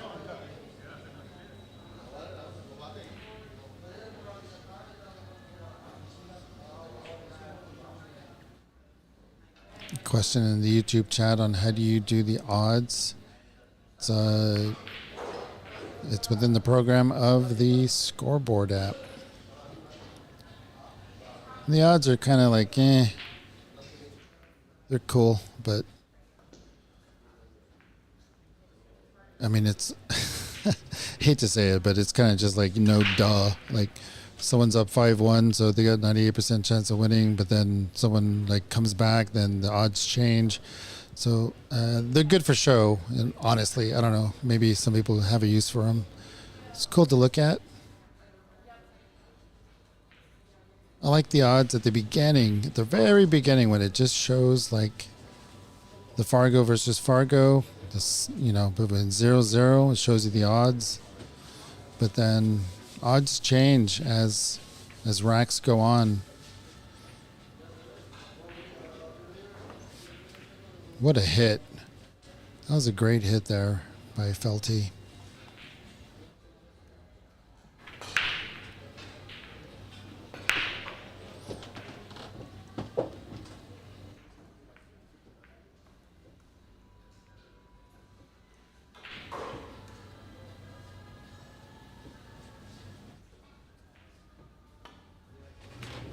Oh my goodness, no idea. That did not look like it went.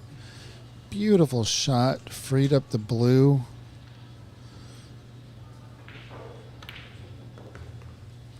See it, shoot it. Billy is on a tear. She's getting down and shooting. No time to waste.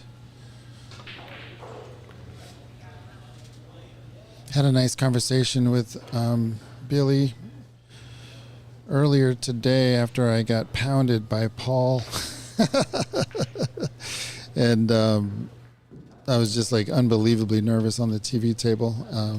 Do not go back and watch it. But just talking to Billy, I think he has a really good philosophy about the game. Just play because you love it, and the rest will take care of itself. Don't be chasing any Fargos. Don't be chasing any racks, in fact. And he's kind of playing that way here. He's just having a good time with it.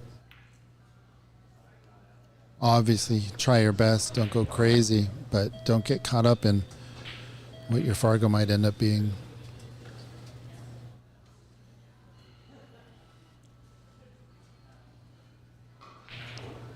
So that green ball is in the way for Paul if he wants to come up the table. So you might want to play safe here. It might be a little bit too strong on the pink and slow on the white, but it does look like he's hooked him.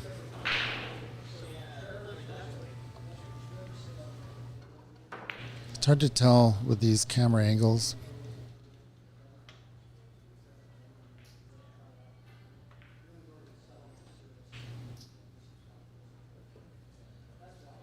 Hey, Francis in the YouTube chat asking to see Jocelyn.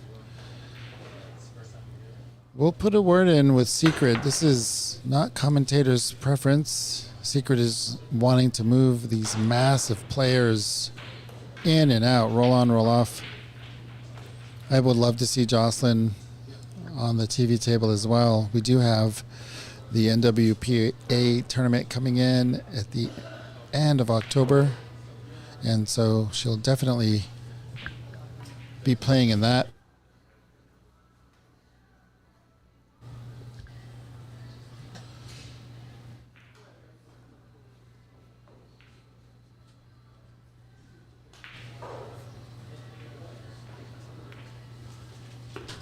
But I think in just a second, we can take a peek at Jocelyn while we're watching this game.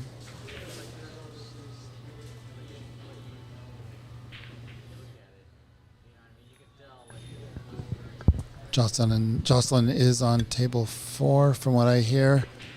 She's to the right of your screen, top right, hiding behind the Aux logo. Ed is at the table, completely missing the purple ball.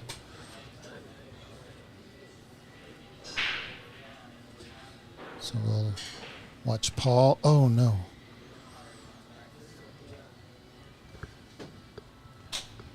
So let's check that score on Jocelyn versus Ed Caulfield. Get you guys caught up verbally. You can follow along with the live brackets in our description.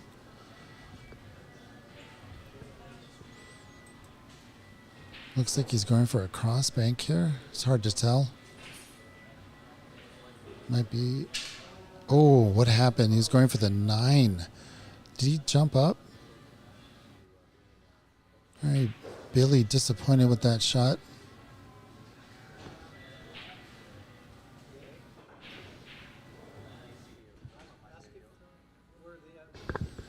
Paul chalking over the table as you should not do. That's the best place for me to embarrass myself. Yeah, I was down too, actually. I started this morning. I saw that. I started super cold. Just a couple of days. Just like crazy comeback. I was down 6-1. Yeah, the percentages, they were showing the percentage. He had a chance of winning at one point, 6-1 or 6-2 or something like that. Higher.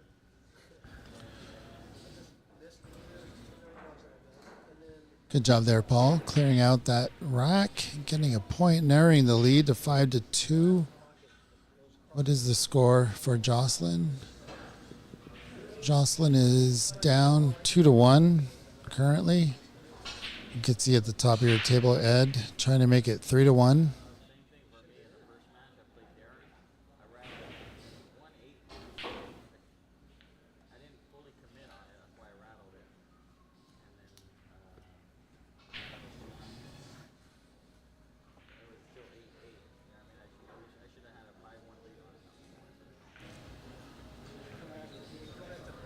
Trying to figure out if that does go in the middle pocket. Ignore this score right now. There we go. Ed making it 3-1. Whoa, what's going on? Sorry about that.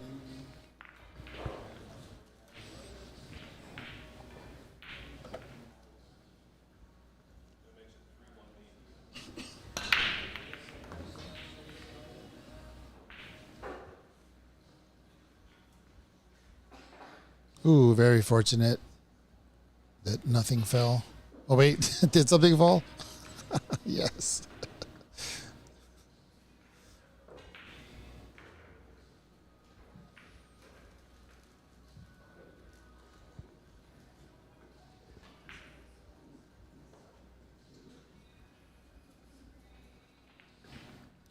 Ed about to break.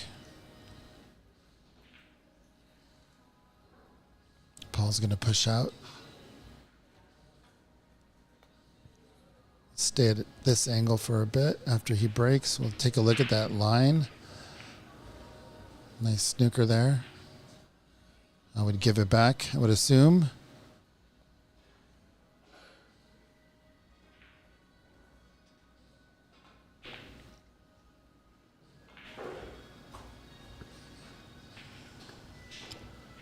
Jocelyn at the table.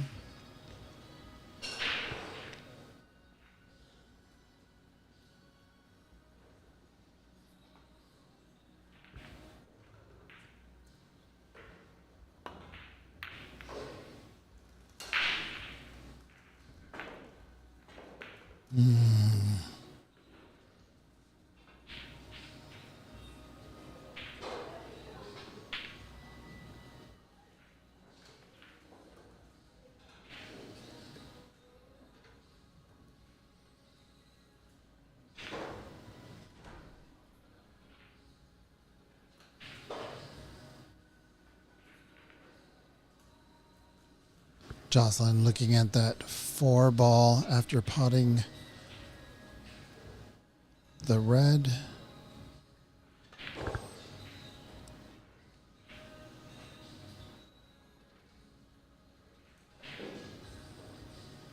Trying to come back one rail to get the 4-ball in the middle. Billy smacking the red ball into the top right corner.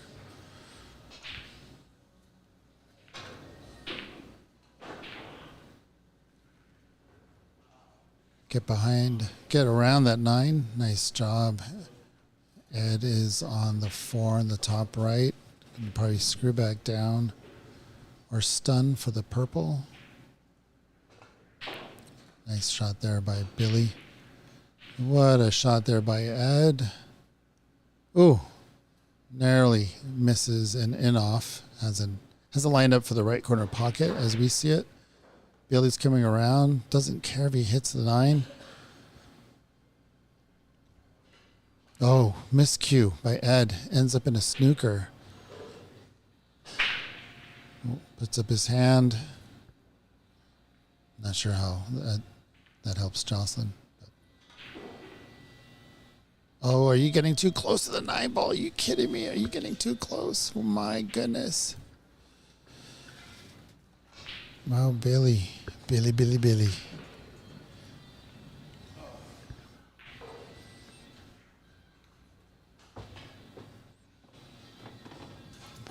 Let's see if we can't zoom in there. Just move your head just a little bit, Billy. Thank you. There is a slight gap, but my goodness, I don't know if you could see the potting angle. I don't know if it has enough power, and plus there's a push foul involved. Might want to call somebody to watch this.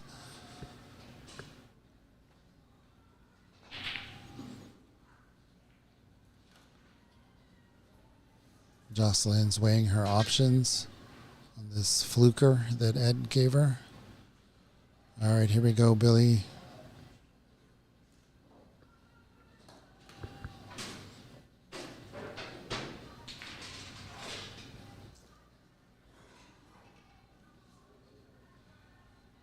Oh, what a great line. If it didn't hit that. Oh, what's going on here? Billy, what are you doing?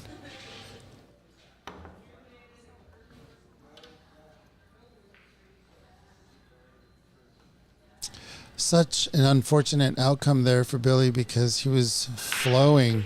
He was doing so well. And then just got a little bit too close. Close to his work, as they say.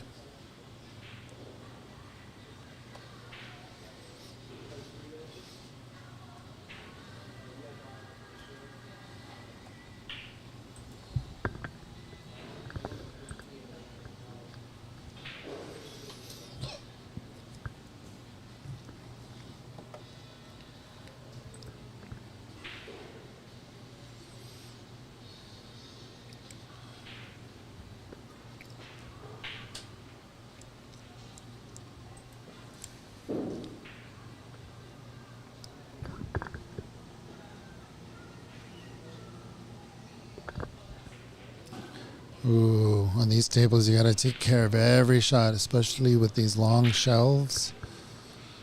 Jocelyn has a chance here to get this rack. Try to pull it within 3-2. Watch this break. Then we'll get right back to what's happening with Jocelyn. 9 ball, where are you going?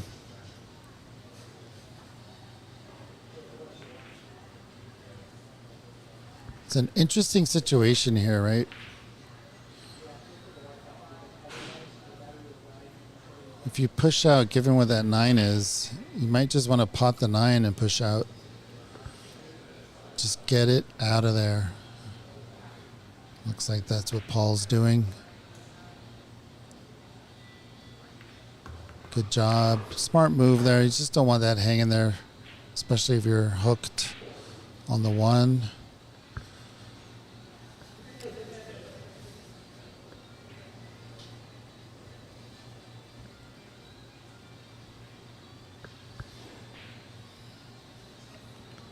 Jocelyn looking at a blind pocket with the 9 ball sitting in the middle of the table.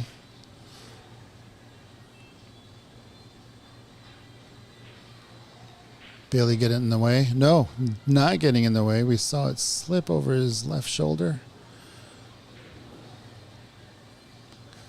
After Billy gets his geometry done, we'll take a look at Jocelyn's linear algebra.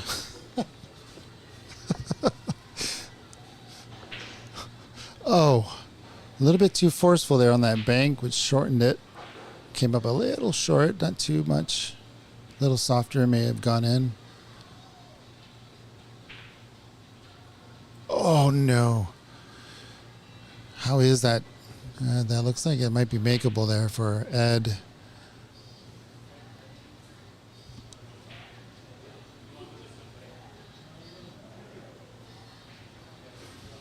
All right, Ed pots that one. Good job there, Ed. Getting a 4-1 advantage on Jocelyn. This is a... It's a race to 7. Oh, he did touch the... It did touch it. Ooh. Rubbed the paint off. Left the potting angle here for Paul, but I would assume he plays safe here.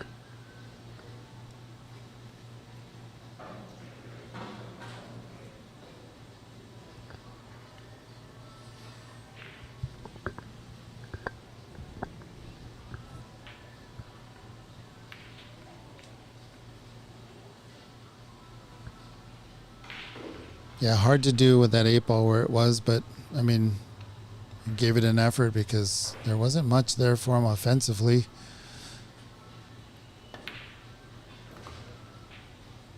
Bailey, once again, seeing it and shooting it. Kind of watched 2 games at once here. Watch the break for Ed. Ed is up 4-1. 3 away. Jocelyn 6 away. Luckily, you only play 1 rack at a time.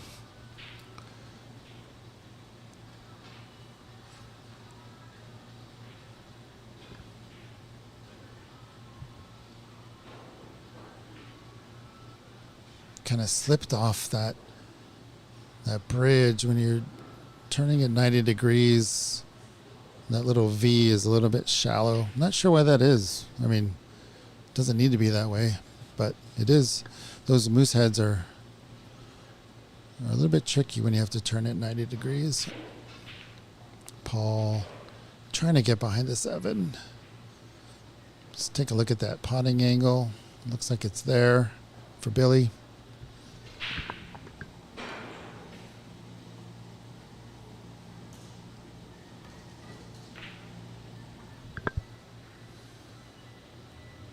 Got second prize there. Jocelyn at the table. Looks like the 2 and the... Oh, might be playing safe. Not sure that 2 goes anywhere.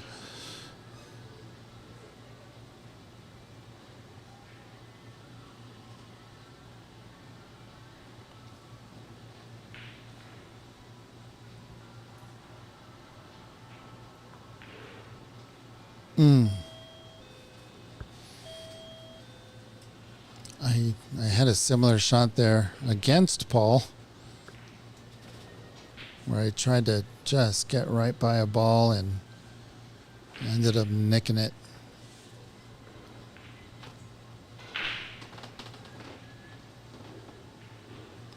Paul looking at that combo, the purple and the 9 ball, just kind of saving it in his mind.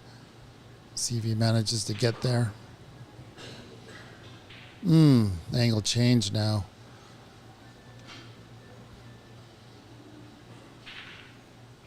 Ooh, Ed going for the cheese. Nice angle there by Billy. I think I called him Paul earlier. You guys know what I'm saying.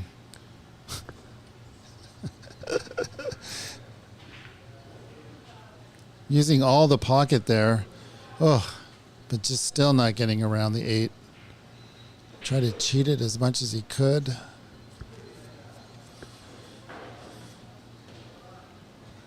At the very least, he should blow it up. Just blow it up, even if you hit it wrong. Oh.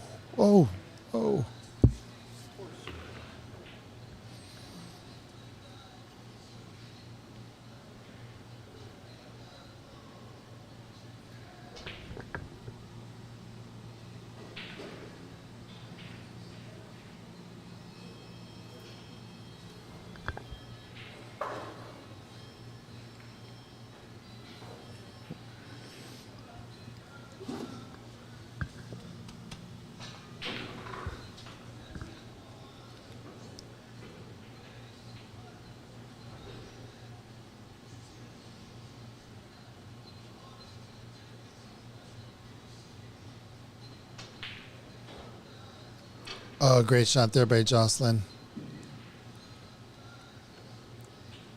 Good attempt there by Billy. Paul's at the table now. Jocelyn is in a bit of a pickle. See if he tries to cross bank while Paul tries to regular bank. Oh, cue ball, where are you going? Oh. Nice job using his cue to push the cue ball out. Nobody saw it. Look at this.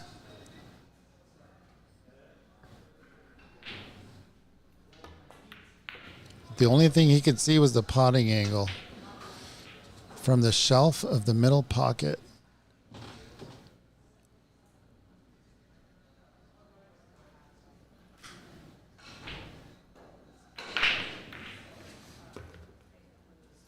Good shot there by Billy.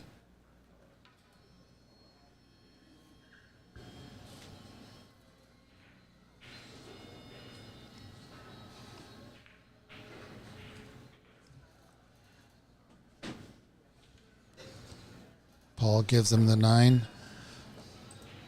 Jocelyn on the 7. Billy is on the hill. He's been flirting and already has a golden break, but he's been flirting quite a bit with another one. Beautiful leave there by Jocelyn.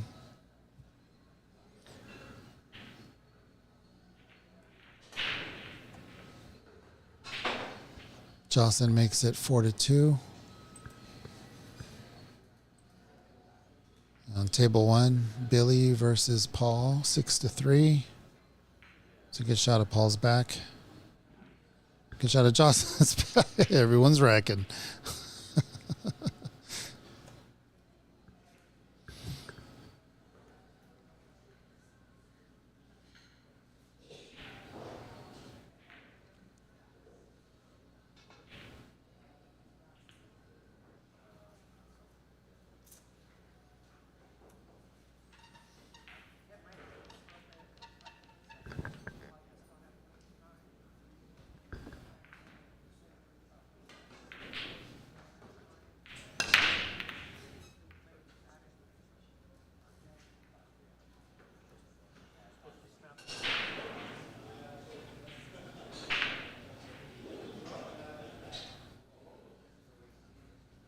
Looks like 2 dry breaks.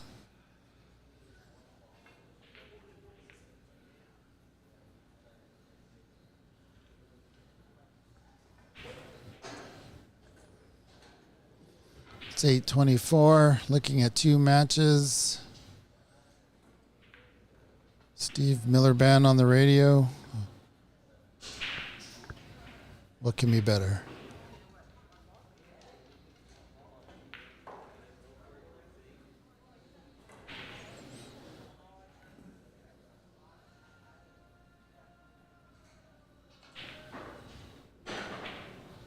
Ooh, nearly made that. Let's see what sort of sight he has on it, which is, he's got no sight.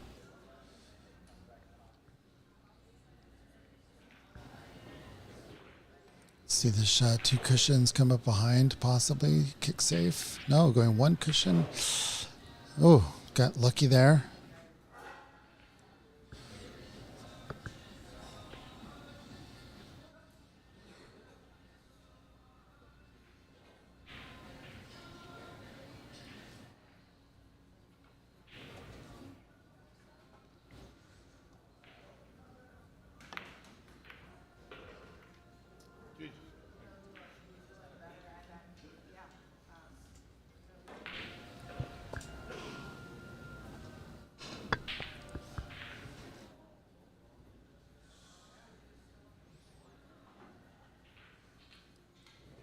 Jocelyn going for the combo.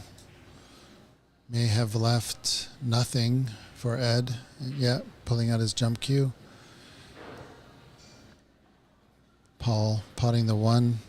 Doesn't look like he can see the 2. So he's pulling out his jump cue as well. Maybe we can get table 7 to pull out his jump cue. Does he have his jump cue? What's going on here? Yeah, I think so.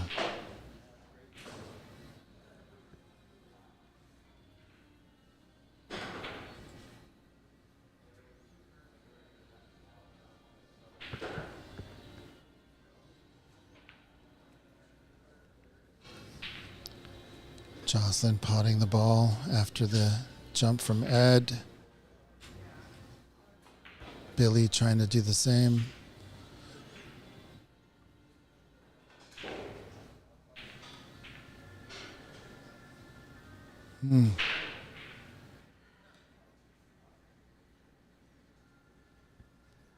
As we look at it, we can see the red going into the right corner pocket. Jocelyn's looking at the pink in the middle, but oh, flukes the red in the middle. So now both are going for the pink 4 in the middle.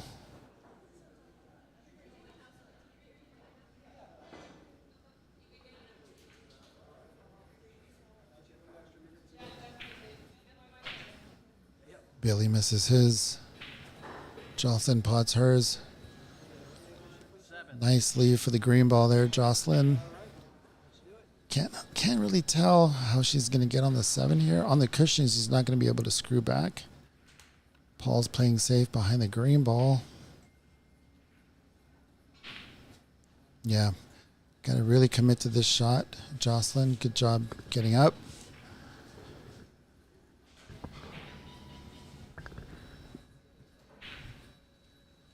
Cue ball, where are you going? Oh.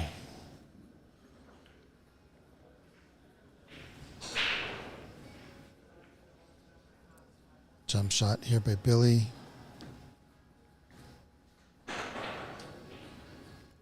Managed to pot a ball, still on the table, leaves the pink prime position. Looks like the purple goes in the top corner. Doesn't need to do too much with this cue ball. Blink and you'll miss him. Billy's on a tear a little bit. Ed left himself a bank. Misses the bank. Billy's hitting these balls in at a fast pace. Ed gets second prize, but could leave a kick and stick situation for Jocelyn. And oh, talk about Jocelyn. That 8 ball was Jocelyn in the corner. Here we go. Let's take a look at this.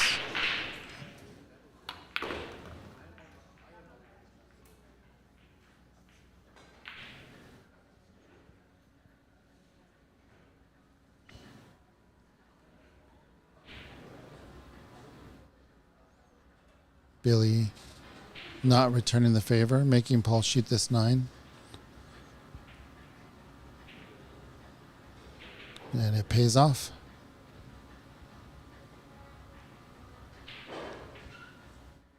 Always make them shoot the 9.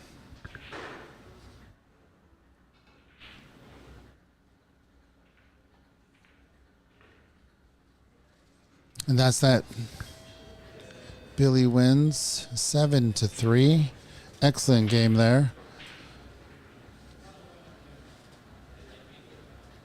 Fast paced. We always love that. Jocelyn takes it, narrows the lead. That was a back and forth match there. Jocelyn should now be 4-3.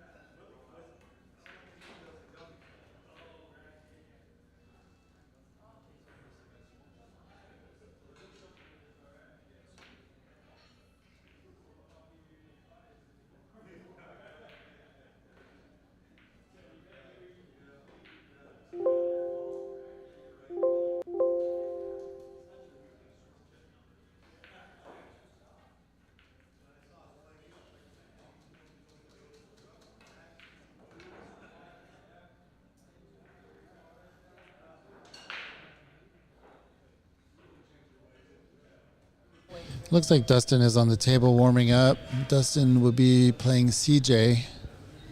I think that's who we have on the TV table.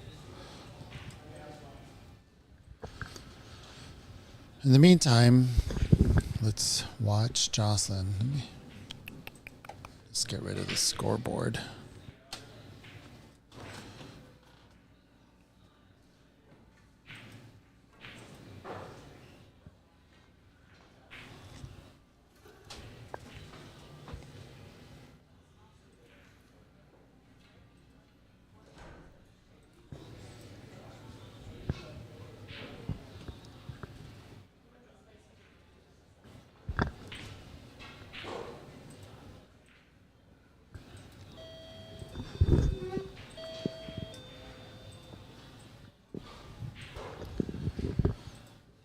Looks like a thin cut here for Jocelyn.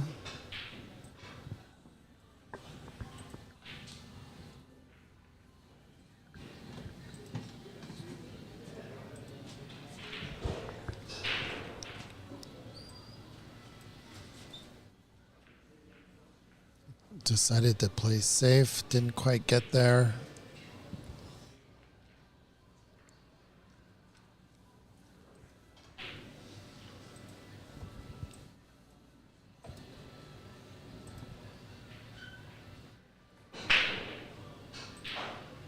Got lucky there, potting the purple there, but then got unlucky getting behind the green.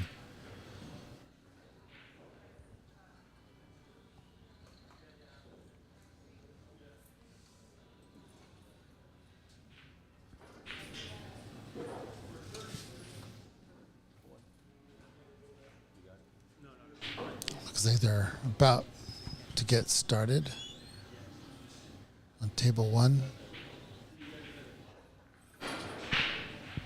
What a shot there by Ed. Nearly made it.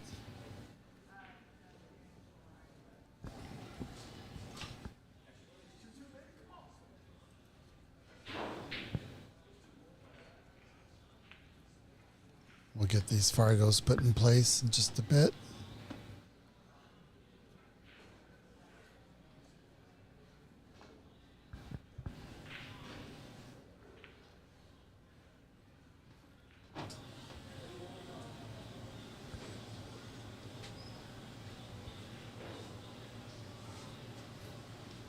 Jocelyn looking at a pink ball. Trying to get in position.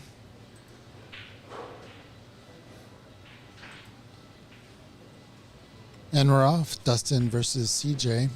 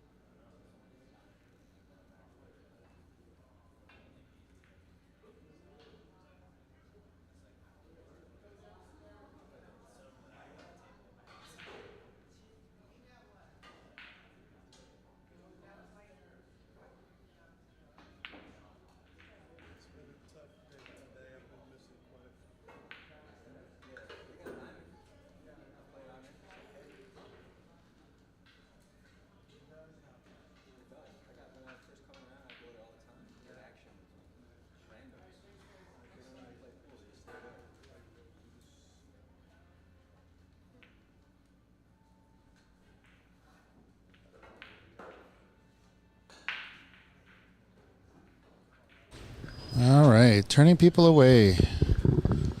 We have a full house for the tournament, and we have a full house people trying to get in. But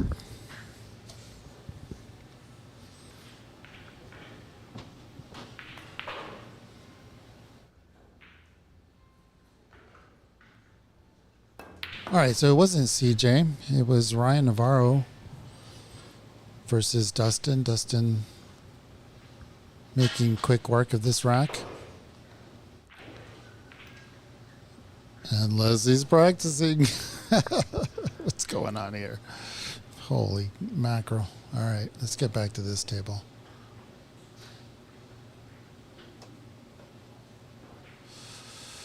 All right, looks like Jocelyn might be jumping here over the purple ball, trying to hit that one ball in the corner.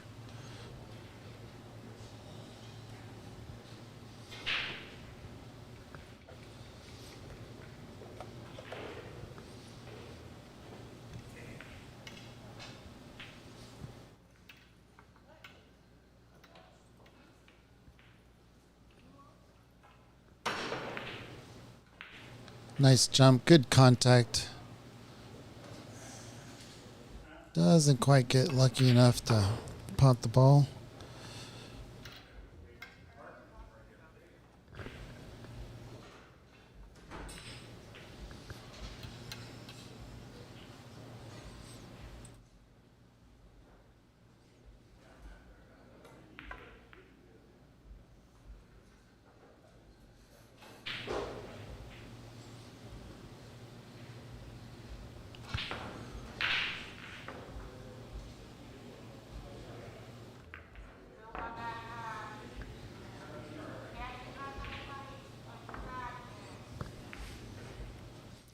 Peggy Sue Duffy is asking about Duffy, how Duffy is doing. Let's take a look here. Duffy is 6'6" versus Peter Mishinov. They are on table 3. Oh no, Ed goes in off. Oh. Not sure who won, but that game is over.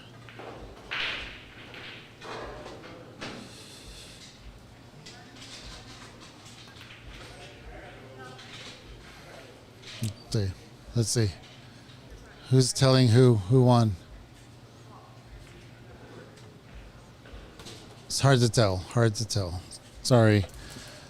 We see if the score updates anytime soon.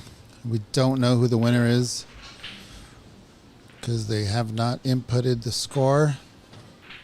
But either Rich. Oh, hey now. Big glitch in digital pool.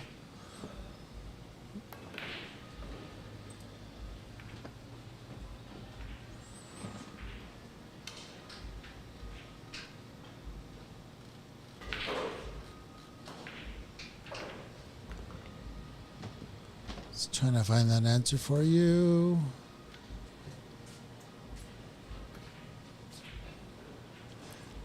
Rich Duffy won on the hill and advances to play John Peck the 4th.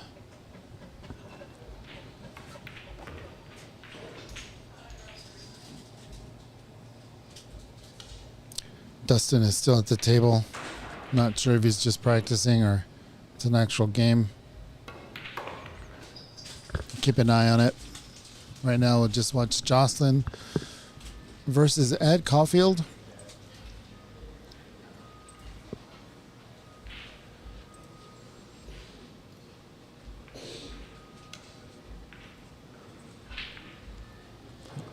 It's 4-4 as the score shows on digital pool between Jing Lu.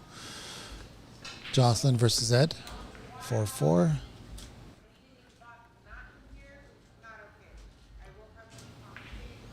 Ed is thinking about something here. Maybe he's waiting for a table. Yeah, Patrick taking his shot.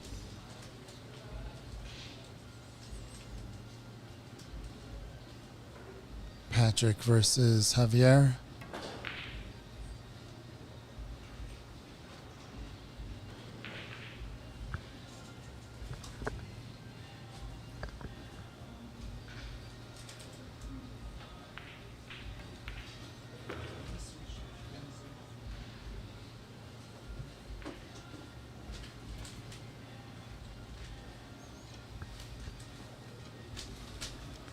Patrick staring at the 2 ball. Ed missing the 7.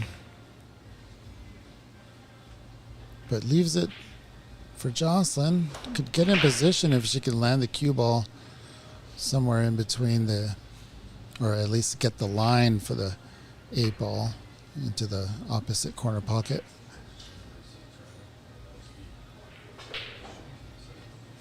Don't get behind the 9. Well done. Did herself a favor getting the 9 off the cushion.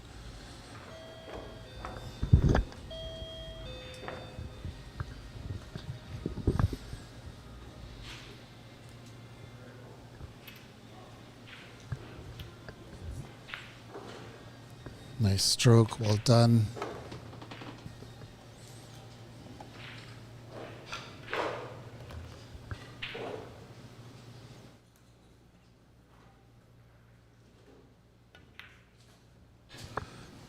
Does look like Dustin and Ryan are just warming up. Oh no, is she gonna get lucky? Oh my goodness. Well, that's how they roll sometimes. Takes the lead.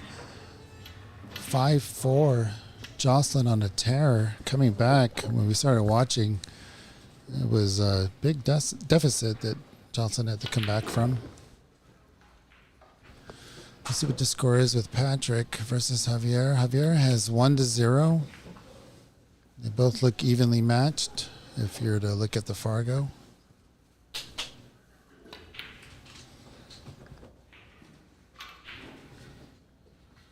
Yeah, Ryan is still just shooting around. So we can enjoy these 2 matches as we wait for the main TV table.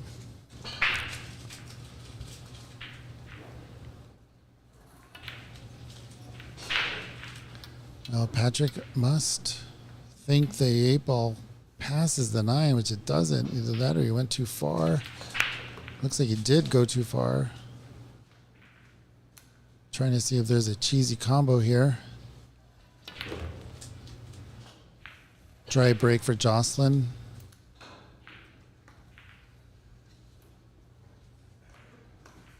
Goes for the snooker. Patrick does. Got it. Unhappy with his leave on the 8 ball, but got to be pleased there. For the snooker, Javier going for the long kick. Ed getting out of position. Might have flukered Jocelyn. No, Jocelyn can see that. Jocelyn can see the 2, but can she get on the 3? And Javier did not foul, however, left an opportunity here for Patrick to tie it up 1-1.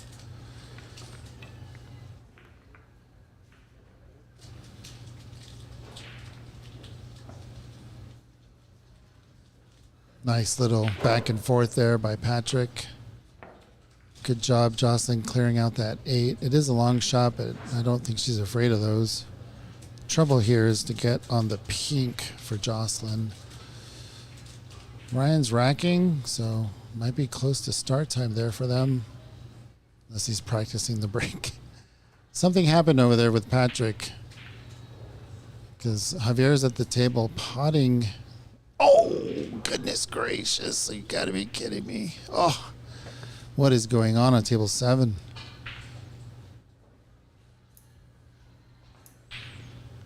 Patrick here to tie it up.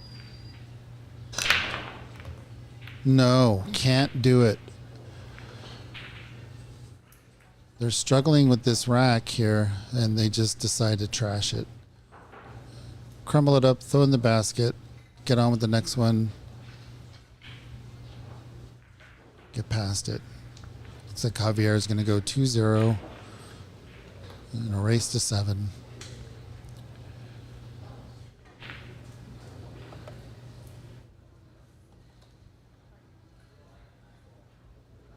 Looks like Dustin and Ryan may have started.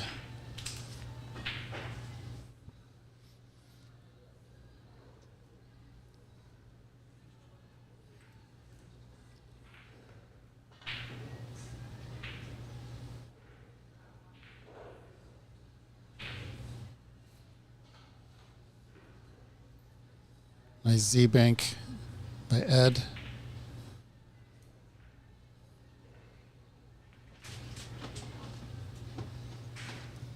Good pace there by Dustin.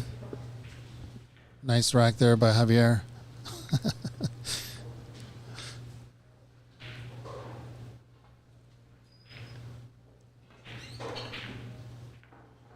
Yeah, Dustin's played here quite a bit in tournaments. Ed missing the 8-ball.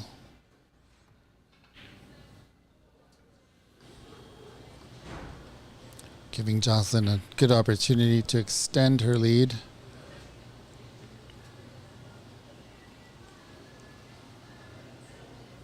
So the table at the top is table 7, Javier versus Patrick.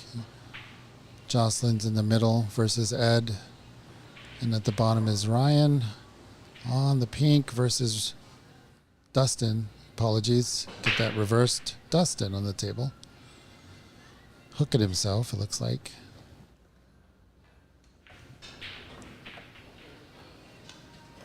Yep. Let's take a look at this shot by Ed. Looks like he made it.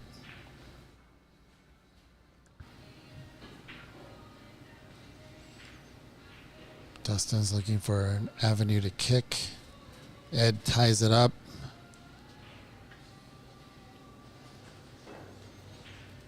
Good kick there by Dustin. Is it safe? Not really.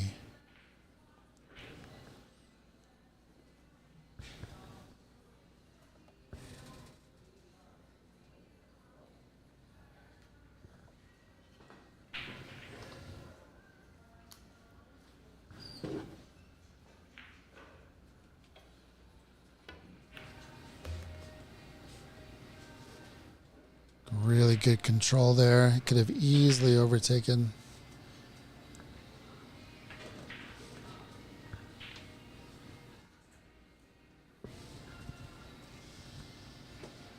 But he stopped it just in time.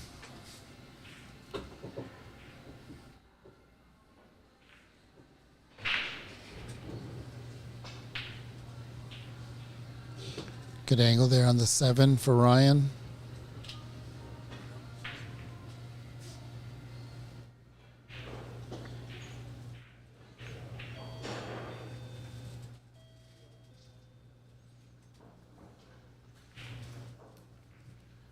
Come around 2 cushions for the 9. Use a natural angle. See what he does.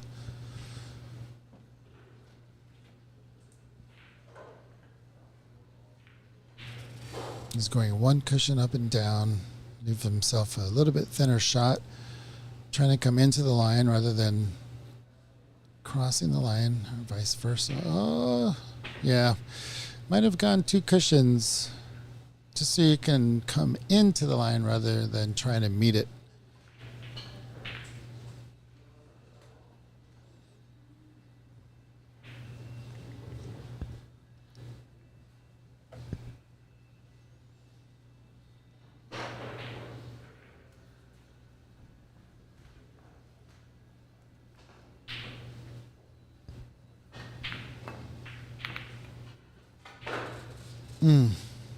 Such a close shot there by Jocelyn.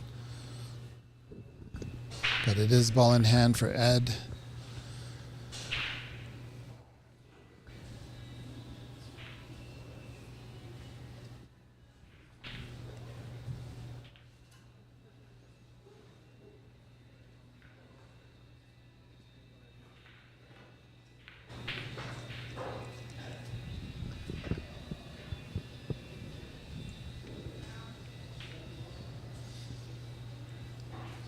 A little bit of a back and forth here between Dustin and Ryan in this first rack.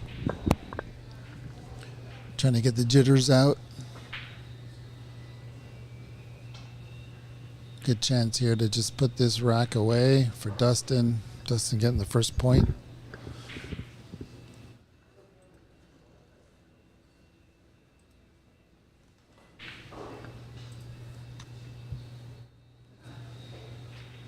Looks like Patrick won that rack. So he is 2-1 down.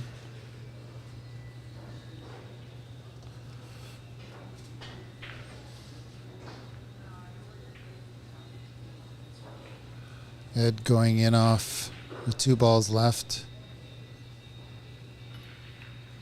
Wait, what? Giving up the rack with 2 balls left? Is that what happened? Or was he just practicing? Anyway, we came into that rack in a weird spot, so not really sure what happened. Nope. It is what we saw. Gave up the rack with 2 balls left. Jocelyn up 6-5. Scores were just updated.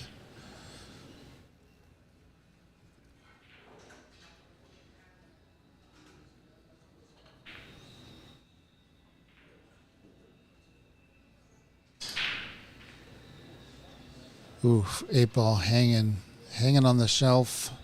7 ball goes in the middle. Jocelyn about the break. A little bit too thick.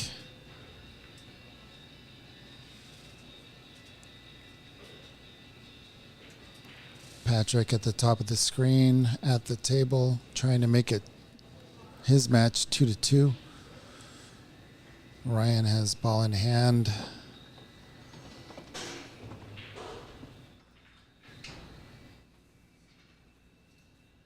May have overscrewed that, but should be okay to get back in rhythm.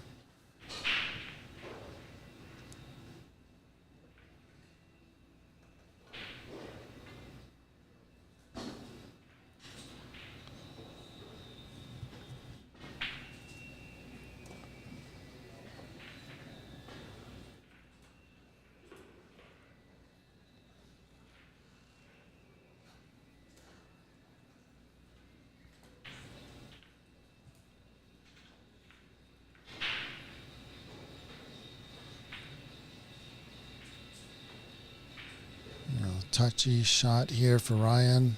Leaves it exactly where you wanted. Ed's at the table on the 2, breaking out his jump cue.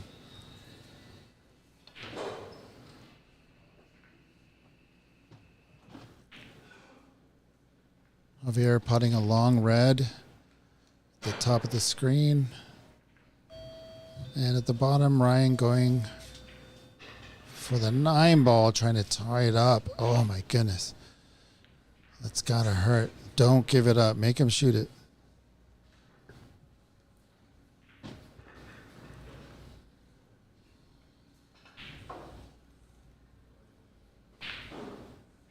Ooh, Ed just rattling it. Doesn't leave much for Jocelyn. All right, Dustin's down in his shot.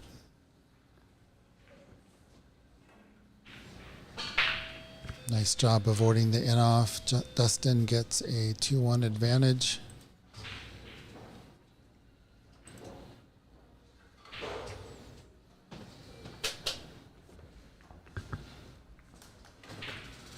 Somebody is on the 7 between Patrick and Javier. Nice, beautiful kick there by Ed. Are you kidding me? Looks like it's Javier that's on the 7. Oh, it just sticks on the jaw. Man, these pockets, I'm telling you, don't hit them too hard. And you can see that cue ball is about 3 feet too long anyway. It didn't need to really hit it that hard. I'm talking about the Javier shot, that is. Ed's doing fine.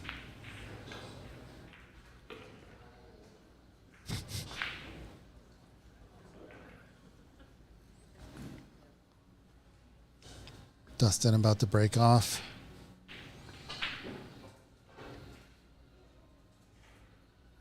Nice job there, Ed, going around. Getting a nice position there. Looks like Patrick took another frame, so it'll be 2-2 there. Got the 1 in the middle. That's a classic break. Has a look on the 2 there. Dustin does. And Ed misses the 9.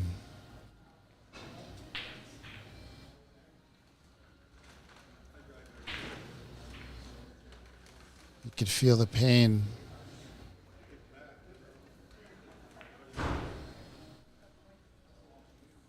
And that's that. Jocelyn wins on a heartbreaking miss by Ed, 7-5. This is 9-ball, folks. That's just the way it goes. Good job, Ed. Really appreciate you spending time in the booth with us early in the day. Not the outcome you wanted, but we do appreciate you being here. Patrick at the top of the screen, breaking with a 2-2 score, trying to take the advantage here. Dustin in a pickle, maybe trying to shoot this kick into the 9, send the 9-ball flying.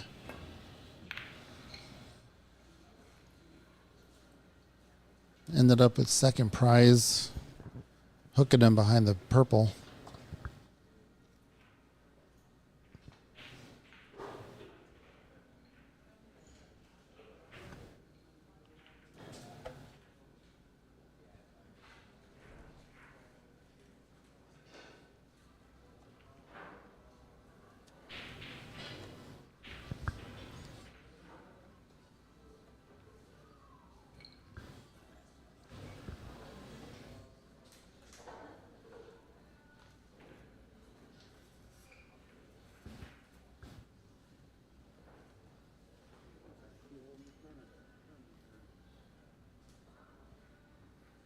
It should not. There should be a gap there between the two balls. Ryan looking frustrated. Patrick on the move here, looking at those beautiful paintings by Margaret Goodman. You can see the cue sticks in their hands.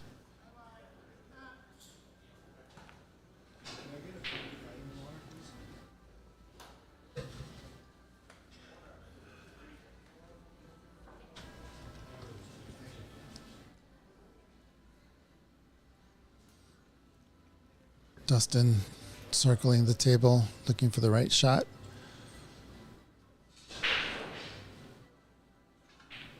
Looking at the green ball, the purple, the 7 is the problem here, so I would use this ball in hand to try to break them out.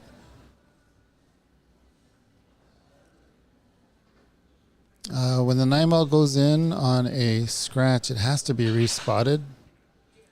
I'm answering a question in the chat about why did they have to push the 9 ball closer like that. So the 9 ball should go on its spot. However, if the spot is occupied, which it is by the 7, then you get it under the spot as close to the spot as you can without touching another ball.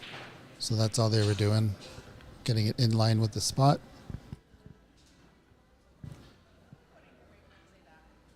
Excellent job there by Dustin. Doing two things at once, breaking up the 7-9 that were glued together and frustrating the heck out of Ryan by snookering him.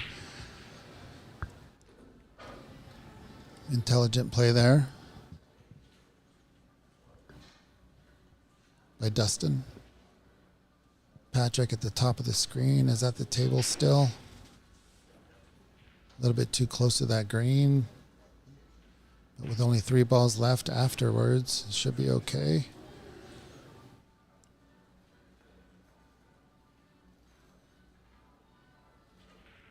Gonna do another safety here. Oh, nailed him. Oh no. All right, Ryan. Looks like it's a 1-kick escape. Let's take a look at this angle. No, that he is in jail. Yeah, so he's gonna try the 1-kick, 1 cushion that is. And he's, no, are you kidding me? No, you gotta be kidding me. Did he 3-foul him? He sure did. What a way to go on that 3-foul. That was so unlucky because he did make proper contact.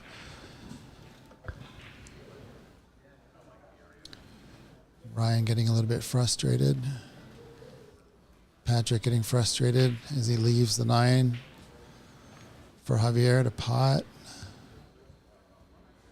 That makes, let's check it. Let's check that score. Let's see what's happening there between the two.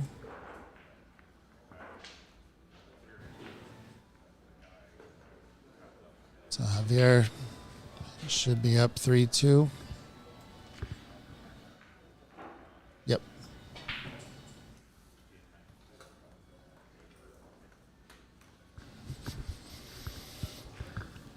Let's fix Dustin's score. Dustin is up 3-0.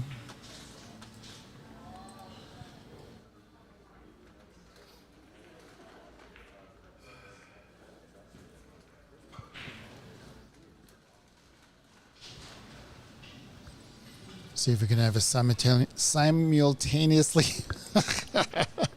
Let's see if we can have a break at the same time. No, we didn't. Words are hard. Javier to break up at the top. Got something in the middle pocket. Looks like the 8-ball fell for Javier. Down here with Dustin, the 2 is gone.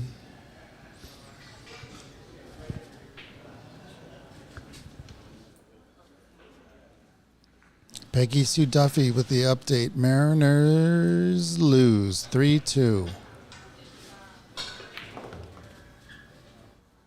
Thanks for the update, Peggy Sue.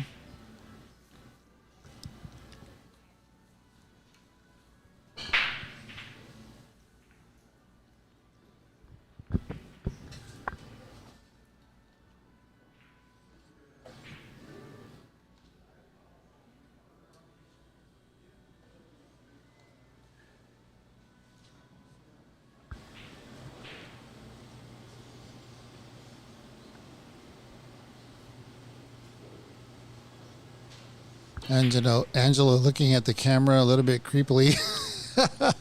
What was that? He was looking right at us, wasn't he? Look, he's still looking at us.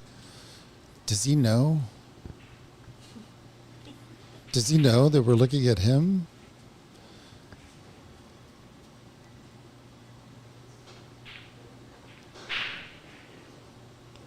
Wiggles that one in.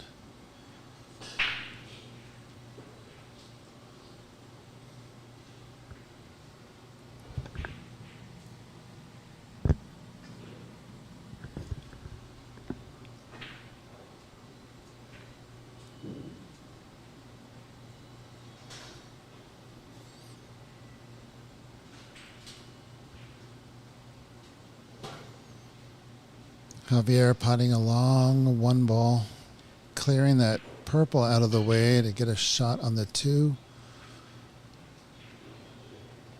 Going up and down for the 3. Angelo breaking off. Looks like he's just warming up for a match.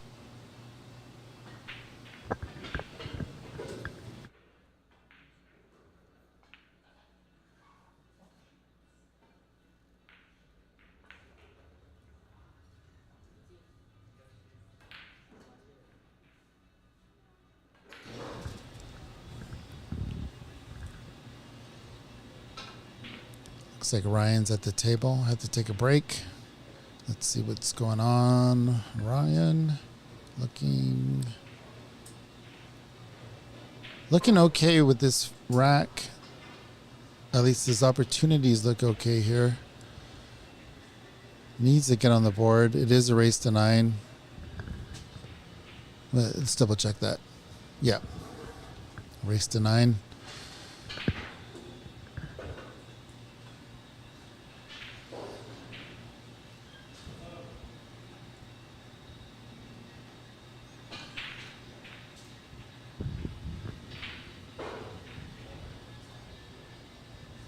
Going a little bit long there.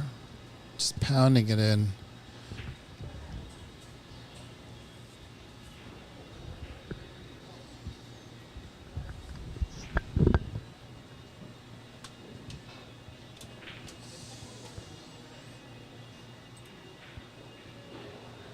Recovers well. Gets good position on the 8. It's going to come down 2, maybe 3 cushions for the 9. He might go forward 2 or 3 cushions.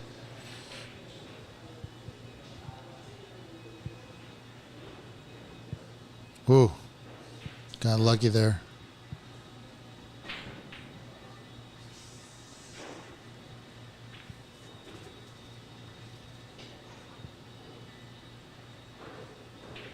Looks like Javier lost that rack. Patrick should be up 4-3. Or did he just make it 3-3? We'll find out when they update. Unless they already did. Score here says 3-3. And Ryan gets on the board here. Good for him. It's got to be frustrating. Finally gets a point so he can settle in. He's only down by 2 in a race to 9, which is really nothing. These two players are, let's see what they're, yeah, they're very evenly matched. Just a few points separate them.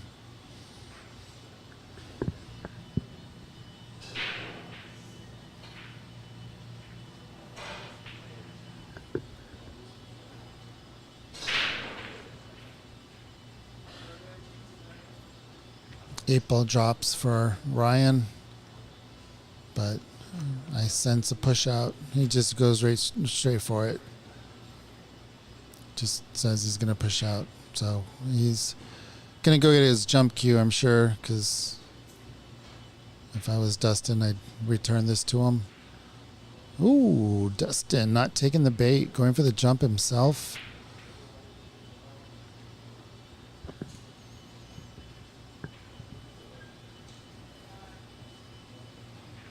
Darren warming up in the table 4, the middle table as we see it.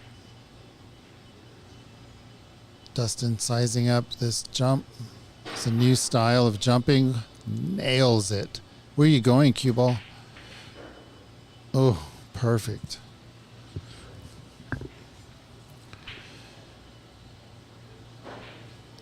If you rewind it and take a look at Dustin's form there, he's got his elbow behind his back,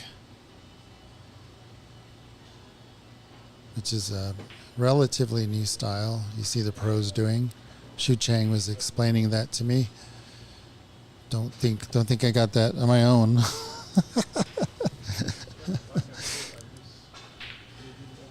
Credit to Shu Chang, our first athletics member.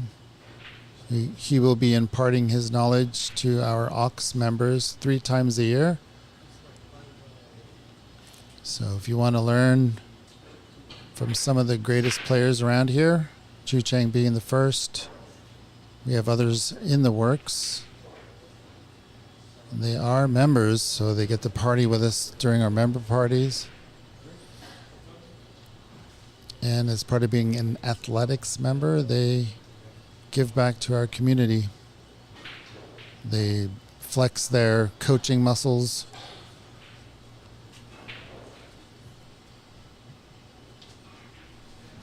As the rest of us get a little bit better. Anyhow, Patrick at the table up top. Darren Carrito still practicing in the middle. And Dustin looking for the purple ball in one of these corner pockets. Let's take a look at this angle, see what he's looking at.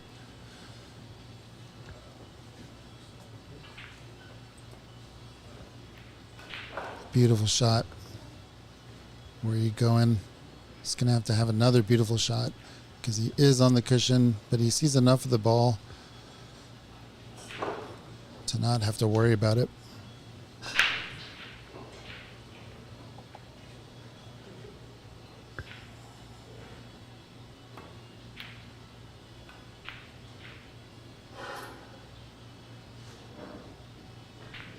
So, ooh.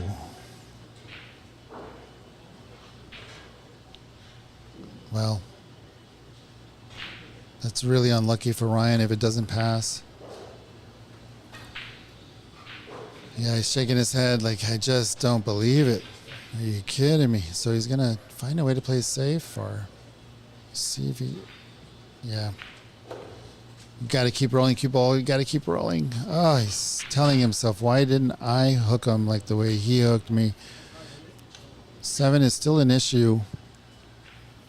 Even though you can pot this in the middle pocket. He's going to have to do something with the 7. Might have to just settle with a bank shot.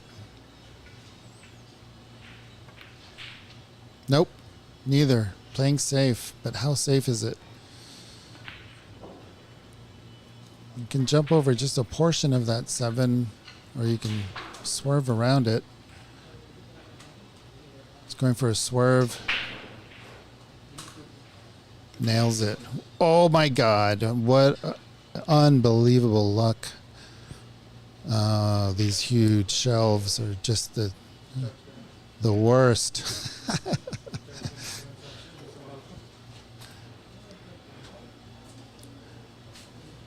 We always say that if you're going to play in a tournament here, get here early, maybe a day or two, get used to these tables.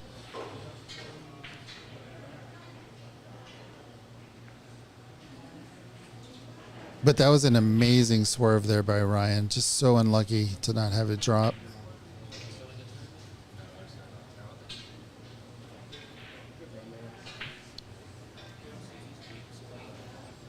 Might bump the 9 here. As long as there's a pocket in front of it, it should be fine. Completely misses it. The 9, that is. Let's see you. Take care. Adios, Zach. Zach is leaving the building. What was the result of Zach's game? What was the score? Yeah, let's take a look.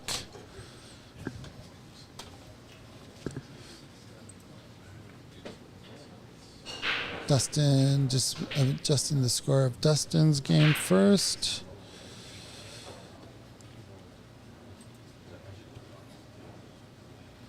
Javier is on the 7. Let's see if we can't see that.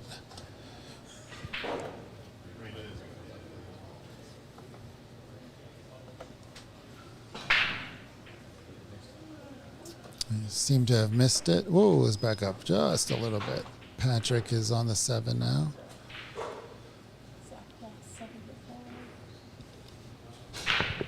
Zach lost 7-4 against Michael Pisog. He's the one that beat me. Beat me 9-5.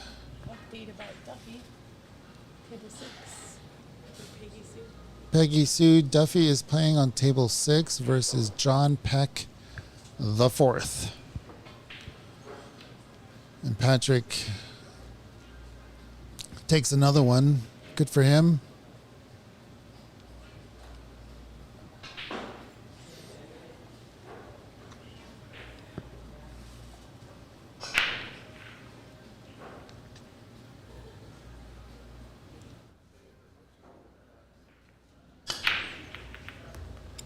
Dustin with a beautiful break. He's not overhitting it. Squirting that one ball into the middle pocket.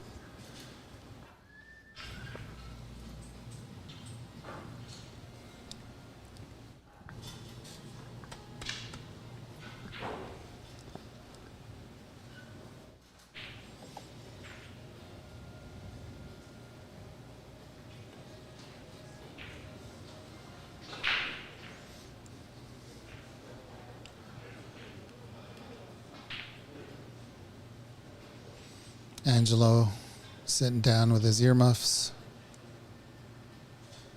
Darren looks like he has a real thin cut on that one ball. Ended up hitting it a little bit too thin to make it, but made contact.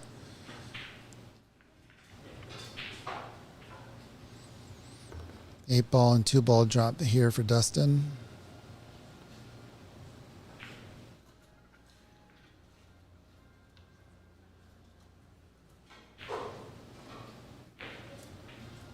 Don't want to screw back too much here. I'm going to give yourself an angle to come up the table off the pink. Unless you want to hit the purple up at the top right corner so that you have a good look on the green. He's going for his extension.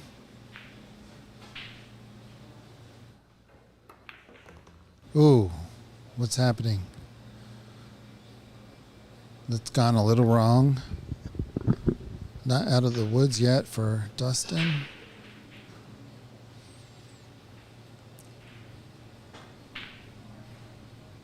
Looks like Patrick may have broke dry. Darren at the table. And yeah, Dustin got out of position and played safe.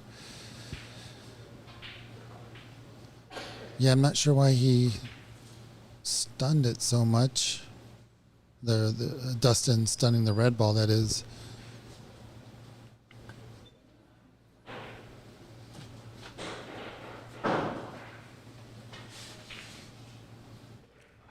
How did the one ball leave the table? I want to see the replay of that. Cue ball leaving the table, that's pretty normal. At the top of the table, how the hell does the one fall off the table?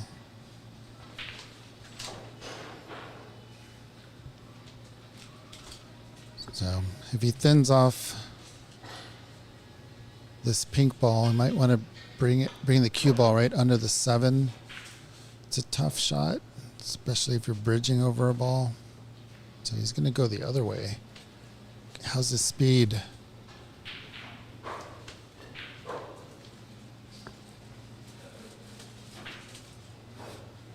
Yeah, did not hook him. Looks like Ryan can see everything. No, it doesn't. It did hook him. Good job. Darren takes the first rack. Not quite sure how, but he's breaking.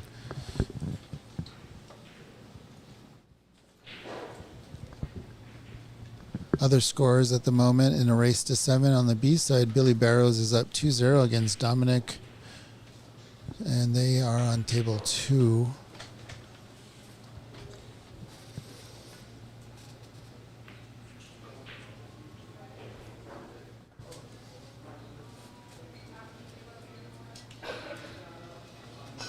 That's table 2 right there. Billy about to break.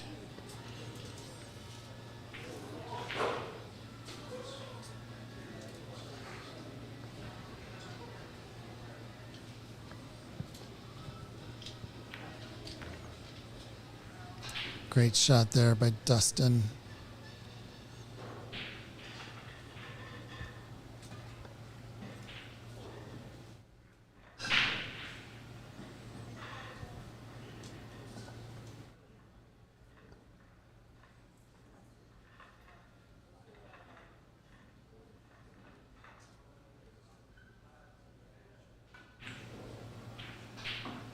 Ooh.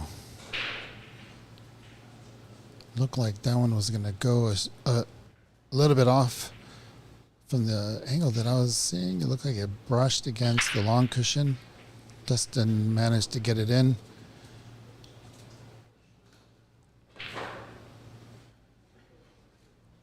Dustin shooting well in this match. Javier and Patrick are going toe-to-toe at the top of our screen. 4-3 Patrick. Darren and Dustin doing a square dance in between tables.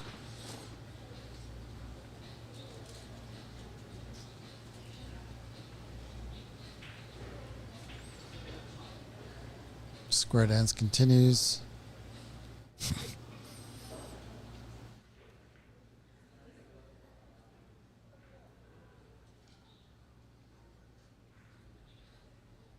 Meanwhile, Patrick bumps the 9, getting in good shape for the 7. Dustin popping the 9 in, taking yet another frame away from Ryan.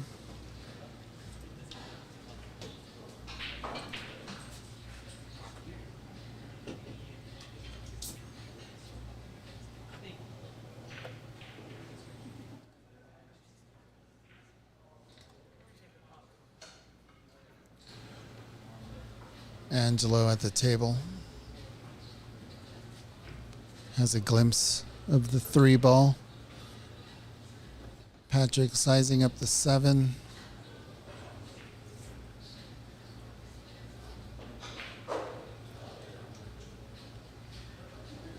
Angelo going a little bit too thin there.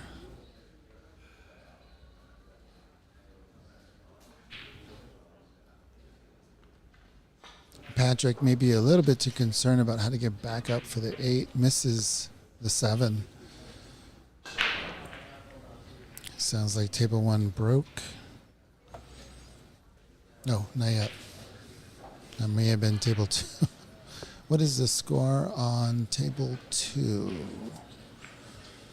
Still 2-0. Billy Barrows. Oh, 9 ball. 9 ball. Look at that. Wow. Nice little golden break. We've had a few of those today. People are figuring out this break on the hill. No, on the hill if he was on the B side. Just kidding. Yeah, nice job there. See if he can do it again.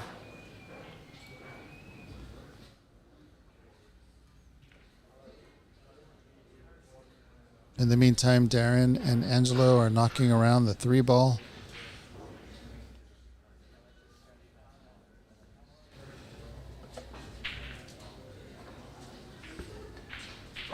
Angelo's hooked.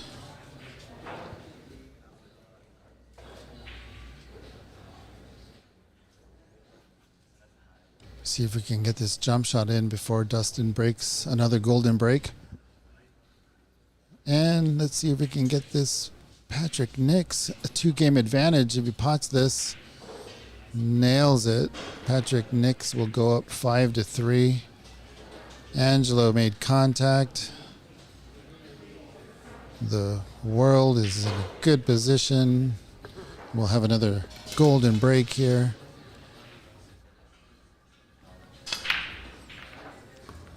Just kidding.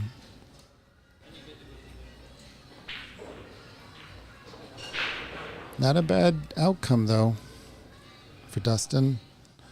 Just got a good look on the 1. Can bring the ball down. The table, a little bit of traffic getting down there. But from this angle, looks like he puts a little bit of left. Comes down to the left side as we see it here. See what he chooses. Now he's going for the gap. He is aiming for the gap between the 7 and the 9. So just a touchy shot here. Don't get fancy.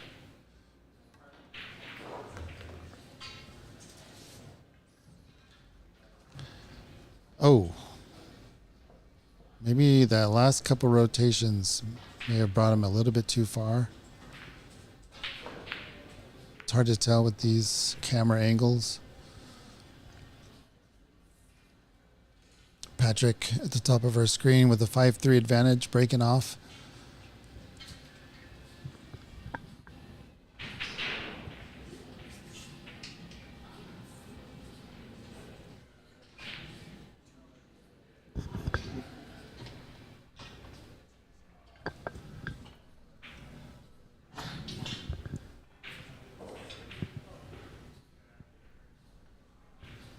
We just bumped that 7 in the way.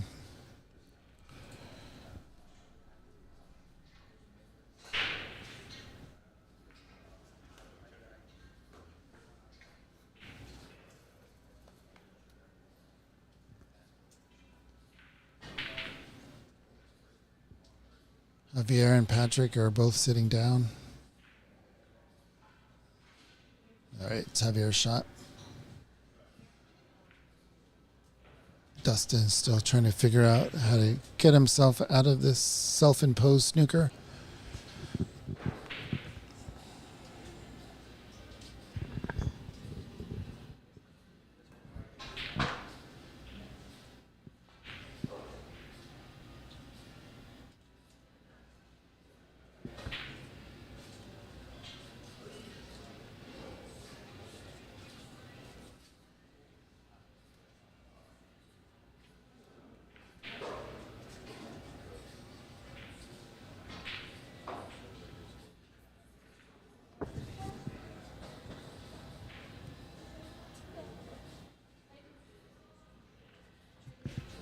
He's not happy with his leave, but it's not terrible.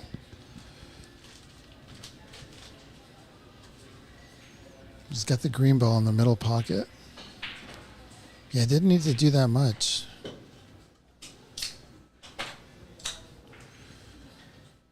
He's letting good be the enemy of perfect.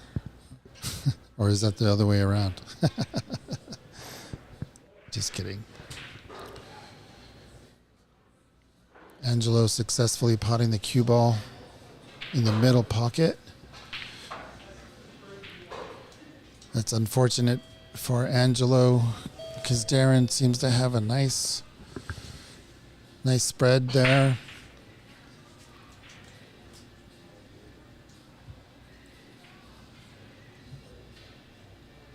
He's got to give himself, yeah, that's not a bad angle for Darren to get on the 8. This looks a little thin. Oh, for Dustin, that looked a little thin. He was balancing on 3 toes. Sometimes an extension or a rest would help stabilize you. You don't want to give Ryan a chance here. He will be able to come back if he gains confidence. Right now, Ryan is mentally out of the game. He seems to be a little bit frustrated. Could be wrong, but you don't want to give somebody who's frustrated a chance to run out like this. Are you kidding me? Are you? Oh, goodness gracious.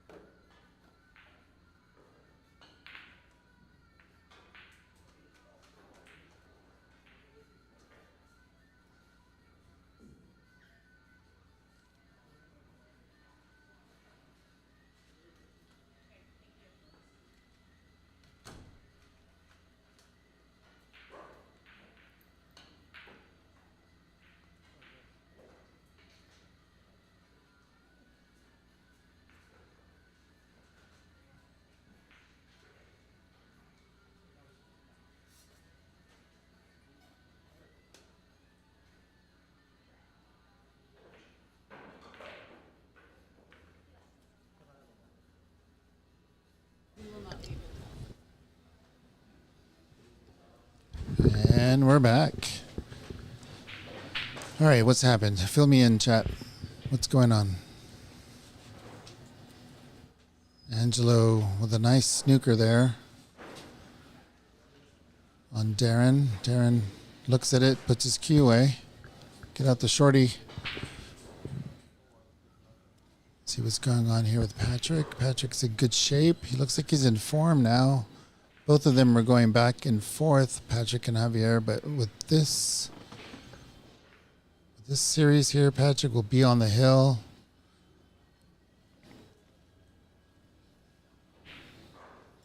Good job there by Patrick. First one on the hill on a back and forth match. Major advantage.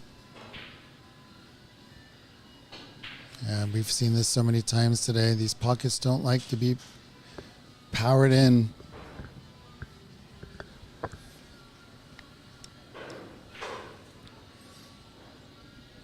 Darren sizing up the jump.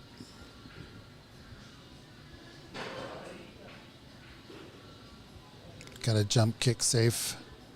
Well, not quite safe. Looks like Angelo might be able to squeeze that. Pass. Take a quick look. Yeah, it looks like that 2 does go. Oh, just a little thin here. May have gone cushion first. No, it falls anyway. Oh, but he gets so close to the black. So much has happened. And the outcome isn't good for Ryan. Like, how do you play safe with 2 balls on the table? You're going to have to push the black to the cushion. As we look at it, the top cushion, bring the cue ball to the bottom cushion as we look at it. It's really the only shot. Can't go crazy.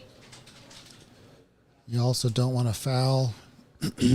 Might be beneficial to have somebody look at this shot.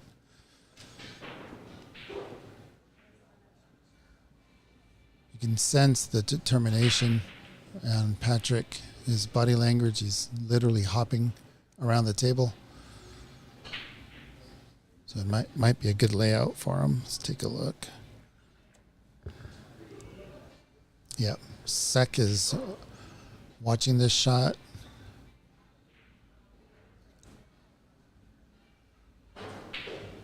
You don't have to do anything do anything crazy here, but Dustin's on the hill. Like, what do you do, right? Just nudge it to the cushion. Oh, he's getting it behind the 9. Does he do it? Does he do it? He does. Beautiful shot. Ryan stays alive with a very creative snooker.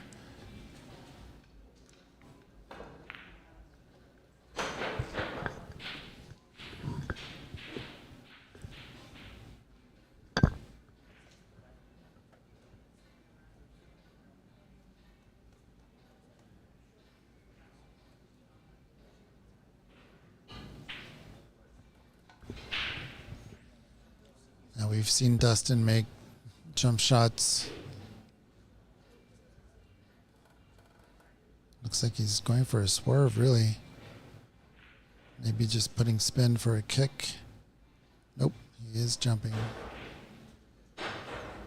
And he freaking nails it. Gotta be joking me. What a shot.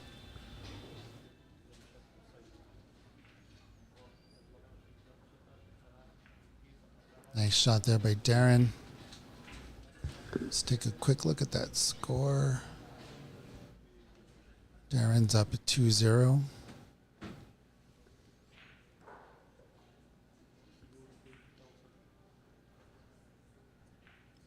The bottom of your screen, Dustin here for the win.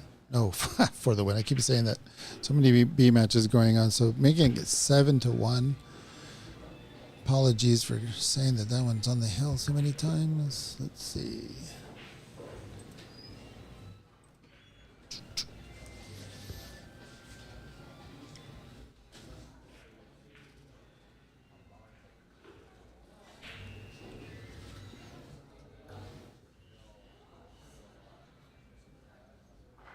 Oh, Patrick is definitely on the hill, sizing up the 9 ball for the win.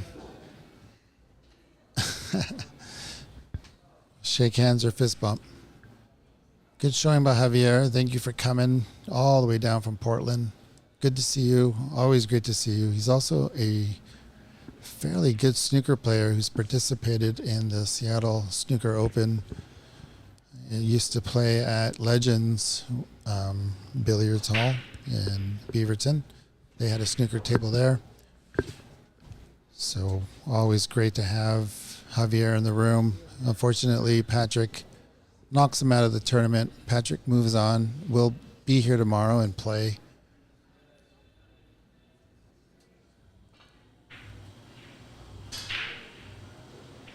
Once again, Dustin getting the 1 ball in the middle pocket with good sight on the 2.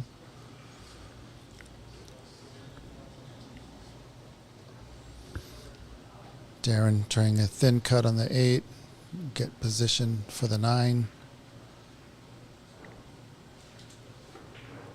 You don't want to get that position though. Oh my goodness.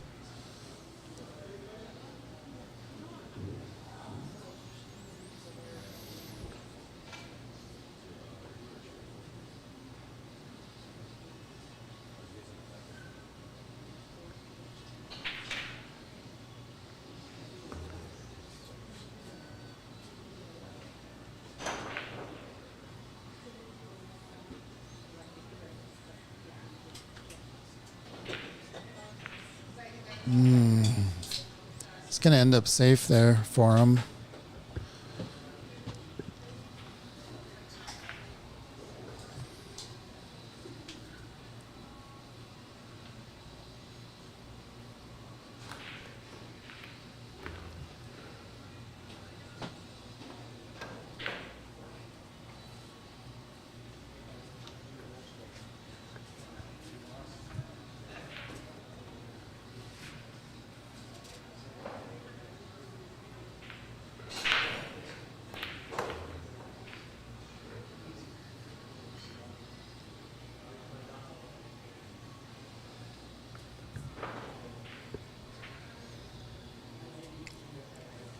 Darren's racking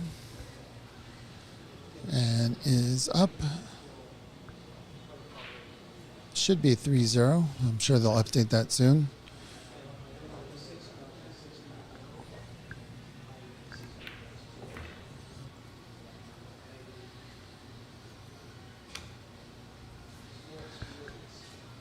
Too much of an angle there, but should be okay. It's going to be going up the table. He's going to have to control it a little more than he would like because cue ball is going to retain most of this energy.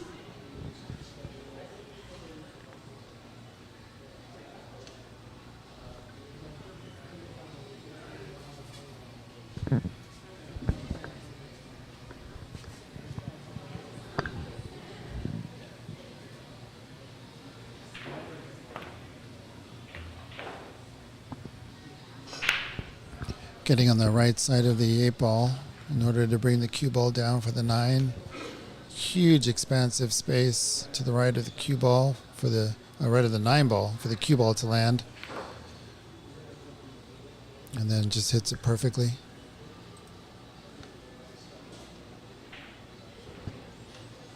I can safely say that if he makes this, he'll be on the hill. Finally, the hill has arrived in this match. I mean that sarcastically, of course. In the meantime, let's take a look at Darren's match.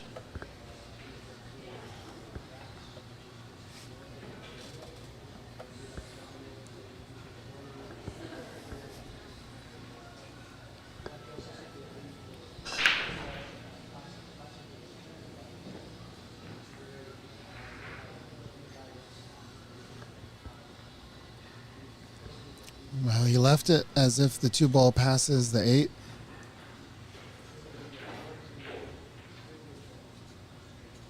It's going to need an angle to come down for the pink.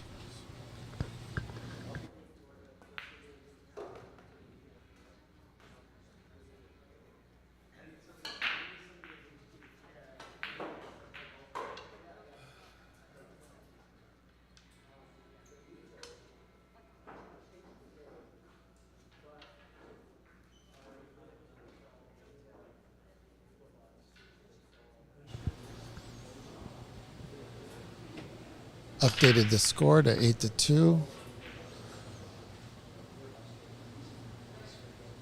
Defensive break there by Dustin.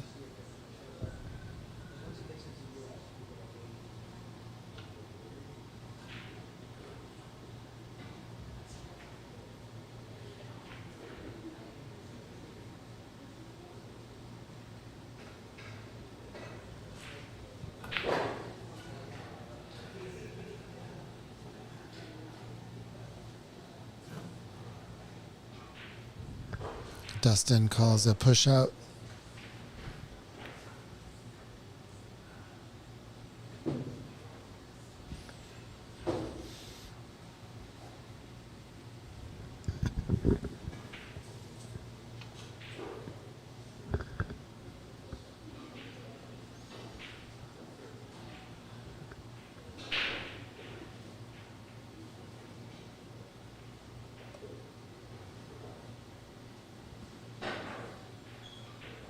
Are you kidding me? This guy's a monster with that cue. Looks like he does have a path. Nope. Oh, it's hard to say. I think he might be able to hit it. Not sure if he can pot it.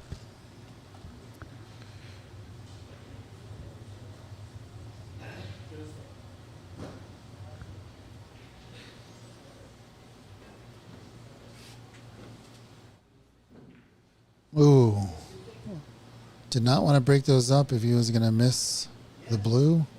He's laughing at himself a little bit. So now it's a nice ball in hand drill here for Ryan.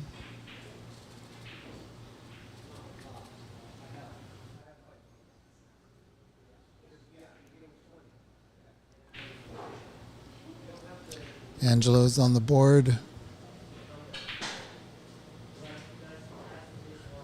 Stopping the bleeding at 3-1.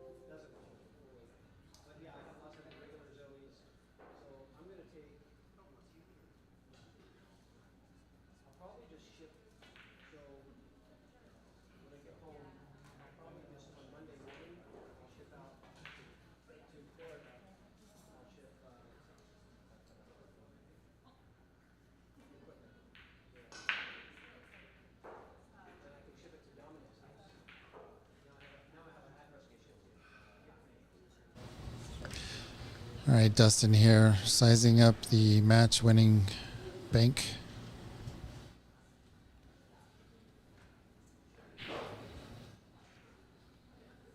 Darren politely waiting, understanding the... Oh, understand. Oh no, cue ball. What you doing?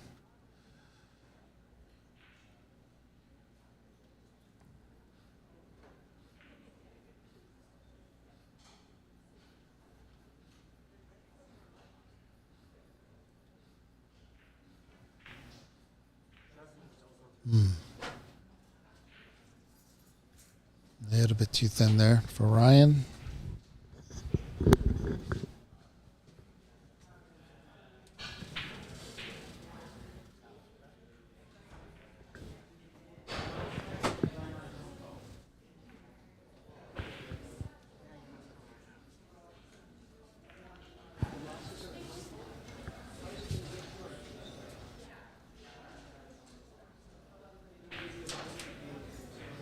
For the match.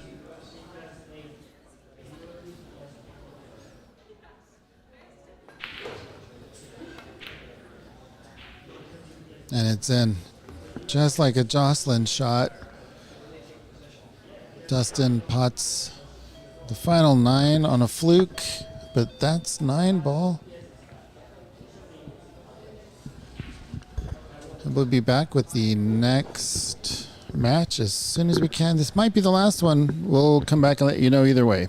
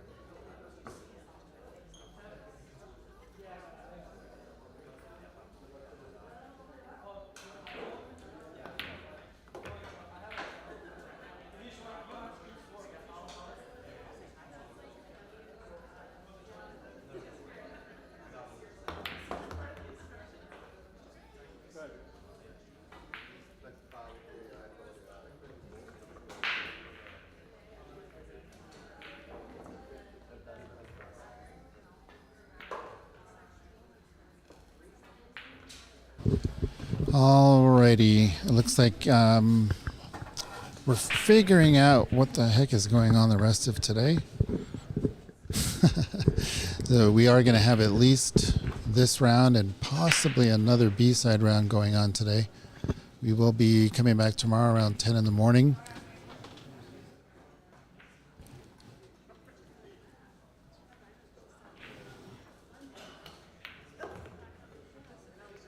Rick down the chat, loving the commentary. Thank you. Just like giving this commentary to people, this stream. Hope you guys enjoy it. Thanks for the feedback. This is Mike Dominguez from Ox Billiards.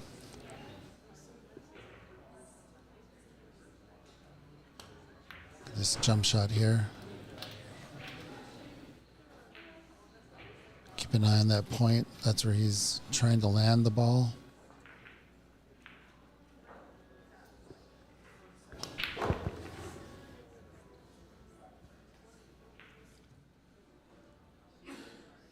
Possibly having second thoughts.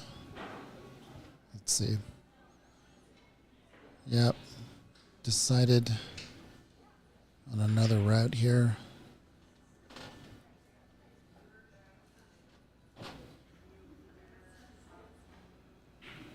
Yeah, push out.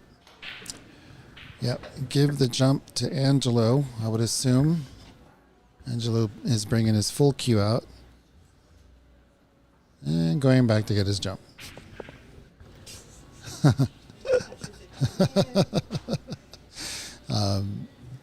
Yeah, I mean, why not, right? I mean, go to the table with what you think you might use and then change your mind. It's no big deal. It's a pretty big target for that one ball. You don't have to hit it straight on given where it is. I think the only issue here is don't get hooked behind the purple. You can see a little bit of backspin. Managed to avoid the purple ball. Let's see. It's hard to say whether that combo goes.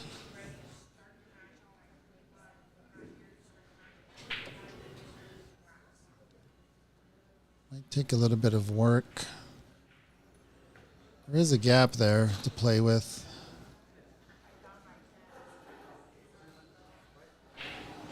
Ooh, it did go, but you know, these pockets, I keep saying it, they don't like those balls at pace. They just like pocket speed. Disappointed Angelo, just sitting down. Hopefully he remembers what a great jump shot he just had and forgets that miss, which was a tough shot. It wasn't guaranteed. It's going to get around the black ball or go under it.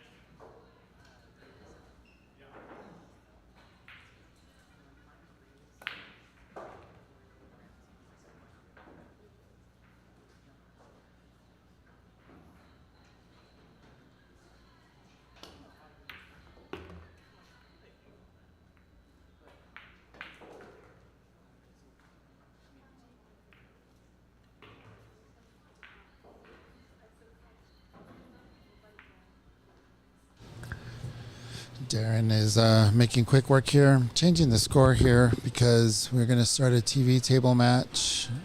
They're just warming up. We'll have Cameron versus Michael. Cameron Hahn versus Michael Pisak. That should be coming up.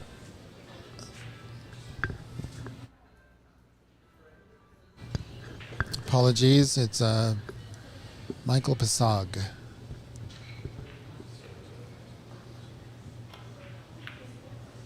Might be a little bit straight here.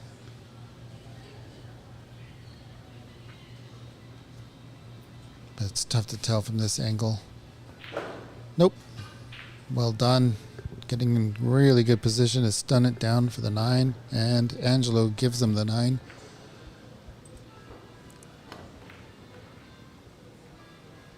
Making it 6-1 in a race to 9. This is an A-side match, so both of these players will be coming back tomorrow. Unless we have a second B-side round and they lose. But as it stands, they have another chance, whoever loses. Let's take a look at what's happening on table 1.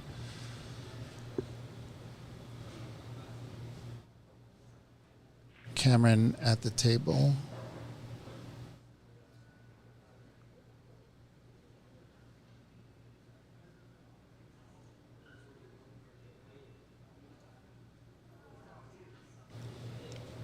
Looks serious enough that it's not warm up, so this might be the first rack.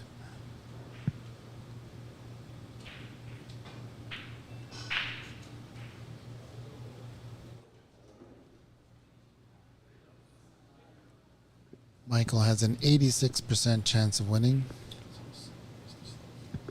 Yeah, this is a race to 7. Thank you, James.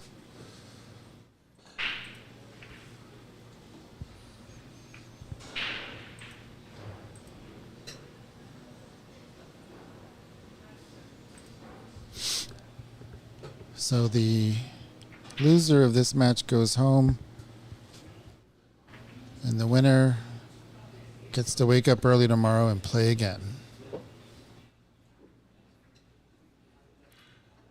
Michael and I met in the first round. It was neck and neck until he pulled away. It was neck and neck until like 5-4 or something like that, and then 6-4, 7-4, 7-5, 8-5, 9-5. Yeah. You know the story.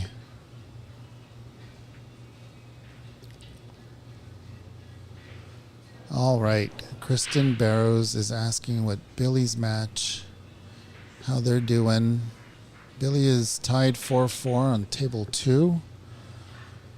Let's see if we can't get you a glimpse of that.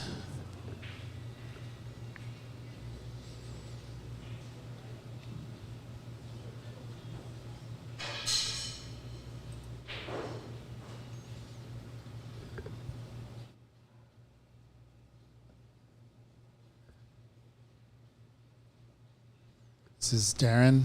I'm sorry. Dominic. Dominic and Billy are quickly 4-4. And Dominic is a really good shot. He was playing Christian Eiberger a couple Wednesdays ago. May have been last Wednesday. That's how long it feels. It was a nice match between the two of them.